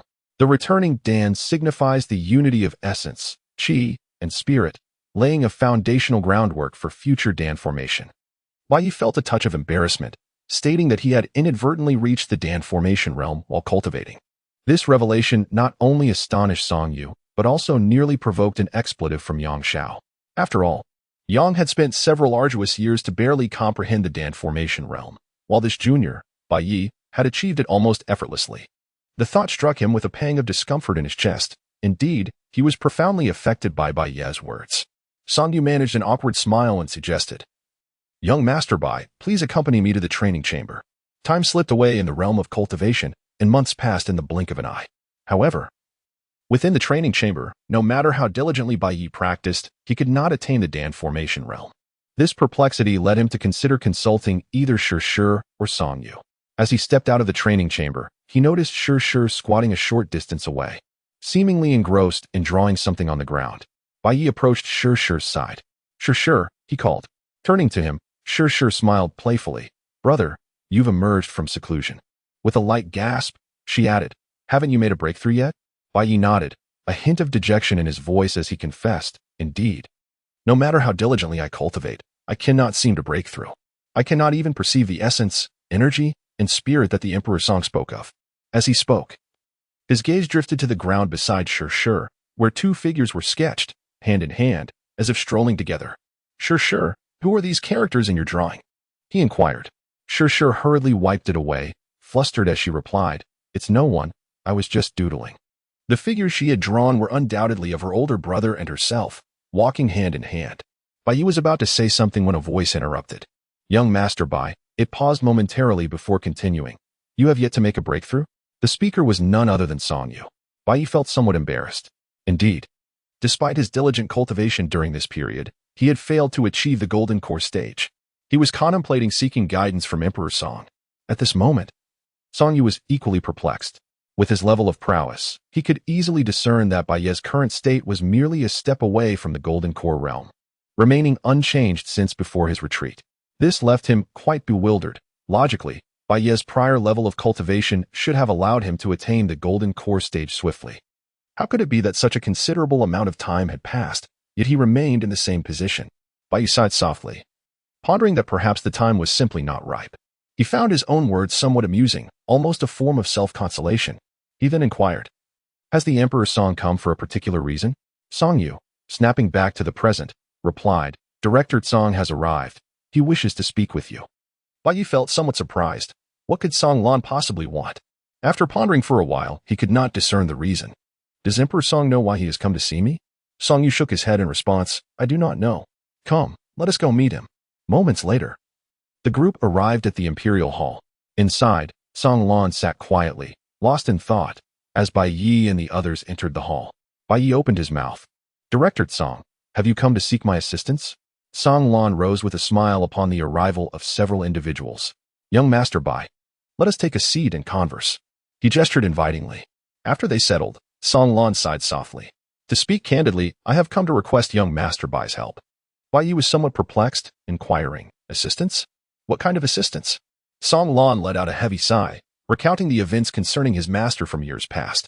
Upon concluding his tale, Song Yu spoke in a grave tone. It is entirely our fault for being too greedy back then. Had it not been for this box, neither Lin nor I would be in this predicament. As he spoke, he produced a box, which was as dark as ink, exuding an air of ancient elegance, with a faint black luminescence shimmering upon its surface. Bai gazed at the box with a hint of perplexity. Is this truly the treasure for which you all fought so fiercely? Song Yu nodded solemnly. At the time, we believed it to be an extraordinary relic, yet, after centuries, it remains merely a box. I have endeavored numerous methods, yet it remains obstinately sealed. Sure regarded the box with curiosity. It could indeed be a remarkable treasure. Upon hearing this, the others turned their attention towards her. Feeling the weight of their gazes, Sure felt a twinge of embarrassment. I was merely speculating. Suddenly, Song Yu declared, If it is indeed a rare treasure, then I shall bestow it upon young Master Bai. Bai was taken aback. For me? Song Lan also appeared somewhat astonished. Master Song, are you serious? You were pursued for decades for this item. Song Yu chuckled lightly. Gifts are meant for those fated to receive them. I believe young Master Bai is destined to possess this box. A flicker of surprise indeed crossed Sure's eyes as she thought, This fellow anticipates that my brother will emerge from this place, and he is bestowing that box upon him. Once others become aware, regardless of whether it is a rare treasure, it will surely bring about considerable trouble. With this in mind, Sure spoke up. Master Song, are you intending to put my brother in danger? Song Yu furrowed his brow. How could I possibly harm young Master Bai? By giving this item to my brother, once outsiders learn of it, will he not face the same relentless pursuit you once endured? Song Yu's expression darkened slightly. I hadn't considered that. In truth, he had harbored such thoughts. But he was taken aback by how swiftly this young girl had discerned his intentions. Bai, however, paid no heed to the conversation between the two, instead directing his gaze towards Song Lan. In truth, Bai held a considerable fascination for the box, as it evoked an unprecedented sensation the moment he laid eyes upon it, a feeling that rendered him unable to refuse its allure. Noticing Bai's attention upon him, Song Lan offered an awkward smile. He then retrieved a similarly sized box from within the ring, but this one was entirely pure white, resembling a flawless piece of white jade devoid of any impurities. Bai gazed at the white box, realizing it was indeed a juxtaposition of black and white. Upon seeing the white box, Sure was equally astonished, as a forgotten artifact mentioned in ancient scrolls suddenly resurfaced in her memory. Contemplating that object, she found herself momentarily frozen in place. Chapter 62. A Mutual Stare. Sure scrutinized the box intently. pondering whether it could truly be that legendary item spoken of in tales. Bai Yi gazed at the somewhat astonished Shir, feeling a flicker of confusion. Shir, do you recognize this object? However, Shir disregarded Bai Yi's inquiry, turning instead to face Song Yu and Song Lan. With a playful smile, she exclaimed, "Are you truly going to present this item to my brother, Emperor Song and Director Song?" Song Yu replied, "Absolutely." Shir then shifted her gaze back to Song Lan. At that moment, Song Lan seemed to sense an unsettling shift, pondering whether this truly was an extraordinary treasure. Contemplating this, he began to waver. The original intent of his visit was to bestow this box upon Bai Yi, so that he might carry it with him upon his eventual departure. This was motivated not by mere sentiment, but by a fervent desire to uncover the identity of the one who had caused his master's demise and to avenge him. Observing Song Lan's hesitation, Song Yu frowned slightly. "What troubles you, Director Song? Are you reluctant?" Song Lan sighed softly. "What you say is misplaced, Emperor Song. In truth, my purpose here is solely to present this object to young Master Bai. I merely hope that he will take me along when he departs in the future." Bai Yi gazed at Song Lan and inquired, "Are you, Director Song, intending to venture forth in search of the one who caused your master's demise?" Song Lan nodded affirmatively, responding, "Indeed. My master bestowed upon me an immeasurable kindness, even granting me a second chance at life. If I cannot avenge him, I shall be burdened with guilt." Shir then posed a question. "So, has your strength surpassed that of your master in those days?" At this query, Song Lan appeared perplexed, replying, "You jest, my lady. I fear I may not even possess half of my master's strength from back then." Shir, now even more bewildered, asked, "Then do you believe that if you find the one responsible for your master's death, you will be able to exact your revenge?" The moment those words left her lips, Song Lan's expression darkened considerably. Until now, he had been preoccupied with how to locate the perpetrator, but he had never contemplated whether he possessed the capability to seek vengeance. In a solemn tone, Song Lan declared, "Regardless, I must attempt it. If I remain here, I fear that hundreds of years will pass, and my strength will still be insufficient for revenge. Perhaps there is hope if I venture out." Shir playfully smiled. "Very well. I shall promise on behalf of my brother. However, these boxes now belong to him. That is only natural." Shir turned to Bai Yi, saying, "Brother, both boxes are now yours. Quickly, put them away." Suddenly, Song Yu interjected, "Might Miss Shir elaborate on these two boxes?" At this moment, all eyes turned to Shir, and Bai Yi nodded subtly, encouraging her to speak. Shir pouted slightly. "Truthfully, I have only seen them mentioned in ancient scrolls. Their authenticity remains uncertain." As she gazed at the two boxes, she continued, "If I am not mistaken, these are not actually boxes, they merely resemble them. The black one should be the primal yin of chaos, and the white one is the primal yang of chaos." Song Yu exclaimed in astonishment. "Are you suggesting that these are the primal yang and primal yin of chaos?" At this moment, his heart was tumultuous, unable to settle. A legend once circulated about the primal yin and yang of chaos being the universe's primordial form.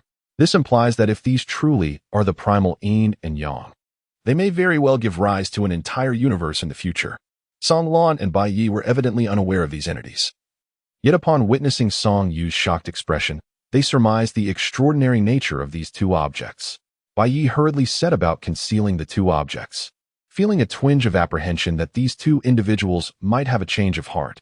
Moments ago, he had discerned a flicker of reluctance in Song Yu's eyes, while Song Lan's face was marked by indecision. Just as Bai Yi's hand was about to make contact with the boxes, both began to tremble slightly in unison. Witnessing this unexpected quivering, the onlookers were taken aback, their expressions reflecting astonishment. As the boxes continued to quiver, beams of light, one white and the other black, began to emanate from within them. Though the light radiated slowly, it bore an unstoppable force, and before long, the entire imperial hall was enveloped in these two luminous streams. Wherever the white light traverses, all things transform into a translucent brilliance akin to white jade, evoking an aura of sanctity. In contrast, the black light envelopes the surroundings in an inky darkness, as if one has entered a world of ink. Yet, within this profound obscurity lies an enigmatic power. Both forms of light gradually extend outward, enveloping the onlookers entirely in this duality of black and white. It is as if they have merged with these lights, becoming ethereal. Poetically, Shir murmured, "The legends are indeed true."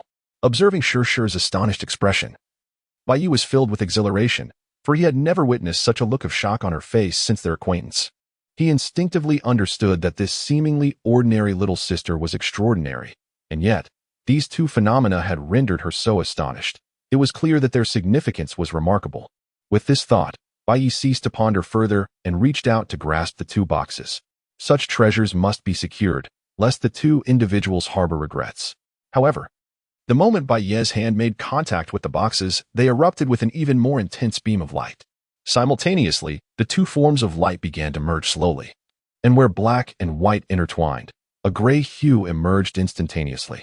In a fleeting moment, the entire horizon transformed into a pale gray. At this juncture, the two boxes began to draw closer, inching towards one another in a mesmerizing fusion. Witnessing this, the crowd was taken aback. Sure exclaimed in astonishment. They are going to merge. Bai Yi inquired, what will happen next? A new universe will be birthed. Just as the crowd was engulfed in astonishment, the two boxes transformed into a beam of gray light, soaring directly into Bai Yi's abdomen. As this gray light entered his being, the previously all-encompassing gray luminescence that filled the imperial hall vanished in an instant. Witnessing the two boxes morph into a radiant beam and enter Bai Yi's body, the onlookers were momentarily petrified in place. Bai Yi was equally bewildered. Having not yet had the chance to gather them, they had unexpectedly rushed into his body on their own. Sure was the first to react, quickly casting a worried glance at Bai Yi. Brother, what is happening? Are you all right? The white leaf tree gently shook its head, expressing a sense of reassurance. However, Sure, filled with a tinge of anxiety, implored, can you perceive the presence of those two boxes?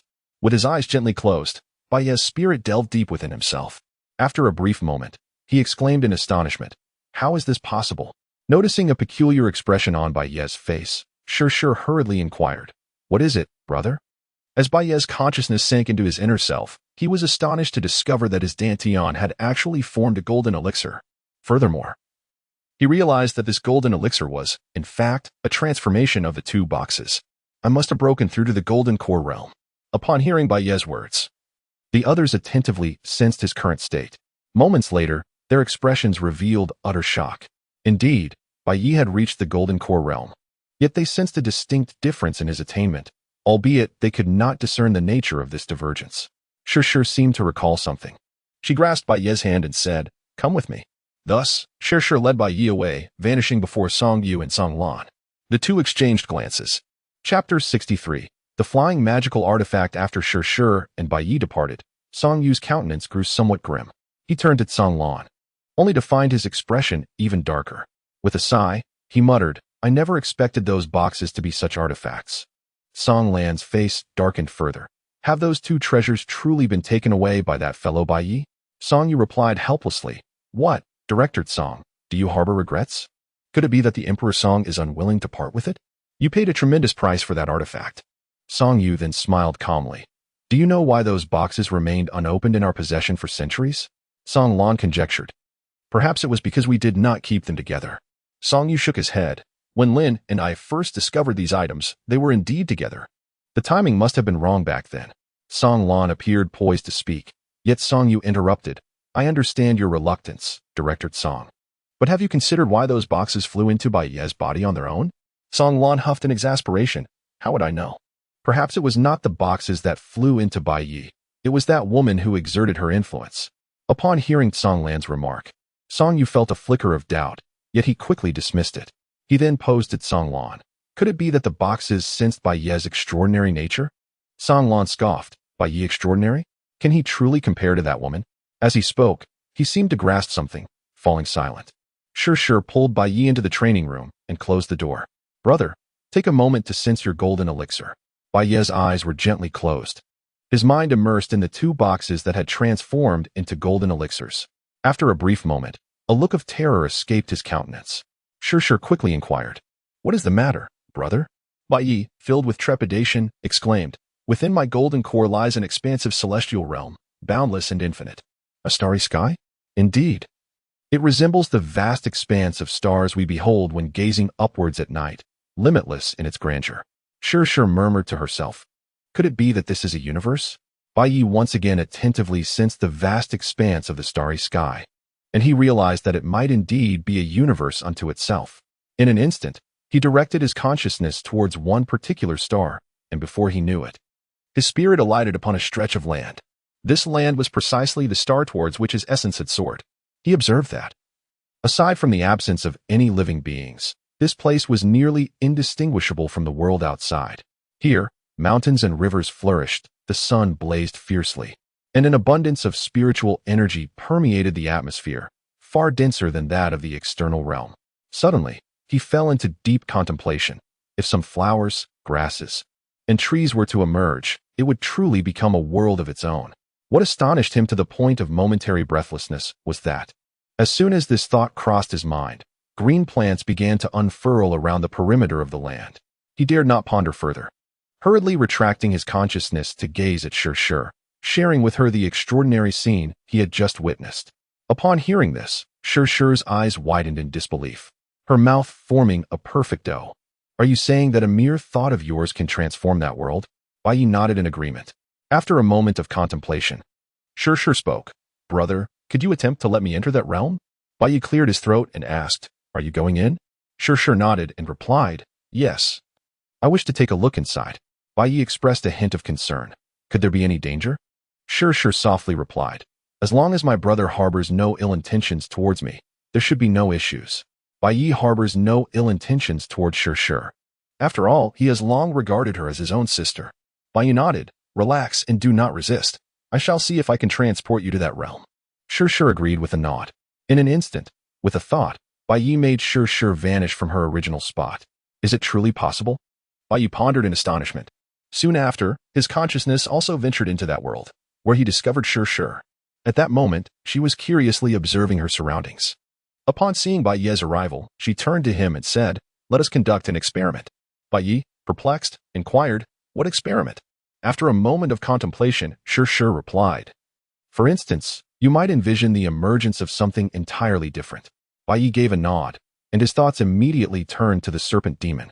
Suddenly, a hissing sound erupted from behind him. The two turned to gaze, only to find hundreds of massive serpent demons, each as thick as a human waist, fixating their gaze upon them.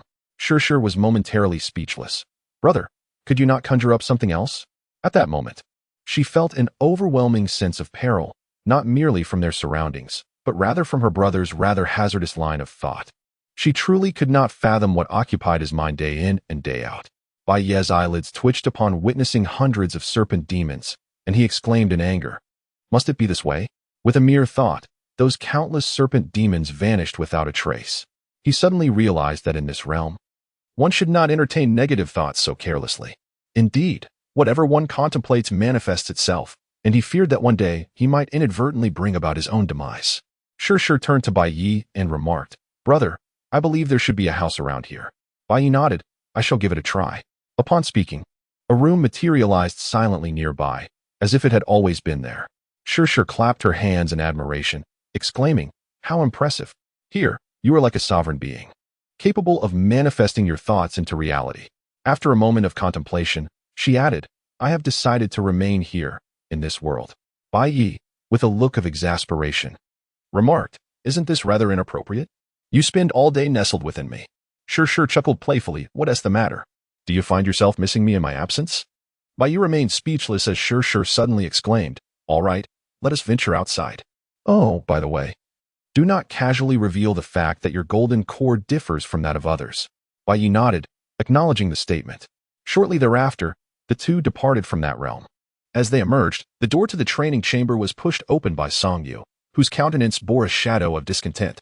"Young Master Bai, my informant has relayed a message to me. Mushio may have ventured to your Bai residence."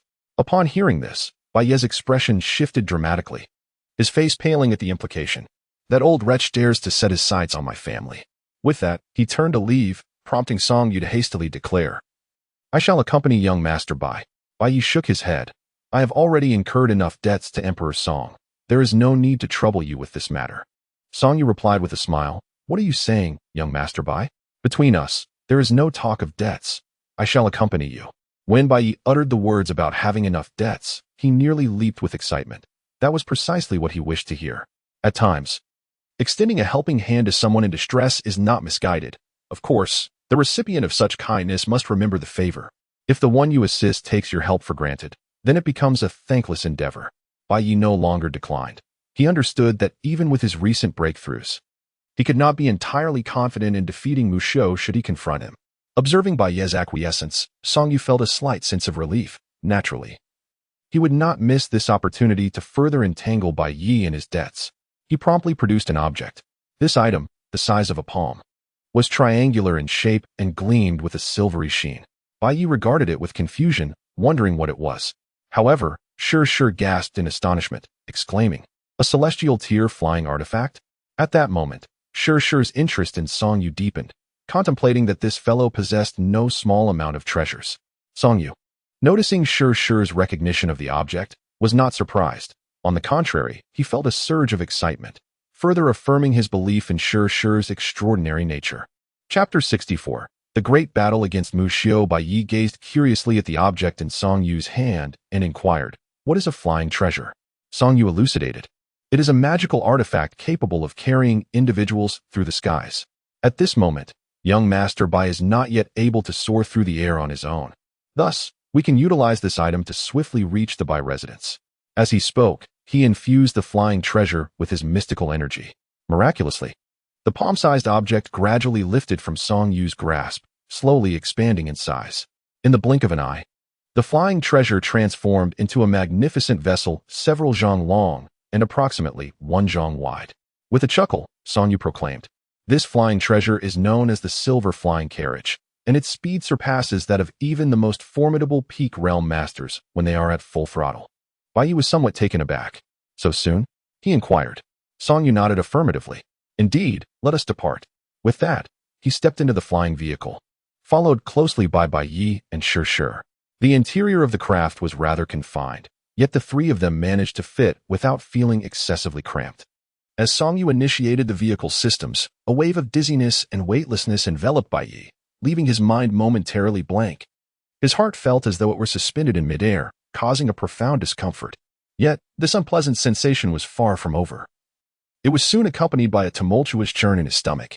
With a sudden retch, Bai Yi expelled a murky liquid from his mouth. In an instant, the atmosphere and odor within the flying vehicle transformed entirely. Shi's expression turned ghastly, as it was the first time she contemplated giving the man a good thrashing. Song Yu's countenance also darkened, internally reflecting on Bai Yi's peculiar taste. Bai Yi felt somewhat embarrassed and wiped his mouth with his sleeve, apologizing, "I may have overeaten yesterday." However, the two individuals paid no heed to Bai Yi and instead made a concerted effort to distance themselves from him.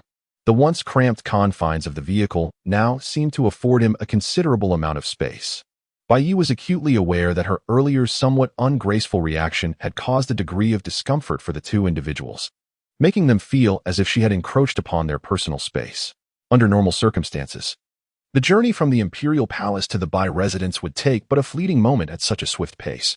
However, for Shi and Song Yu, the passage of time felt interminably stretched, as if a century had elapsed. At last, the flying vehicle came to a halt, revealing the Bai family estate not far ahead. Shi was the first to alight from the vehicle, hurriedly distancing herself to take several deep breaths. In contrast, Song Yu exhibited a more composed demeanor, merely expressing with a hint of admiration, "Indeed, the air in this place is truly refreshing." Bai Yi offered an awkward smile, saying, "It's acceptable." Song Yuqiang chuckled softly and took a few steps back, distancing himself slightly from Bai Yi. Bai Yi scratched his head and remarked, "Sovereign Song, please put away the flying car." Song Yu's lips twitched slightly in irritation. "This flying car is a gift for young Master Bai," he retorted. His vexation grew as he pondered. "Put it away?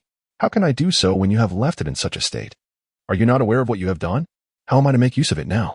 Upon hearing these words, Bai Yi expressed a hint of confusion. "You are giving this to me? From my perspective, this flying vehicle appears to be rather valuable. Are you truly offering it to me?" Song Yu silently mused. "You are aware of its worth, yet do you think I desire to bestow it upon you? It is you who rendered it utterly unusable. Are you truly dissatisfied with this gift? Would you prefer that I clean it thoroughly before presenting it to you?" However, he naturally refrained from articulating such thoughts.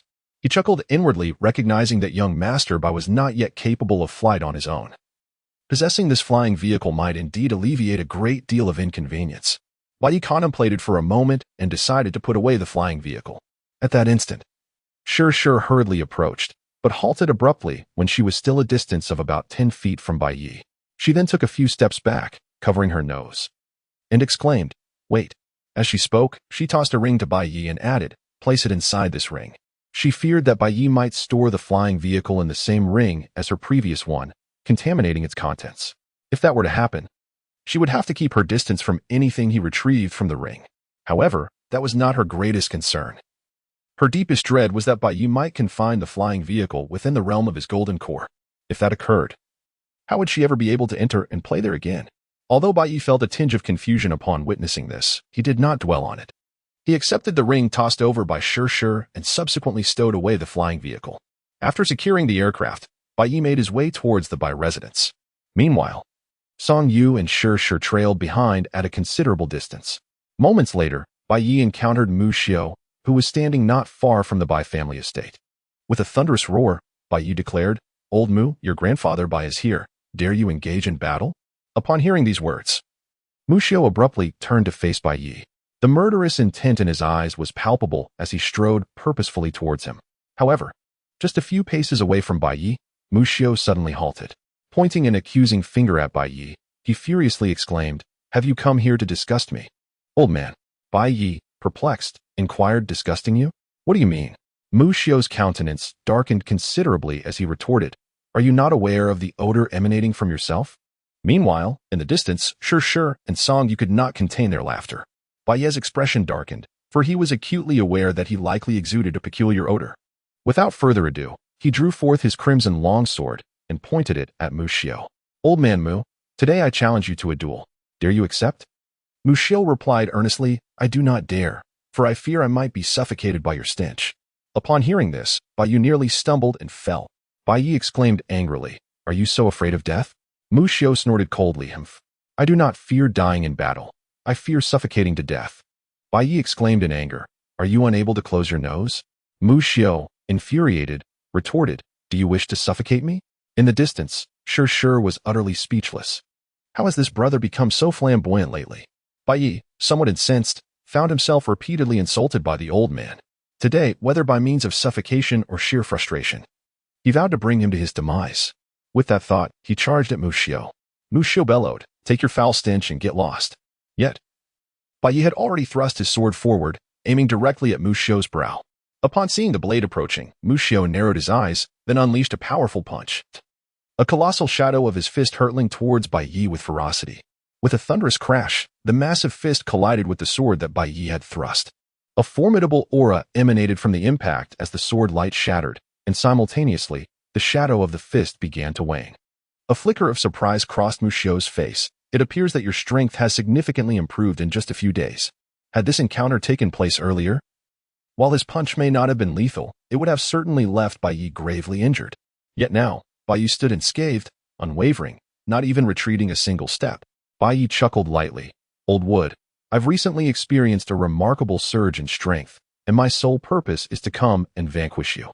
The mention of old wood ignited a spark of anger within Mu Xiu. Never before had he been so openly challenged in such a manner.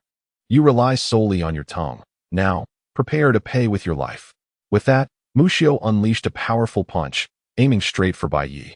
Bai Yi hastily exclaimed, "Old Mu, cease your actions. Let us engage in battle elsewhere." With that, he turned and swiftly dashed into the distance.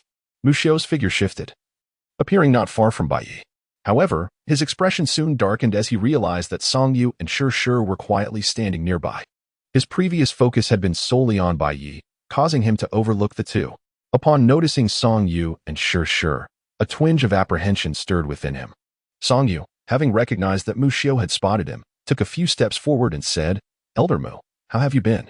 Mu Xiu's countenance grew somewhat grim as he prepared to respond. Bai Yi suddenly declared, "Today, we shall engage in a duel, and no one shall intervene." Upon hearing these words, Mu Xiu's lips twitched slightly as he replied, "Do you truly believe I would take you at your word?" Chapter 65, The Identity of Mu Xiu. Bai Yi turned to Song Yu and said, "Your Majesty, today I shall engage in a fair battle with this old woodman. Please do not intervene." Song Yu hesitated for a moment. Although Bai Yi had reached the Golden Core stage, Mu Xiu was at the pinnacle of the Sovereign stage. It was not that he underestimated Bai Yi, but the disparity between their realms was indeed vast. However, he soon relaxed, as he contemplated the matter of cultivation levels. Mu Xiu had merely attained the peak of the sovereign stage within the confines of this continent's cultivation system, whereas Bai Yi was genuinely at the golden core stage. Shi chuckled lightly. Brother, do go easy on him. Remember to respect your elders and cherish the young. Upon hearing this, Mu Xiu's expression twisted into a grimace. No longer holding back, his aura surged violently as he hurled a fist towards Bai Yi. The force of the punch reverberated through the heavens and the earth, causing countless spatial fissures to spread forth, and in the blink of an eye, the entire sky darkened as if night had fallen. An overwhelming darkness enveloped everything, instilling a sense of dread that felt akin to the arrival of the apocalypse. Witnessing Mu Xiu's attack, Bai Yi felt a tremor of fear. He thought to himself, this old fellow is rather formidable. At that moment, astonishment flickered across Song Yu's face. Logically, Mu Xiu should not possess such power. How could a single punch shatter space? He recalled that the last time he had been able to split space, it was only through the might of his massive axe. Yet now he wielded no weapon at all. The entire dim expanse had completely engulfed Bai Yi. Bai Yi felt as though he were mired in a quagmire within this world shrouded in darkness. Each movement met with an overwhelming force that rendered him utterly immobile. Panic began to set in. Meanwhile, Shi furrowed her delicate brows, pondering whether Mu Xiu had previously concealed his strength or had recently encountered some fortuitous opportunity. Song Yu turned to Shi, inquiring whether assistance should be rendered to young Master Bai. Shi shook her head, signaling to observe for the time being. Bai Yi, ensnared in the depths of his predicament, found that even the slightest motion required an exhausting effort. The thought of retaliation seemed utterly implausible. Just as anxiety threatened to overwhelm him, a streak of brilliant white light erupted from the depths of his golden core. Like the blazing sun, it illuminated the dim sky. The radiance unabated, rendering everything in its path dazzlingly bright. Under the illumination of this white light, the individuals present appeared almost ethereal, as if translucent, revealing all that lay beneath the surface. Shi gasped in astonishment, and a veil of ethereal mist enveloped her, concealing her form. Meanwhile, Mu Xiu's eyes widened in disbelief. Although the darkness that had once cloaked the heavens had been dispelled, the might of Mu Xiu's fist remained undiminished. Swiftly closing the distance to Bai Yi in the blink of an eye, Bai Yi raised his hand, and with a swift thrust of his sword, he pierced the ground. In an instant, the earth beneath him shattered, leaving behind a deep and terrifying chasm. The surrounding space was also instantaneously severed. With a whoosh, the sword light met with a fist. The entire sky trembled, and a wave of formidable energy surged outward. It was as if an unstoppable tide of tumultuous waves had risen, causing the ground to undulate in a magnificent display. In a heartbeat, the area within several hundred zhang was transformed into a desolate wasteland. As the residual waves subsided, the onlookers were taken aback, their expressions filled with astonishment at the scene of devastation stretching for hundreds of zhang. Meanwhile, Mu Xiu slowly crawled out from the ruins, his face pale with terror as he gazed at Bai Yi. At this moment, Bai Yi found himself somewhat bewildered. The force he had just unleashed was overwhelmingly powerful. It was a trace of energy that surged forth from within his golden core, and it was this very power that had dealt a significant blow to Mu Xiu. Although he had managed to severely injure Mu Xiu, his own condition was far from favorable. Externally, nothing seemed amiss, yet internally, Bai Yi's meridians were riddled with cracks. He dared not exert even a modicum of strength. Bai Yi exhibited an air of composure as he declared, Mu Lao Air, you have been defeated. Upon hearing these words, Mu Xiu, seated opposite him, spat out a mouthful of blood. Raising his hand to point at Bai Yi, he stammered, Why you? After a prolonged silence, he was unable to utter the next word, clearly infuriated by Bai Yi's audacity. Bai Yi chuckled, declaring, Today, I shall take your life. Mu Xiu's face twisted into a grotesque expression. Despite being gravely injured, he still possessed the strength to continue the fight. In response to Bai Yi's derision and provocation, Mu Xiu let out a primal roar, charging towards him. At that moment, a terrifying aura erupted from Mu Xiu's body. In the blink of an eye, his presence seemed to surpass that of a sovereign. From a distance, Shi's expression shifted. Does the sovereign understand the true origins of Mu Xiu? After a moment of silence, Song Yu replied, I do not comprehend his true background. Casting a glance at Mu Xiu, he continued, Do we need to intervene? As Mu Xiu's aura surged, Bai Yi's eyelids twitched. He inwardly lamented the situation. This old man might truly be desperate. His entire body was already riddled with cracks in his meridians, and should he force himself to act, dire consequences could ensue. Just then, Mu Xiu unleashed a ferocious punch. In an instant, It felt as though the very heavens were about to collapse, unable to withstand such force. Both Song Yu and Shi's faces paled. Bai Yi was utterly incapable of resisting this strike. In a flash, Song Yu appeared before Bai Yi, wielding a long spear that had materialized in his hand without notice. The spear's blade shimmered with a faint azure glow, reminiscent of the ghostly flames of the underworld yearning for the souls of the living. He then charged directly at Mu Xiu with a fierce slash. Mu Xiu's expression shifted dramatically, but it was too late to retract his attack. He could only brace himself and intensify his assault. The two forces, each bearing the might to annihilate worlds, collided violently, causing the entire sky to tremble. Under the weight of these two terrifying powers, the heavens appeared as fragile as thin ice, ready to shatter. The magnitude of their clash was so immense that the residual shockwaves sent Bai Yi hurtling back thousands of feet. Mu Xiu was forced back 100 feet, yet remarkably, he sustained little injury, merely retreating that short distance. Although Song Yu did not budge an inch, he felt a faint pain in his tiger's mouth, and a trickle of blood began to seep forth. As a half-step barrier master wielding a top-tier celestial weapon, he found himself at a disadvantage after the earlier confrontation with Mu Xiu. Mu Xiu glared intently at Song Yu, questioning, "What is your intention, sovereign? Did you not hear Bai Yi challenge me to a duel?" It was evident that Mu Xiu was incensed by Song Yu's sudden intervention. Song Yu chuckled softly, though his eyes betrayed a deep seriousness. "Elder Mu, the outcome was already decided, yet you chose to strike again. You are the one who broke the rules. So how can you blame me?" Mu Xiu, now bordering on madness, retorted, "Who declared that the outcome was decided?" Song Yu replied, "I distinctly heard young master Bai declare your defeat. Was it not clear that the outcome was settled?" At this moment, Mu Xiu was utterly speechless. He realized that Song Yu was no different from Bai Yi. Both were exceedingly shameless.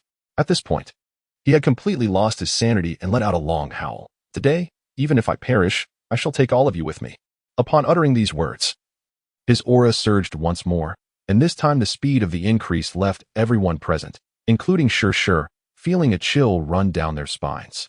As his aura escalated, shimmering rings of light began to slowly materialize around Mu Xiu, each radiating a different hue.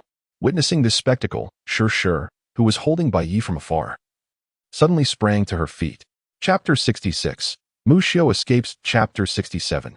Seeing through 1,000 zhang. Chapter 68. A sense of unease. So, does this imply that you were just now? Bai Yi quickly shook her head, declaring, "No, I did not intentionally look at you. I merely caught a glimpse without intending to." Shi's lips twitched slightly as she replied, "Let us not dwell on that. Aside from your eyes, is there anything else that seems different from before?" Bai Yi pondered for a moment and remarked, "It seems that whenever I wish, everything within a radius of several hundred feet materializes in my mind." Shi nodded in agreement. "Indeed, that is divine consciousness in the future. Take your time to explore and adapt to it, as it will greatly benefit you." Bai Yi nodded, expressing his bewilderment. "How could my eyes and that spiritual consciousness be like this?" Shi produced a small jade vial and handed it to Bai Yi, saying, "This is the healing elixir bestowed upon you by the Song Emperor. It is precisely because of this that your spiritual consciousness has become exponentially stronger, perhaps dozens or even hundreds of times more potent than that of an ordinary person. However, I cannot say for certain regarding your eyes." Bai Yi took the small jade bottle and scrutinized it closely, questioning the extraordinary nature of the elixir within. Shi nodded affirmatively, asserting, "Indeed, do not underestimate this potion. It possesses the power to save lives." Outside, Song Lan, hearing the sounds emanating from the room, promptly inquired, "Has young Master Bai awoken?" Upon hearing Song Lan's call, Bai Yi and Shi ceased their discussion regarding the rejuvenating pill and slowly exited the chamber. As they emerged, Song Lan hurriedly interjected before Song Yu could speak, asking, "Is young Master Bai's condition no longer critical?" Bai Yi cast a peculiar glance at Shi, his expression seemingly inquiring whether the rebirth pill belonged to Song Yu or did Song Lan. Shi glanced at Song Lan, and Bai Yi understood. He circumvented Song Lan and approached Song Yu. "Thank you for the divine medicine, Emperor Song." Song Yu chuckled lightly. "I am glad it is of assistance to young Master Bai." Noticing that Bai Yi had chosen to ignore him, Song Lan felt a twinge of awkwardness. He then stepped closer to Bai Yi and whispered, "Young Master Bai, I have come across a secret concerning the Zhao family." Bai Yi looked at Song Lan with a perplexed expression, inquiring, "What secret?" Song Lan hastily replied, "Recently, I have dispatched individuals to conduct a clandestine and thorough investigation into the Zhao family. resulting in the loss of several formidable experts from the condensing sea realm. He deliberately paused at this point, intending to evoke a sense of guilt or indebtedness in Bai Yi by mentioning his losses. Bai Yi, however, was acutely aware of Song Lan's intentions and chose to disregard that statement, inwardly reflecting, "This old fox is quite cunning. I must not fall into his trap." Despite this thought, Bai Yi's face did betray a profound sense of guilt and obligation. Observing the expression of remorse and indebtedness on Bai Yi's countenance, Song Lan felt a surge of satisfaction and continued, "Through my investigations, I have uncovered that the Zhao family possesses a secret prison. Those within the family who have committed grave offenses are imprisoned there. However, in my estimation, the individuals confined within may not solely be members of the Zhao family. There could very well be others held captive by them. Perhaps your friends might be among those imprisoned." Upon hearing this, Bai Yi furrowed his brows in concern and asked, "Is it possible for you to ascertain who is held within that prison?" When Song Lan mentioned the possibility of his friends being confined there, Bai Yi's first thoughts turned to Zhao Shuer and Lang Qing. Yet, upon further contemplation, he dismissed the notion, reasoning that it was improbable for Zhao Shuer, the esteemed eldest daughter of the Zhao family, to be incarcerated. As for Lang Qing, he also deemed the likelihood to be quite low. Song Lan shook his head. That secret prison is exceedingly well concealed, located deep within the Zhao family estate. It is virtually impossible to infiltrate unnoticed. Bai Yi pondered for a moment before deciding to take a look. Regardless of whether Shuer or Lang Qing was imprisoned inside, he felt compelled to visit. After all, he had intended to go to the Zhao family to clarify the events of the past. It was thus imperative that he proceed. "Let us make the trip," he declared. However, Sure interjected, "Are we truly going to just head there like this?" Bai Yi inquired with a hint of confusion. What else could it be? Poetic and earnest. Sure responded, "If indeed Miss Shuer or senior sister Lang is being held captive within, when we arrive at the Zhao residence, they might leverage their presence to coerce us. What then shall we do?" Bai Yi also awakened to the realization that if what Sure said were indeed true, not only would their rescue be in jeopardy, but both she and Sure might find themselves in peril as well. Bai Yi spoke in a low voice. "What do you suggest we do then?" After pondering for a moment, Sure replied, "Perhaps we could ask Emperor Song for assistance, requesting him to invite several elders from the Zhao family to the Imperial Hall, thereby detaining them. We can then proceed to the Zhao residence. Without a powerful master to oversee them, it should be feasible for Gu, given his current strength, to rescue those in need." At that moment, Song Lan unexpectedly stepped forward, declaring, "I shall accompany young Master Bai." Song Yu's lips twitched slightly, silently reflecting that this old fellow had recently become rather audacious. Bai Yi gazed at Song Yu and inquired, "Might the esteemed Emperor Song be willing to assist me with this task?" Song Yu offered a faint smile and replied, "A trivial matter. I shall promptly return to the Imperial Hall to draft an invitation for several elders of the Zhao family." With that, he turned and departed. At that moment, Sure interjected, "The esteemed Emperor Song may require some time." "Director Song, could you elaborate on the private prison of the Zhao family?"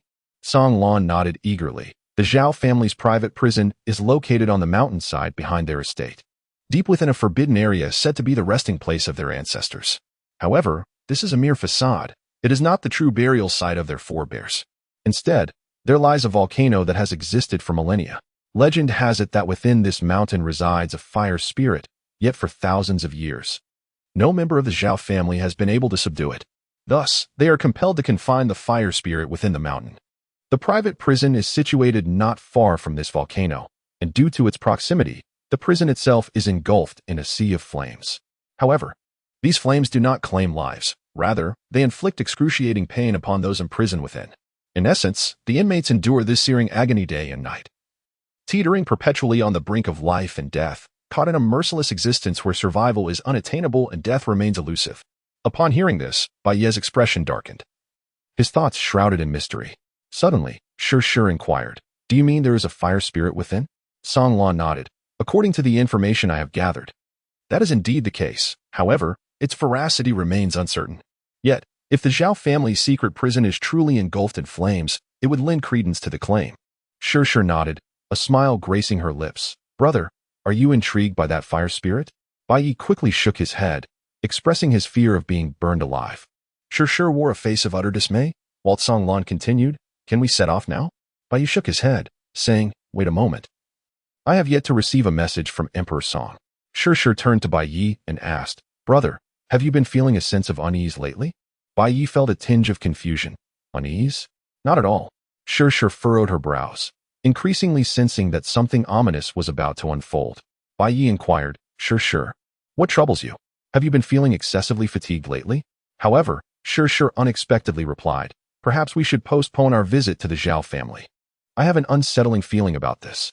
At that moment, a fleeting glimmer of astonishment flickered in Song Lan's eyes. Yet, no one took notice. Chapter 69. A Shift in Circumstances. Bai Yi suddenly declared, The Emperor has summoned the elder of the Zhao family to the Imperial Hall. Upon hearing these words, a flicker of doubt passed through Song Lan's eyes. Although he concealed his feelings well, Bai Yi's keen perception captured the nuance. However, Bai Yi chose not to expose him and smiled at Song Lan, saying, Director Song, it's time. We may proceed to the Zhao family. Sure noticed something amiss in Bai Yi's gaze towards Song Lan, stirring a hint of curiosity within her, yet she refrained from voicing her thoughts. The trio made their way towards the Zhao family in Qifeng City. Song Lan intended to carry them through the skies, but Bai Yi declined the offer. After leaving the five-star academy, Song Yu soared towards the Imperial Hall. However, it wasn't long before a frown creased his brow. He sensed an invisible presence stealthily following him. He halted and called out to the distance. Is there someone who has been trailing me for so long, yet remains hidden? As his words fell, no one emerged. Yet, a circular barrier of light materialized around him, enclosing him within. A smirk curled at the corners of Song Yu's mouth. I wondered who it could be. It turns out to be the scheme of Director Song. At that moment, a voice echoed from the shadows, activate the formation. Upon the utterance of those words, the circular barrier erupted with radiant light. Subsequently, blades of energy surged forth from unknown origins, hurtling towards Song Yu. A look of derision crossed his face. Do you think a mere minor trapping formation can ensnare me? He held no fear for such a rudimentary array. In the past, he had been pursued countless times by formations far more formidable than this, and they had never succeeded in detaining him, let alone this inferior setup. As the myriad blades approached, Song Yu remained unyielding. Just as the blades were about to close in on him, they shattered into fragments.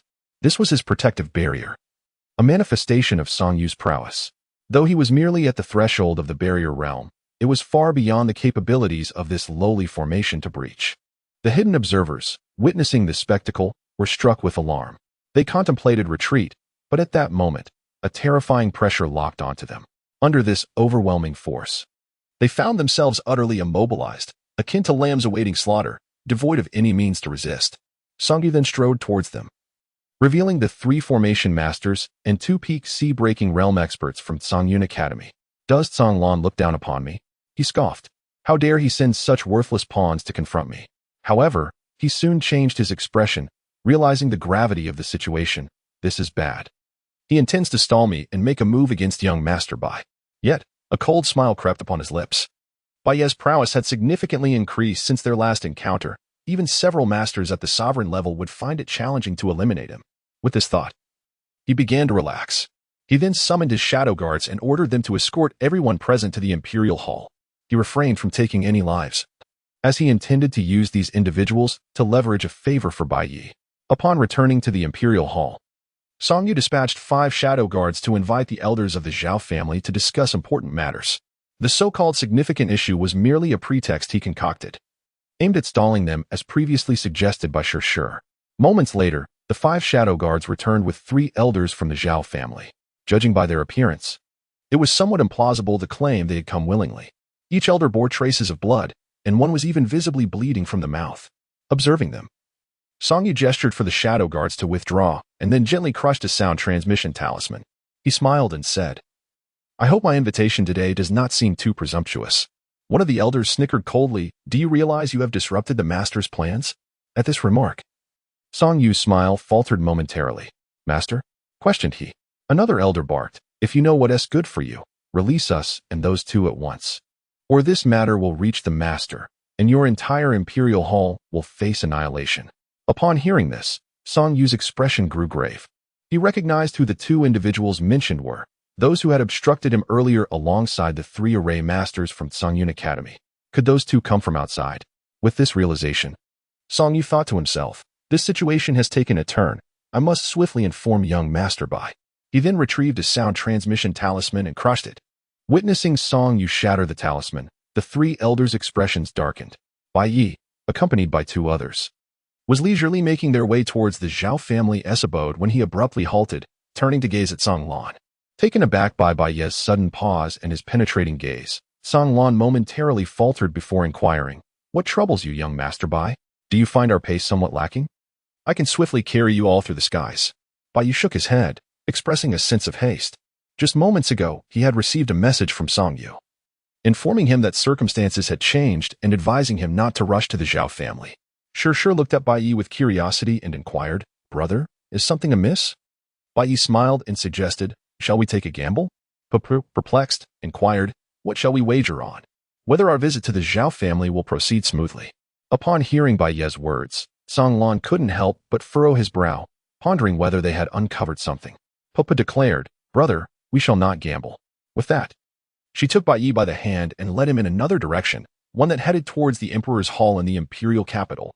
Song Lan, visibly anxious, insisted, "We should proceed this way." As he spoke, he pointed towards the direction of the Zhao family in Qingfeng City. Bai Yi smiled and said, "Let us first proceed to the imperial hall, and then to the Zhao family." Upon hearing Bai Yi's words, Song Lan felt a sense of foreboding. Had they truly discovered his intentions? Contemplating this, Song Lan found himself in a quandary, wavering over whether to take action and subdue the two individuals. A few days prior, he had inadvertently learned that this continent was now interconnected with the outside world. The reason for this was that when Bai Yi sealed the beast domain passage, he had not reinforced the seal across the entire continent. Now, the seal had nearly dissipated. Upon learning this information, Song Lan had promptly ventured outside. After grasping the general situation beyond, he had relayed to a certain faction the news of Bai Yi possessing the Chaos Primordial Yang and Chaos Primordial Yin.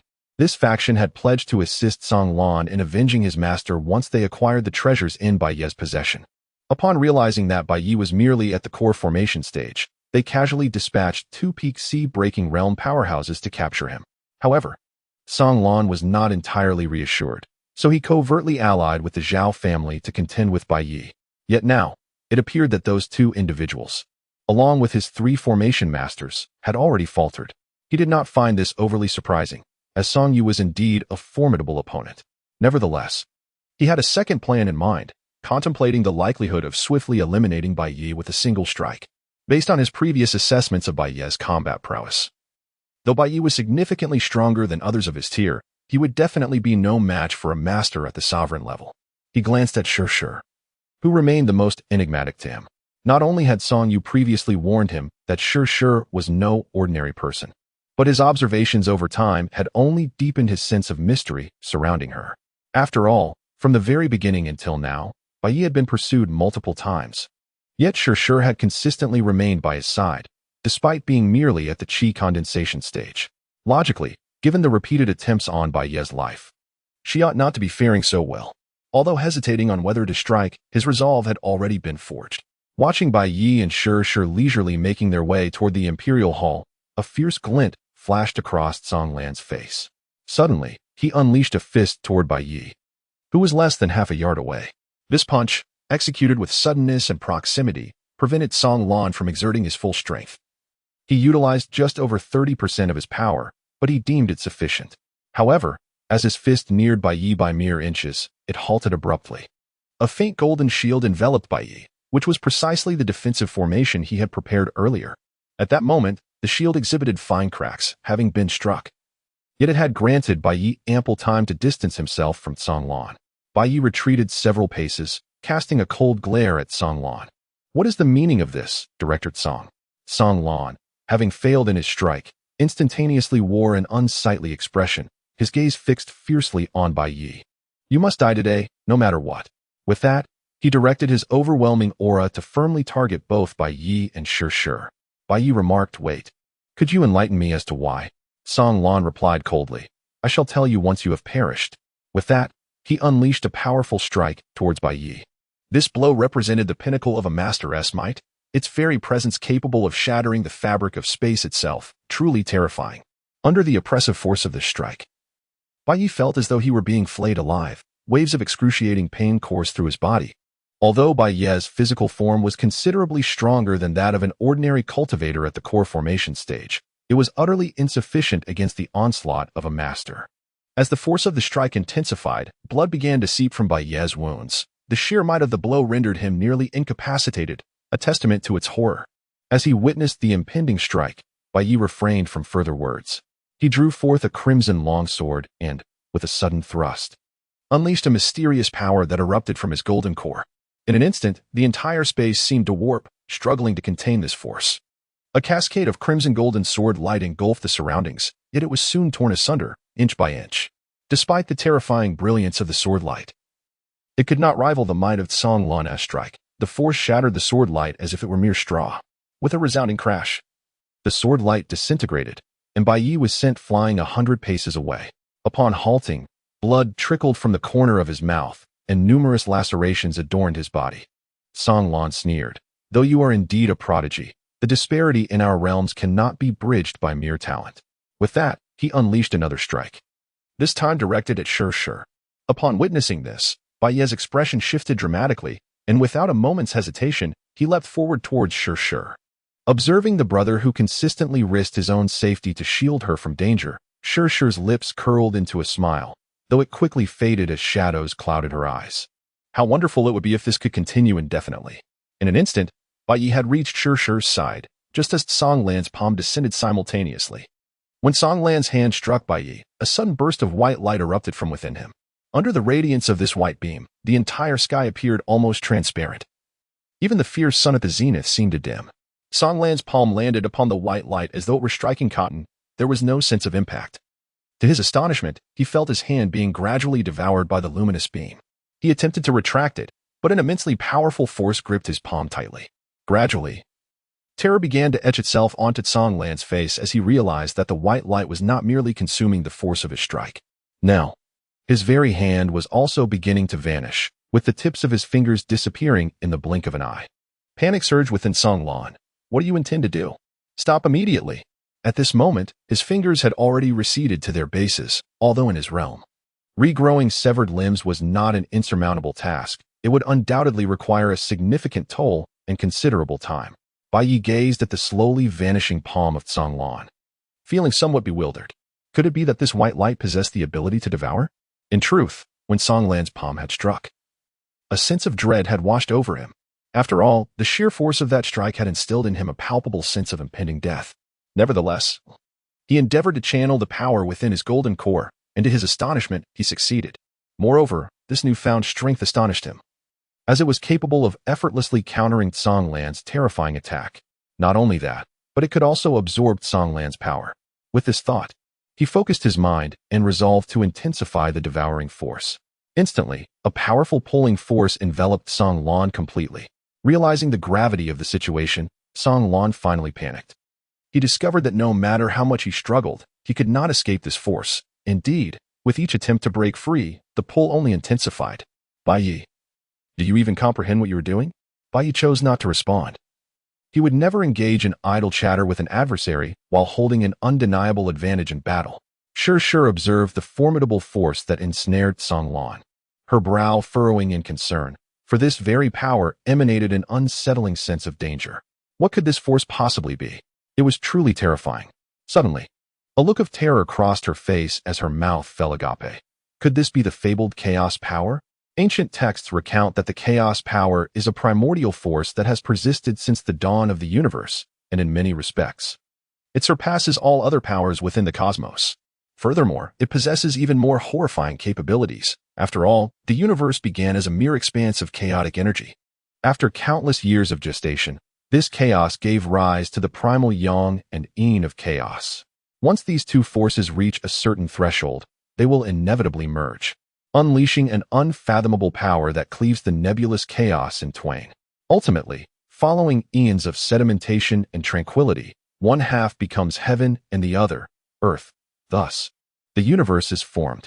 However, as countless years pass, the chaos power gradually dissipates, fading into the vastness of the cosmos. Yet, to Shir's astonishment, Baiye currently wielded this chaos power. Could it be that his golden elixir contained an abundance of chaotic essence? The mere thought sent a shiver down her spine. If that were true, how terrifying would it be? It was evident, however, that Baiye could not truly control this power, as his expression clearly indicated.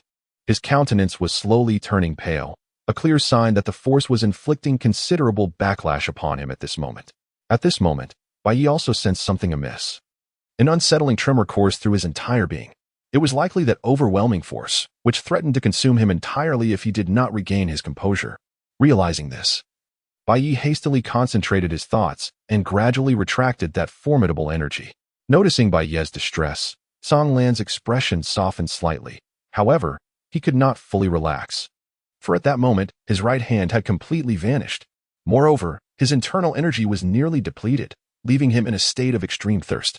Should Bai Yi fail to withdraw that power, it wouldn't be long before Song Lan was rendered utterly incapacitated. As Bai Yi successfully drew back that force, Song Lan staggered a few steps backward, his heart racing as he fixed a wary gaze upon Bai Yi. Chapter 71. Song Lan's shock. What kind of power is that? Song Lan inquired, a hint of panic evident in his voice as he addressed Bai Yi. Bai Yi did not respond at Song Lan's words, but instead focused on sensing his own body. After a moment, he felt relieved. Although he had suffered a backlash, it was far less severe than the previous occasion.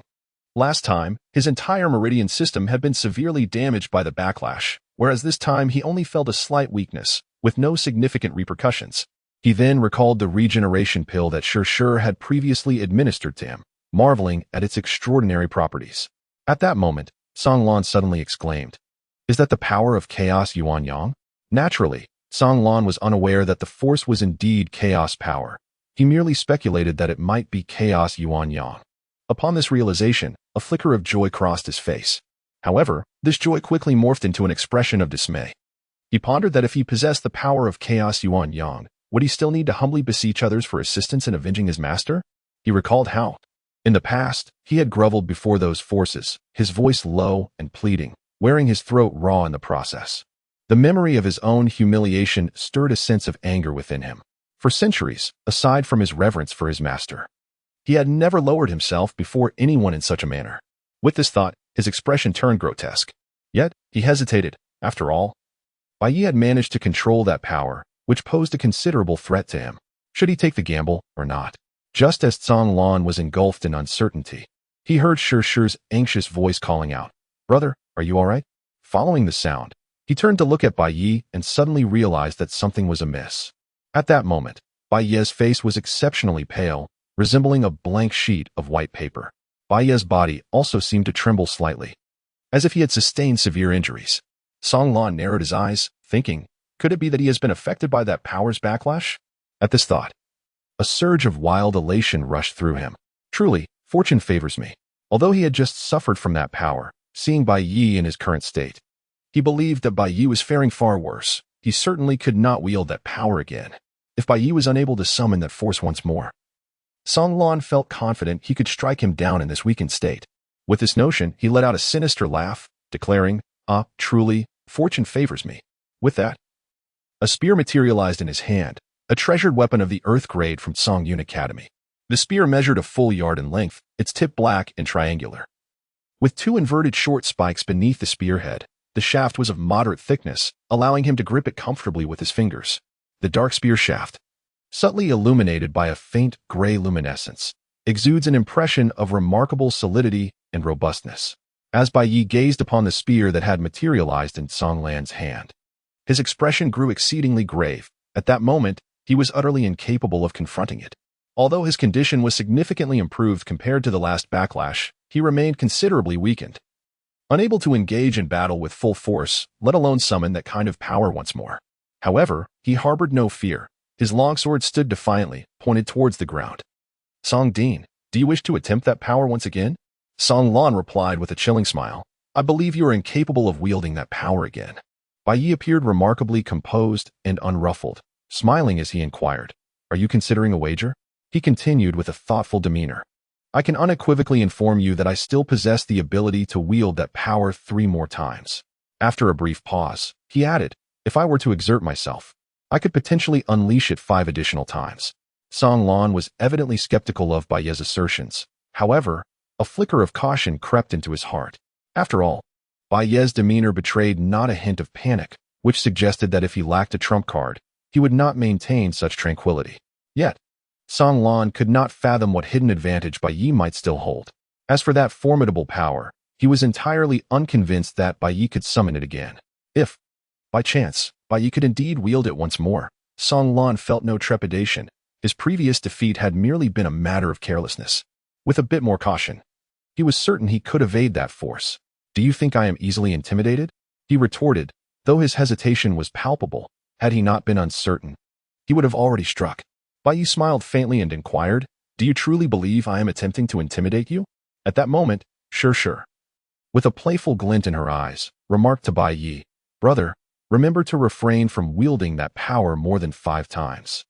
This statement was evidently directed towards Song Lan, serving to inform him that Bai Yi still possessed the capacity to harness that formidable strength 5 more times. Upon hearing Shir's words, Song Lan narrowed his eyes. Although he harbored doubts about Bai Yi, Shir's admonition began to sow seeds of uncertainty within him. If Bai Yi could still summon that power once more, he might manage to engage in battle, yet the prospect of 5 more times left him apprehensive. Given his current injuries, he feared that even in perfect health, he would stand little chance of withstanding such might. Bai Yi beamed at Shir, conveying her approval with a significant glance. "Give it a try. Have no fear. When it comes to dealing with this individual, one more application of power should suffice. If that fails, then twice, at most thrice." Shir felt a smile tugging at her lips but managed to suppress it. "Indeed, I trust you, brother." With that, she turned her attention to Song Lan. "Hurry and make your move. My brother is growing impatient. Are you truly afraid? The primordial yang and yin energies reside within him. Do you not desire them?" Upon hearing Shir's words, Bai Yi was momentarily taken aback, followed by a wave of exasperation. Did this sister truly believe I could still wield such power? Just moments ago, he merely intimidated Song Lan. If the latter were to strike now, Bai Yi might not withstand even a single blow. Meanwhile, Shir seemed entirely engrossed in the situation, continuing to urge Song Lan to act. Faced with her insistence, Song Lan hesitated further, pondering, could it be that Bai Yi's assertions are genuine? Can he truly harness that force at least 5 times? Otherwise, how could he possess such confidence? The more he contemplated, the more plausible it seemed. However, the allure of the primordial energies was overwhelmingly tempting, and he was reluctant to relinquish his chance so easily. Just then, Shir's voice rang out again. "Brother, since he won to strike first, you should take the initiative. Eliminate him with a single stroke of your sword." At her words, Song Lan's body trembled slightly. In that moment, he found himself almost fully convinced of Bai Yi and Shir's claims. Bai Yi gazed at Shir with wide-open eyes, saying, "We must understand the importance of respecting our elders and cherishing the young. Let him make the first move. I fear that if I act first, he will lose his opportunity." At that moment, he certainly could not make a move, for doing so would reveal his intentions, rendering all previous deceptions futile. Listening to Bai Yi, Song Lan surprisingly felt that Bai Yi was not merely trying to intimidate him. The more composed Bai Yi appeared, the stronger Song Lan's conviction in his words grew. At that moment, Song Lan found himself torn between reluctance to retreat and hesitation to strike first. He stood quietly not far from Bai Yi, seemingly calm, yet his mind was a tempest of thoughts. Bai Yi was feeling a sense of urgency. It was evident that Song Lan had begun to trust himself a bit too much. Yet, why was he still lingering? Prolonged confrontation could easily lead to exposure, and Bai Yi's heart was already racing.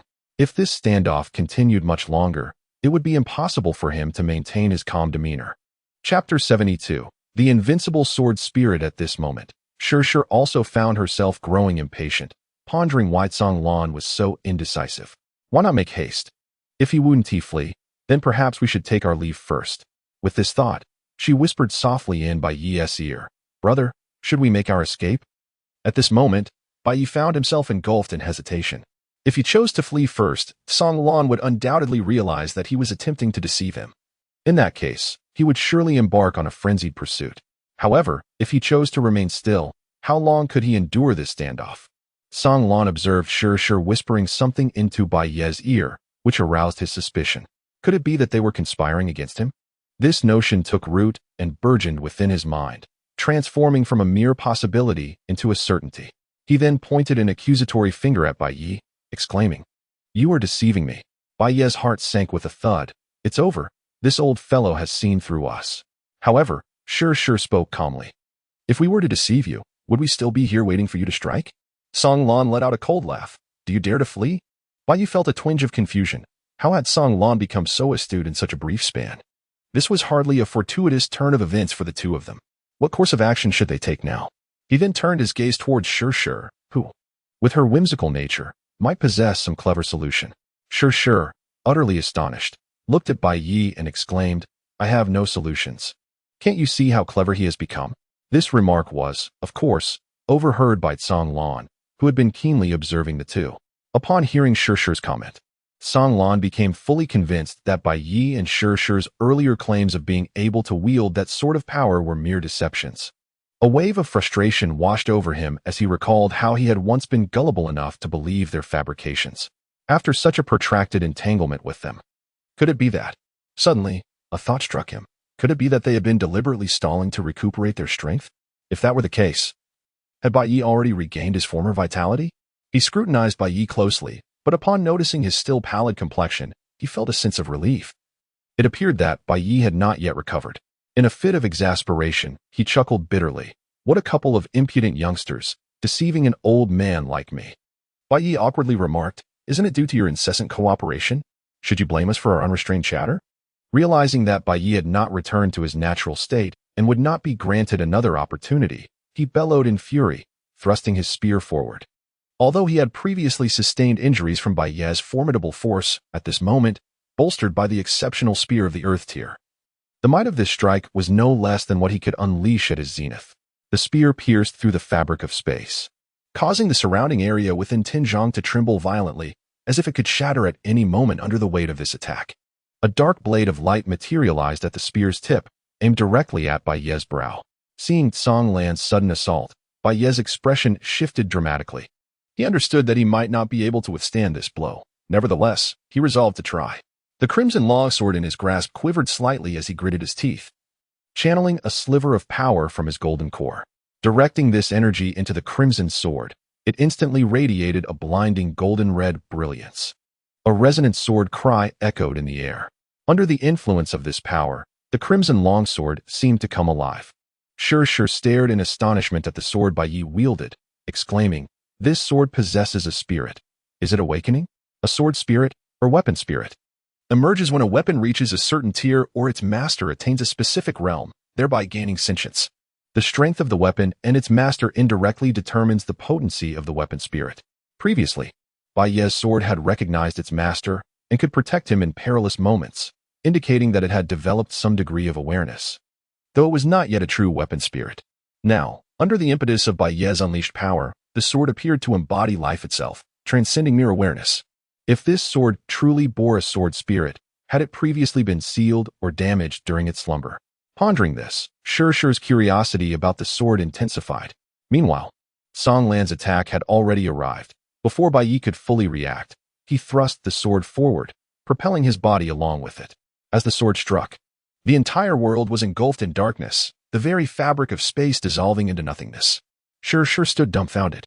This strike had turned her perception of reality upside down.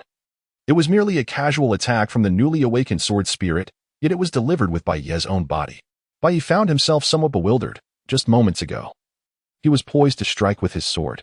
However, the blade had already thrust forth before he could act, guiding his own hand in the process. At that moment, he alone perceived the phenomenon. The sword was not merely countering an attack, but was also imparting the intricacies of swordsmanship to Bai Yi, demonstrating a particular technique through the very act of its thrust. Bai Yi did not dwell on his thoughts, instead immersing himself in the profound essence of this sword. After a brief moment, he opened his eyes in astonishment, for during his contemplation, he had been overwhelmed by the revelation. He sensed the terrifying power of the sword, realizing that it possessed the capability to obliterate an entire dimension. As he closed his eyes to delve deeper into the sword's essence, a vivid image unfolded in his mind, the shattering of a dimension in the vast expanse of the starry sky, thousands of miles away. The sheer horror of that scene made his heart tremble. When he finally regained his composure, he noticed that Song Lan had vanished from his sight. Where Song Lan had once stood was now engulfed in darkness. Bai Yi turned to Shi, momentarily lost in thought.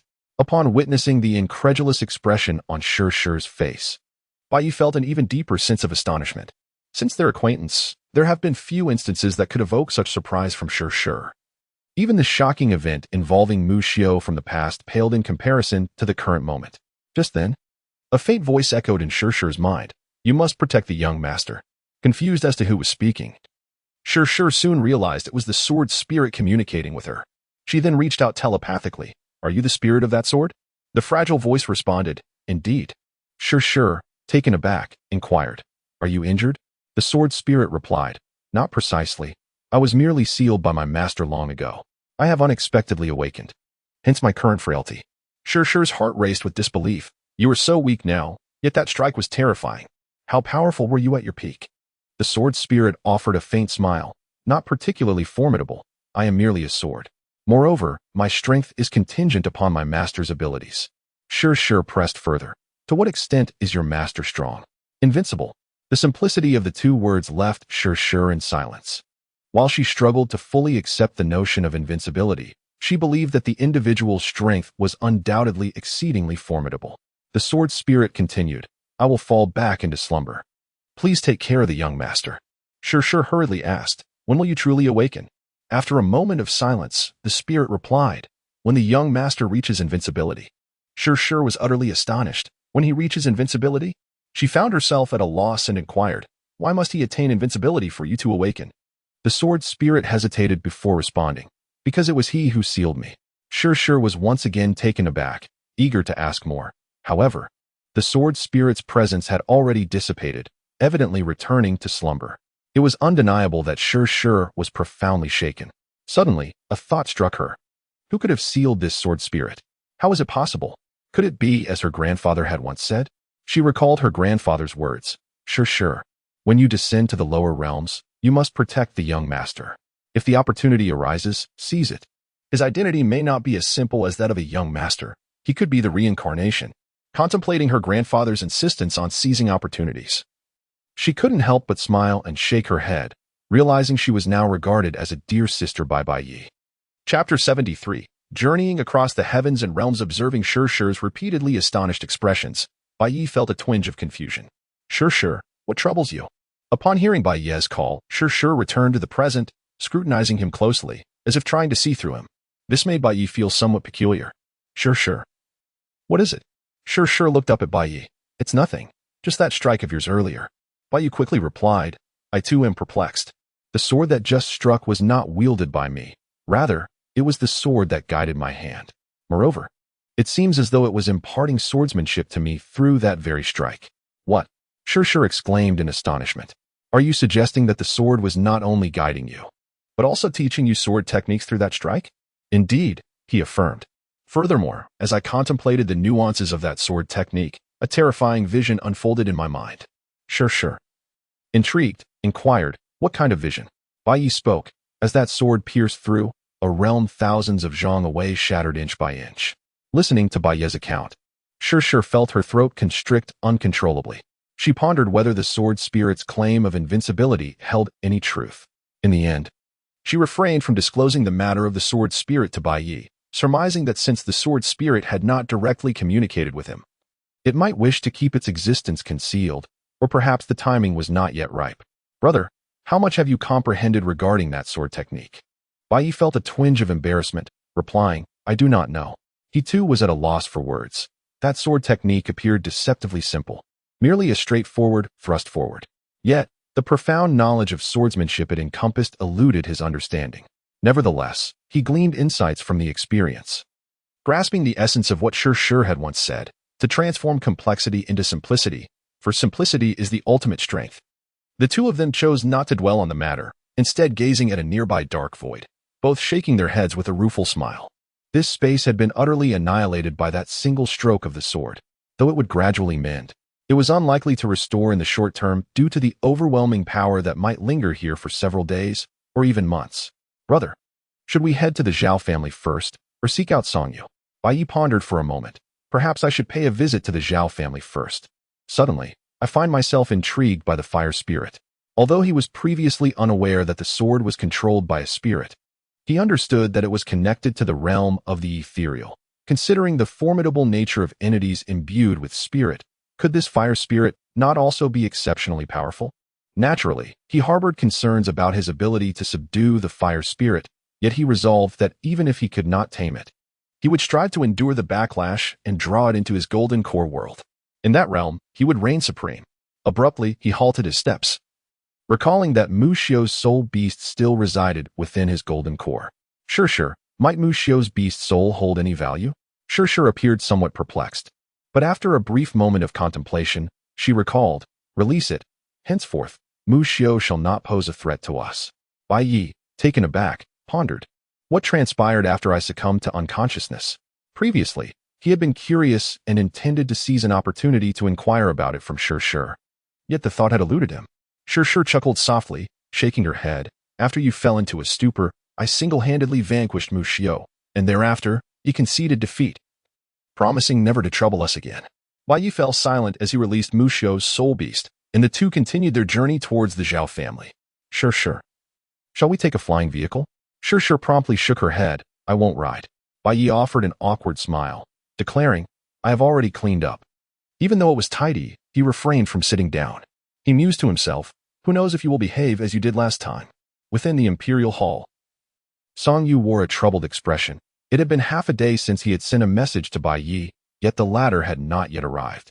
This unsettled him. Could it be that young Master Bai was unable to contend with Song Lan? However, even if he were at a disadvantage, Song Yu believed that with Bai Yi's abilities, he could surely escape. Moreover, he had Sure by his side, which should minimize the risk of any unforeseen circumstances. Nevertheless, to be on the safe side, he dispatched a shadow guard to investigate. Meanwhile, Bai Yi and Sure had arrived at the entrance of the Zhao residence. This time, Bai Yi was there to rescue someone and retrieve the fire spirit, so he did not bother with formalities. Drawing his long sword, he struck it against the Zhao family door with a resounding crash, shattering it into pieces. In an instant, a dozen Zhao family warriors surged forth. However, most of them were merely the younger generation at the foundation establishment or core formation stages. Upon seeing the approaching Zhao clan members, Bai Yi felt a surge of energy. It is time to display my invincibility, he proclaimed. You insignificant ants, step aside swiftly, or I shall slay you all with a single stroke. At that moment, one individual stepped forward, furiously pointing at Bai Yi. You dare to shatter the door of the Zhao family. Now, you will find it difficult to escape death. With that, he launched a punch toward Bai Yi. As the others witnessed this attack, they too stirred, eager to join the fray. Yet, just as the punch was about to connect with Bai Yi's face, it halted abruptly. The crowd was taken aback, only to step back a few paces in shock. For they beheld that the man who had attacked Bai Yi was now impaled by a sword through his chest. This man was a formidable first-layer core formation warrior. Not the strongest among them, but certainly ranked within the top 5. How could he be dispatched so effortlessly? The crowd was left in astonishment, but after a brief silence, another man stepped forward. Do not be afraid. Even if he is strong, can he truly take on all of us? With that, he was the first to attack, and the throng of dozens behind him followed suit. It must be noted that although they were all at the foundation and core formation stages, the combined force of their assault was far from weak. Bai Yi gazed calmly at the approaching throng, gradually raising the long sword in his hand. He meticulously recalled the previous strike, slowly closing his eyes in an effort to attain tranquility. For, in moments of crisis, one tends to become inherently agitated. And it is this very agitation that can profoundly impact one's combat prowess in the execution of skills.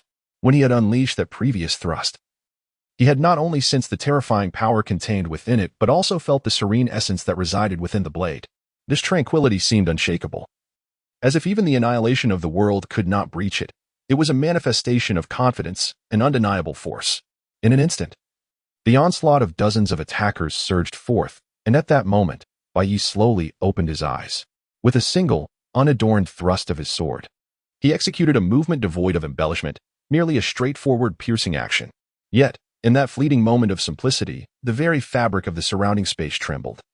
As if on the brink of shattering, the multitude of assailants collapsed to the ground, overwhelmed by the pressure of the space itself.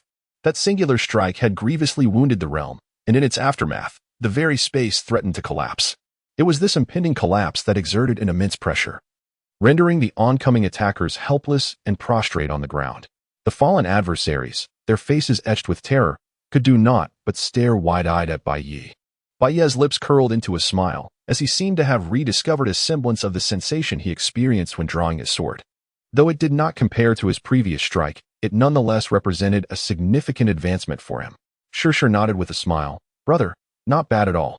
Bai Yi proudly raised his head to gaze at the horizon, saying, Sure, in the future, I shall take you to explore the Myriad realms. Chapter 74. The ancestor of the Zhao family. As Sure listened to Bai Ye's words, she was aware that he was merely boasting. Yet a flicker of intrigue passed through her eyes. At that moment, an ancient voice resonated. Young friend, may I invite you to enter for a discussion? Upon hearing this voice, Bai Yi nearly faltered, his previously proud demeanor shaken. Could it be that the Zhao family harbored yet another formidable being? Contemplating this, a cloud of concern darkened Bai Ye's expression. He was unafraid of younger individuals. Even when facing elders, he felt confident in his ability to escape. However, the voice he had just heard was evidently not that of a mere elder. Sure's countenance also shifted slightly, yet she did not sense any malice within that voice. Brother, should we enter? As Bai Yi was about to speak, an aged voice resonated once more. I harbor no ill intentions towards either of you. You may enter without concern. The members of the Zhao family, slumped on the ground, wore expressions of astonishment, utterly bewildered as to the origin of the voice, and unaware that there existed elders within their lineage. They had all been present when the shadowy guards dispatched by Song Yu had taken away their elder. If the elder had indeed been removed, then who was it that now spoke? Observing the confusion etched upon the faces of the Zhao family, Bai Ye's curiosity deepened. Bai Yi slightly bowed in the direction from which the voice emanated deep within the Zhao residence, saying, Esteemed elder, I come not in search of trouble, but rather to seek an explanation from the Zhao family regarding a matter of significance. After Bai Yi finished speaking, the voice remained silent for a considerable time before finally responding, It is of no consequence. Please, come in if you have matters to discuss. Sure turned to Bai Yi and said, Let us enter. I sense that the old man harbors no ill intent towards us. Bai Yi nodded and proceeded towards the Zhao family residence. Moments later, he and Sure arrived at a modest hall, only a few zhang wide. The walls were constructed from grayish-white stones, and a black, elongated plaque hung askew above the entrance, inscribed with two prominent white characters, Ancestral Hall. Upon seeing these characters, Bai Yi involuntarily shivered. He mused to himself, could this truly be the Ancestral Hall of the Zhao family? Was it possible that the voice I heard earlier belonged to one of their ancestors? Sure, too, regarded the hall with a curious gaze. At that moment, the voice resounded once more, emanating from within the Ancestral Hall. Dear young friends, there is no need for concern. You may enter. Bai Yi shook his head gently, saying, Perhaps it is best if we do not enter. After all, we are not of the Zhao family. It would be unfortunate to disturb the tranquility of our esteemed elders. His concern was not genuinely about disrupting their peace. Rather, he feared that should the old man employ deceit, he might find himself ensnared within, unable to escape. Sure spoke softly, Let us converse here. We shall refrain from entering. The voice sighed, Very well, since you two young friends harbor reservations towards this old man, I shall not press the matter. Bai Yi suddenly inquired, Are you not the ancestral figure of the Zhao family? Indeed, came the reply. Bai Yi continued to inquire, Are you still alive? The patriarch of the Zhao family sighed once more, I became naught but a mound of yellow earth millennia ago. Now, I exist merely as a lingering consciousness. Sure furrowed her brow, You have persisted as a mere remnant of consciousness for thousands of years? Bai Yi sensed the formidable power of the Zhao family's ancestors from Sure's astonished tone. It was not that they were absent, rather, they had merely been in slumber until now. Bai Yi inquired, What was your realm during your lifetime, esteemed elder? The ancient ancestor of the Zhao family pondered for a moment before responding, During my existence, it seems I attained the supreme realm. But I have slumbered for far too long. Many matters have slipped from my memory. Bai Yi was taken aback, confronted by the unparalleled realm. Previously, he had heard of this from Yunshang's lips. The voice continued, Young friend, that sword strike of yours was quite extraordinary. I wonder who imparted such skills to you? He was indeed awakened by the might of Bai Ye's earlier sword, a force that felt oddly familiar, yet he could not quite recall from whence that familiarity stemmed. Bai Yi did not conceal the truth. It was not as others had claimed. Before he could finish his statement, a voice, tinged with astonishment, interrupted him. Could it be that the young friend has created this himself? Sure, somewhat at a loss for words, replied, Do you see my brother as someone capable of devising such a sword technique? Upon hearing this, Bai Yi felt a tinge of displeasure. Sure. One should not speak in such a manner. Is it truly so hard to believe that I could develop a sword technique of that caliber? Instinctively, Sure shook her head, but then, as if struck by a sudden realization, nodded in agreement. Yes, indeed, it is remarkably similar. Bai Yi was rendered speechless. The words of this young lady were indeed somewhat disheartening. Nevertheless, Bai Yi responded candidly, stating, "It is not a creation of my own, but rather a sword that has been imparted to me." Upon hearing Bai Ye's words, the ancestral elder of the Zhao family exclaimed, "What? A sword has been passed down to you?" Before Bai Yi could respond, the voice continued, "May I take a look at that sword?" Bai Yi resolutely stated, "No." He naturally harbored no trust in the old man. What if he were to show him the sword, and it was never returned? Although the man claimed to be merely a consciousness, Bai Yi dared not take any chances. The voice sighed and replied, "Since you do not trust me, young friend, I shall refrain from looking. Let us consider it a fate unfulfilled. Earlier, you mentioned that your visit to the Zhao family was in pursuit of an explanation. May I inquire as to the matter at hand?" Bai Yi, upon hearing the Zhao family's ancient ancestor cease discussing the sword, felt a sense of relief wash over him. "Do you know who the current head of the Zhao family is?" he inquired. The ancestor of the Zhao family fell silent for a moment before responding, "I am unaware, as I have been in slumber for several millennia." Bai Yi, somewhat incredulous, inquired, "If you have been in slumber, how can you ascertain that it has been merely thousands of years rather than tens of thousands?" Subsequently, the ancestor of the Zhao family fell into a profound silence. Shi's expression mirrored that of Bai Yi, both seemingly bemused by the question, akin to asking, "If you have slept for a night, how do you know it is now morning?" Observing the silence, Bai Yi felt a tinge of embarrassment and chuckled while scratching his head. "Let us change the subject. As far as I know, the current head of the Zhao family is a woman named Du Guxian, correct?" Upon hearing Bai Ye's words, the ancestor of the Zhao family appeared taken aback, exclaiming, "Impossible. In our lineage, the position of family head has never been passed down to a female." As he spoke, a realization seemed to dawn upon him. "Did you say that woman's surname is Du Gu?" Bai Yi remarked, "Indeed." The elder of the Zhao family fell silent once more, this time for an extended period. Shi, growing impatient, interjected, "We wish to visit your fire prison. We suspect that my friend may be detained there." Upon hearing this, the elder of the Zhao family appeared somewhat troubled. However, Bai Yi inquired, "Is there something amiss?" The elder of the Zhao family replied, "Not at all. Rather, I find myself unable to depart from this place at present, and thus cannot escort the two of you."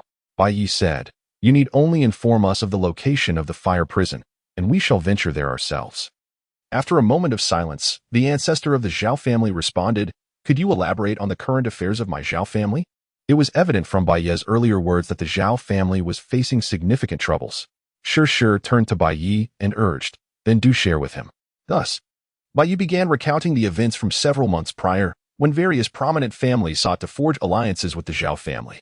When he spoke of Zhao Shui's unique constitution and bloodline, the ancestor of the Zhao family exclaimed in astonishment, "How can this be possible?"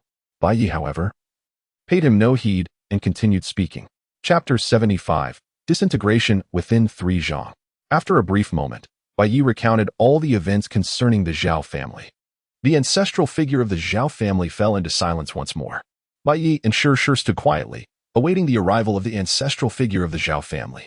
It is inconceivable for the Zhao family to possess such a unique constitution, let alone such a bloodline. Shi remarked, "Perhaps it is due to that young lady." The ancestral figure of the Zhao family responded, "Do we still have any elders remaining within our clan?" Bai Yi smiled awkwardly and said, "Having been invited to the Emperor's Hall as guests, might I request that you return them to this place for a moment? There are some matters I wish to discuss with them." Bai Yi shook his head, saying, "No, they seek to take my life. As long as I exist, they do not dare to act." Bai Yi inquired, "How can you assure me?" The elder of the Zhao family remained silent. Bai Yi then implored, "Please, esteemed elder, reveal to me the location of your fire prison, for I must rescue my friend." After a moment of contemplation, the elder of the Zhao family responded, "Proceed to the right from this spot, and you shall encounter a volcano. Behind the volcano lies a cave. Simply enter through its mouth. However, dear young friends, you must exercise utmost caution." Ultimately, the elder refrained from mentioning the matter of the fire spirit, merely advising the two to be vigilant. Bai Yi clasped his fists in gratitude, thanking the informant before taking hold of Shi and heading towards the direction of the fire prison. Standing at the entrance of the Zhao family estate, he gazed at the members of the Zhao family who remained collapsed on the ground, momentarily lost in thought. The palpable force of spatial collapse caused his brow to furrow in concern, leading him to surmise that something was amiss. Without acknowledging the Zhao family members before him, he strode directly into the estate. At that moment, the aged voice of the Zhao family ancestor echoed once more. "Who might you be, esteemed guest?" Upon hearing this voice, a look of gravity crossed Song Yu's face. He found himself unable to perceive the speaker's cultivation level, a situation that could only arise from one of two possibilities. The first, that the individual possessed no cultivation whatsoever, which was clearly implausible, and the second, that the opponent's strength far surpassed his own. With this thought in mind, Song Yu hesitated, contemplating whether to proceed further. He mused internally. When did the Zhao family acquire such an ancient being? Could it be the esteemed individual spoken of by those two? While Song Yu was deep in thought, the Zhao family ancestor spoke again. "You must be here to seek those two young friends. Am I correct?" Song Yu's brow knitted tightly. "What have you done to them?" The ancestor replied, "Esteemed guest, please enter, and we can discuss this further."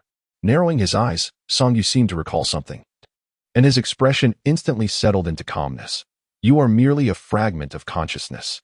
Indeed, with this confirmation, Song Yu strode purposefully deeper into the Zhao estate. After a brief moment, he arrived in front of the ancestral hall of the Zhao family. "Are you the ancestor of the Zhao family?" he inquired, stopping in his tracks, a note of confusion in his voice. "Yes."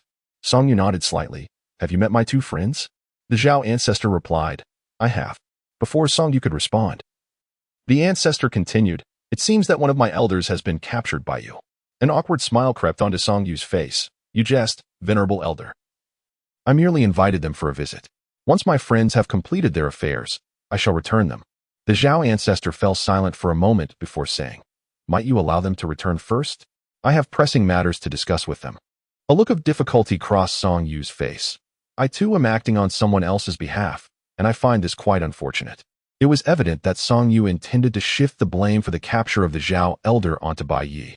The Zhao ancestor inquired, "Was it at the behest of those two young friends?" Song Yu nodded. "Indeed. You need not worry. I had a most pleasant conversation with the two young friends earlier. If you release my Zhao elder now, I believe he will not hold any grievances against you." Song Yu shook his head. "Let us wait until my friends have completed their matters." With that, Song Yu turned towards the right, sensing that Bai Yi and Shi's presence had vanished in that direction. At that moment, Bai Yi and Shi had already arrived not far from the towering volcano, its peak obscured by clouds, appearing as a colossal stone pillar propping up the heavens. Like a towering pillar reaching from the heavens to the earth, it stands majestically between the sky and the ground. A delicate veil of blue mist envelopes the mountain's surface, imbuing the entire landscape with an air of mystery. Bai Yi and Shi gazed intently at the mountain before them, recognizing it as the fabled volcano imbued with the essence of fire. Yet, at that moment, Shi's brow furrowed in sudden alarm. She instinctively retreated several paces, startled. Observing her reaction, Bai Yi felt a jolt of concern and hurried to her side. "Shi, what troubles you?" he inquired. Shi had sensed an enigmatic force that seemed to repel her, and had she not reacted swiftly to withdraw, she might have suffered grave injury or even met her demise at the hands of that mysterious energy.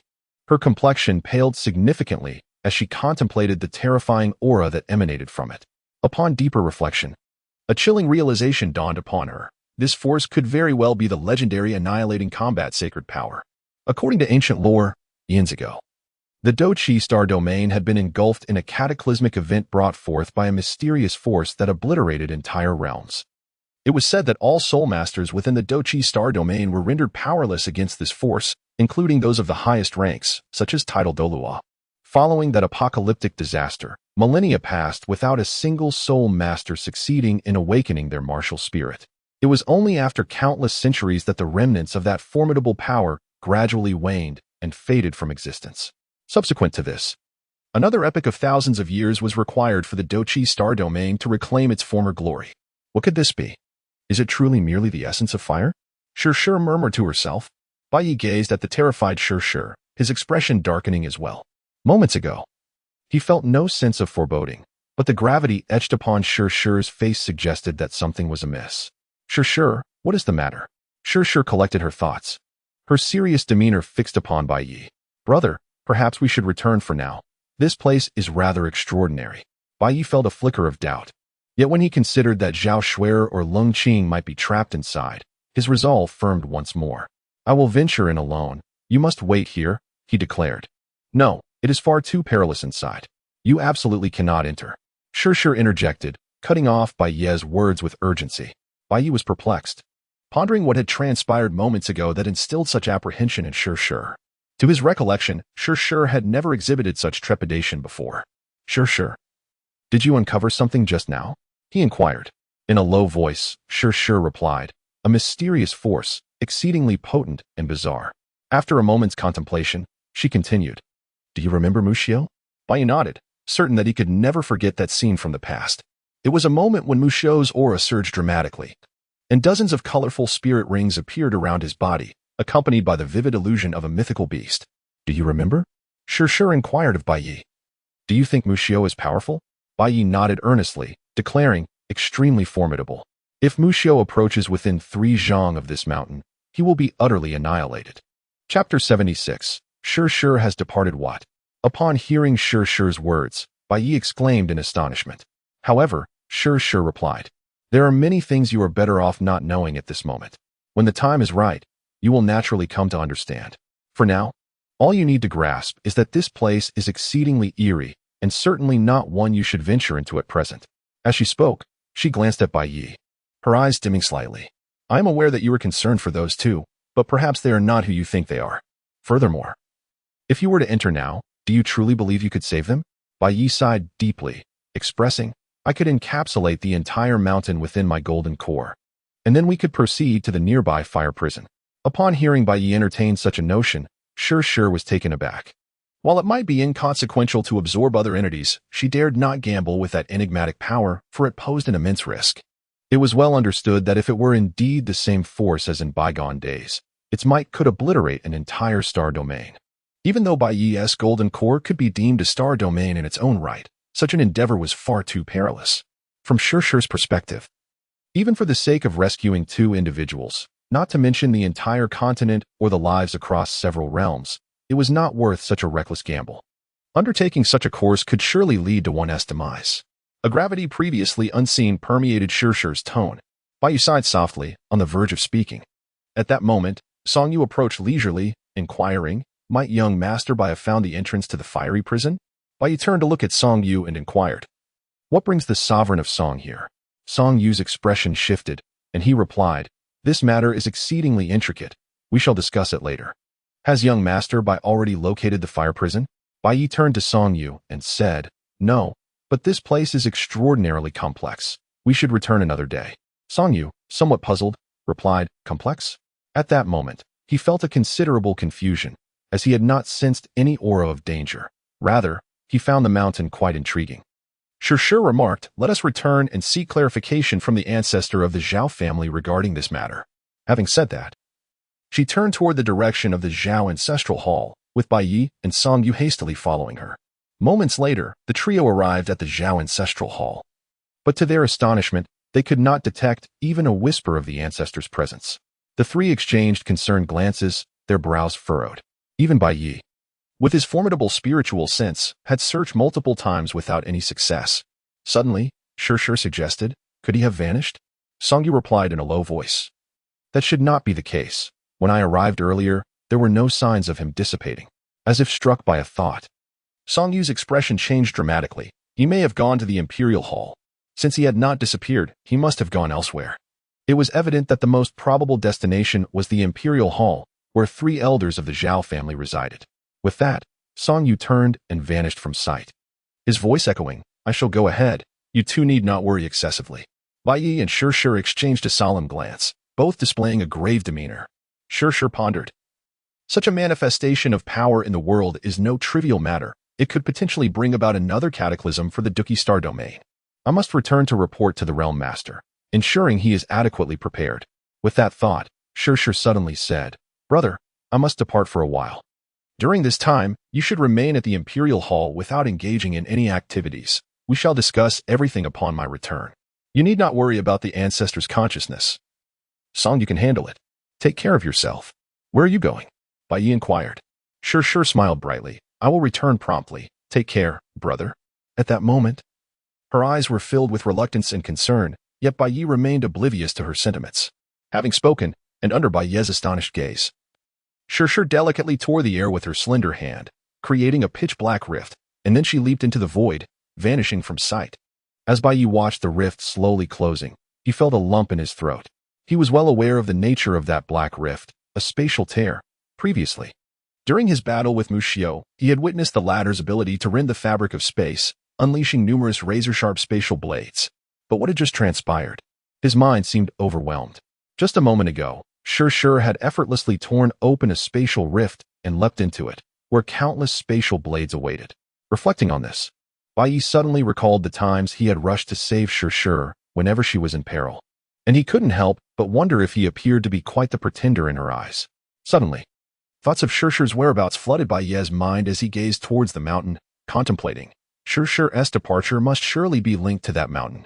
With this thought, Bai Ye appeared to forget Shir's earlier admonitions, as if an unseen force compelled him to venture towards the volcano. In the depths of an inky black temporal rift, Shir traversed with the swiftness of a fleeting shadow. At that moment, she abruptly halted, confronted by 3 middle-aged men who obstructed her path, clad in dark gray brocade robes. Their unwavering gazes were fixed upon her. Shir's pupils constricted. "Step aside. Can't you see I am in a hurry?" In that instant, Shir had shed the guise of the innocent neighbor girl she once was beside Bai Ye. She now stood as a formidable and dignified presence. Her icy glare mirrored that of a predator, and, unbeknownst to her, the twin braids that had once crowned her head had loosened, cascading over her shoulders, while a few strands danced in the gentle breeze. The youthful countenance that had once suggested naivety now bore an expression devoid of any sentiment. It conveyed not only disdain for the 3 before her, but also an overarching contempt for the world around her. The leader among the trio chuckled. "Little girl, doesn't he traveling alone feel a bit lonely? How about we offer you some company?" Their laughter echoed, laced with a lewdness that was palpable. In response, an infinite murderous intent flickered within Shir's cold gaze. The 3 men felt the weight of her hostility and were momentarily taken aback. However, they quickly regained their composure. They had been robbing in this spatial tunnel for centuries and had never failed. Although they had encountered formidable opponents in the past, few had truly posed a threat to them. Furthermore, they did not perceive this young girl as a peerless powerhouse. The strongest they had ever faced was an unrivaled being. Yet they had managed to subdue that foe. With such a record, they felt no trepidation in the face of this girl, as they knew that few unparalleled beings lingered in this realm, and they had dealt with those few before. Clearly, this young girl could not possibly be one of them. "Girl, do you wish to kill us?" they mocked. "There are plenty who have wanted to. You hardly rank among them. I suggest you obediently satisfy us, and perhaps we will treat you well in return." Their laughter resonated, revealing their confidence in their control over Shir. Suddenly, Shir spoke. "Considering your arduous cultivation and the absence of any prior enmity between us, coupled with my favorable mood today, I shall spare your lives. You have 3 breaths to leave." Her cold voice drew frowns from the trio. Yet, they soon erupted into laughter once more. "Little girl, are you trying to make us die from laughter?" Poetess, filled with indignation, ceased to engage in further trivialities and took a bold step forward. With this decisive movement, her aura surged dramatically, catching the attention of the trio opposite her, who initially appeared taken aback, only to soon reveal expressions of astonishment. It seemed they had discerned that her presence differed significantly from those they had previously encountered. One among them, bewildered, inquired, "You are not of this realm. Who are you?" "Truly?" The poetess responded coldly, "Humph. You are unworthy of such knowledge." One of the men scoffed, "Such audacity? We unworthy?" As they spoke, the trio's own auras began to swell dramatically. Observing their escalating power, the poetess furrowed her brow, realizing she had underestimated them. Their energies continued to rise uncontrollably, causing the surrounding spatial tunnel to tremble slightly, as if it could hardly withstand their combined might. Yet, even then, the trio's auras persisted in their relentless ascent. The poetess felt a flicker of surprise, for she noticed that dozens, nearly 100, soul rings swirled around the 3 individuals.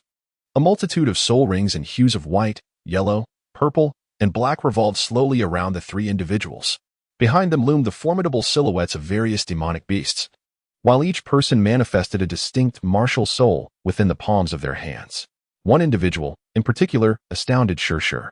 The soul rings encircling him were markedly more numerous than those of the other 2, and among them, a particularly striking red soul ring commanded attention.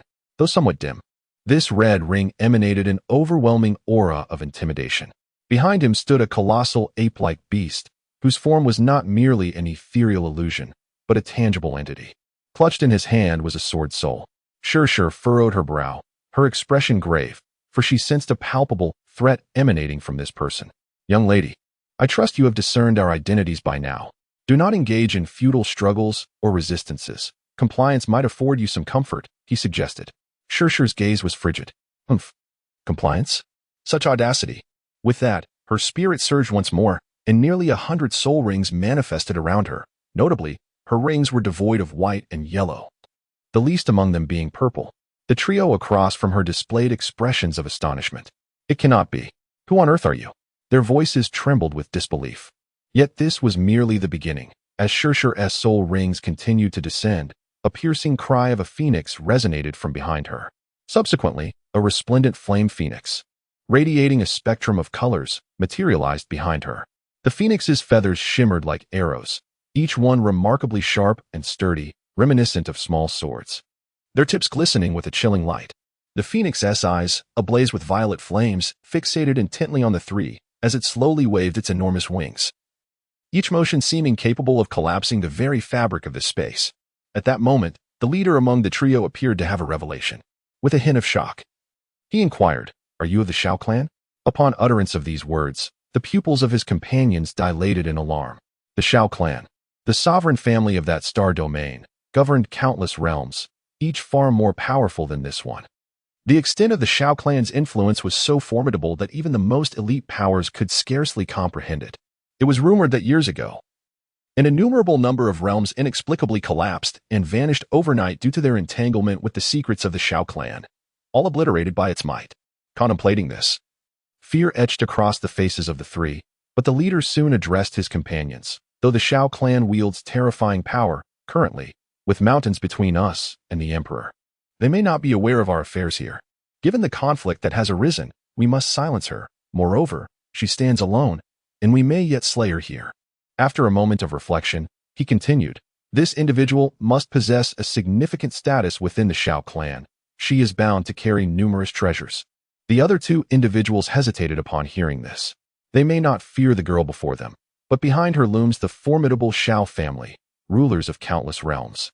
Should this matter reach the Shao family, there would be no refuge for them, even if they fled to the farthest corners of existence. Observing their indecision, the leader spoke again. Do we have any other options? If we do not eliminate her now, she will undoubtedly hunt us down in the future. After hearing these words, the two ceased their hesitation, their faces twisting into menacing expressions as they prepared to strike down the girl. Undeterred, she knew that a battle was inevitable. With a deliberate motion, she opened her palm, revealing a staff that manifested in her grasp. The staff stood a full yard tall, towering above her by more than 3 feet. At its apex was a circular ring, within which a verdant orb rolled gently. The emerald light radiating from the orb infused the surroundings with vitality. It was evident that this staff was her martial spirit, an auxiliary type, as indicated by the vibrant green glow. Upon realizing that her martial spirit was merely auxiliary, the three adversaries visibly relaxed. The leader thought to himself, fortunately, it is only an auxiliary martial spirit. Otherwise, with my soul sage rank and the 2 soul emperors by my side, it would require considerable effort to vanquish her. Although they discerned that she, too, was a soul sage, her soul rings far surpassed theirs in quality, and the phoenix, a soul beast of over 49,000 years, possessed immeasurable combat prowess. Had her martial spirit been offensive, the three would have faced a singular fate, annihilation. Conversely, the girl wore a grave expression. She was acutely aware that her martial spirit hindered her combat capabilities, yet there was no turning back. A confrontation was unavoidable, and the outcome might very well seal her fate. As this realization dawned upon her, a nostalgic glimmer appeared in her eyes, and she softly murmured, "Brother, I was wrong. I should not have left your side. I do not fear death in battle. I fear that if I perish, there will be no one left to accompany and protect you." Tears streamed down her cheeks, each drop a poignant reminder of her brother's visage. The three adversaries, taken aback by her expression, initially froze in disbelief, only to erupt into laughter. "Look, have we frightened her to tears?" Huh. However, they remained cautious. Although they were cut off from the outside world within this spatial tunnel, they could not afford to underestimate her. After all, Should she possess any life-preserving measures from the Xiao family, they would find themselves at a distinct disadvantage. The expressions of the three individuals grew grave. Indeed, as the earlier speaker had asserted, being members of the Xiao family, it was inconceivable they would lack means of self-preservation. Moreover, in their eyes, Shishi's status within the Xiao family was undoubtedly significant. Therefore, they were compelled to respond with utmost seriousness to avert any unforeseen mishaps. Should Shishi manage to escape at this moment, the path ahead for the three of them would be fraught with greater peril than traversing the treacherous realms of the underworld. With solemn expressions, they exchanged glances and then simultaneously launched their attack on Shishi. Observing their advance, Shishi reined in her thoughts. She had to survive. Not for herself or the Xiao family, but for Bai Yi, her brother who cherished her as his own sister. In an instant, the traces of tears at the corners of her eyes vanished, and her countenance transformed into one of chilling coldness. She regarded the three with disdain. "You think you can kill me?" With that, she gracefully waved her staff, and as it swept through the air, a blazing phoenix erupted from behind her, surging toward the three adversaries. Chapter 78. The blazing phoenix's rebellion. As the phoenix ascended, it was engulfed by violet flames, unleashing a terrifying wave of heat that filled the entire spatial tunnel. Under the onslaught of this searing heat, the tunnel appeared as if it would be incinerated, gradually becoming translucent. Witnessing this scene, the three approaching figures were taken aback. They immediately shifted from offense to defense, realizing that this wave of heat posed a lethal threat. With a thunderous crash, the blazing phoenix collided with the defenses hastily erected by the trio. A formidable force erupted outward, shattering the surrounding space into fragments, which began to slowly vanish. This terrifying energy was annihilating the very fabric of that space. In horror, the three realized they had gravely underestimated the power of the phoenix. They were propelled back 100 yards, their faces reflecting their shock. They had no doubt that if the phoenix were to strike again, they would be utterly incapable of withstanding it. However, after repelling the three, the phoenix refrained from pursuing further and hovered in midair, screeching at them. This unexpected behavior left the trio bewildered. They sensed that the phoenix bore no intent to kill them. Conversely, Shishi's expression shifted dramatically, for the phoenix was slowly turning its gaze toward her. A dreadful thought surged within her mind. The phoenix intended to rebel against its master. In truth, she had not tamed the phoenix by her own strength. It was only through her grandfather's assistance that she had managed to subdue it. Although the phoenix had always been somewhat reluctant to obey her, it had never considered rebellion until now, at this critical juncture, which filled her with an overwhelming rage. Yet, in the face of the phoenix's insurrection, she found herself utterly powerless, as the creature's prowess far surpassed her own, and the original pact had already been shattered. The three onlookers gazed in disbelief at the unfolding spectacle. Could it truly be attempting to rebel against its master? One of them speculated with uncertainty. The leader nodded slightly in agreement. It seems so. Another person's eyes brightened. Do you think that the Phoenix of Fire will suffer a backlash after slaying its master? I am uncertain, but we shall soon find out. At that moment, the Phoenix of Fire was poised to strike, ready to launch a fatal assault on Shishi. A hint of fear flickered across Shishi's grave expression, for she sensed the overwhelming aura of the Phoenix bearing down upon her, a palpable scent of death. The three individuals across from her exchanged glances, inwardly acknowledging the truth. It was indeed preparing to slay its master. Shishi could no longer hold back. She fervently activated the staff in her grasp, enveloped in a brilliant surge of emerald light. As this vibrant glow enveloped her entirely, an immensely powerful essence erupted from her being, propelling her from Soul Sage to Soul Dolua. The terrifying aura radiated outward in all directions, causing the three observers to be struck with profound dread. This is impossible, one exclaimed in astonishment. How can this be? What kind of martial soul is this that allows her to ascend an entire rank? Such extraordinary advancements were not unheard of, yet they remained exceedingly rare. Even the most exceptional martial souls could not necessarily wield such power. There were rumors of individuals fighting at a higher rank due to dual martial souls. But that was merely a matter of rank during combat, not an instantaneous elevation. Though such a sudden enhancement came with time constraints or dire consequences, it instilled both fear and yearning in others. Imagine if two opponents of similar strength were to engage, and one suddenly surged an entire rank higher. How frustrating it would be for the other. Yet, Shishi's gravity and trepidation only deepened, for amidst the Phoenix's aura, she still sensed the looming threat of death. The phoenix's prowess far exceeded her expectations. She had once believed that with her utmost effort, she could truly subdue it. Now, it seemed that such hopes were unfounded. Even with the strength of a soul de law, she could not contend with it. Clearly, the Phoenix of Fire was unwilling to grant Shirshir any further time to gather her strength. It had already initiated its assault, one significantly more potent than its prior confrontation with the three. A violet pillar of fire erupted from the Phoenix's maw, hurtling towards Shirshir.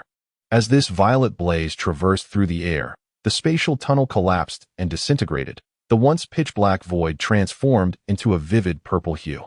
The omnipotent violet flame now ruled the heavens and the earth, unmatched by any force. Its aura seemed capable of shattering the very fabric of reality itself. The horror at the center of that fiery pillar was beyond imagination. No one could fathom the extent of its terror. This fearsome strike did not waver in the slightest. Directly aimed at Shirshir, as her complexion drastically changed, her heart was seized by an unimaginable dread.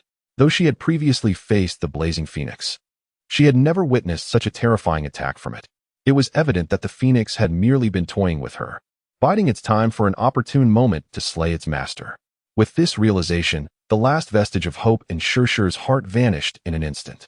She let out a bitter laugh, acknowledging her naivety. Slowly, she closed her eyes and whispered, "Brother, in the next life, I shall never leave your side. Even if the heavens shatter and the worlds perish, I shall remain with you." At that moment, the purple fire pillar of the blazing phoenix loomed before her, prompting Shirshir to abruptly open her eyes. With a fierce cry, she declared, "Annihilation." As the words left her lips, she transformed into a streak of red light, hurtling toward the purple fire pillar. Simultaneously, a formidable aura surged forth, accompanying her crimson essence toward the violet flame. The three observers in the distance were taken aback, their expressions shifting dramatically as they sensed the overwhelming aura. If Shirshir's strike were aimed at them, they would stand no chance of retaliation, for that aura contained a subtle hint of the power of rules, specifically the power of world destruction, a force ranked among the most formidable of all rules. The collision between Shirshir's red light and the purple flame unleashed a cataclysmic force, causing the very fabric of reality to crumble. The three were filled with terror, hastily retreating as the force of collapse surged toward them. They had no doubt that this overwhelming power could obliterate them in an instant. As they retreated, their fear intensified, for the speed of the world's collapse showed no signs of abating. After the clash with the purple flame, Shirshir found herself propelled back hundreds of feet. On the brink of unconsciousness, a flicker of willpower compelled her to muster the last remnants of her strength to flee with great urgency. The force of the world's collapse was now mere feet away, closing in rapidly. At this juncture, Shirshir faced a terrifying fate with no hope of survival. Meanwhile, the blazing phoenix struggled against the overwhelming force of the collapsing world, its situation equally dire. Just as Shirshir was about to be engulfed by the cataclysmic energy, a figure darted forward, grasping her arm and hurling her away to safety. In an instant, Shirshir vanished into the distance, while that figure was consumed by the relentless force of collapse. Chapter 79. The two assault the fire spirit. Yi gradually approached the volcano. Yet the enigmatic force that had once instilled a sense of peril akin to death in Shirshir did not repulse him. At this moment, Yi was less than a yard away from the volcano, surrounded by a pale blue mist that emanated waves of heat towards him. Noticing this scene, Yi furrowed his brows. Although the pale blue mist imparted a slight sensation of warmth, it was laced with an unsettling chill. Yi was perplexed. Despite the searing heat of the flames, why did he feel such an eerie chill that penetrated to the bone? The more he pondered, the more he yearned to unravel this mystery. He continued to advance, yet the intense heat did not intensify as he drew near. Instead, the bone-chilling cold compelled him to shiver involuntarily. With a slight furrow of his brow, he took another step, now less than a foot from the volcano. What was happening? A fusion of heat and cold? An intersection of ice and fire? How could this be? Every phenomenon in the world adheres to its own principles. Just as ice melts when exposed to fire, and day and night can never coexist. The interplay of opposites is a natural law. Yet, this scene before him shattered that very law. Cold and heat were merging in a remarkably harmonious manner, devoid of chaos or struggle. Suddenly, a phrase echoed in Yi's mind, and a look of astonishment crossed his face. Extremes must revert. He ceased to dwell on the thought. Perhaps there were countless enigmas in the world that eluded explanation. Turning his gaze to the surroundings, he sought the entrance to the fiery prison. He was here to rescue someone, not to contemplate the profound laws of nature. While searching, Bai Yi suddenly halted, for a voice, reminiscent of a little girl, echoed in his mind. The voice was ethereal and distant, imbued with a hint of mischief. "Big brother, are you looking for me?" Hee. Bai Yi paused momentarily, then cast a wary glance around, seemingly in search of the source of the voice. "Young sir, you need not continue your search. You shall not find me." Upon hearing the voice resonate once more, Bai Yi furrowed his brows involuntarily and replied, "I am not here to seek you, but rather to find my friend." After a brief silence, the voice returned, inquiring, "Friend? What is a friend? Is it delicious?" At that moment, the tone of the voice conveyed a sense of perplexity. Upon hearing this, Bai Yi's expression stiffened, and he pondered, could that voice just now have belonged to the fire spirit? Just as doubts began to swirl in his mind, the voice resonated in his head once more, "Little brother, what is a friend?" This time, the tone carried an urgent undertone. Bai Yi, unwilling to underestimate the situation, spoke up. "A friend is someone with whom one shares mutual trust and support." The voice fell into silence. Observing this, Bai Yi chose to disregard it and continued his search for the entrance to the fire prison. After a brief moment, the voice echoed once more in Bai Yi's mind. "Young man, you mentioned that you are in search of a friend. Is your friend here?" Bai Yi spoke in a low voice, expressing uncertainty. Then, as if struck by a thought, he inquired, "Do you know if there are any caves or similar places around here?" The voice did not respond to Bai Yi, but instead posed a question. "Are the two individuals inside your friends?" Upon hearing this, Bai Yi was somewhat taken aback. He promptly asked, "Do you know where they are?" "I do, but it is likely that those two are dead now," came the reply. At this point, the fire spirit seemed to express a sense of grievance and continued, "In truth, I am constantly suppressing myself. It is they who cannot withstand my presence. I never intended to harm them." Bai Yi's expression darkened, although he was uncertain whether it was Shui Air or senior sister Lung inside. He could not shake off a sense of worry. "Could you inform me of the entrance to that place?" he inquired. "It is not permissible. If you were to enter, you would meet the same fate." Bai Yi sighed. "Can you assist me in rescuing them?" The fire spirit, somewhat troubled, replied, "I cannot. I too am ensnared and unable to offer them aid." Bai Yi was somewhat taken aback. "Are you trapped here?" The fire spirit softly responded with a gentle affirmative. Acknowledging Bai Yi's earlier words, Bai Yi, filled with curiosity, inquired, "What led to your confinement in this place?" The fire spirit sighed softly, "I am uncertain. I found myself here upon awakening, and no matter how I struggle, I cannot escape."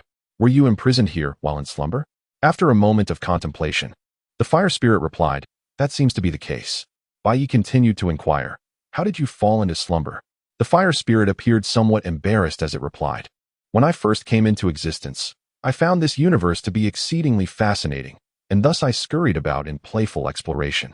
However, each time I traversed a certain star domain, it would erupt in a cataclysmic explosion or collapse. Some would even vanish entirely."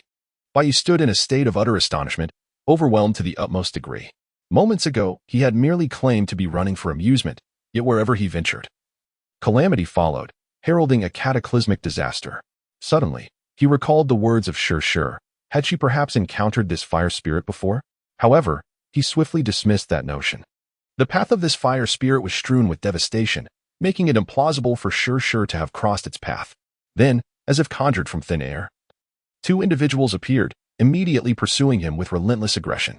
How could someone of his stature withstand the onslaught of these two? Before long, he succumbed to their blows and fell into a deep slumber. At this juncture, the fire spirit seemed to shudder, as if haunted by the memory. What had he done to provoke such wrath? He had merely wished to explore and frolic, yet those two were nothing short of lunatics, madder than madness itself. They had assaulted him without hesitation. It was utterly impossible to enjoy himself now. Bai Yi was once again astounded to the utmost. This fiery spirit was so formidable that it was being relentlessly pursued and battered by two individuals. The sheer strength of those two was beyond imagination, instilling a sense of terror. Bai Yi was rendered speechless, stunned into silence. Ling added, "If I encounter them again, I shall certainly not respond as I did before." Bai Yi regained her focus and inquired, "Have you become significantly stronger than before?" Ling chuckled and replied, "Not at all. When I see them again, I will simply run away. That way, I won't be beaten up." Hee. With white leaves adorning his head and dark lines etched upon his visage, he twitched slightly at the corners of his mouth. "If you were to emerge now, would this starry realm face annihilation?" The fire spirit, Somewhat vexed, retorted, "Humph. It is entirely the fault of those two lunatics. Not only did they assault me, but they also sealed my powers. As if that were not enough, they imprisoned me here. Even if I were to escape now, I could no longer roam freely as I once did." Bai Yi inquired, "Have they sealed your powers?" The fire spirit sighed with resignation. "At present, I cannot even fly." Then, as if struck by a thought, the fire spirit asked, "Dear sir, can you fly? Would you take me with you to soar through the skies and frolic?" Bai Yi, at a loss for words, lamented, "I cannot." He felt rather foolish. Is the inability to fly synonymous with being foolish? He was thoroughly disheartened. In all his years of cultivation, no one had ever labeled him as such. After all, it was merely a matter of not being able to fly at present. Once he ascended to the breaking sea realm, would he not be able to soar? The fire spirit chimed in, "Dear brother, if you rescue me, I shall teach you to fly. How does that sound?" He replied, "I fear I may not be able to save you." After all, the individual who had originally confined the fire spirit was no ordinary foe. Even a casual barrier set by someone of such caliber would be beyond Bai Yi's current means to dismantle. The fire spirit seemed somewhat anxious, urging, "Just give it a try. Attempting it requires no great exertion." Bai Yi remained silent. Huo Ling then spoke, "You will not be able to locate that cave entrance on your own. If you rescue me, we shall become friends, and as your friend, I can assist you." After a moment of contemplation, Bai Yi resolved to attempt to free Huo Ling. He sensed that Huo Ling was indeed sealed away and that it had not spoken falsehoods. Moreover, he realized that it was likely beyond his own capabilities to discover the entrance to the fiery prison. With this thought in mind, Bai Yi opened his mouth to inquire how he might rescue it. However, before he could voice his question, as he had made the decision to save Huo Ling in his heart, the entire mountain began to tremble violently. Chapter 80. The invincible loneliness observing the violently shaking volcano. Bai Yi felt a sense of foreboding.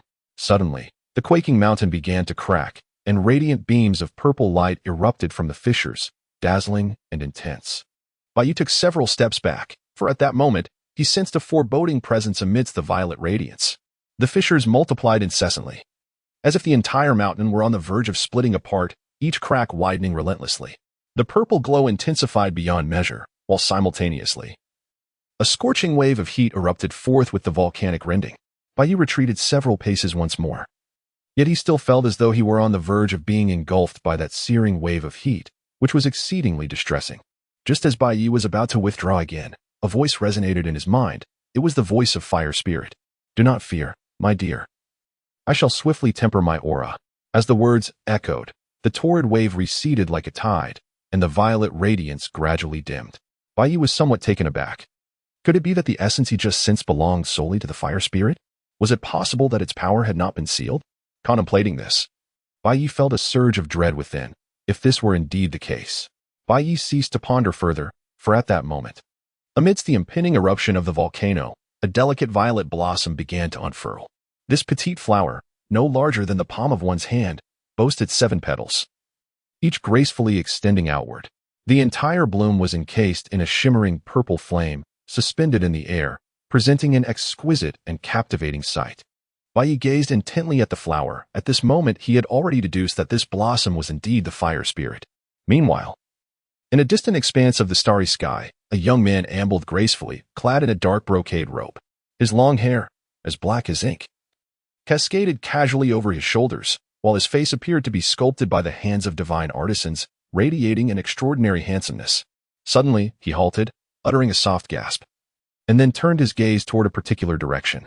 In an instant, his eyes pierced through countless star domains, landing upon the Fire Spirit suspended in the air. Has it emerged? He pondered, and upon noticing Bai Yi, a peculiar expression crossed his features. What on earth is this? Is such a thing truly possible? With that, he withdrew his gaze and continued his leisurely stride. Yet, after only a few steps, he paused once more. "Allow me to assist you this once," he chuckled. With a flick of his sleeve, a flash of sword light flickered and vanished. "Having roamed invincibly for millennia, my heart yearns solely for a defeat. Alas, in this world, none can rival me. I shall choose the cycle of rebirth to begin anew." Bai Yi fixated intently on the flower, questioning, "Have you not been sealed of your powers?" The Fire Spirit appeared equally perplexed, recalling that it had indeed been sealed previously. At that moment, a sudden beam of sword light tore through the fabric of space and time. Upon witnessing this radiant blade, the Fire Spirit instinctively recoiled in fear. Yet the light was swifter, penetrating directly into the essence of the fire spirit. In an instant, the aura of the fire spirit began to diminish at a terrifying pace. Moments later, the previously violet flame-enshrouded fire spirit flower transformed into an exceedingly ordinary pink blossom. If placed among other flora, it would certainly attract no attention. Nor would anyone believe that this seemingly innocuous flower held the power to annihilate the universe with but a single breath. Upon witnessing that radiant beam of swordlight, Bai Yi was utterly astonished. As a sword cultivator, he instinctively sensed the extraordinary nature of that luminous display. He marveled inwardly at the existence of such a formidable swordmaster. The mere manifestation of sword light exuded such formidable power. To what extent had that individual attained strength? Even the fiery spirit, capable of annihilating the universe with its mere presence, found itself defenseless. Observing the fire spirit transformed into an ordinary flower, Bai Yi felt a twinge of confusion. Surely, it hasn't been vanquished so swiftly? Moments later, a feeble voice emerged from the fire spirit. That fellow is not human. The instant I emerged, he came to strike at me. How unfair. As it lamented, the fire spirit unexpectedly began to weep, with white leaves adorned by black streaks. She mused, this little creature does not seem so fearsome after all. In fact, it possesses a certain charm. It merely struggles to harness its own power. Upon this realization, she shook her head and smiled wryly. Enough of the tears. Was the one who unleashed that sword light upon you the same individual who had previously assaulted you? The fire spirit appeared exceedingly vexed. Indeed, it was him. There should be another one as well. Bai Yi was somewhat taken aback. Previously, he had heard from Huoling that 2 individuals had mercilessly assaulted her. Could it be that those 2 possessed comparable strength? Were the abilities of the 2 who had attacked you back then similar? Huoling snorted in disdain. They are both villains, both so formidable. Yet they dared to bully me together. Bai Yi was somewhat astonished. The sword light that had just flashed was so piercing that it seemed effortless to slay the fire spirit. However, he pondered why, at that time, they had chosen to strike together yet refrained from killing her. Did those 2 individuals not truly intend to take her life? Were they merely aiming to teach her a lesson? Otherwise, how could they have merely sealed her away? If that were the case, what were their true intentions? A cascade of questions raced through Bai Yi's mind. After a brief moment, he refocused his thoughts and addressed the fire spirit, asking, "Can you now lead me to find my friend?" The fire spirit, regaining her composure, replied, "Yes. Follow me." With that, she began to drift slowly in a particular direction. But after a short distance, she swayed precariously, as if she were about to fall. Bai Yi swiftly extended his hand to catch her. And as the fire spirit landed in the palm of his hand, a wave of cool warmth surged through Bai Yi's arm, spreading throughout his entire being. Bai Yi was suddenly taken aback, attempting to cast aside the fire spirit. Yet it seemed to cling to the palm of his hand as if bound by an invisible force, making it utterly impossible to relinquish. As a wave of terror washed over him, he reached out with his other hand in a desperate bid to remove the vibrant entity. However, just as his other hand was about to make contact with the fire spirit, it gradually began to fade, merging seamlessly with Bai Yi's hand, leaving behind a delicate imprint of a pink flower in the center of his palm. Bai Yi gasped in astonishment. "What do you intend to do? Come out at once." The feeble voice of the fire spirit echoed in Bai Yi's mind. "Little brother, it was you who drew me into your body. Please, release me." Sob. Bai Yi furrowed his brows slightly. "You absorbed me into your body?" The fire spirit, a touch anxious, replied, "Dear brother, how could you be so cruel? We are friends now. Why would you treat me this way?" Bai Yi felt a sense of unease. After all, it was she who had willingly rushed into the palm of his hand. Why then did he claim that he had drawn her in? The voice of the fire spirit, filled with grievance, echoed once more, "Young master, please release me at once." Bai Yi, feeling a sense of urgency, began to use his spiritual consciousness to sense the essence of the fire spirit. However, he found himself unable to perceive it in any way. What could possibly be the matter? Just as Bai Yi attempted repeatedly to no avail, the voice of the fire spirit echoed once more. This time, it was devoid of the previous anxiety and grievance. Instead, it was imbued with excitement. "Wow, young man, your body is truly extraordinary. It contains the boundless star realm within it. How fascinating." As the white leaves fluttered, a thought crossed his mind. Could this fellow have ventured into his golden core? With that in mind, he hastily exclaimed, "Do not act recklessly. I challenge you to see if you can emerge." At this moment, Bai Yi was engulfed in terror. Previously, he could sense everything within his golden core. Even a mere thought could dictate his fate.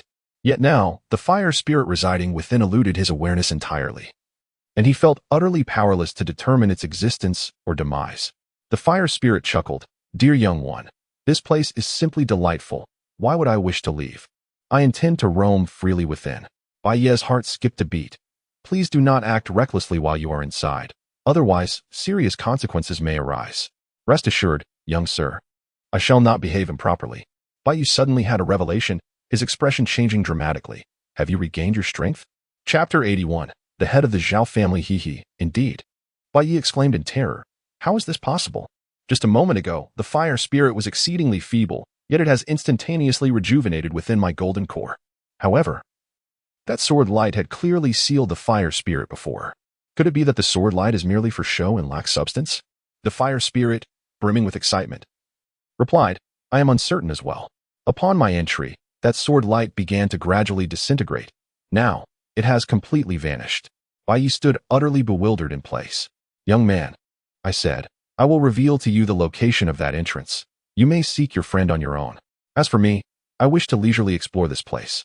Baiye wished to articulate further, yet after receiving a direction from the fire spirit, an eerie silence ensued. He could only shake his head in resignation, a bitter smile gracing his lips. This time, he had truly ventured into perilous territory. Should the fire spirit inadvertently cause its own golden core to detonate one day, it would indeed be quite the spectacle. Gathering his thoughts, he resolved that further worry was futile. After all, he was powerless against the fire spirit at this moment. He would have to take it one step at a time and devise a solution upon Shurshu's return. Surely, she would possess a remedy. "Shurshu, where have you gone? When will you return?" Moments later, he set forth towards the entrance indicated by the fire spirit. After a brief search, he discovered an entrance of moderate size. The mouth of the cave was concealed by surrounding rocks, making it nearly impossible to locate without keen observation or prior knowledge of its existence. Baiye slowly approached the entrance of the cave, and as he ventured deeper, a searing sensation greeted him. Baiye was taken aback. He found himself on the verge of succumbing to the overwhelming heat wave. He realized that this scorching wave could incinerate not only the human body but also seemed to severely burn his very consciousness. What manner of fire is this? Could it not be the aura emitted by the fire spirit? If not, from whence does this searing heat emanate? As he pondered these questions, his steps did not falter. After a considerable distance, the cavern began to expand, and to his astonishment, crimson flames began to flicker upon the cavern walls. Though few in number, the intensity of the heat here was exponentially greater than before. Baiye discreetly heightened his vigilance, unconsciously gripping several spirit stones inscribed with intricate formations in his hand. Should danger arise, he would promptly activate the array to make his escape. His advancing steps gradually slowed, and in the dimly lit cavern, the few crimson flames flickering on the rocky walls cast an erratic glow, rendering the cave an interplay of light and shadow. The silence within was profound, interrupted only by the echo of Baiye's slow footsteps reverberating in the distance. The rhythmic thud of his steps, thud, thud, thud, seemed monotonous yet weighed heavily in the air. An oppressive atmosphere began to envelop the cave, as it was no longer solely the sound of his footsteps that echoed, but also the quickening pace of his breath. Alongside the steady thud of his steps, his labored gasps intertwined with the flickering flames, creating an unsettling and eerie ambience. Suddenly, a soft plop echoed as a drop of water fell to the ground, startling Baiye and causing his body to tense. How could there be a droplet? The surroundings were ablaze with flames, and the heat was utterly formidable. It was hard to fathom that in such a sweltering cavern, a drop of water could exist. Baiye halted his steps, feeling an urge to retreat. The atmosphere here was undeniably peculiar. He had lost track of the distance he had traversed, yet the path ahead remained shrouded in uncertainty. Moreover, he had not encountered the two individuals that Hualing had mentioned. Could it be that Hualing was deceiving him? With this thought, he delved deeply into his consciousness, seeking to sense Hualing's presence within his golden core. However, despite his earnest attempts, he could perceive nothing. His brow furrowed in concern. Had he been misled? How he wished for Shurshu to be by his side. This reflection suddenly illuminated a realization. Throughout this time, he had seemingly relied on others, from Yunshang at the outset to Shurshu now. In the past, every matter had been collaboratively analyzed with their assistance. Alas, he must learn to depend on himself henceforth. Resolutely, he decided to press onward without further hesitation. Suppressing the fear and unease that welled within him, he proceeded slowly ahead. Moments later, His pupils constricted in surprise, for he discerned a figure not far ahead. Judging by its silhouette, it appeared to be a middle-aged man, presently enveloped in a blaze of crimson flames, resembling a human made of fire, utterly motionless. Bai Yi swiftly approached, coming to stand beside the man, halting less than 10 paces away. At that moment, the flames enveloping the man began to rise slowly, as if they yearned to break free and lunge toward Bai Yi. Just as Bai Yi contemplated retreating a few steps, the man abruptly turned his gaze upon him.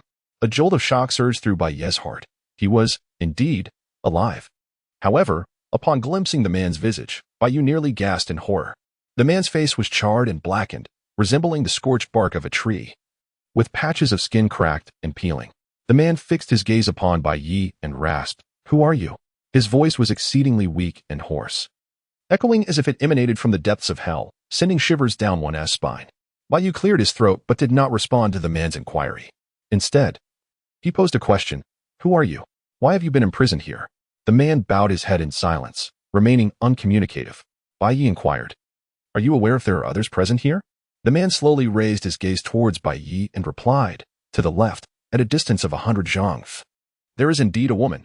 At this point, he appeared to ponder for a moment before continuing, "Could you possibly assist me in escaping?"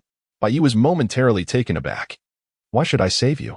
The man let out a soft sigh. "I have little faith in that woman, nor do I trust my daughter." Upon hearing this, Bai Yi was suddenly jolted. "Your daughter?" The man continued, "In truth, I am Zhao Lei, the head of the Zhao family." "What? You claim to be Zhao Lei, the head of the Zhao family?" Bai Yi exclaimed, astonished by the man's assertion.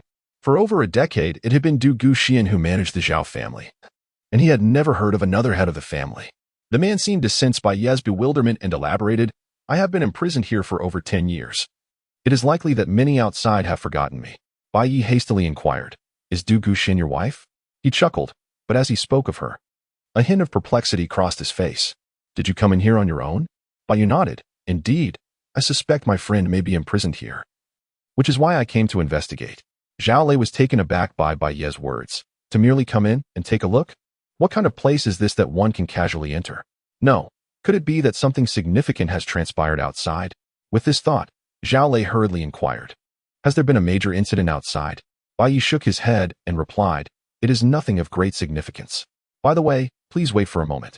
I shall go over there to see if my friend is present."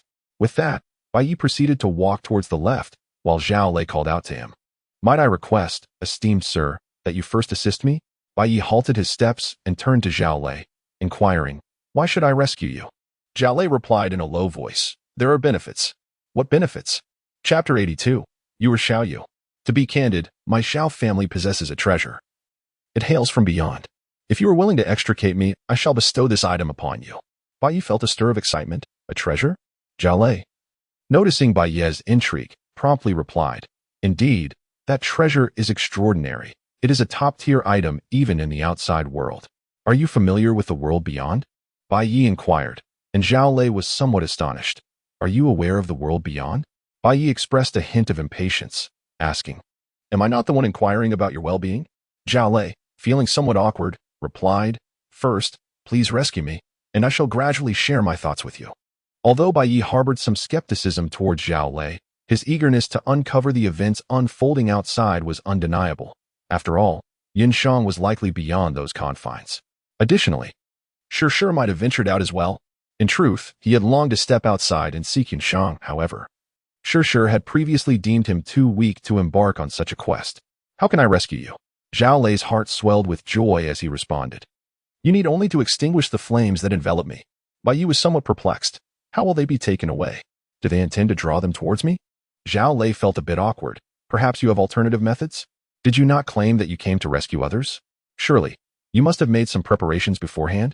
Bai Yi fell silent, though a hint of embarrassment lingered. Previously, he had been solely focused on rescuing others, without taking the time to comprehend the nature of this fiery prison, nor had he contemplated the means of escape. "Indeed, I was ill-prepared." Zhao Lei, utterly speechless, reflected on the fact that this individual had made no preparations whatsoever prior to his arrival. This was not an act of rescue. It was, in truth, a march towards certain doom. However, a thought seemed to dawn upon Zhao Lei, and with a look of trepidation, he inquired, "How did you manage to enter? You bear none of the protective talismans of the Zhao clan. How could you possibly circumvent that mountain?" The mountain he referenced was, of course, the one imbued with the essence of fire, and to navigate around it, one must possess a talisman from the Zhao family. Otherwise, it would be impossible to approach that treacherous peak. Bai Yi smiled awkwardly. Perhaps it's because I'm rather handsome. Zhao Lei then inquired, is there any other way to rescue you? After a prolonged silence, Zhao Lei finally spoke. Unless you can refine this mountain. Bai Yi expressed a degree of astonishment. To refine the entire mountain? Zhao Lei sighed heavily. Indeed, this mountain was originally a treasure, however. Apart from our Zhao family's ancestors who once refined it, no one has been able to accomplish such a feat since. Upon hearing Zhao Lei mention the Zhao family's forebears, Bai Yi inquired with mild surprise, that old man? Zhao Lei felt a surge of irritation at Bai Yi's casual reference to his ancestor as old man, yet he managed to suppress it. After all, he still required Bai Yi's assistance for his rescue. Are you familiar with my Zhao family's ancestors? Bai Yi nodded, saying, indeed, I have encountered him. That old man is quite commendable. Zhao Lei, enveloped in crimson flames, stumbled slightly, nearly collapsing to the ground. How could he utter such words? Claiming to have seen his own ancestor? He himself had never laid eyes upon them, for his forebear had perished thousands, if not tens of thousands, of years ago. How could he dare to assert such a thing? Bai Yi seemed to sense that Zhao Lei was somewhat skeptical of him at that moment, so he said, it matters not if you do not believe. Once I rescue you, you may inquire of your ancestors. The more Zhao Lei listened, the more he felt that this individual might be unhinged, and he resolved to disregard him, thinking that as long as he could extricate himself, he would entertain whatever notions he wished. Bai Yi sensed that Zhao Lei might truly doubt her, and she shook her head, dismissing the thought. If he did not believe her, so be it. He would come to understand the truth once they emerged from this place. She decided not to dwell on this matter any longer and inquired, you mentioned that this mountain itself is a treasure. Could you elaborate on its origins? Zhao Lei replied, as for its specific origins, I am not certain. All I know is that it is a relic of my ancestors from the Zhao family. Beyond that, I cannot say. Bai Yi pressed on, do you know how to refine it? Zhao Lei appeared somewhat taken aback. If I knew how, would I not have refined it myself? Why would I still require your assistance? I do not know, he concluded. In an instant, a voice resonated in Bai Yi's mind. Young man, do you require assistance? It was the fire spirit. Bai Yi hastily inquired, can you help me refine this mountain? Why exert effort on a mere decrepit mountain? Simply shatter it. The fire spirit replied. No sooner had the words left his lips than a radiant purple light erupted from Bai Yi's abdomen. As this luminescence manifested, the surroundings gradually transformed into a transparent void. Zhao Lei was taken aback, exclaiming, This is the power from the volcano. Although he harbored doubts about the origin of the purple light, he couldn't suppress his terror. Moments later, Bai Yi found himself in an expansive emptiness, devoid of any rocky formations. Turning his gaze to the left, he discerned a woman 100 feet away. However, Bai Yi's spiritual probe revealed that she was neither Shui Er nor Lung Qing. Strangely, he felt a sense of familiarity with her, yet her identity eluded him. At this juncture, Zhao Lei was devoid of any flicker of flame, his expression frozen in sheer fright, rendering him immobile. A tempest of thought surged within him. Could it be that he had subdued that entity? Such a notion was utterly implausible. Even the mightiest of ancestors had failed to tame it, and for millennia, no member of the Zhao clan had accomplished such a feat yet. How could this mere foundation establishment practitioner possibly achieve what was deemed impossible? Bai Yi paid no heed to the still-dazed Zhao Lei and swiftly approached the woman before him.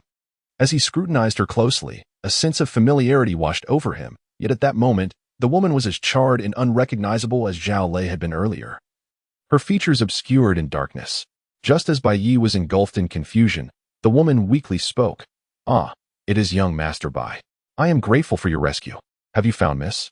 Upon hearing her words, Bai Yi's body trembled slightly, and he seemed to recall her identity.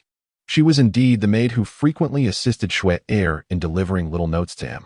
He then inquired, Are you Xiaoyu? The woman nodded in affirmation. Yes. Young Master Bai. At that moment, Zhao Lei approached the two and turned to Bai Yi, asking, Is this your friend? Bai Yi shook her head, but soon nodded again. Zhao Lei felt a sense of confusion. Although Xiaoyu was not his friend, she had been regarded as one by Shui Er, who had received assistance from her on multiple occasions. Therefore, it would not be unreasonable to consider Xiaoyu as a friend as well. Bai Yi spoke. This is not the place for conversation. Let us step outside first. Zhao Lei nodded, and the three of them proceeded forward. At this point, the towering mountains had vanished, and naturally, they would not depart in the direction of the Zhao family. after the fire spirit had rendered the mountains here into nothingness. But you could no longer establish contact with it, presumably meandering aimlessly within his golden core. Shortly thereafter, the trio emerged from the Zhao family mountains, now transformed into void by the fire spirit. Along the way, Zhao Lei incessantly inquired about the current state of the Zhao family, yet Bai Yi remained reticent. Within the imperial hall, Song Yu sat across from the consciousness of the Zhao family ancestor. It was unclear what Song Yu had conveyed, but the ancestor's expression shifted dramatically. Is what you say truly the case? Song Yu chuckled lightly. Would I deceive you? Just as the Zhao family ancestor was about to respond, 8 individuals entered the hall. Among them were the 3 array masters from Songyun Academy, 2 enigmatic experts from the Breaking Sea realm, and 3 elders from the Zhao family. Chapter 83. The Birth of a Fortune upon seeing the ancestor's consciousness. The 3 elders of the Zhao family were taken aback, quickly kneeling in reverence. We bow to our ancestor. The ancestor gestured for them to rise. First, recount to me the events that transpired, beginning with that flying dagger. At this, the countenances of the 3 elders changed dramatically. They had all been involved in that affair. At this moment, Bai Yi and his companions had arrived at the 5-star academy. The 3 sat around a table in the courtyard. Suddenly, Zhao Lei uttered something that prompted Bai Yi to spring to his feet, exclaiming, "Impossible. Absolutely impossible." His tone was laden with incredulity. Years ago, a man, armed with a flying dagger, sought to challenge the formidable warriors of the Songyun continent, but was grievously wounded by a group of dozens. It was Dong Guxian who saved him, despite being the second wife of the Zhao family, hence Zhao Lei's spouse. After rescuing the man, she tended to him with great care, and gradually, the two fell deeply in love. Consequently, Dong Guxian often stayed out at night. Initially, the Zhao family paid little attention to her absence, but as time passed, suspicions began to arise. The first to notice the abnormality was the Zhao family's eldest matriarch. After harboring doubts about Dong Guxian, she frequently dispatched individuals to covertly follow her. However, each time, those she sent were detected by Dong Guxian, and thus, after months of surveillance, they failed to uncover her true activities. Time slipped away, and years passed in the blink of an eye. During these years, Dong Guxian seemed to have vanished, never returning to the Zhao household. When she finally did return, she was 9 months pregnant, on the verge of giving birth. Zhao Lei was immediately enraged upon witnessing such disgraceful conduct from his wife, and sought to impose familial punishment, which entailed extracting the souls of both her and her unborn child, subjecting them to a millennium of torment. Just as Zhao Lei was about to enforce this punishment, a figure arrived at the Zhao household, the man whom Dong Guxian had saved, Xiao Fei. Upon seeing Dong Guxian, bound by iron chains, he was filled with fury. "Xiana, I am so sorry. I have arrived too late." Dong Guxian, tightly restrained, managed a bitter smile. "Fei Ge, you have made me so sad." They had once promised each other a lifetime of unwavering devotion. Yet, when Dong Guxian was 3 months pregnant, Xiao Fei had abruptly departed without bidding her farewell, leaving only a note that read, "Xianer, wait for me. I will return within a month." However, that wait extended to 3 months. At long last, Dong Guxian could no longer endure the torment of waiting. She resolved to seek him out, though by then she was already 6 months pregnant.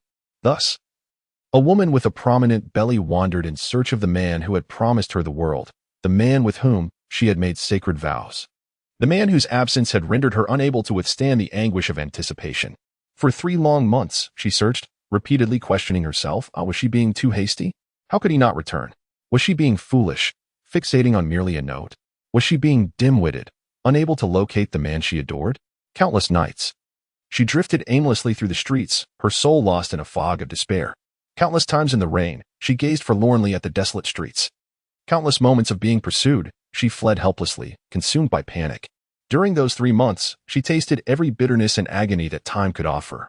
Yet not a single hint of sweetness graced her experience. Ultimately, she could bear it no longer. Just as her time drew near, she summoned her courage to return to the Zhao family. She dared not hope for their forgiveness, but she wished that, considering their past ties, they might provide her unborn child with a morsel of sustenance. However, upon her return, she discovered the magnitude of her error, an error that was irrevocable. She came to understand the fickleness of human sentiment, the injustices of the world, and the stark reality that a mistake is a mistake, with nothing to amend it. Even when Zhao Lei intended to enforce the clan's laws upon her, she uttered not a single word, nor did she ever resist. Yes, She had surrendered. In the face of cruel realities, all resistance and justification seemed utterly trivial.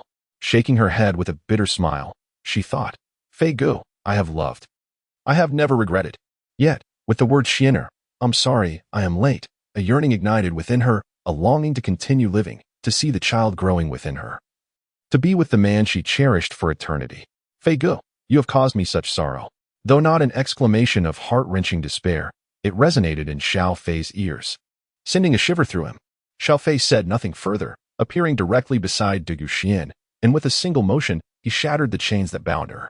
He then enveloped her in his embrace, whispering repeatedly in her ear, I am sorry. He knew that no amount of apologies could rectify his broken promise. After a moment, Xiao Fei gently released Du Guxian and, casting a cold glance around, demanded, Who dares to be so audacious as to imprison Xian'er? Xiao Lei bellowed. You must be the scoundrel entangled with this wretched woman. Xiao Fei fixed a frosty gaze upon Xiao Lei, declaring, Just an ant, yet dares to touch my Xian'er. With a swift motion, he hurled a flying dagger that pierced Xiao Lei's brow, halting mere inches from its mark. The onlookers from the Zhao family trembled in fear, astonished by the sheer might of this individual. Xiao Lei, too, was taken aback. He had sensed the impending strike the moment Xiao Fei moved. Yet just as he prepared to defend himself, the dagger had already embedded itself in his forehead. At that moment, Du Guxian interjected, Do not kill him. It is not his fault. I bear the blame. Xiao Fei nodded, I shall heed your words. Du Guxian sighed deeply, Fei Gu, you have changed. She had sensed this transformation upon his arrival. The Xiao Fei she once knew would never have exuded such a palpable aura of lethal intent. The intensity of his murderous intent enveloped even her, leaving her bewildered about the trials he had faced over the past 6 months. One could not deny change. It was an undeniable truth. Xiao Fei gazed at Du Guxian, asserting, I have not changed. I was merely anxious upon seeing you in such peril. Du Guxian gently closed her eyes, and as she did, tears cascaded down her cheeks. Her expression was one of profound struggle, and no one could fathom the turmoil within her mind. Throughout this silent exchange, Xiao Fei remained steadfastly by her side, neither speaking nor moving. After a moment, Du Guxian slowly opened her eyes. Her tears mysteriously vanished, replaced by an expression of icy indifference. Just then, the wail of an infant pierced the air, evoking a profound sense of fate and retribution. Life's cycle of joy and sorrow, the weight of unhealed grievances, and the passage of ages converged at this moment. Upon hearing the baby's cry, Xiao Lei's countenance shifted dramatically. The matriarch of the Zhao family was in labor. This was not a fortuitous event for Xiao Lei, but rather harbinger of ill tidings. A family in turmoil, a precious heir arriving amidst chaos. Du Guxian turned her gaze towards the source of the infant's cries, murmuring, What a coincidence! Fei Gu, I need you to assist me with something. At her words, Xiao Lei's face paled. What do you intend to do? Xiao Fei retorted sharply. Silence. He then turned to Du Guxian. Speak, Xian'er. With a steely voice, Du Guxian declared, Aside from him, all who know of this must die. Her finger pointed directly at Xiao Lei. Xiao Fei, taken aback yet withholding questions, responded, Xian'er, I shall proceed at once. With that, he vanished without a promise of return, merely stating, I shall go now, leaving no room for further discussion. Du Guxian shook her head with a bitter smile, 2 streams of tears cascading down her cheeks in an instant. At that moment, her expression changed dramatically. She was about to give birth. A wave of pain surged through her, nearly suffocating her. Yet, at this critical juncture, she found herself utterly alone. She smiled faintly, a smile that cast a shadow over the entire sky. This smile seemed to lower the temperature around her, rendering the atmosphere desolate. Xiao Lei, who was firmly pinned by a flying dagger, appeared to sense Du Guxian's distress. Although he harbored a deep-seated hatred for the woman who had betrayed him, he felt no anger at this moment. Perhaps it was the sound of the child's cry that stirred his compassion, or perhaps it was his fear of Xiao Fei. He called out urgently, Someone, the second madam is about to give birth. The mention of second madam caused Du Guxian to tremble. She looked up at Xiao Lei, and after a prolonged silence, managed to utter 3 words, I'm sorry. At that moment, 2 elderly women from the Zhao family approached Du Guxian, supporting her as they guided her into the room. Watching Du Guxian being escorted inside, Xiao Lei's mind was a tempest of thoughts. Was she in the wrong? If so, then loving someone was indeed a mistake. However, if she were not at fault, then the blame lay with him. But how could he, with a woman who had betrayed him, still host a grand banquet? Where lies the truth in right and wrong? Perhaps it is merely a matter of perspective. With a bitter smile, he mused, at the ends of the earth, love is elusive. In the depths of despair, joy is a chore. 3 days later, the events surrounding the Zhao family seemed like a distant dream, fading away upon awakening. The Zhao household was bustling with activity, as today marked the grand banquet in honor of their 2 daughters. The family was now teeming with guests, each corner filled with cheer and festivity, accompanied by waves of congratulations and greetings. However, before the banquet commenced, a figure emerged from the crowd, instantly dampening the atmosphere. Many recognized this person as Xiao Fei. Quite lively, isn't it? Du Guxian stepped forward, questioning, "What brings you here?" Xiao Fei gazed at her. "Xin'er, I promised I would eliminate everyone who knows of this matter." Upon his words, the crowd's expressions shifted dramatically, for with Xiao Fei's capabilities, he could indeed fulfill that promise. Du Guxian's face darkened. "There's no need. I can handle this myself. Please leave." Yet Xiao Fei laughed heartily. "Xin'er, what do you mean?" Du Guxian's expression turned indifferent. "From now on, we have no further ties." With that, she abruptly tore a piece of fabric from her dress, letting it fall to the ground. She tossed the fabric into the air, declaring, "We shall have no further entanglements." Seeing this, Xiao Fei narrowed his eyes. "Xin'er, why?" Du Guxian remained silent. Yet a tear slipped down from the corner of her eye. Suddenly, Xiao Fei let out a sinister laugh. "If that is the case, allow me to perform one final act for you." With that, he spread his palm, revealing a flying dagger nestled in his hand. The dagger, measuring merely 4 fingers in length and 1 in width, gleamed with a lustrous silver hue. A chilling glimmer flickered along its blade, which bore a small engraving of the character Xiao. Without warning, Xiao Fei hurled the dagger fiercely. As it soared through the air, an overwhelming aura enveloped all present, rendering them immobile in sheer terror. The dagger hurtled toward the crowd. Witnessing this scene, Du Guxian's countenance turned pale. "Stop." However, Xiao Fei disregarded her plea, and the dagger plunged into the throng. In an instant, dozens of blood geysers erupted. The landscape was instantly stained crimson, the air thick with the nauseating scent of blood. Severed heads tumbled to the ground, their eyes wide with terror, as if striving to etch this moment of demise into memory. Moments later, only Du Guxian and Zhao Lei remained standing.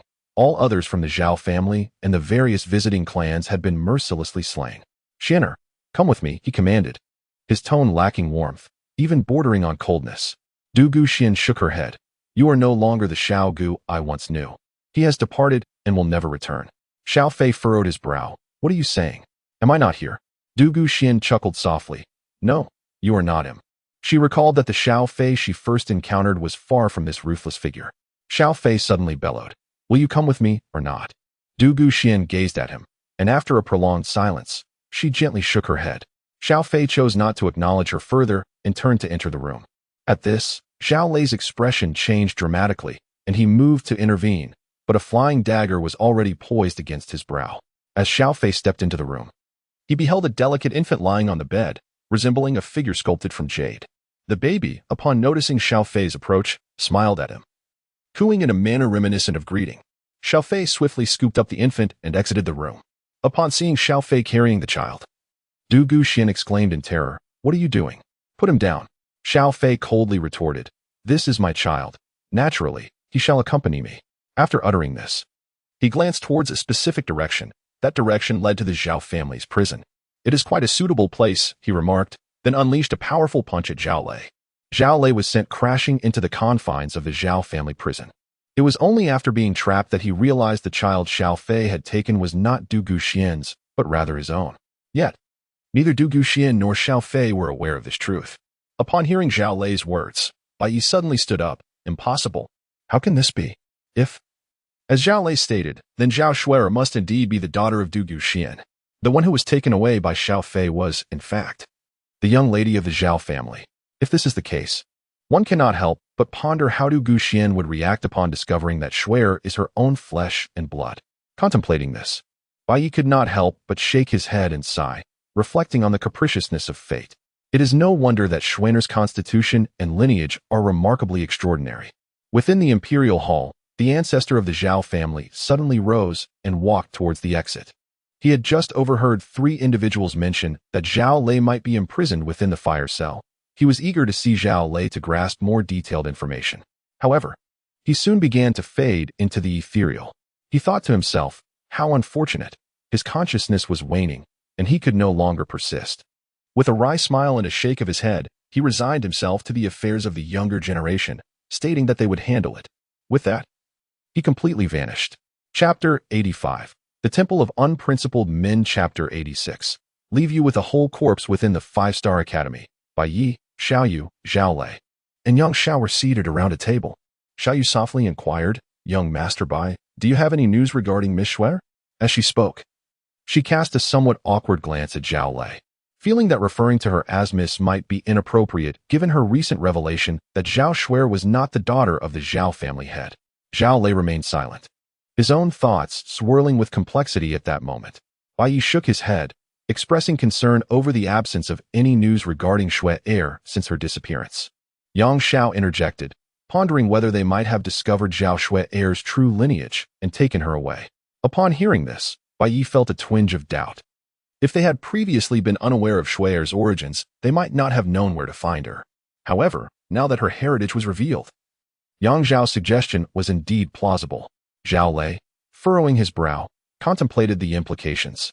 If this were true, it was clear to Bai Yi what he was thinking without the need for further elaboration.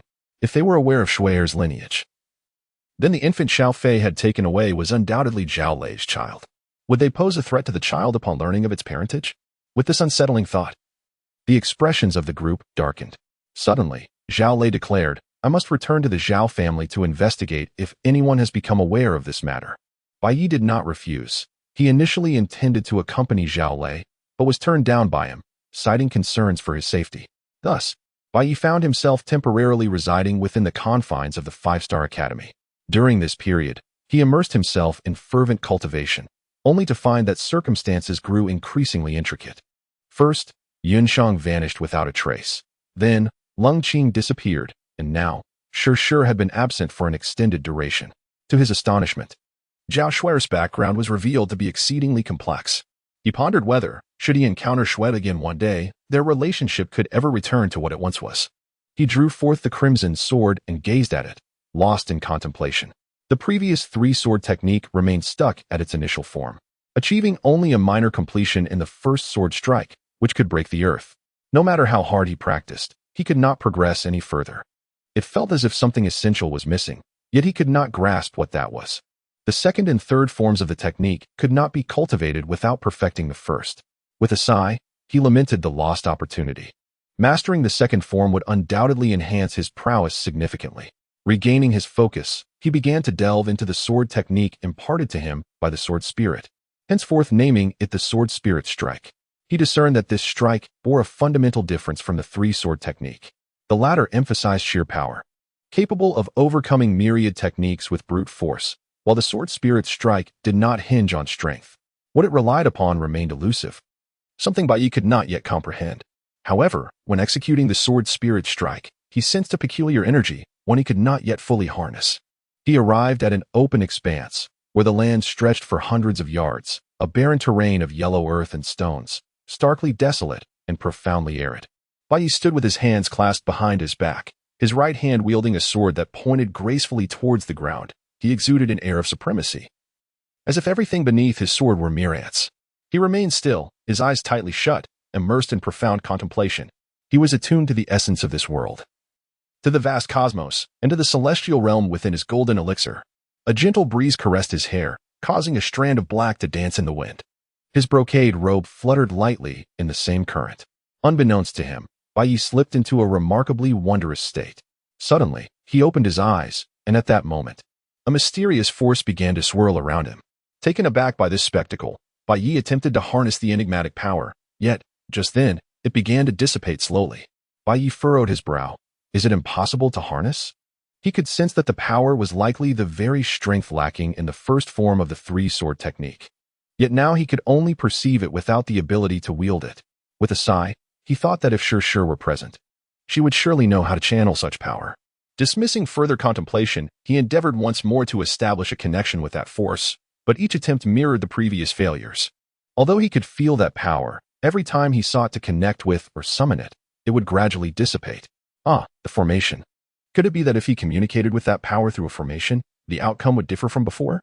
With this thought, he once again attuned himself to the essence of that power and began to inscribe the formation patterns in the void.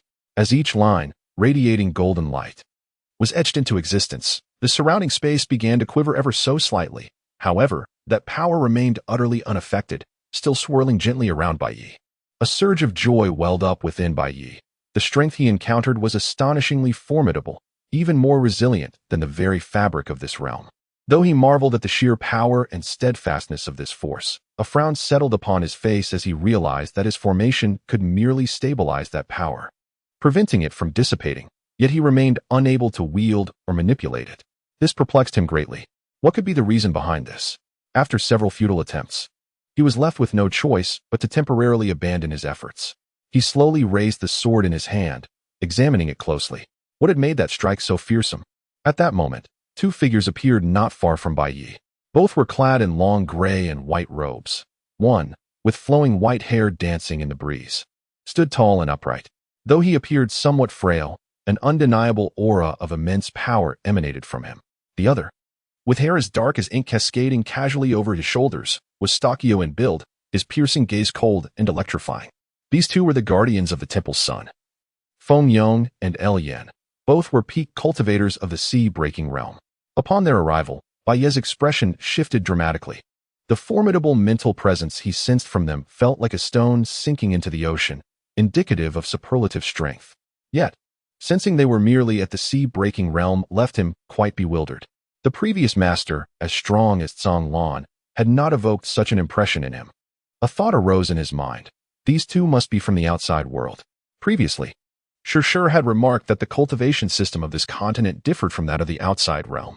Thus, within the same level of cultivation, the individuals of this continent were fundamentally inferior. He had once dismissed her claims, but now it seemed she had not been exaggerating. Meanwhile, the two figures were observing Bai Yi with a mix of astonishment.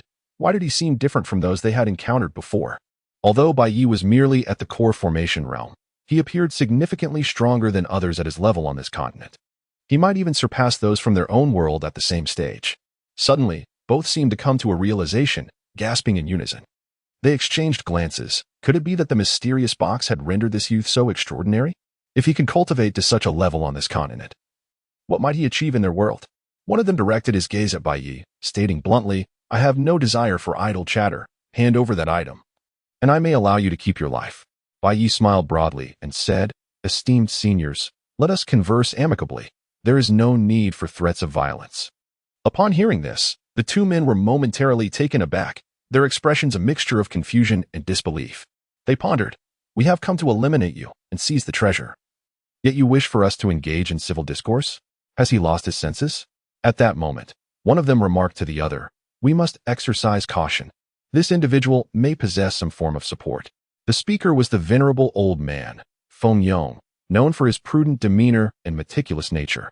In his eyes, Bai Yi's composure indicated he must have some form of backing. In truth, Bai Yi's heart raced with trepidation. These two were, apart from Song Yu, the most formidable adversaries he had encountered. His calm exterior was merely a faade. He recalled the time he had deceived Mu Xiu. Had he not projected strength and composure, he might have already fallen victim to Mu Xiu's prowess. He silently mused, Sometimes, feigning confidence can indeed be life-saving. Meanwhile, the middle-aged man scoffed at Feng Yong's caution. Is he merely a core formation cultivator? Is such wariness truly warranted? He understood Feng Yong's character well. The old man was always meticulous and cautious. Yet, it was this very caution that had saved him from peril on multiple occasions. Despite his disdain for Feng Yong's hesitance, he held a degree of respect for the old man's wisdom.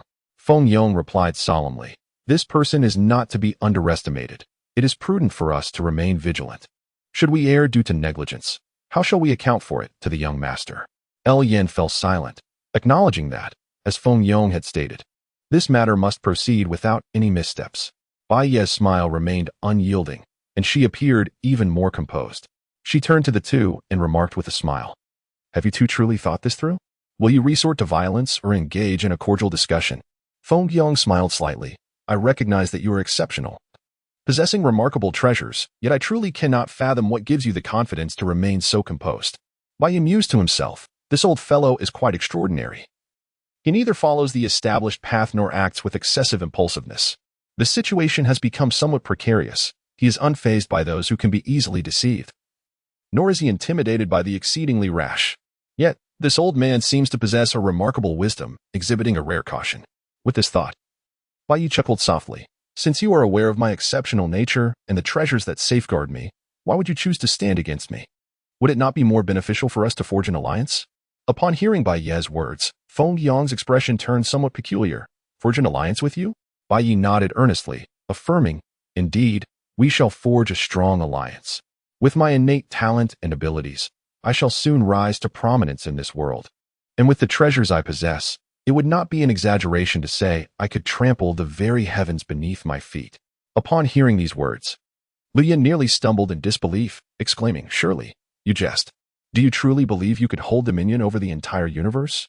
Bai Yi smiled faintly, then couldn't help but exhale towards the two of them. Observing Bai Ye's demeanor, both individuals found it somewhat peculiar, yet did not dwell on it further. Just as Feng Yong was about to speak, Bai Yi suddenly inquired, does this esteemed brother doubt my talents and capabilities?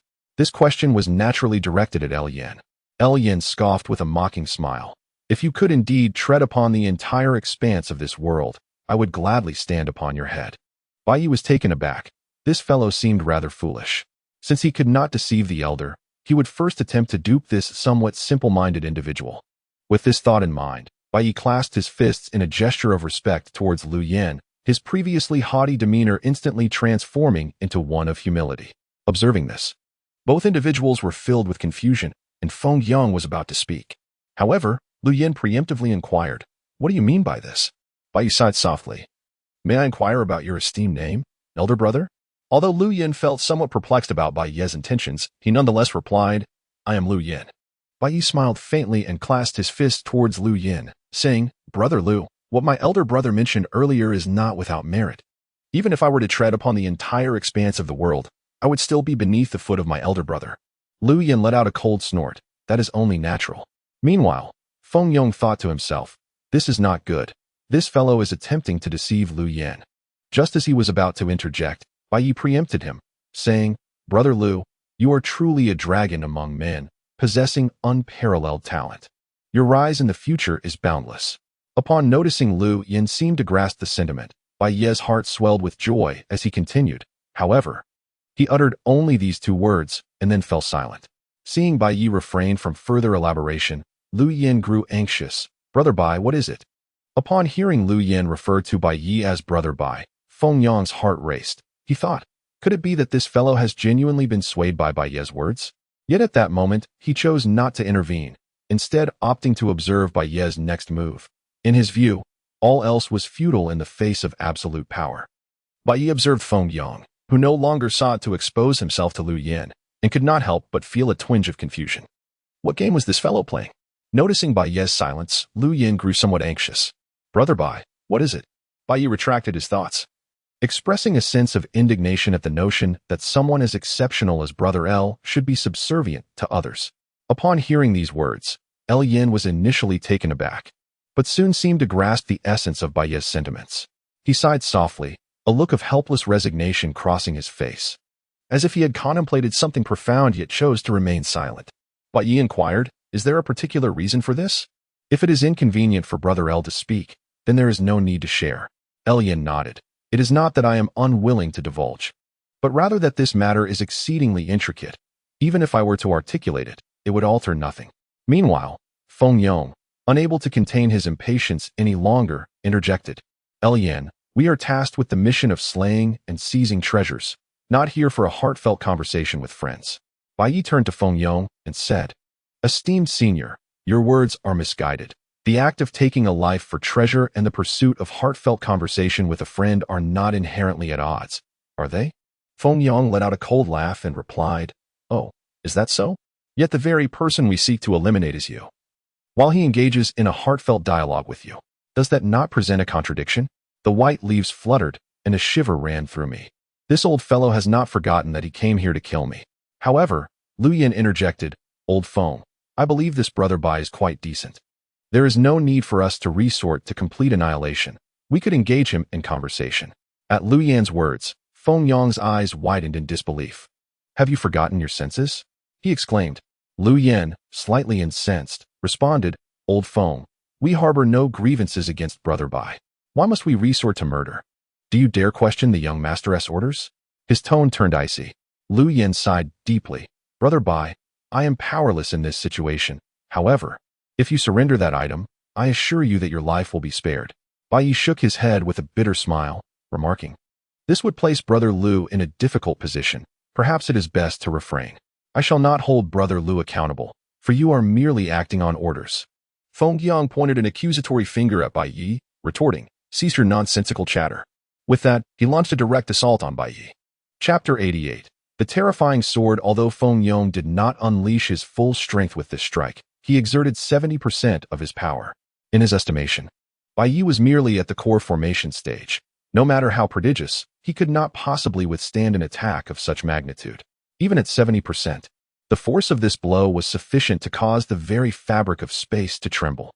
The space around them began to fracture, crumbling inch by inch.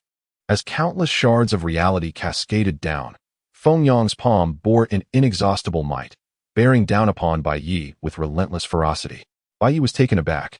Realizing that Feng Yang's power was utterly terrifying, even the esteemed Song Lan might not surpass it, and could potentially fall short. As he beheld the fearsome strike hurtling towards him, Bai Yi's heart raced with trepidation. Just as Feng Yang's assault was about to impact Bai Yi, Lu Yin interjected, launching a fist to meet Feng Yang's blow. Feng, halt at once. Feng Yang, incensed that Lu Yin dared to obstruct him, seethed. Do you comprehend the gravity of your actions? Lu Yin replied, I have already pledged to Brother Bai that if he surrenders the item required by the young master, I shall spare his life. Feng Yang's expression turned grim. That Bai Yi was merely deceiving you? Do you realize that? Lu Yin's countenance shifted. Casting a glance at Bai Yi hastily replied, that is not the case. The words I just spoke to Brother L were heartfelt. Feng Yang snorted disdainfully, humph. Spare me your nonsensical chatter. L Yin turned to Feng Yang, stating, regardless of the circumstances, since I have made a promise to Brother Bai, I shall honor it. He then directed his gaze towards Bai Yi, saying, Brother Bai, if you hand over that item, I assure you that no one shall harm you. Bai Yi appeared somewhat helpless, shaking his head with a sigh. It is not that I am unwilling to part with the item, but rather that I am simply unable to relinquish it at this moment. Upon hearing this, L Yin felt a flicker of confusion. Why is that? At this juncture, he did not doubt Bai Yi's words. After all, their earlier conversation had fostered a semblance of goodwill towards Bai Yi, and he naturally refused to believe that Bai Yi would deceive him. However, Feng Yang interjected, could it be that you have consumed the item? Bai Yi was somewhat speechless. Why did this old fellow have such little faith in himself? Did he not think he was handsome? Lu Yin also gazed at Bai Yi with a puzzled expression. Awaiting his explanation, Bai Yi sighed, stating, it is not I who consumed that item. Did not Song Lan explain it to you in detail? He had naturally deduced that it was Song Lan who had divulged the matter regarding the box. Feng Yang appeared somewhat perplexed and inquired, how do you know it was Song Lan who disclosed this information to us? Bai Yi smiled widely and remarked, naturally, it was he who disclosed it to me. Bai Yi resolved to continue his deception, eager to engage in a fierce battle with the old man. Yet he feared that the old man was rather formidable and that he might not prevail. Meanwhile, Feng Yang had ceased to dwell on the matter of Song Lan. Regardless of the circumstances, his priority was to eliminate you first, after which he would ascertain whether he could obtain that item. Upon finishing his words, he turned to Lu Yin and said, you see, it is not that you have failed to keep your promise, but rather that he has no intention of relinquishing that item. Do you still hesitate? Lu Yin's expression was complex, and he remained silent. Bai Yi abruptly declared, Brother Lu, there is no need for hesitation. Feel free to strike. Feng Yang retorted with a cold sneer, to eliminate you, I require no assistance. With that, he unleashed another punch directed at Bai Yi. This blow was executed with all his might, aimed at obliterating Bai Yi in a single strike. He intended to deny him any opportunity to speak, as Bai Yi's aura exuded an insidious threat. He dared not contemplate the possibility that prolonging this confrontation might lead to his own downfall, akin to that of Lu Yin. As this punch soared forth, the very space surrounding Bai Yi disintegrated into mere dust, while countless spatial blades surged towards him with lethal precision. Bai Yi's expression changed dramatically this time. L Yin did not intervene to assist him. Confronted with Feng Yang's strike, Bai Yi was utterly alarmed. Escape was not an option, nor was it feasible. He had no choice but to withstand this blow. Consequently, Bai Yi channeled his profound energy, directly invoking the enigmatic force residing within his golden elixir. A resonant clang of a sword echoed forth. The crimson longsword in Bai Ye's hand quivered slightly, emanating a brilliant scarlet glow. At that moment, Feng Yong also took notice of the sword in Bai Ye's grasp and couldn't help but exclaim, "What an exquisite blade!" With the sound of a sword's cry, Bai Ye thrust forward, aiming directly at Feng Yong. Feng Yong sneered, "Are you making a futile struggle?" Yet, in the next instant, his smile froze. The sword of Bai Ye astonishingly clashed with the formidable punch of Feng Yong. The blade emanated a crimson glow, casting the entire expanse into a transparent sheen. Beneath this red luminescence, the force of Feng Yong's punch quivered slightly, as if it were in trepidation of the radiant hue. Feng Yong's expression hardened as he unleashed another punch. At this moment, although Bai Ye managed to barely withstand the onslaught of Feng Yong's might with his sword, the overwhelming power was unimpeded. An immense force struck directly at Bai Ye's chest, propelling him hundreds of feet away. When he finally halted, blood flowed freely from the corner of his mouth. Yet, he had no time to tend to his wounds, for Feng Yong's other fist was already on the approach. Channeling all his strength, the sword spirit executed a decisive strike with its sword, aiming directly at the colossal shadow of Feng Yong's incoming punch. However, the once formidable sword spirit's strike now bore no semblance of its former might. Bai Ye was struck with immense terror. Where had the problem arisen? How could this be happening? With no time to ponder further, he instinctively sought to evade Feng Yong's impending strike. Yet, he soon realized that no matter how he attempted to dodge, that colossal shadow of a fist was relentlessly aimed at him. Was he to meet his demise? Confronted with this blow, Bai Ye harbored no hope of survival, for this strike was far too horrifying, far beyond his current capacity to withstand.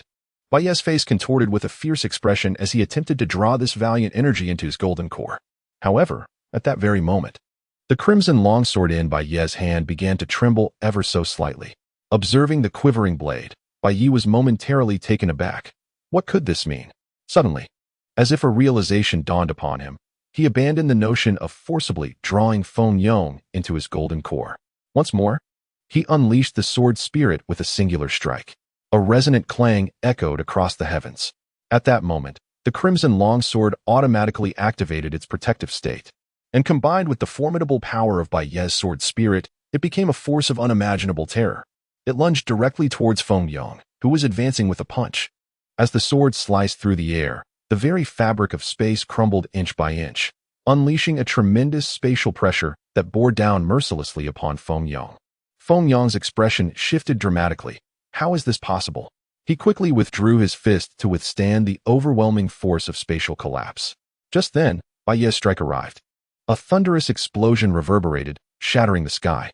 In the wake of this cataclysmic sound, both Feng Yong and Bai Ye were propelled backward. Feng Yong halted after retreating several dozen yards, his face awash with astonishment as he gazed at the longsword in Bai Ye's grasp.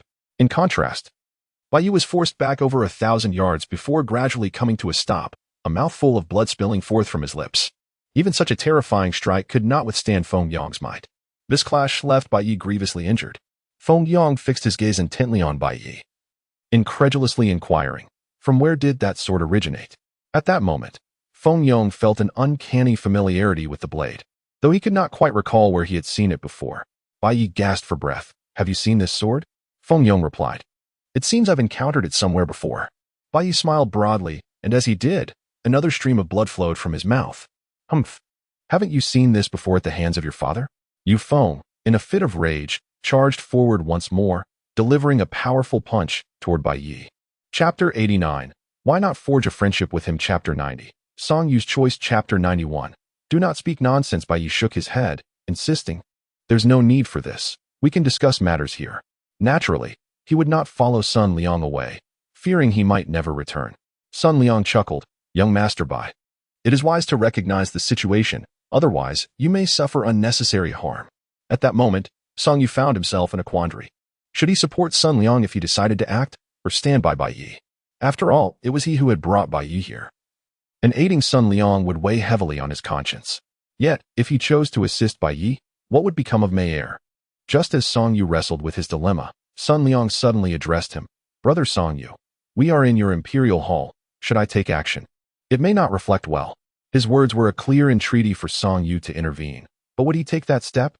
Bai Ye turned to Song Yu and inquired, "Song Emperor, could you provide an explanation?" From the very beginning, Bai Ye felt a sense of perplexity. Had he not been on amicable terms with Song Yu? Why had this individual suddenly come with others to apprehend him? Song Yu sighed deeply, his tone grave. I sincerely apologize, young Master Bai. The reasons behind this are matters I prefer not to elaborate on. Let it be known that I, Song Yu, owe you a debt of life. If circumstances allow after this incident, I shall undoubtedly repay the favor you have extended. Though Bai Yi remained somewhat perplexed, he refrained from pressing Song Yu for further explanation. Given the circumstances, he resolved to take each step as it came. He then turned to Sun Liang and declared, I shall accompany you. Sun Liang was taken aback by Bai Ye's willingness to follow him. Song Yu, too, furrowed his brow, fully aware that if Bai Yi chose to accompany Sun Liang, it would likely lead to a perilous fate, unless the young lady, Shi were to appear. However, he had not seen Shi in recent days, which left him in a state of confusion. After Bai Yi concluded his words, he was the first to exit the secret chamber, closely followed by Sun Liang. As they stepped out, Sun Liang turned back to look at Song Yu and spoke in a calm tone. I am grateful to you, brother Song Yu, for your assistance this time. You need not worry about the matter I promised you. Song Yu, however, paid no heed to Sun Liang and fell into deep contemplation. Sun Liang, accompanied by Bai Yi, hurried forward until they soon came to a halt. At this moment, they found themselves in a desolate expanse, a vast wasteland stretching endlessly before them, which imparted a sense of oppression to Bai Yi. Young Master Bai, do you understand why I have brought you here? Bai Yi furrowed her brow, pondering aloud. Could it be that the feng shui here is favorable? Sun Liang was momentarily taken aback by Bai Ye's rhetorical question. What favorable feng shui? Bai Yi sighed softly. A person on the brink of death, naturally, must choose a place of exquisite feng shui for their final resting place. Upon hearing these words, Sun Liang's expression instantly turned cold. Are you speaking of yourself? Bai Yi shook his head. I am referring to you. At this moment, Bai Yi unconsciously entered a state of composure. Observing Bai Ye's calm demeanor, Sun Liang's heart skipped a beat. Could it be that this fellow possesses some hidden leverage? Young Master Bai, I harbor no ill will towards you. As long as you hand over those 2 boxes, I shall not cause you any trouble. The boxes? Bai Yi replied, appearing quite perplexed. Those boxes have already been taken by someone else. Were you not aware of this? Sun Liang narrowed his eyes slightly. Do you take me for a fool? At this juncture, he certainly could not trust Bai Ye's words. Taken by someone else? How could that be? Bai Yi sighed and remarked, very well. Since you refuse to believe me, you may retrieve it yourself. The box resides within me. I demand that you come and collect it personally. If you choose not to, then allow me to depart. In this tedious back and forth, if you do not find it a waste of time, I certainly do. Sun Liang, feeling a surge of anger, declared. Then I shall come to take it myself. With that, he unleashed a powerful palm strike towards Bai Yi, an overwhelming aura of barrier realm energy enveloping the entire expanse. Under the weight of this oppressive force, the space surrounding Bai Yi began to shatter inch by inch. Moreover, even Bai Ye's own body began to manifest fine cracks. Bai Ye's heart sank in terror. The strength of this individual was utterly formidable, leaving him with no means of resistance. As he braced himself for the impending force that threatened to rend him asunder, a figure suddenly emerged. An unkempt old man, clutching a chicken leg and swaying slightly with a gourd of wine hanging at his waist, ambled towards Bai Yi. It was none other than the Elder of Transformation. With the Elder's arrival, the overwhelming pressure of the barrier that had been unbearable for Bai Yi vanished without a trace. Observing this, Sun Liang ceased his assault, his expression grave as he regarded the Elder of Transformation. Who are you? He inquired. The Elder chuckled heartily. Who am I? At this moment, Bai Yi was utterly astonished, his mind engulfed in disbelief at the formidable strength of the old man before him. He had previously experienced the immense pressure exerted by Sun Liang. Yet this elder had not made a move since his arrival, causing that overwhelming aura to dissipate entirely. It was evident that these 2 individuals existed on entirely different planes of power. With this realization, Bai Yi promptly clasped his fists and offered a respectful bow to the Elder of Creation, saying, I am Bai Yi, and I am deeply grateful for your timely intervention. The Elder of Creation turned to Bai Yi and replied with a chuckle, go along and amuse yourself. This matter no longer concerns you. Bai Yi felt a sense of exasperation. This old man was rather peculiar. Opposite him, Sun Liang wore a grim expression as he gazed at the Elder of Creation. Are you truly certain you wish to meddle in the affairs of my temple? The Elder of Creation appeared somewhat taken aback. You belong to the temple? Sun Liang replied with solemnity. I am Sun Liang, an elder of the temple. Should you insist on intervening, you would be declaring enmity against us. You must think this through. After a moment of contemplation, the Elder of Creation sighed. Well, I must admit, your claim to the temple comes as a surprise. Regardless of your temple's intentions, I shall not permit the strong to bully the weak in this realm. Sun Liang retorted, your words are rather bold. I recognize your strength surpasses mine, but do you truly believe you can stand alone against the entirety of my temple? Bai Yi suddenly inquired of the Elder of Transformation. Esteemed Elder, what is this temple all about? His words were deliberately provocative, intended to irk Sun Liang, who he believed would pose no threat to him in the presence of this venerable figure. The Elder of Transformation cast a glance at Bai Yi, a flicker of unusual emotion crossing his eyes. It is merely a worthless trinket, unworthy of your concern, he replied dismissively. Sun Liang, upon hearing the two dismiss the temple as a mere trifle, felt a surge of rage within him. He understood that the temple was regarded as one of the foremost powers within the realm of the divine, and to witness such contempt directed towards it in this insignificant locale was intolerable. It was one thing for the elder to express disdain, given his formidable prowess, however. What right did Bai Yi, a mere ant at the Golden Core stage, have to speak of the temple with such derision? He was but a trifling insect, easily extinguishable in the face of true power. After listening to the words of the Elder of Creation, Bai Yi exhaled deeply, visibly relaxing. Oh, so it is merely a worthless trinket. I had thought it to be a formidable power. He declared, cease your nonsensical prattle. Chapter 92. Feng Yong and Lu Yin return. Having said this, he prepared to strike at Bai Yi, only to be met with the Elder of Creation's fierce glare. Do you wish for me to bestow upon you a lesson in creation? At these words, Sun Liang, who had been poised to attack, halted. He realized that he was unequivocally no match for the elder. Should he fall to this elder's might, where would he find solace? With this thought, he cast a cold glance at Bai Yi and said, we shall meet again. Bai Yi hurriedly shook his head, declaring, no, let us part ways forever. Naturally, he wished to avoid any encounters with the other party, especially when he felt his own strength was insufficient. After Sun Liang departed, the Elder of Creation cast a glance at Bai Yi and inquired, was that seal devised by you? Bai Yi, somewhat perplexed, inquired, what seal? The Elder of Creation responded, it is the seal of that desolate well deep within the Black Wind Forest. Bai Yi nodded, inquiring, is there something amiss? The Elder of Creation scrutinized Bai Yi with a grave expression, having previously suspected that it was that girl Yun Shang who was responsible, only to discover that it was indeed this young lad. And what of that girl?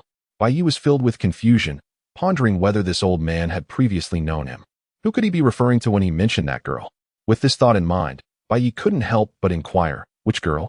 Upon hearing Bai Yi's question, the Elder of Creation was momentarily taken aback. He mused inwardly, does this fellow have numerous girls by his side? It was indeed the girl from the 5-Star Academy. Unbeknownst to the Elder of Creation, Yun Shang had already departed, having visited a place where he encountered an event that would haunt him for a lifetime. It was a matter of such magnitude that it would leave him astounded forever. When the elder mentioned the girl from the 5-Star Academy, Bai Yi's eyes instantly dimmed. Noticing this, the elder felt a twinge of concern. Could something have happened to that girl?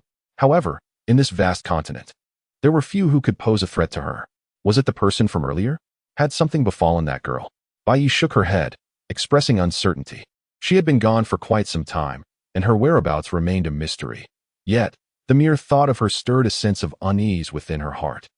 The Elder of Creation, somewhat perplexed, found himself quite fond of that girl, akin to a beloved granddaughter, particularly as they shared an affinity for meat. However, had the elder known the circumstances surrounding the incident that occurred between Yun Shang and Bai Yi, driven by her love for meat, his affection would undoubtedly have waned. The Elder of Creation pondered, could it be that she has ventured out?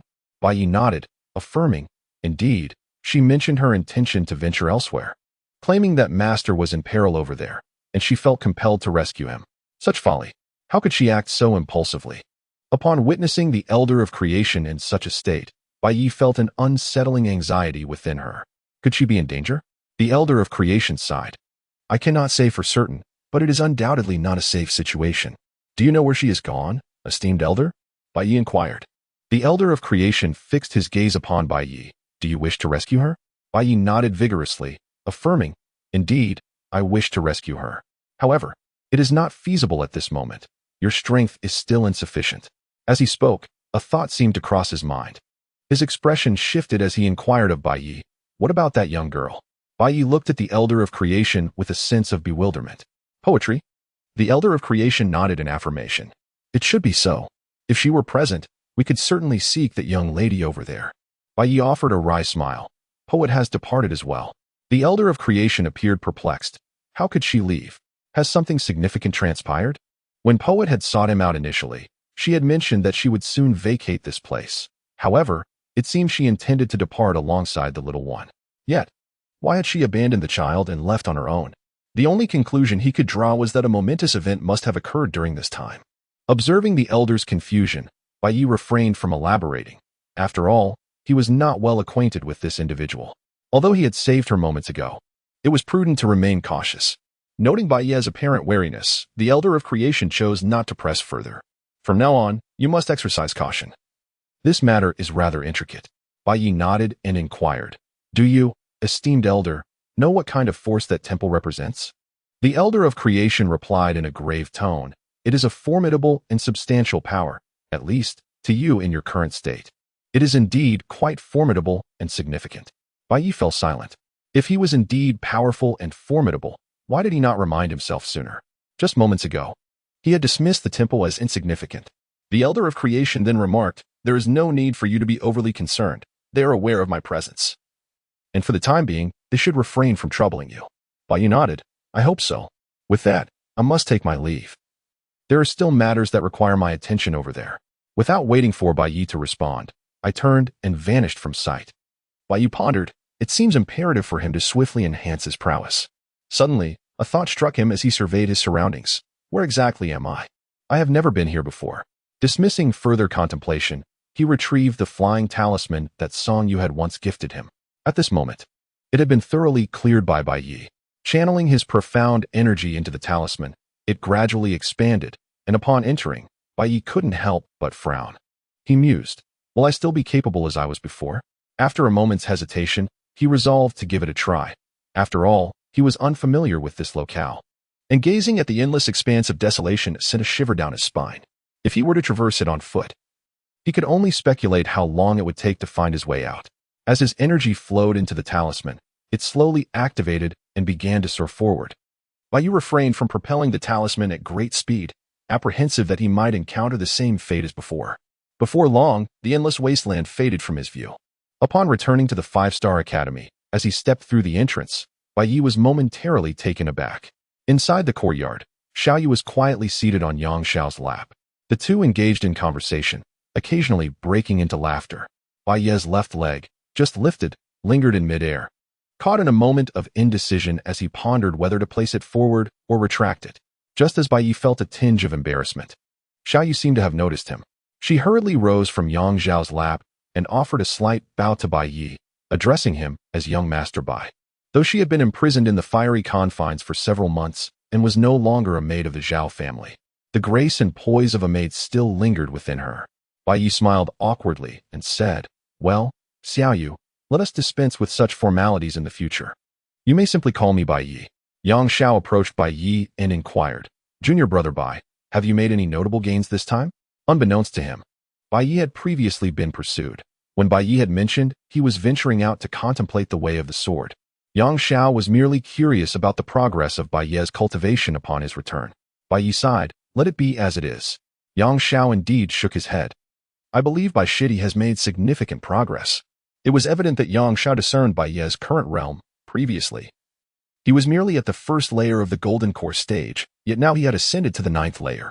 However, Yang Xiao could only perceive that Bai Yi had advanced, but the extent of this progress eluded him. After all, Bai Yi's cultivation level far surpassed his own. Should he learn that Bai Yi had leaped from the 1st to the 9th layer, it is likely that Yang Xiao would cease his own cultivation altogether. Realizing that his efforts were incomparable to Bai Yi's, rendering further practice unnecessary. Just as Bai Yi was about to speak, his expression suddenly changed dramatically. At that moment, his consciousness detected two formidable auras drawing near with deliberate intent. Chapter 93, The Death of Yang Xiao. Chapter 94, The Awakening of Xiaoyu's martial soul. At the instant Xiaoyu's voice faded, an ominous blanket of clouds, seemingly summoned from nowhere, enveloped the entire sky. Instantly, the atmosphere turned somber, as if the ink of night had descended. The darkness was chilling to the core. Moreover, the entire azure cloud continent was shrouded by these countless ominous clouds, resembling a cage that firmly sealed the land, allowing not a glimmer of light to penetrate. The entire realm was suffused with an oppressive, terrifying aura, rendering it nearly suffocating. Upon witnessing this, Bai Ye's heart raced. The aura enveloping him evoked profound discomfort, as though he were ensnared in an indescribable state. In stark contrast, Xiaoyu appeared utterly unaffected, standing there in serene stillness. The two, Feng Yong and his companion, were equally taken aback, their hearts gripped by fear. A celestial phenomenon. This woman had inadvertently summoned such an extraordinary occurrence. They had read about celestial anomalies in ancient texts, yet never had they anticipated encountering one in reality. At that moment, a brilliant blue beam of light descended from the heavens, illuminating precisely where Xiaoyu stood. Bai Yi was struck with profound alarm, compelled to rush towards Xiaoyu. Uncertain of the nature of this luminous pillar, he feared for Xiaoyu's safety. Should anything befall her, his indebtedness to Yang Xiao would only deepen. Even aside from his obligation to Yang Xiao, he felt an intrinsic duty to rescue Xiaoyu. For she had once been Shui Er's ally, frequently assisting both him and Shui Er. Moreover, in her unwavering support, she had endured months of confinement at the hands of Dong Guxian, suffering immense torment. Yet, just as Bai Yi was about to reach Xiaoyu, a formidable force propelled him 10 zhang away. Stopping abruptly, he found himself momentarily dazed. At that moment, the blue pillar of light had completely enveloped Xiaoyu. Bai Ye's expression shifted dramatically, prompting him to charge forth once more. However, as he prepared to make another advance, Xiaoyu's voice reached him. "Young Master Bai, I am unharmed." Upon hearing her words, though taken aback, Bai Yi felt a sense of relief wash over him. Since Xiaoyu had reassured him, he resolved to observe the situation further. After all, even if he wished to rush forward, it seemed an impossible endeavor. The repelling force of the blue pillar was beyond his capacity to withstand. In that instant, the entire sky transformed from black to blue, the heavens no longer resembling a mere expanse, but rather a boundless ocean of grandeur.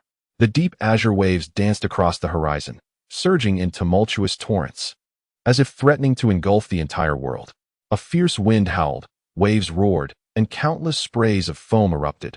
The world had morphed into a vast maritime realm. Bai Yi gazed blankly at the scene before him, and he was not alone. Feng Yong and LV Yin shared his dazed expression, as if their souls had momentarily departed. Just as the boundless ocean threatened to engulf the entire world, it suddenly began to recede slowly. Moments later, tranquility returned to the scene. Feng Yong and LV Yin exchanged fearful glances towards Xiaoyu, for in her hands, a swirling orb of azure seawater hovered mysteriously. They shared a silent understanding and turned to leave in unison. Bai Yi also gazed at the ball of seawater in Xiaoyu's hand. "Xiaoyu, what is this?" Xiaoyu replied, somewhat perplexed, "I am not certain." Afterward, she turned to Bai Yi and continued, "Young Master Bai, I would be most grateful if you could kindly take care of Brother Zhao's remains for me. I must depart to a certain place." Bai Yi, filled with curiosity, inquired, "Where are you headed?" Xiaoyu remained silent for a moment before softly responding, "Just now, a force directed me towards a certain place. My intuition tells me that if I go there, I shall become immensely powerful. Once I attain that strength, I will personally avenge Brother Xiao." Bai Yi sighed softly. "Xiaoyu, do you comprehend what just transpired?" "I am uncertain," Xiaoyu replied.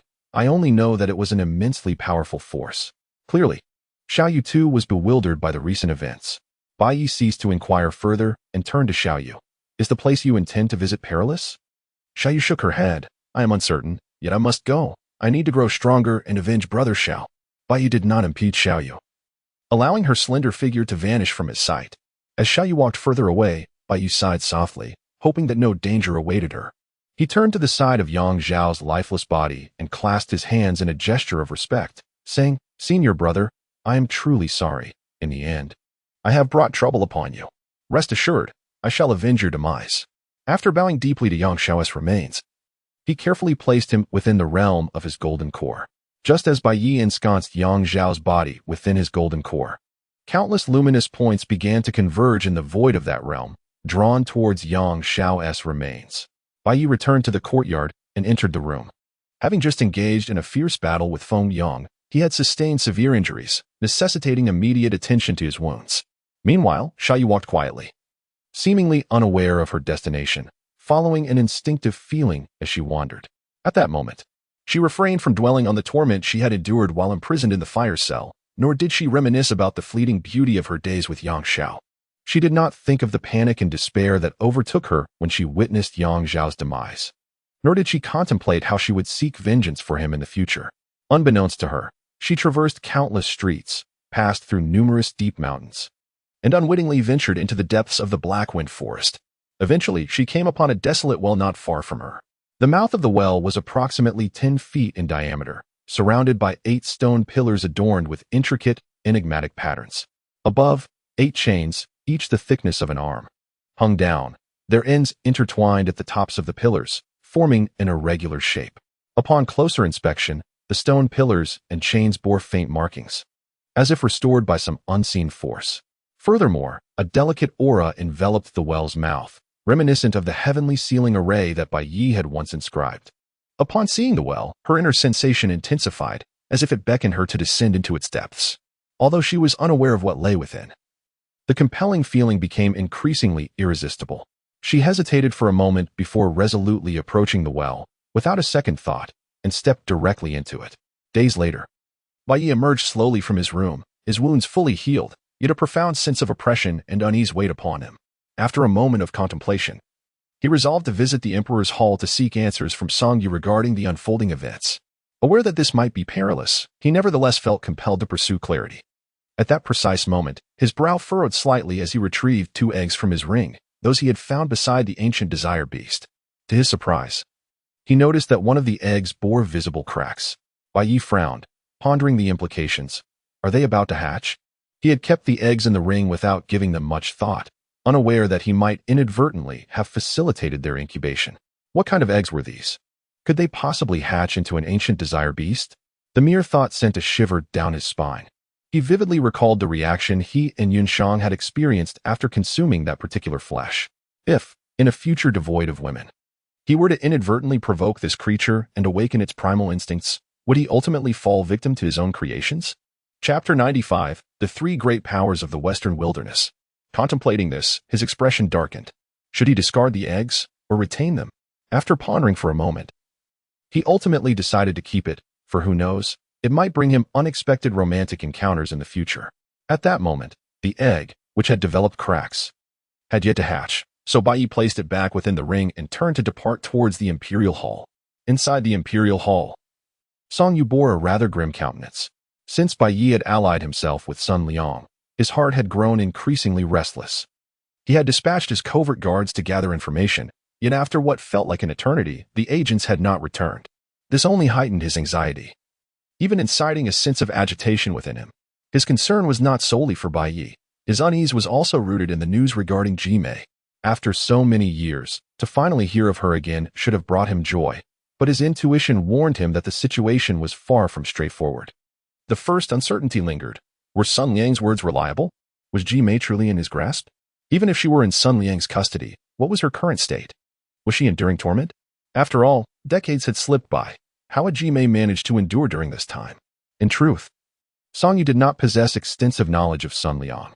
This was not only due to their lack of significant interaction, which could even be described as adversarial, but also because Sun Liang had an uncanny ability to conceal his actions. If he did not wish for others to discover something, they would remain blissfully unaware.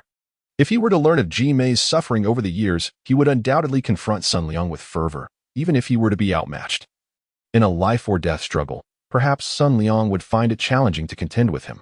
Just as Song Yu hesitated over whether to seek out Sun Liang for clarity, Bai Yi stepped gracefully into the hall. Upon seeing Bai Yi's arrival, Song Yu was momentarily taken aback, visibly surprised. Logically, if Bai Yi had gone with Sun Liang, the latter would surely not have let him leave unscathed. How was it that he appeared unhurt? Could it be that Miss Shir had returned? The thought made his heart race. If she had indeed returned, was Bai Yi here to settle accounts with him? Bai Yi observed the changing expressions on Song Yu's face, feeling a sense of perplexity. Your Majesty, what troubles you? Upon hearing Bai Yi's inquiry, Song Yu snapped back to reality, directing his gaze towards Bai Yi. What is it that you wish to discuss? Before he could finish his sentence, Bai Yi interjected, Your Majesty, may I inquire about the reasons for your earlier demeanor? Song Yu let out a deep sigh. Alas, I have wronged you, young Master Bai. Bai Yi shook his head, saying, I do not hold you at fault. I understand that you must have your reasons. Would you care to share what those reasons are? Song Yu sighed once more. Previously, Sun Liang informed me that Mei Air was in his possession, using this as leverage to compel me to hand you over to him. Myriad? Bai Yi appeared somewhat perplexed. Indeed, Myriad is the love of my life. After I acquired that box, many formidable individuals pursued me relentlessly. However, due to the numerous protective treasures I possessed, they ultimately failed to capture me, and I sought refuge here in obscurity. Yet, while they could not locate me, they mercilessly annihilated all my kin. I previously feared that Myriad had also met a similar fate, but Sun Liang informed me that she was in his custody. Upon hearing Song Yu's words, a hint of a sinister expression crossed Bai Yi's face, as the recollection of the Bai family's plight resurfaced. Had Sun Liang truly released her? Song Yu shook his head. Not at all. Sun Liang is exceedingly cunning, claiming he would only release Myriad after securing the box. At this point, Song Yu glanced at Bai Yi and sincerely expressed his regrets. I truly apologize for what transpired earlier. Bai Yi shook his head, saying, I bear you no ill will. Were I in your position, I might have acted similarly. Seeing that Bai Yi truly held no resentment for having entrusted him to Sun Liang. Song Yu felt a twinge of guilt. Suddenly, Song Yu inquired, how did you manage to escape from Sun Liang's grasp, young Master Bai? Bai Yi remained silent, as if lost in contemplation. After a brief moment, he suddenly spoke.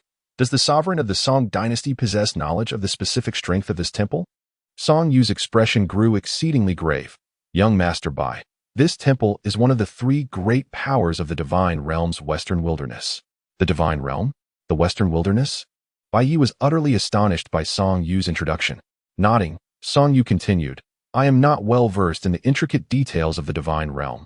In fact, I hail from the Western Wilderness of this Divine Realm. In the Western Wilderness, there exist three paramount forces. What are these three forces, you may ask? They are the Palace of the Western King, the Hall of Victory, and the Temple. Among them, the Temple is the most enigmatic. Bai Yi appeared somewhat overwhelmed, for the names of these factions hinted at their extraordinary nature. What might their overall strength be?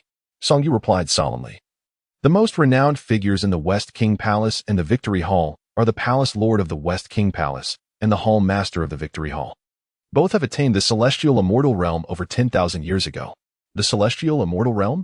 Although Bai Yi was unfamiliar with this level of mastery, he was certain it was exceedingly formidable. Indeed, the celestial immortal realm. According to ancient texts, those who surpass this realm can ascend to divinity. What of the divine temple? Bai Yi inquired eagerly, for he was most concerned about the strength of the divine temple, especially since he had already crossed paths with them. After all, he had previously disparaged them as mere trifles, and he bore gifts bestowed upon him by them. It was inevitable that the divine temple would seek retribution.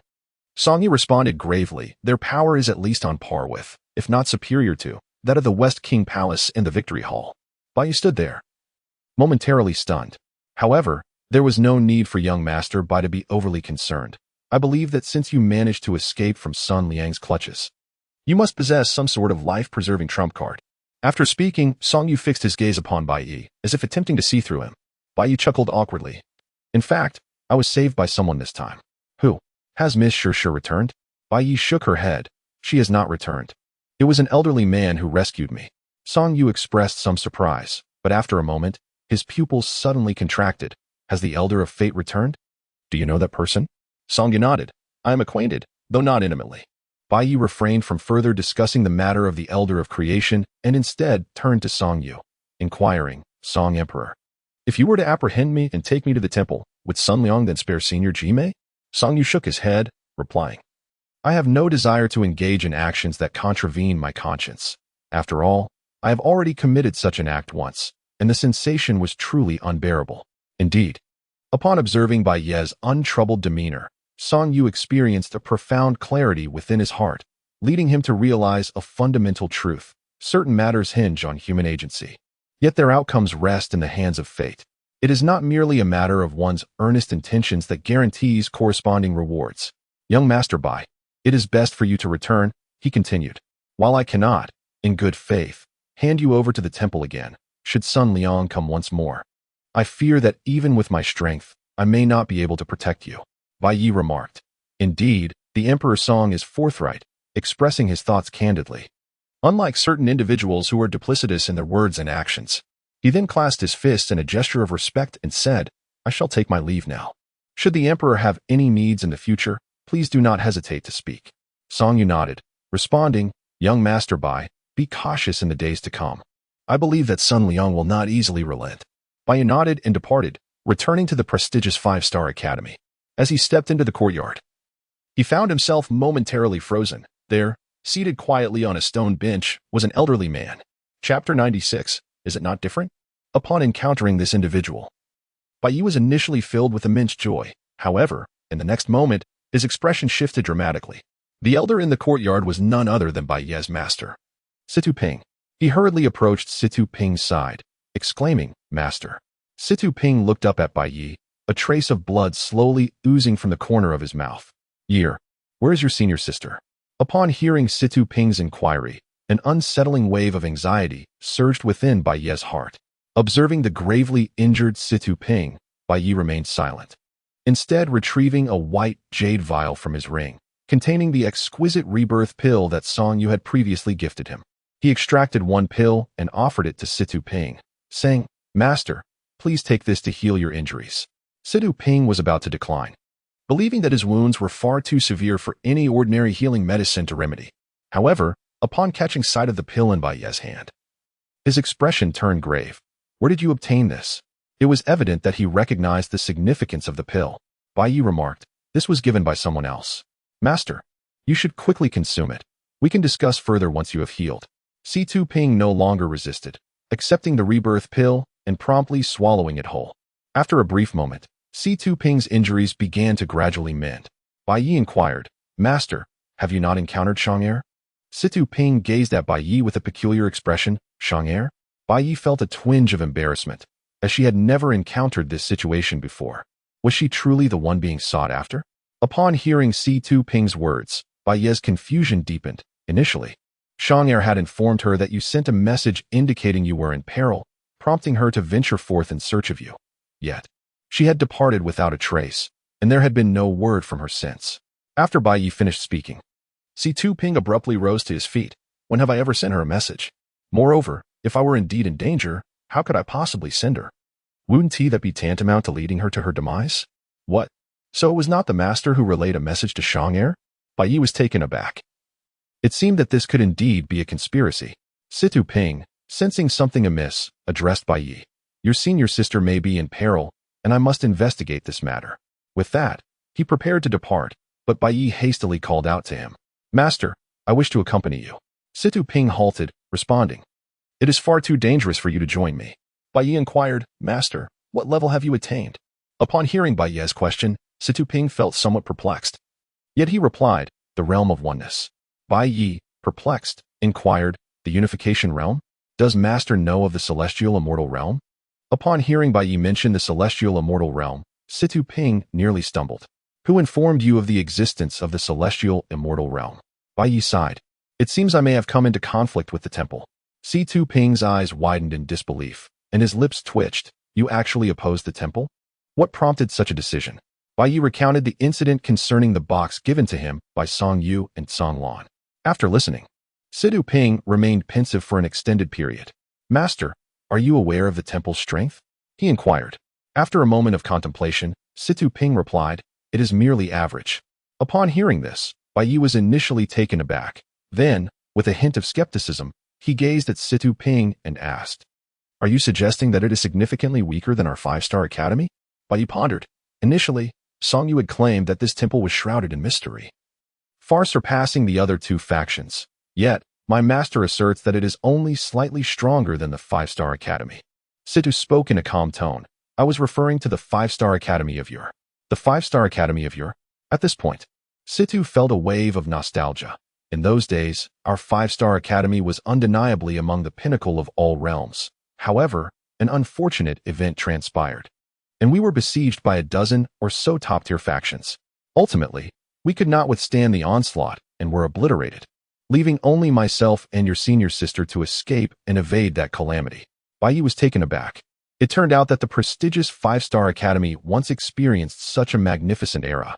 Were the powers of those dozen or so factions truly formidable? Each one surpassed the strength of both the temple and the victory hall. Bai Yi's heart was filled with terror, although he was unaware of the strength of the temple. Song Yu had previously informed him of the formidable power of the Victory Heaven Palace, which housed beings of celestial stature.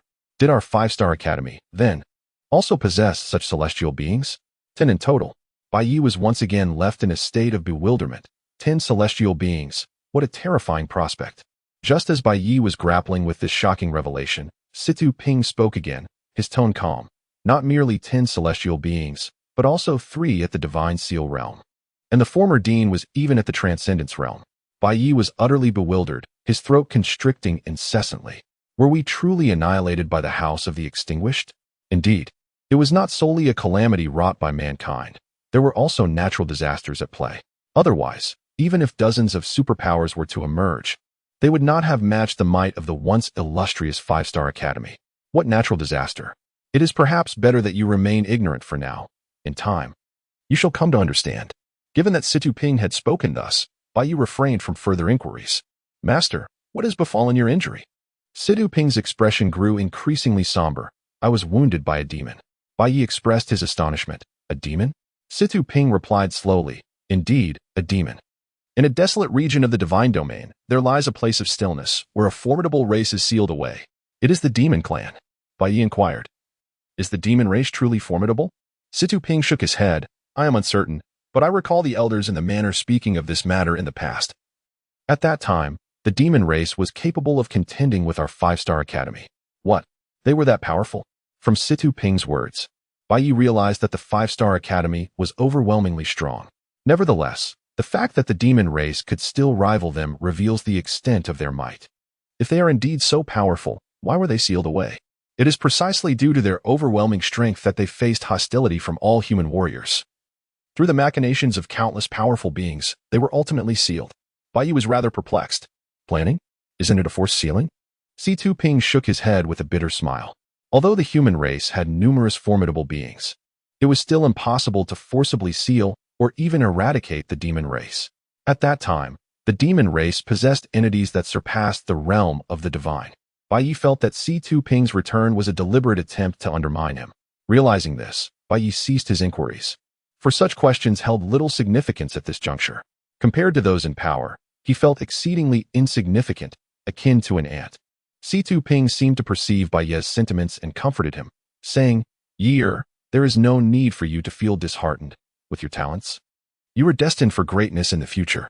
For now, I must seek your senior sister to uncover who is behind the false transmission of information. Master, I shall accompany you, Bai Yi replied. You ought to focus on your cultivation instead. I truly have little desire to comment on your current level of strength. Bai Yi felt a tinge of bitterness. However, the temple was currently targeting him with fervor. Situ Ping's lips twitched slightly, realizing that this fellow was indeed fearful of the temple's pursuit. Never mind, I shall linger for a few more days, during which you must fervently assist me in my cultivation. It would be ideal if I could strive to reach the realm of the Master. Bai Yi, with his head full of white hair and dark lines, said, Master, I have only just reached the foundation establishment stage. Do you truly believe I can advance to the Lord of the Realm within these few days? Is this an overestimation of my abilities or a demonstration of your unwavering confidence in me? In Chapter 97, The Temple, Jiangfeng. In the following days, Bai Yi entered a frenzied state of cultivation. He progressed through the 10th, 11th, and finally to the 15th level of foundation establishment, only to realize he had reached his limit. He began to challenge a stage distinct from the previous ones. While those earlier realms focused on refining the golden elixir, the emphasizes the cultivation of the sea of consciousness and the soul. Under the guidance of Situ Ping, Bai Yi's rate of advancement became astonishingly swift. Before he knew it, over a dozen days had slipped by. Bai Yi has remarkably advanced from the core formation stage to the 5th layer of the ocean condensation stage. This rapid progression left Situ Ping utterly astonished. Previously, when he casually suggested that Bai Yi might reach the master stage within a few days, he was merely indulging in idle talk. In his estimation, it would be commendable for Bai Yi to merely graze the edges of the ocean condensation realm within such a short span. However, as days passed, the magnitude of Bai Yi's accomplishments continued to astound him. It is widely acknowledged that the transition from core formation to ocean condensation typically requires several years, if not decades. Even in realms abundant with spiritual energy, such as the divine domain, some individuals may even spend their entire lives trapped between the core formation and ocean condensation stages without making any further progress. Yet, in just over 10 days, Bai Yi astonishingly ascended from the 10th layer of core formation to the 5th layer of ocean condensation, and intriguingly, Bai Yi did not commence his breakthrough to ocean condensation until he had reached the 15th layer of core formation. Situ Ping had never encountered or even heard of such an extraordinary phenomenon. While he was deeply impressed, he found himself pondering whether he could achieve something similar. However, after several attempts, he resigned to the reality that it was simply unattainable for him. How had Bai Yi accomplished such a feat? As another 10 days slipped by, Bai Yi slowly emerged from his chamber.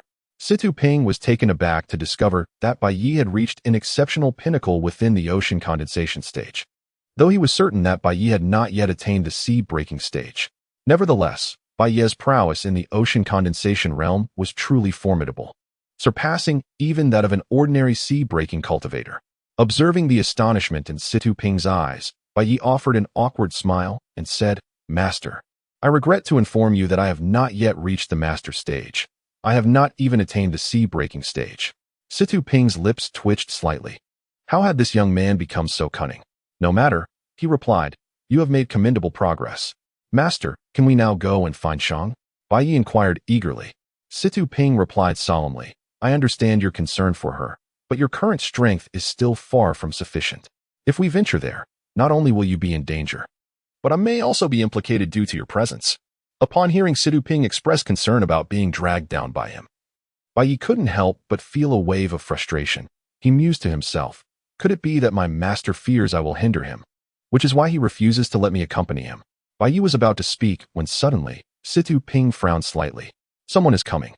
Immediately, Bai Yi seemed to sense something as well, his brow furrowing in response. At that moment, a young man strolled into the courtyard. He was clad in a resplendent crimson robe adorned with avian motifs, and a white tiger-striped sash was tied around his waist.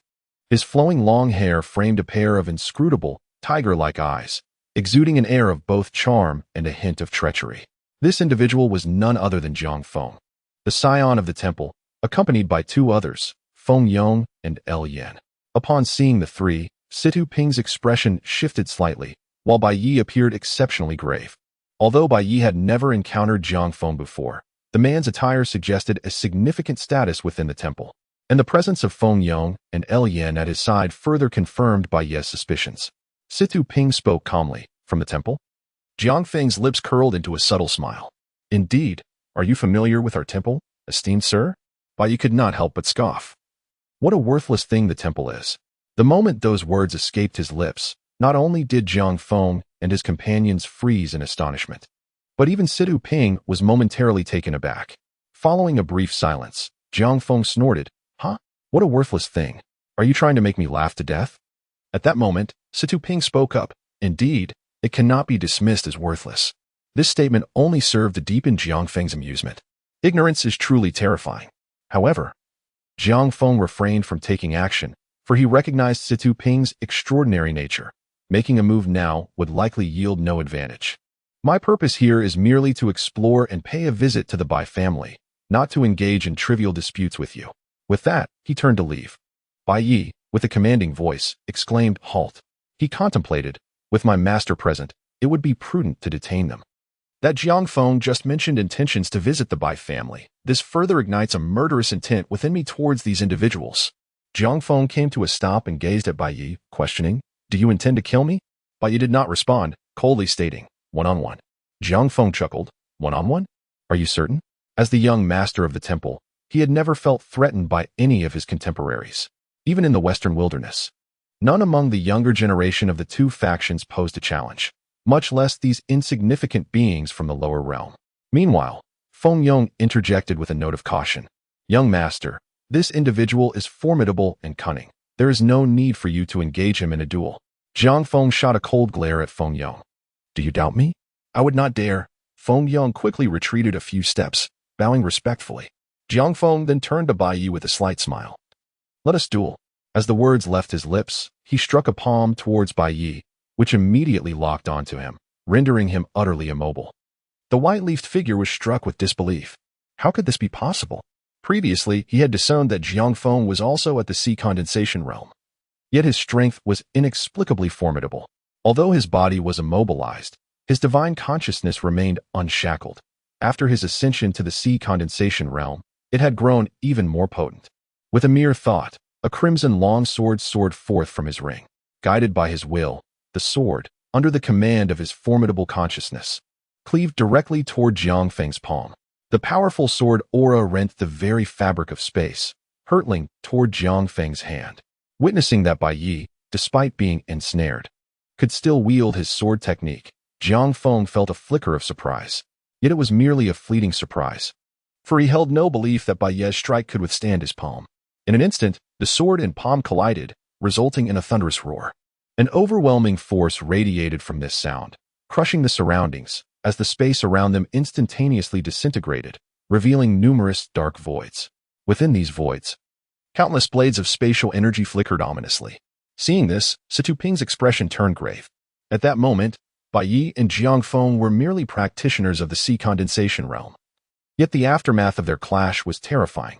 It was evident that even two formidable beings of the boundary realm would struggle to unleash such spatial voids. Suddenly, a torrent of spatial blades erupted from the dark voids. Caught off guard, Bai Yi was pierced in the left arm by a blade of spatial energy. Meanwhile, Jiang Feng navigated the onslaught of the razor-sharp spatial blades with remarkable ease. Bai Yi mused that his combat awareness was still lacking due to insufficient training. Although he and Jiang Feng were of the same realm, their true combat prowess differed significantly. As he pondered this, a sudden flurry of spatial blades surged toward him. At that moment, the grip that had ensnared Bai Yi was shattered by the onslaught of the spatial blades.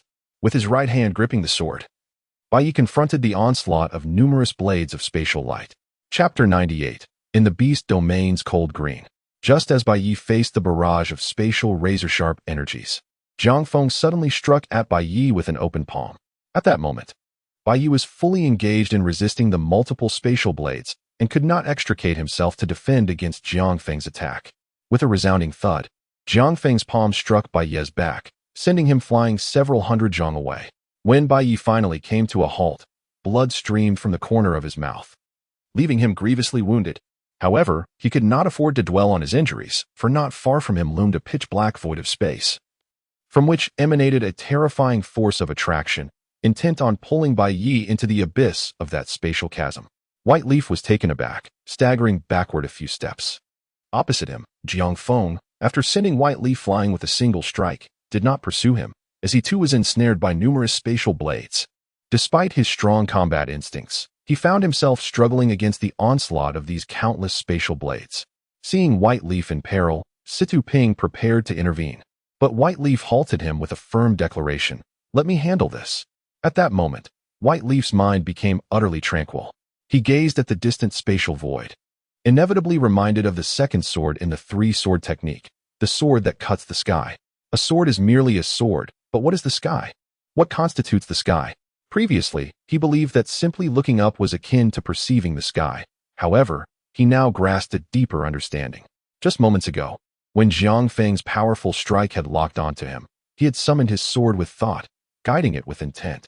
And it felt as though he had grasped something profound in that moment. Suddenly, he recalled the book his master had given him, One Thought, 10,000 Worlds. Could that be the essence of thought's power? No longer dwelling on that, he returned to the second sword of the three-sword technique, the sword that cuts the sky. Indeed, looking up signifies the sky, but what is the sky? Is it not space? Could it be said that space is synonymous with the sky? To cut the sky is to shatter the fabric of space. Yet as he contemplated the spatial void before him, he felt a sense of confusion. What was that spatial void? The other side of the sky?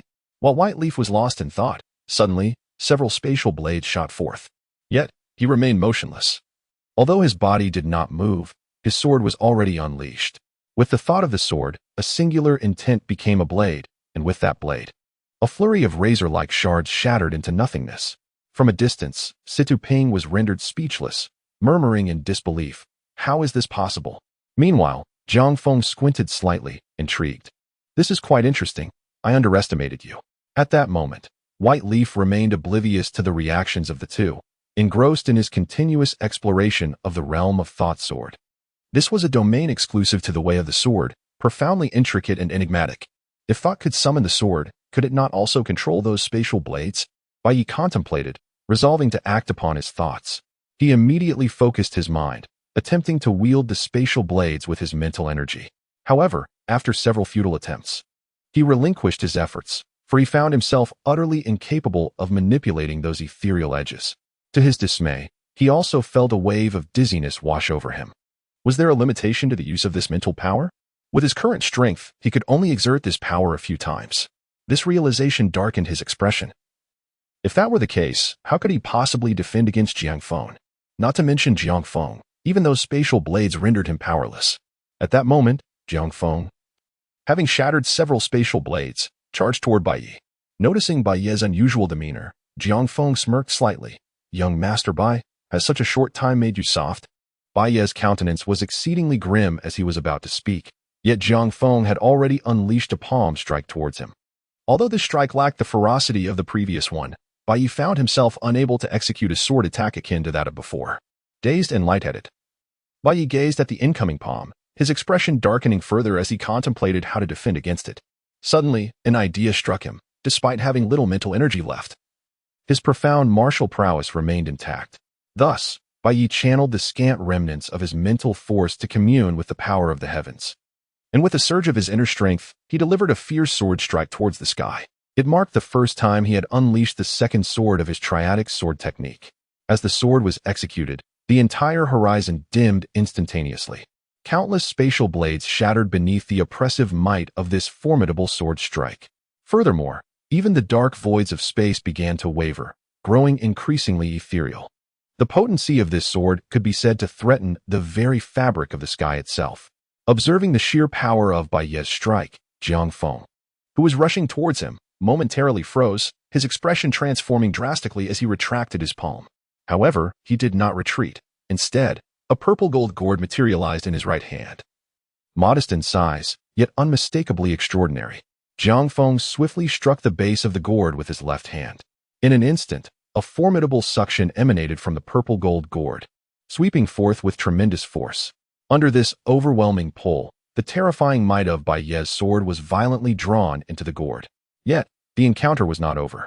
Bai Yi's figure began to slowly gravitate towards the purple gold gourd as well.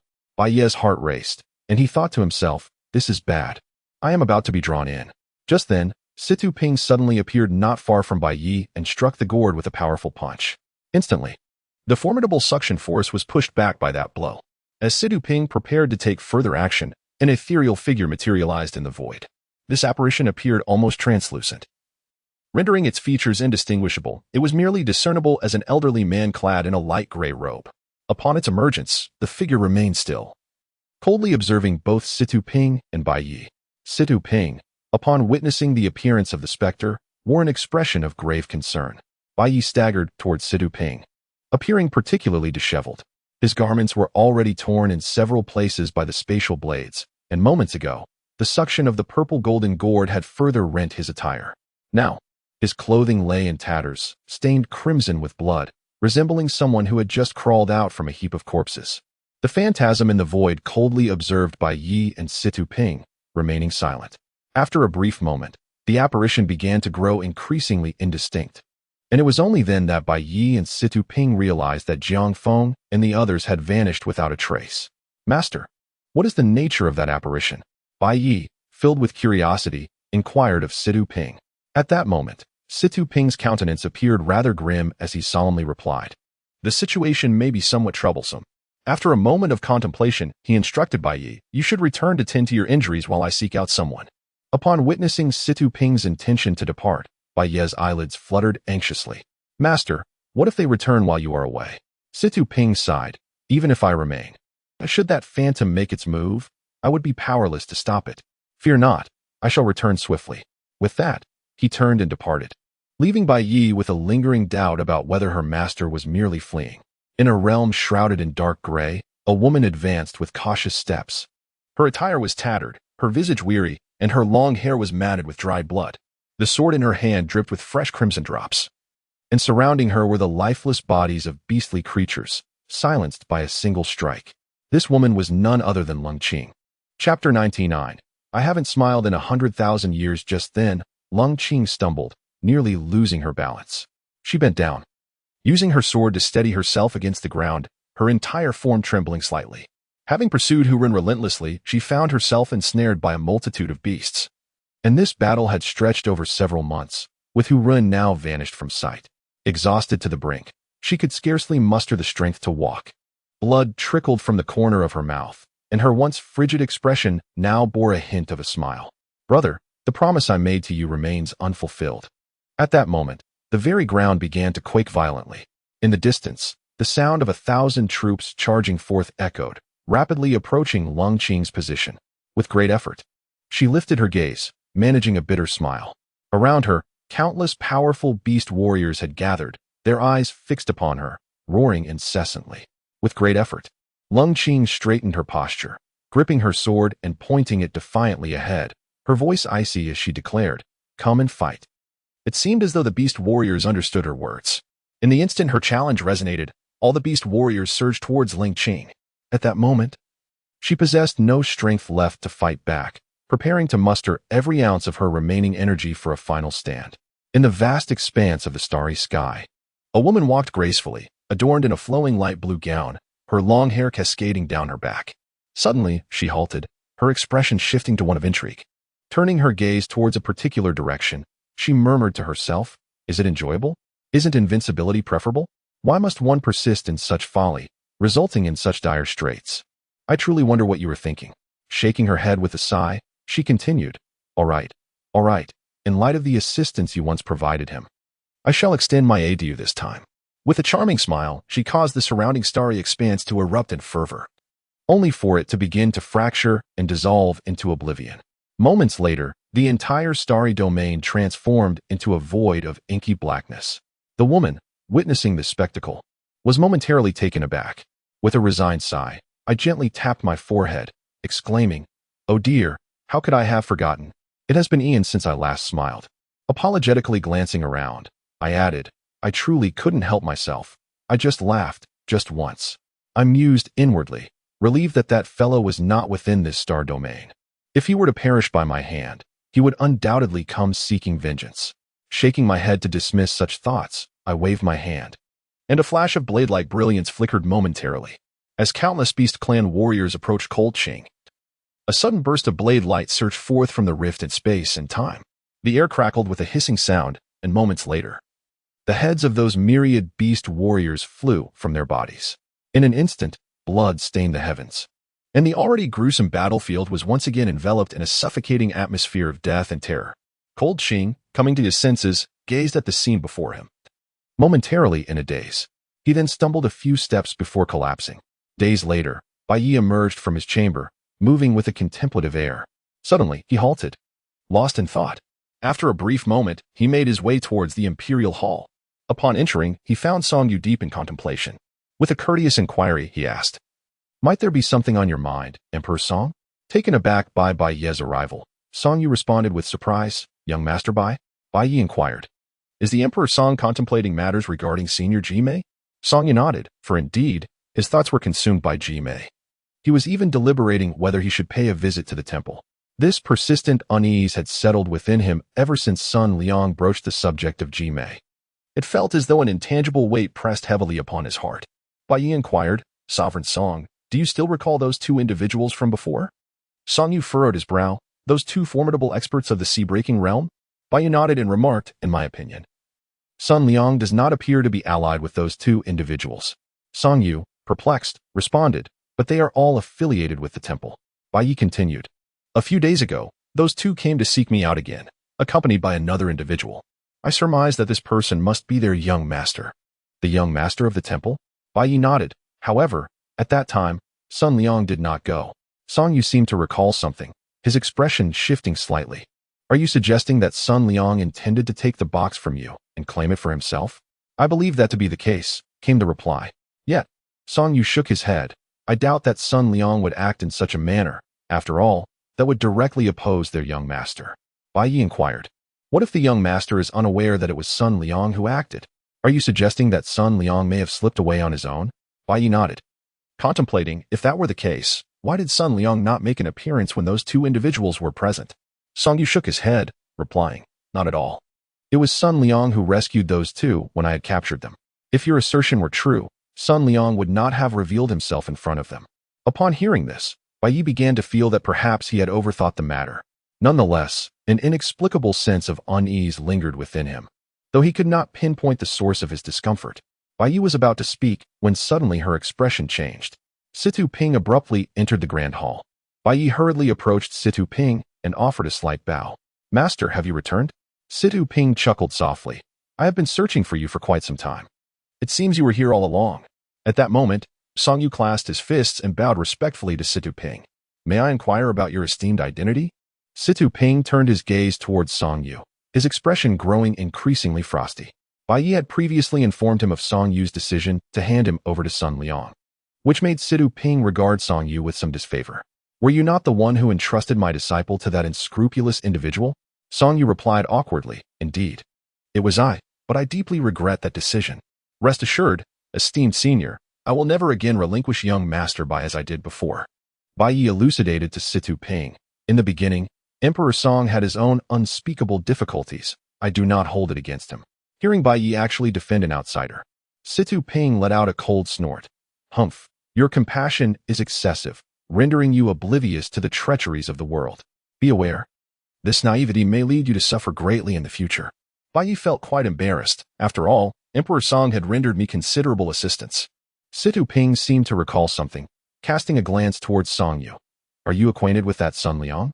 Song Yu furrowed his brow. "Not very well." Situ Ping said solemnly, "If your Jimei is indeed trapped in Sun Liang's clutches, it is truly dire."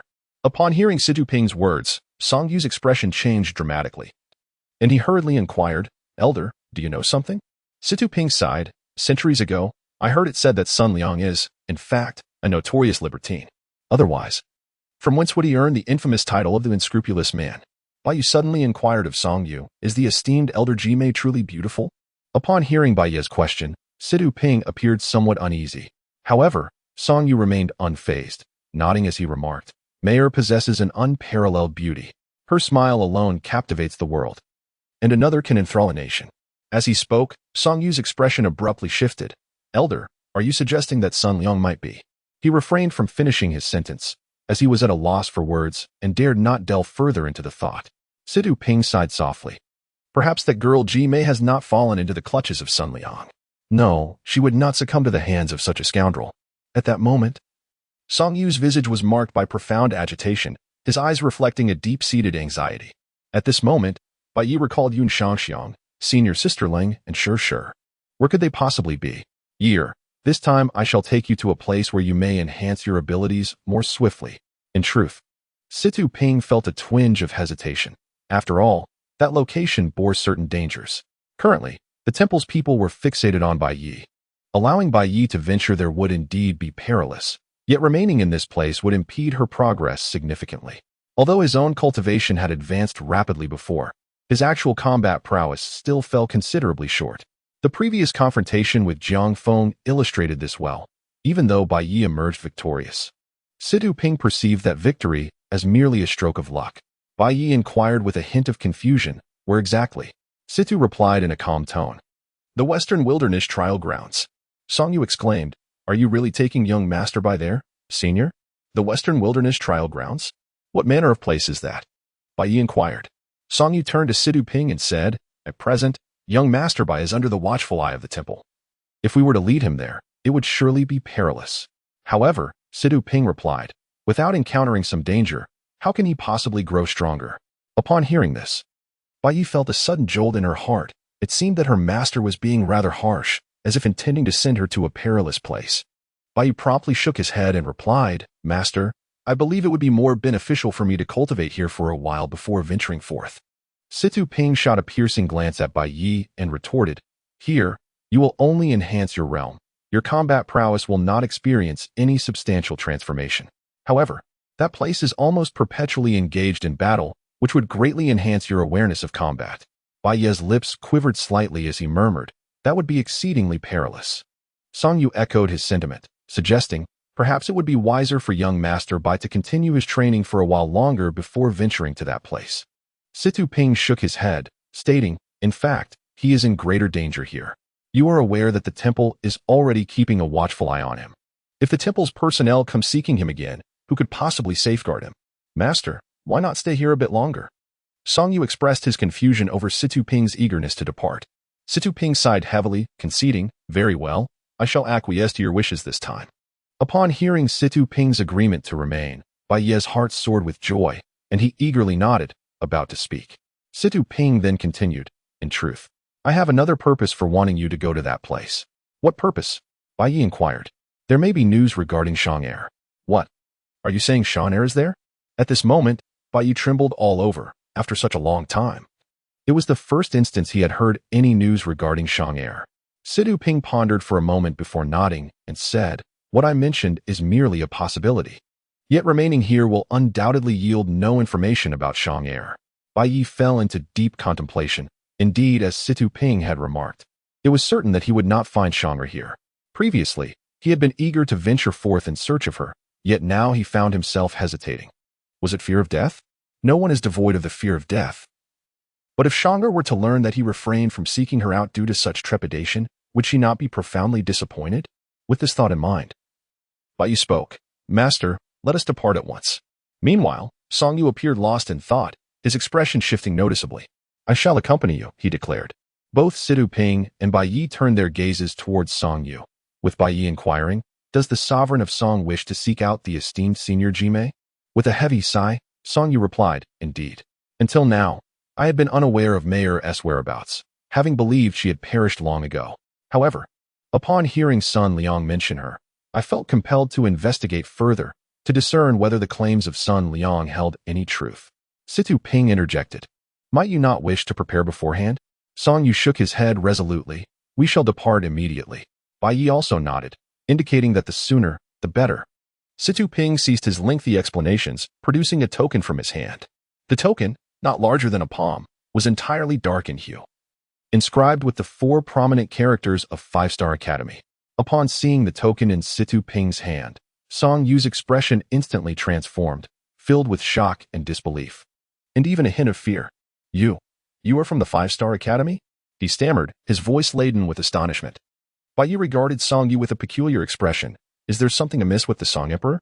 Previously, Song Yu was aware that Bai Yi had once joined an institution known as the 5-Star Academy. However, he was taken aback to discover that this 5-Star Academy was indeed that one. He had never contemplated this aspect, merely assuming that Bai Yi's 5-Star Academy was a name chosen at random. Song Yu gazed dreamily at Situ Ping. "Are you truly from the 5-Star Academy?" Situ Ping responded, "Is that surprising? However, as far as I know, this 5-Star Academy was extinguished thousands of years ago." Situ Ping chuckled lightly. "It's merely a stroke of luck." After saying this, he activated a token, and a dark beam of light shot skyward. Subsequently, Situ Ping gently traced the air with the token, causing a fissure in space to appear. He turned to Bai Yi and Song Yu. "Step inside." Bai Yi furrowed his brows. "Master, there are numerous spatial blades within." Situ Ping's lips curled in a slight grimace. "Why are you so meddlesome?" With that, he gave Bai Yi a swift kick, sending him into the abyss.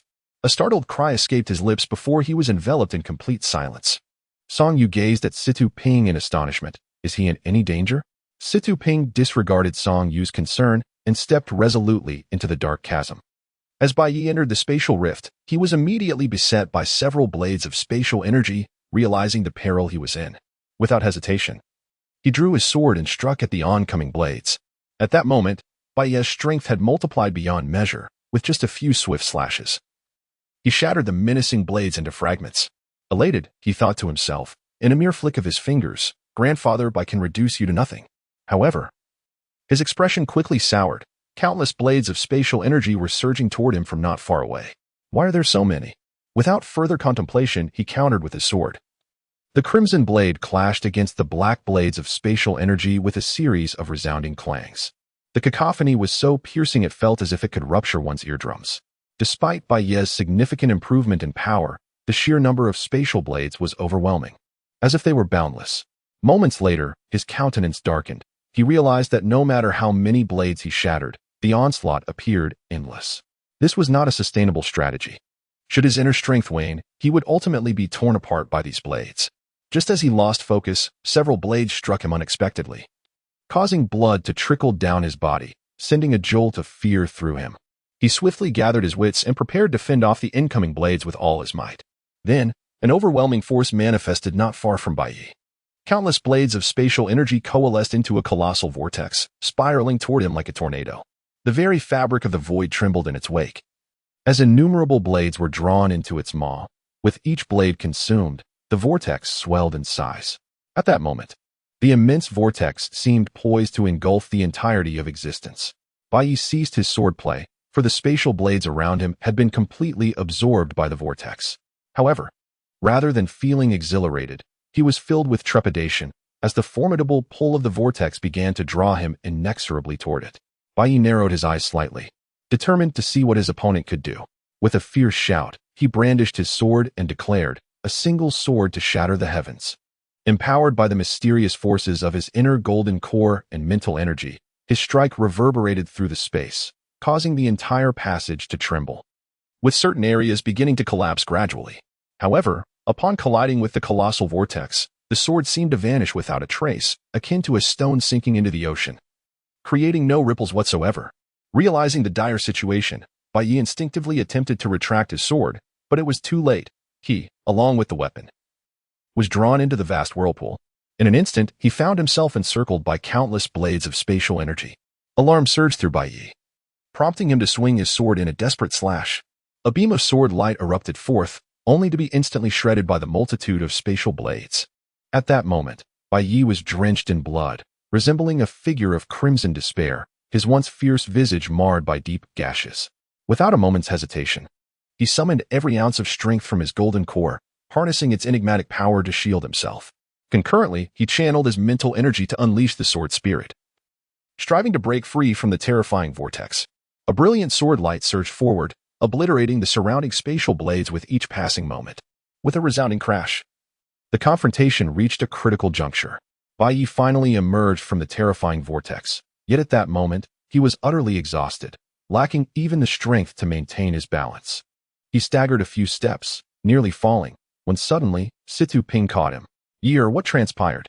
Situ Ping inquired, his brow furrowed in concern as he beheld the gravely injured Bai Yi. He and Song Yu had only just arrived at this place and were bewildered by Bai Yi's condition. Bai Yi looked up at Situ Ping, a lingering fear in his heart as he said, "Master, that black vortex." As he spoke, he turned to glance, only to find himself frozen in place. For at that moment, the immense vortex had vanished, as if it had never existed at all.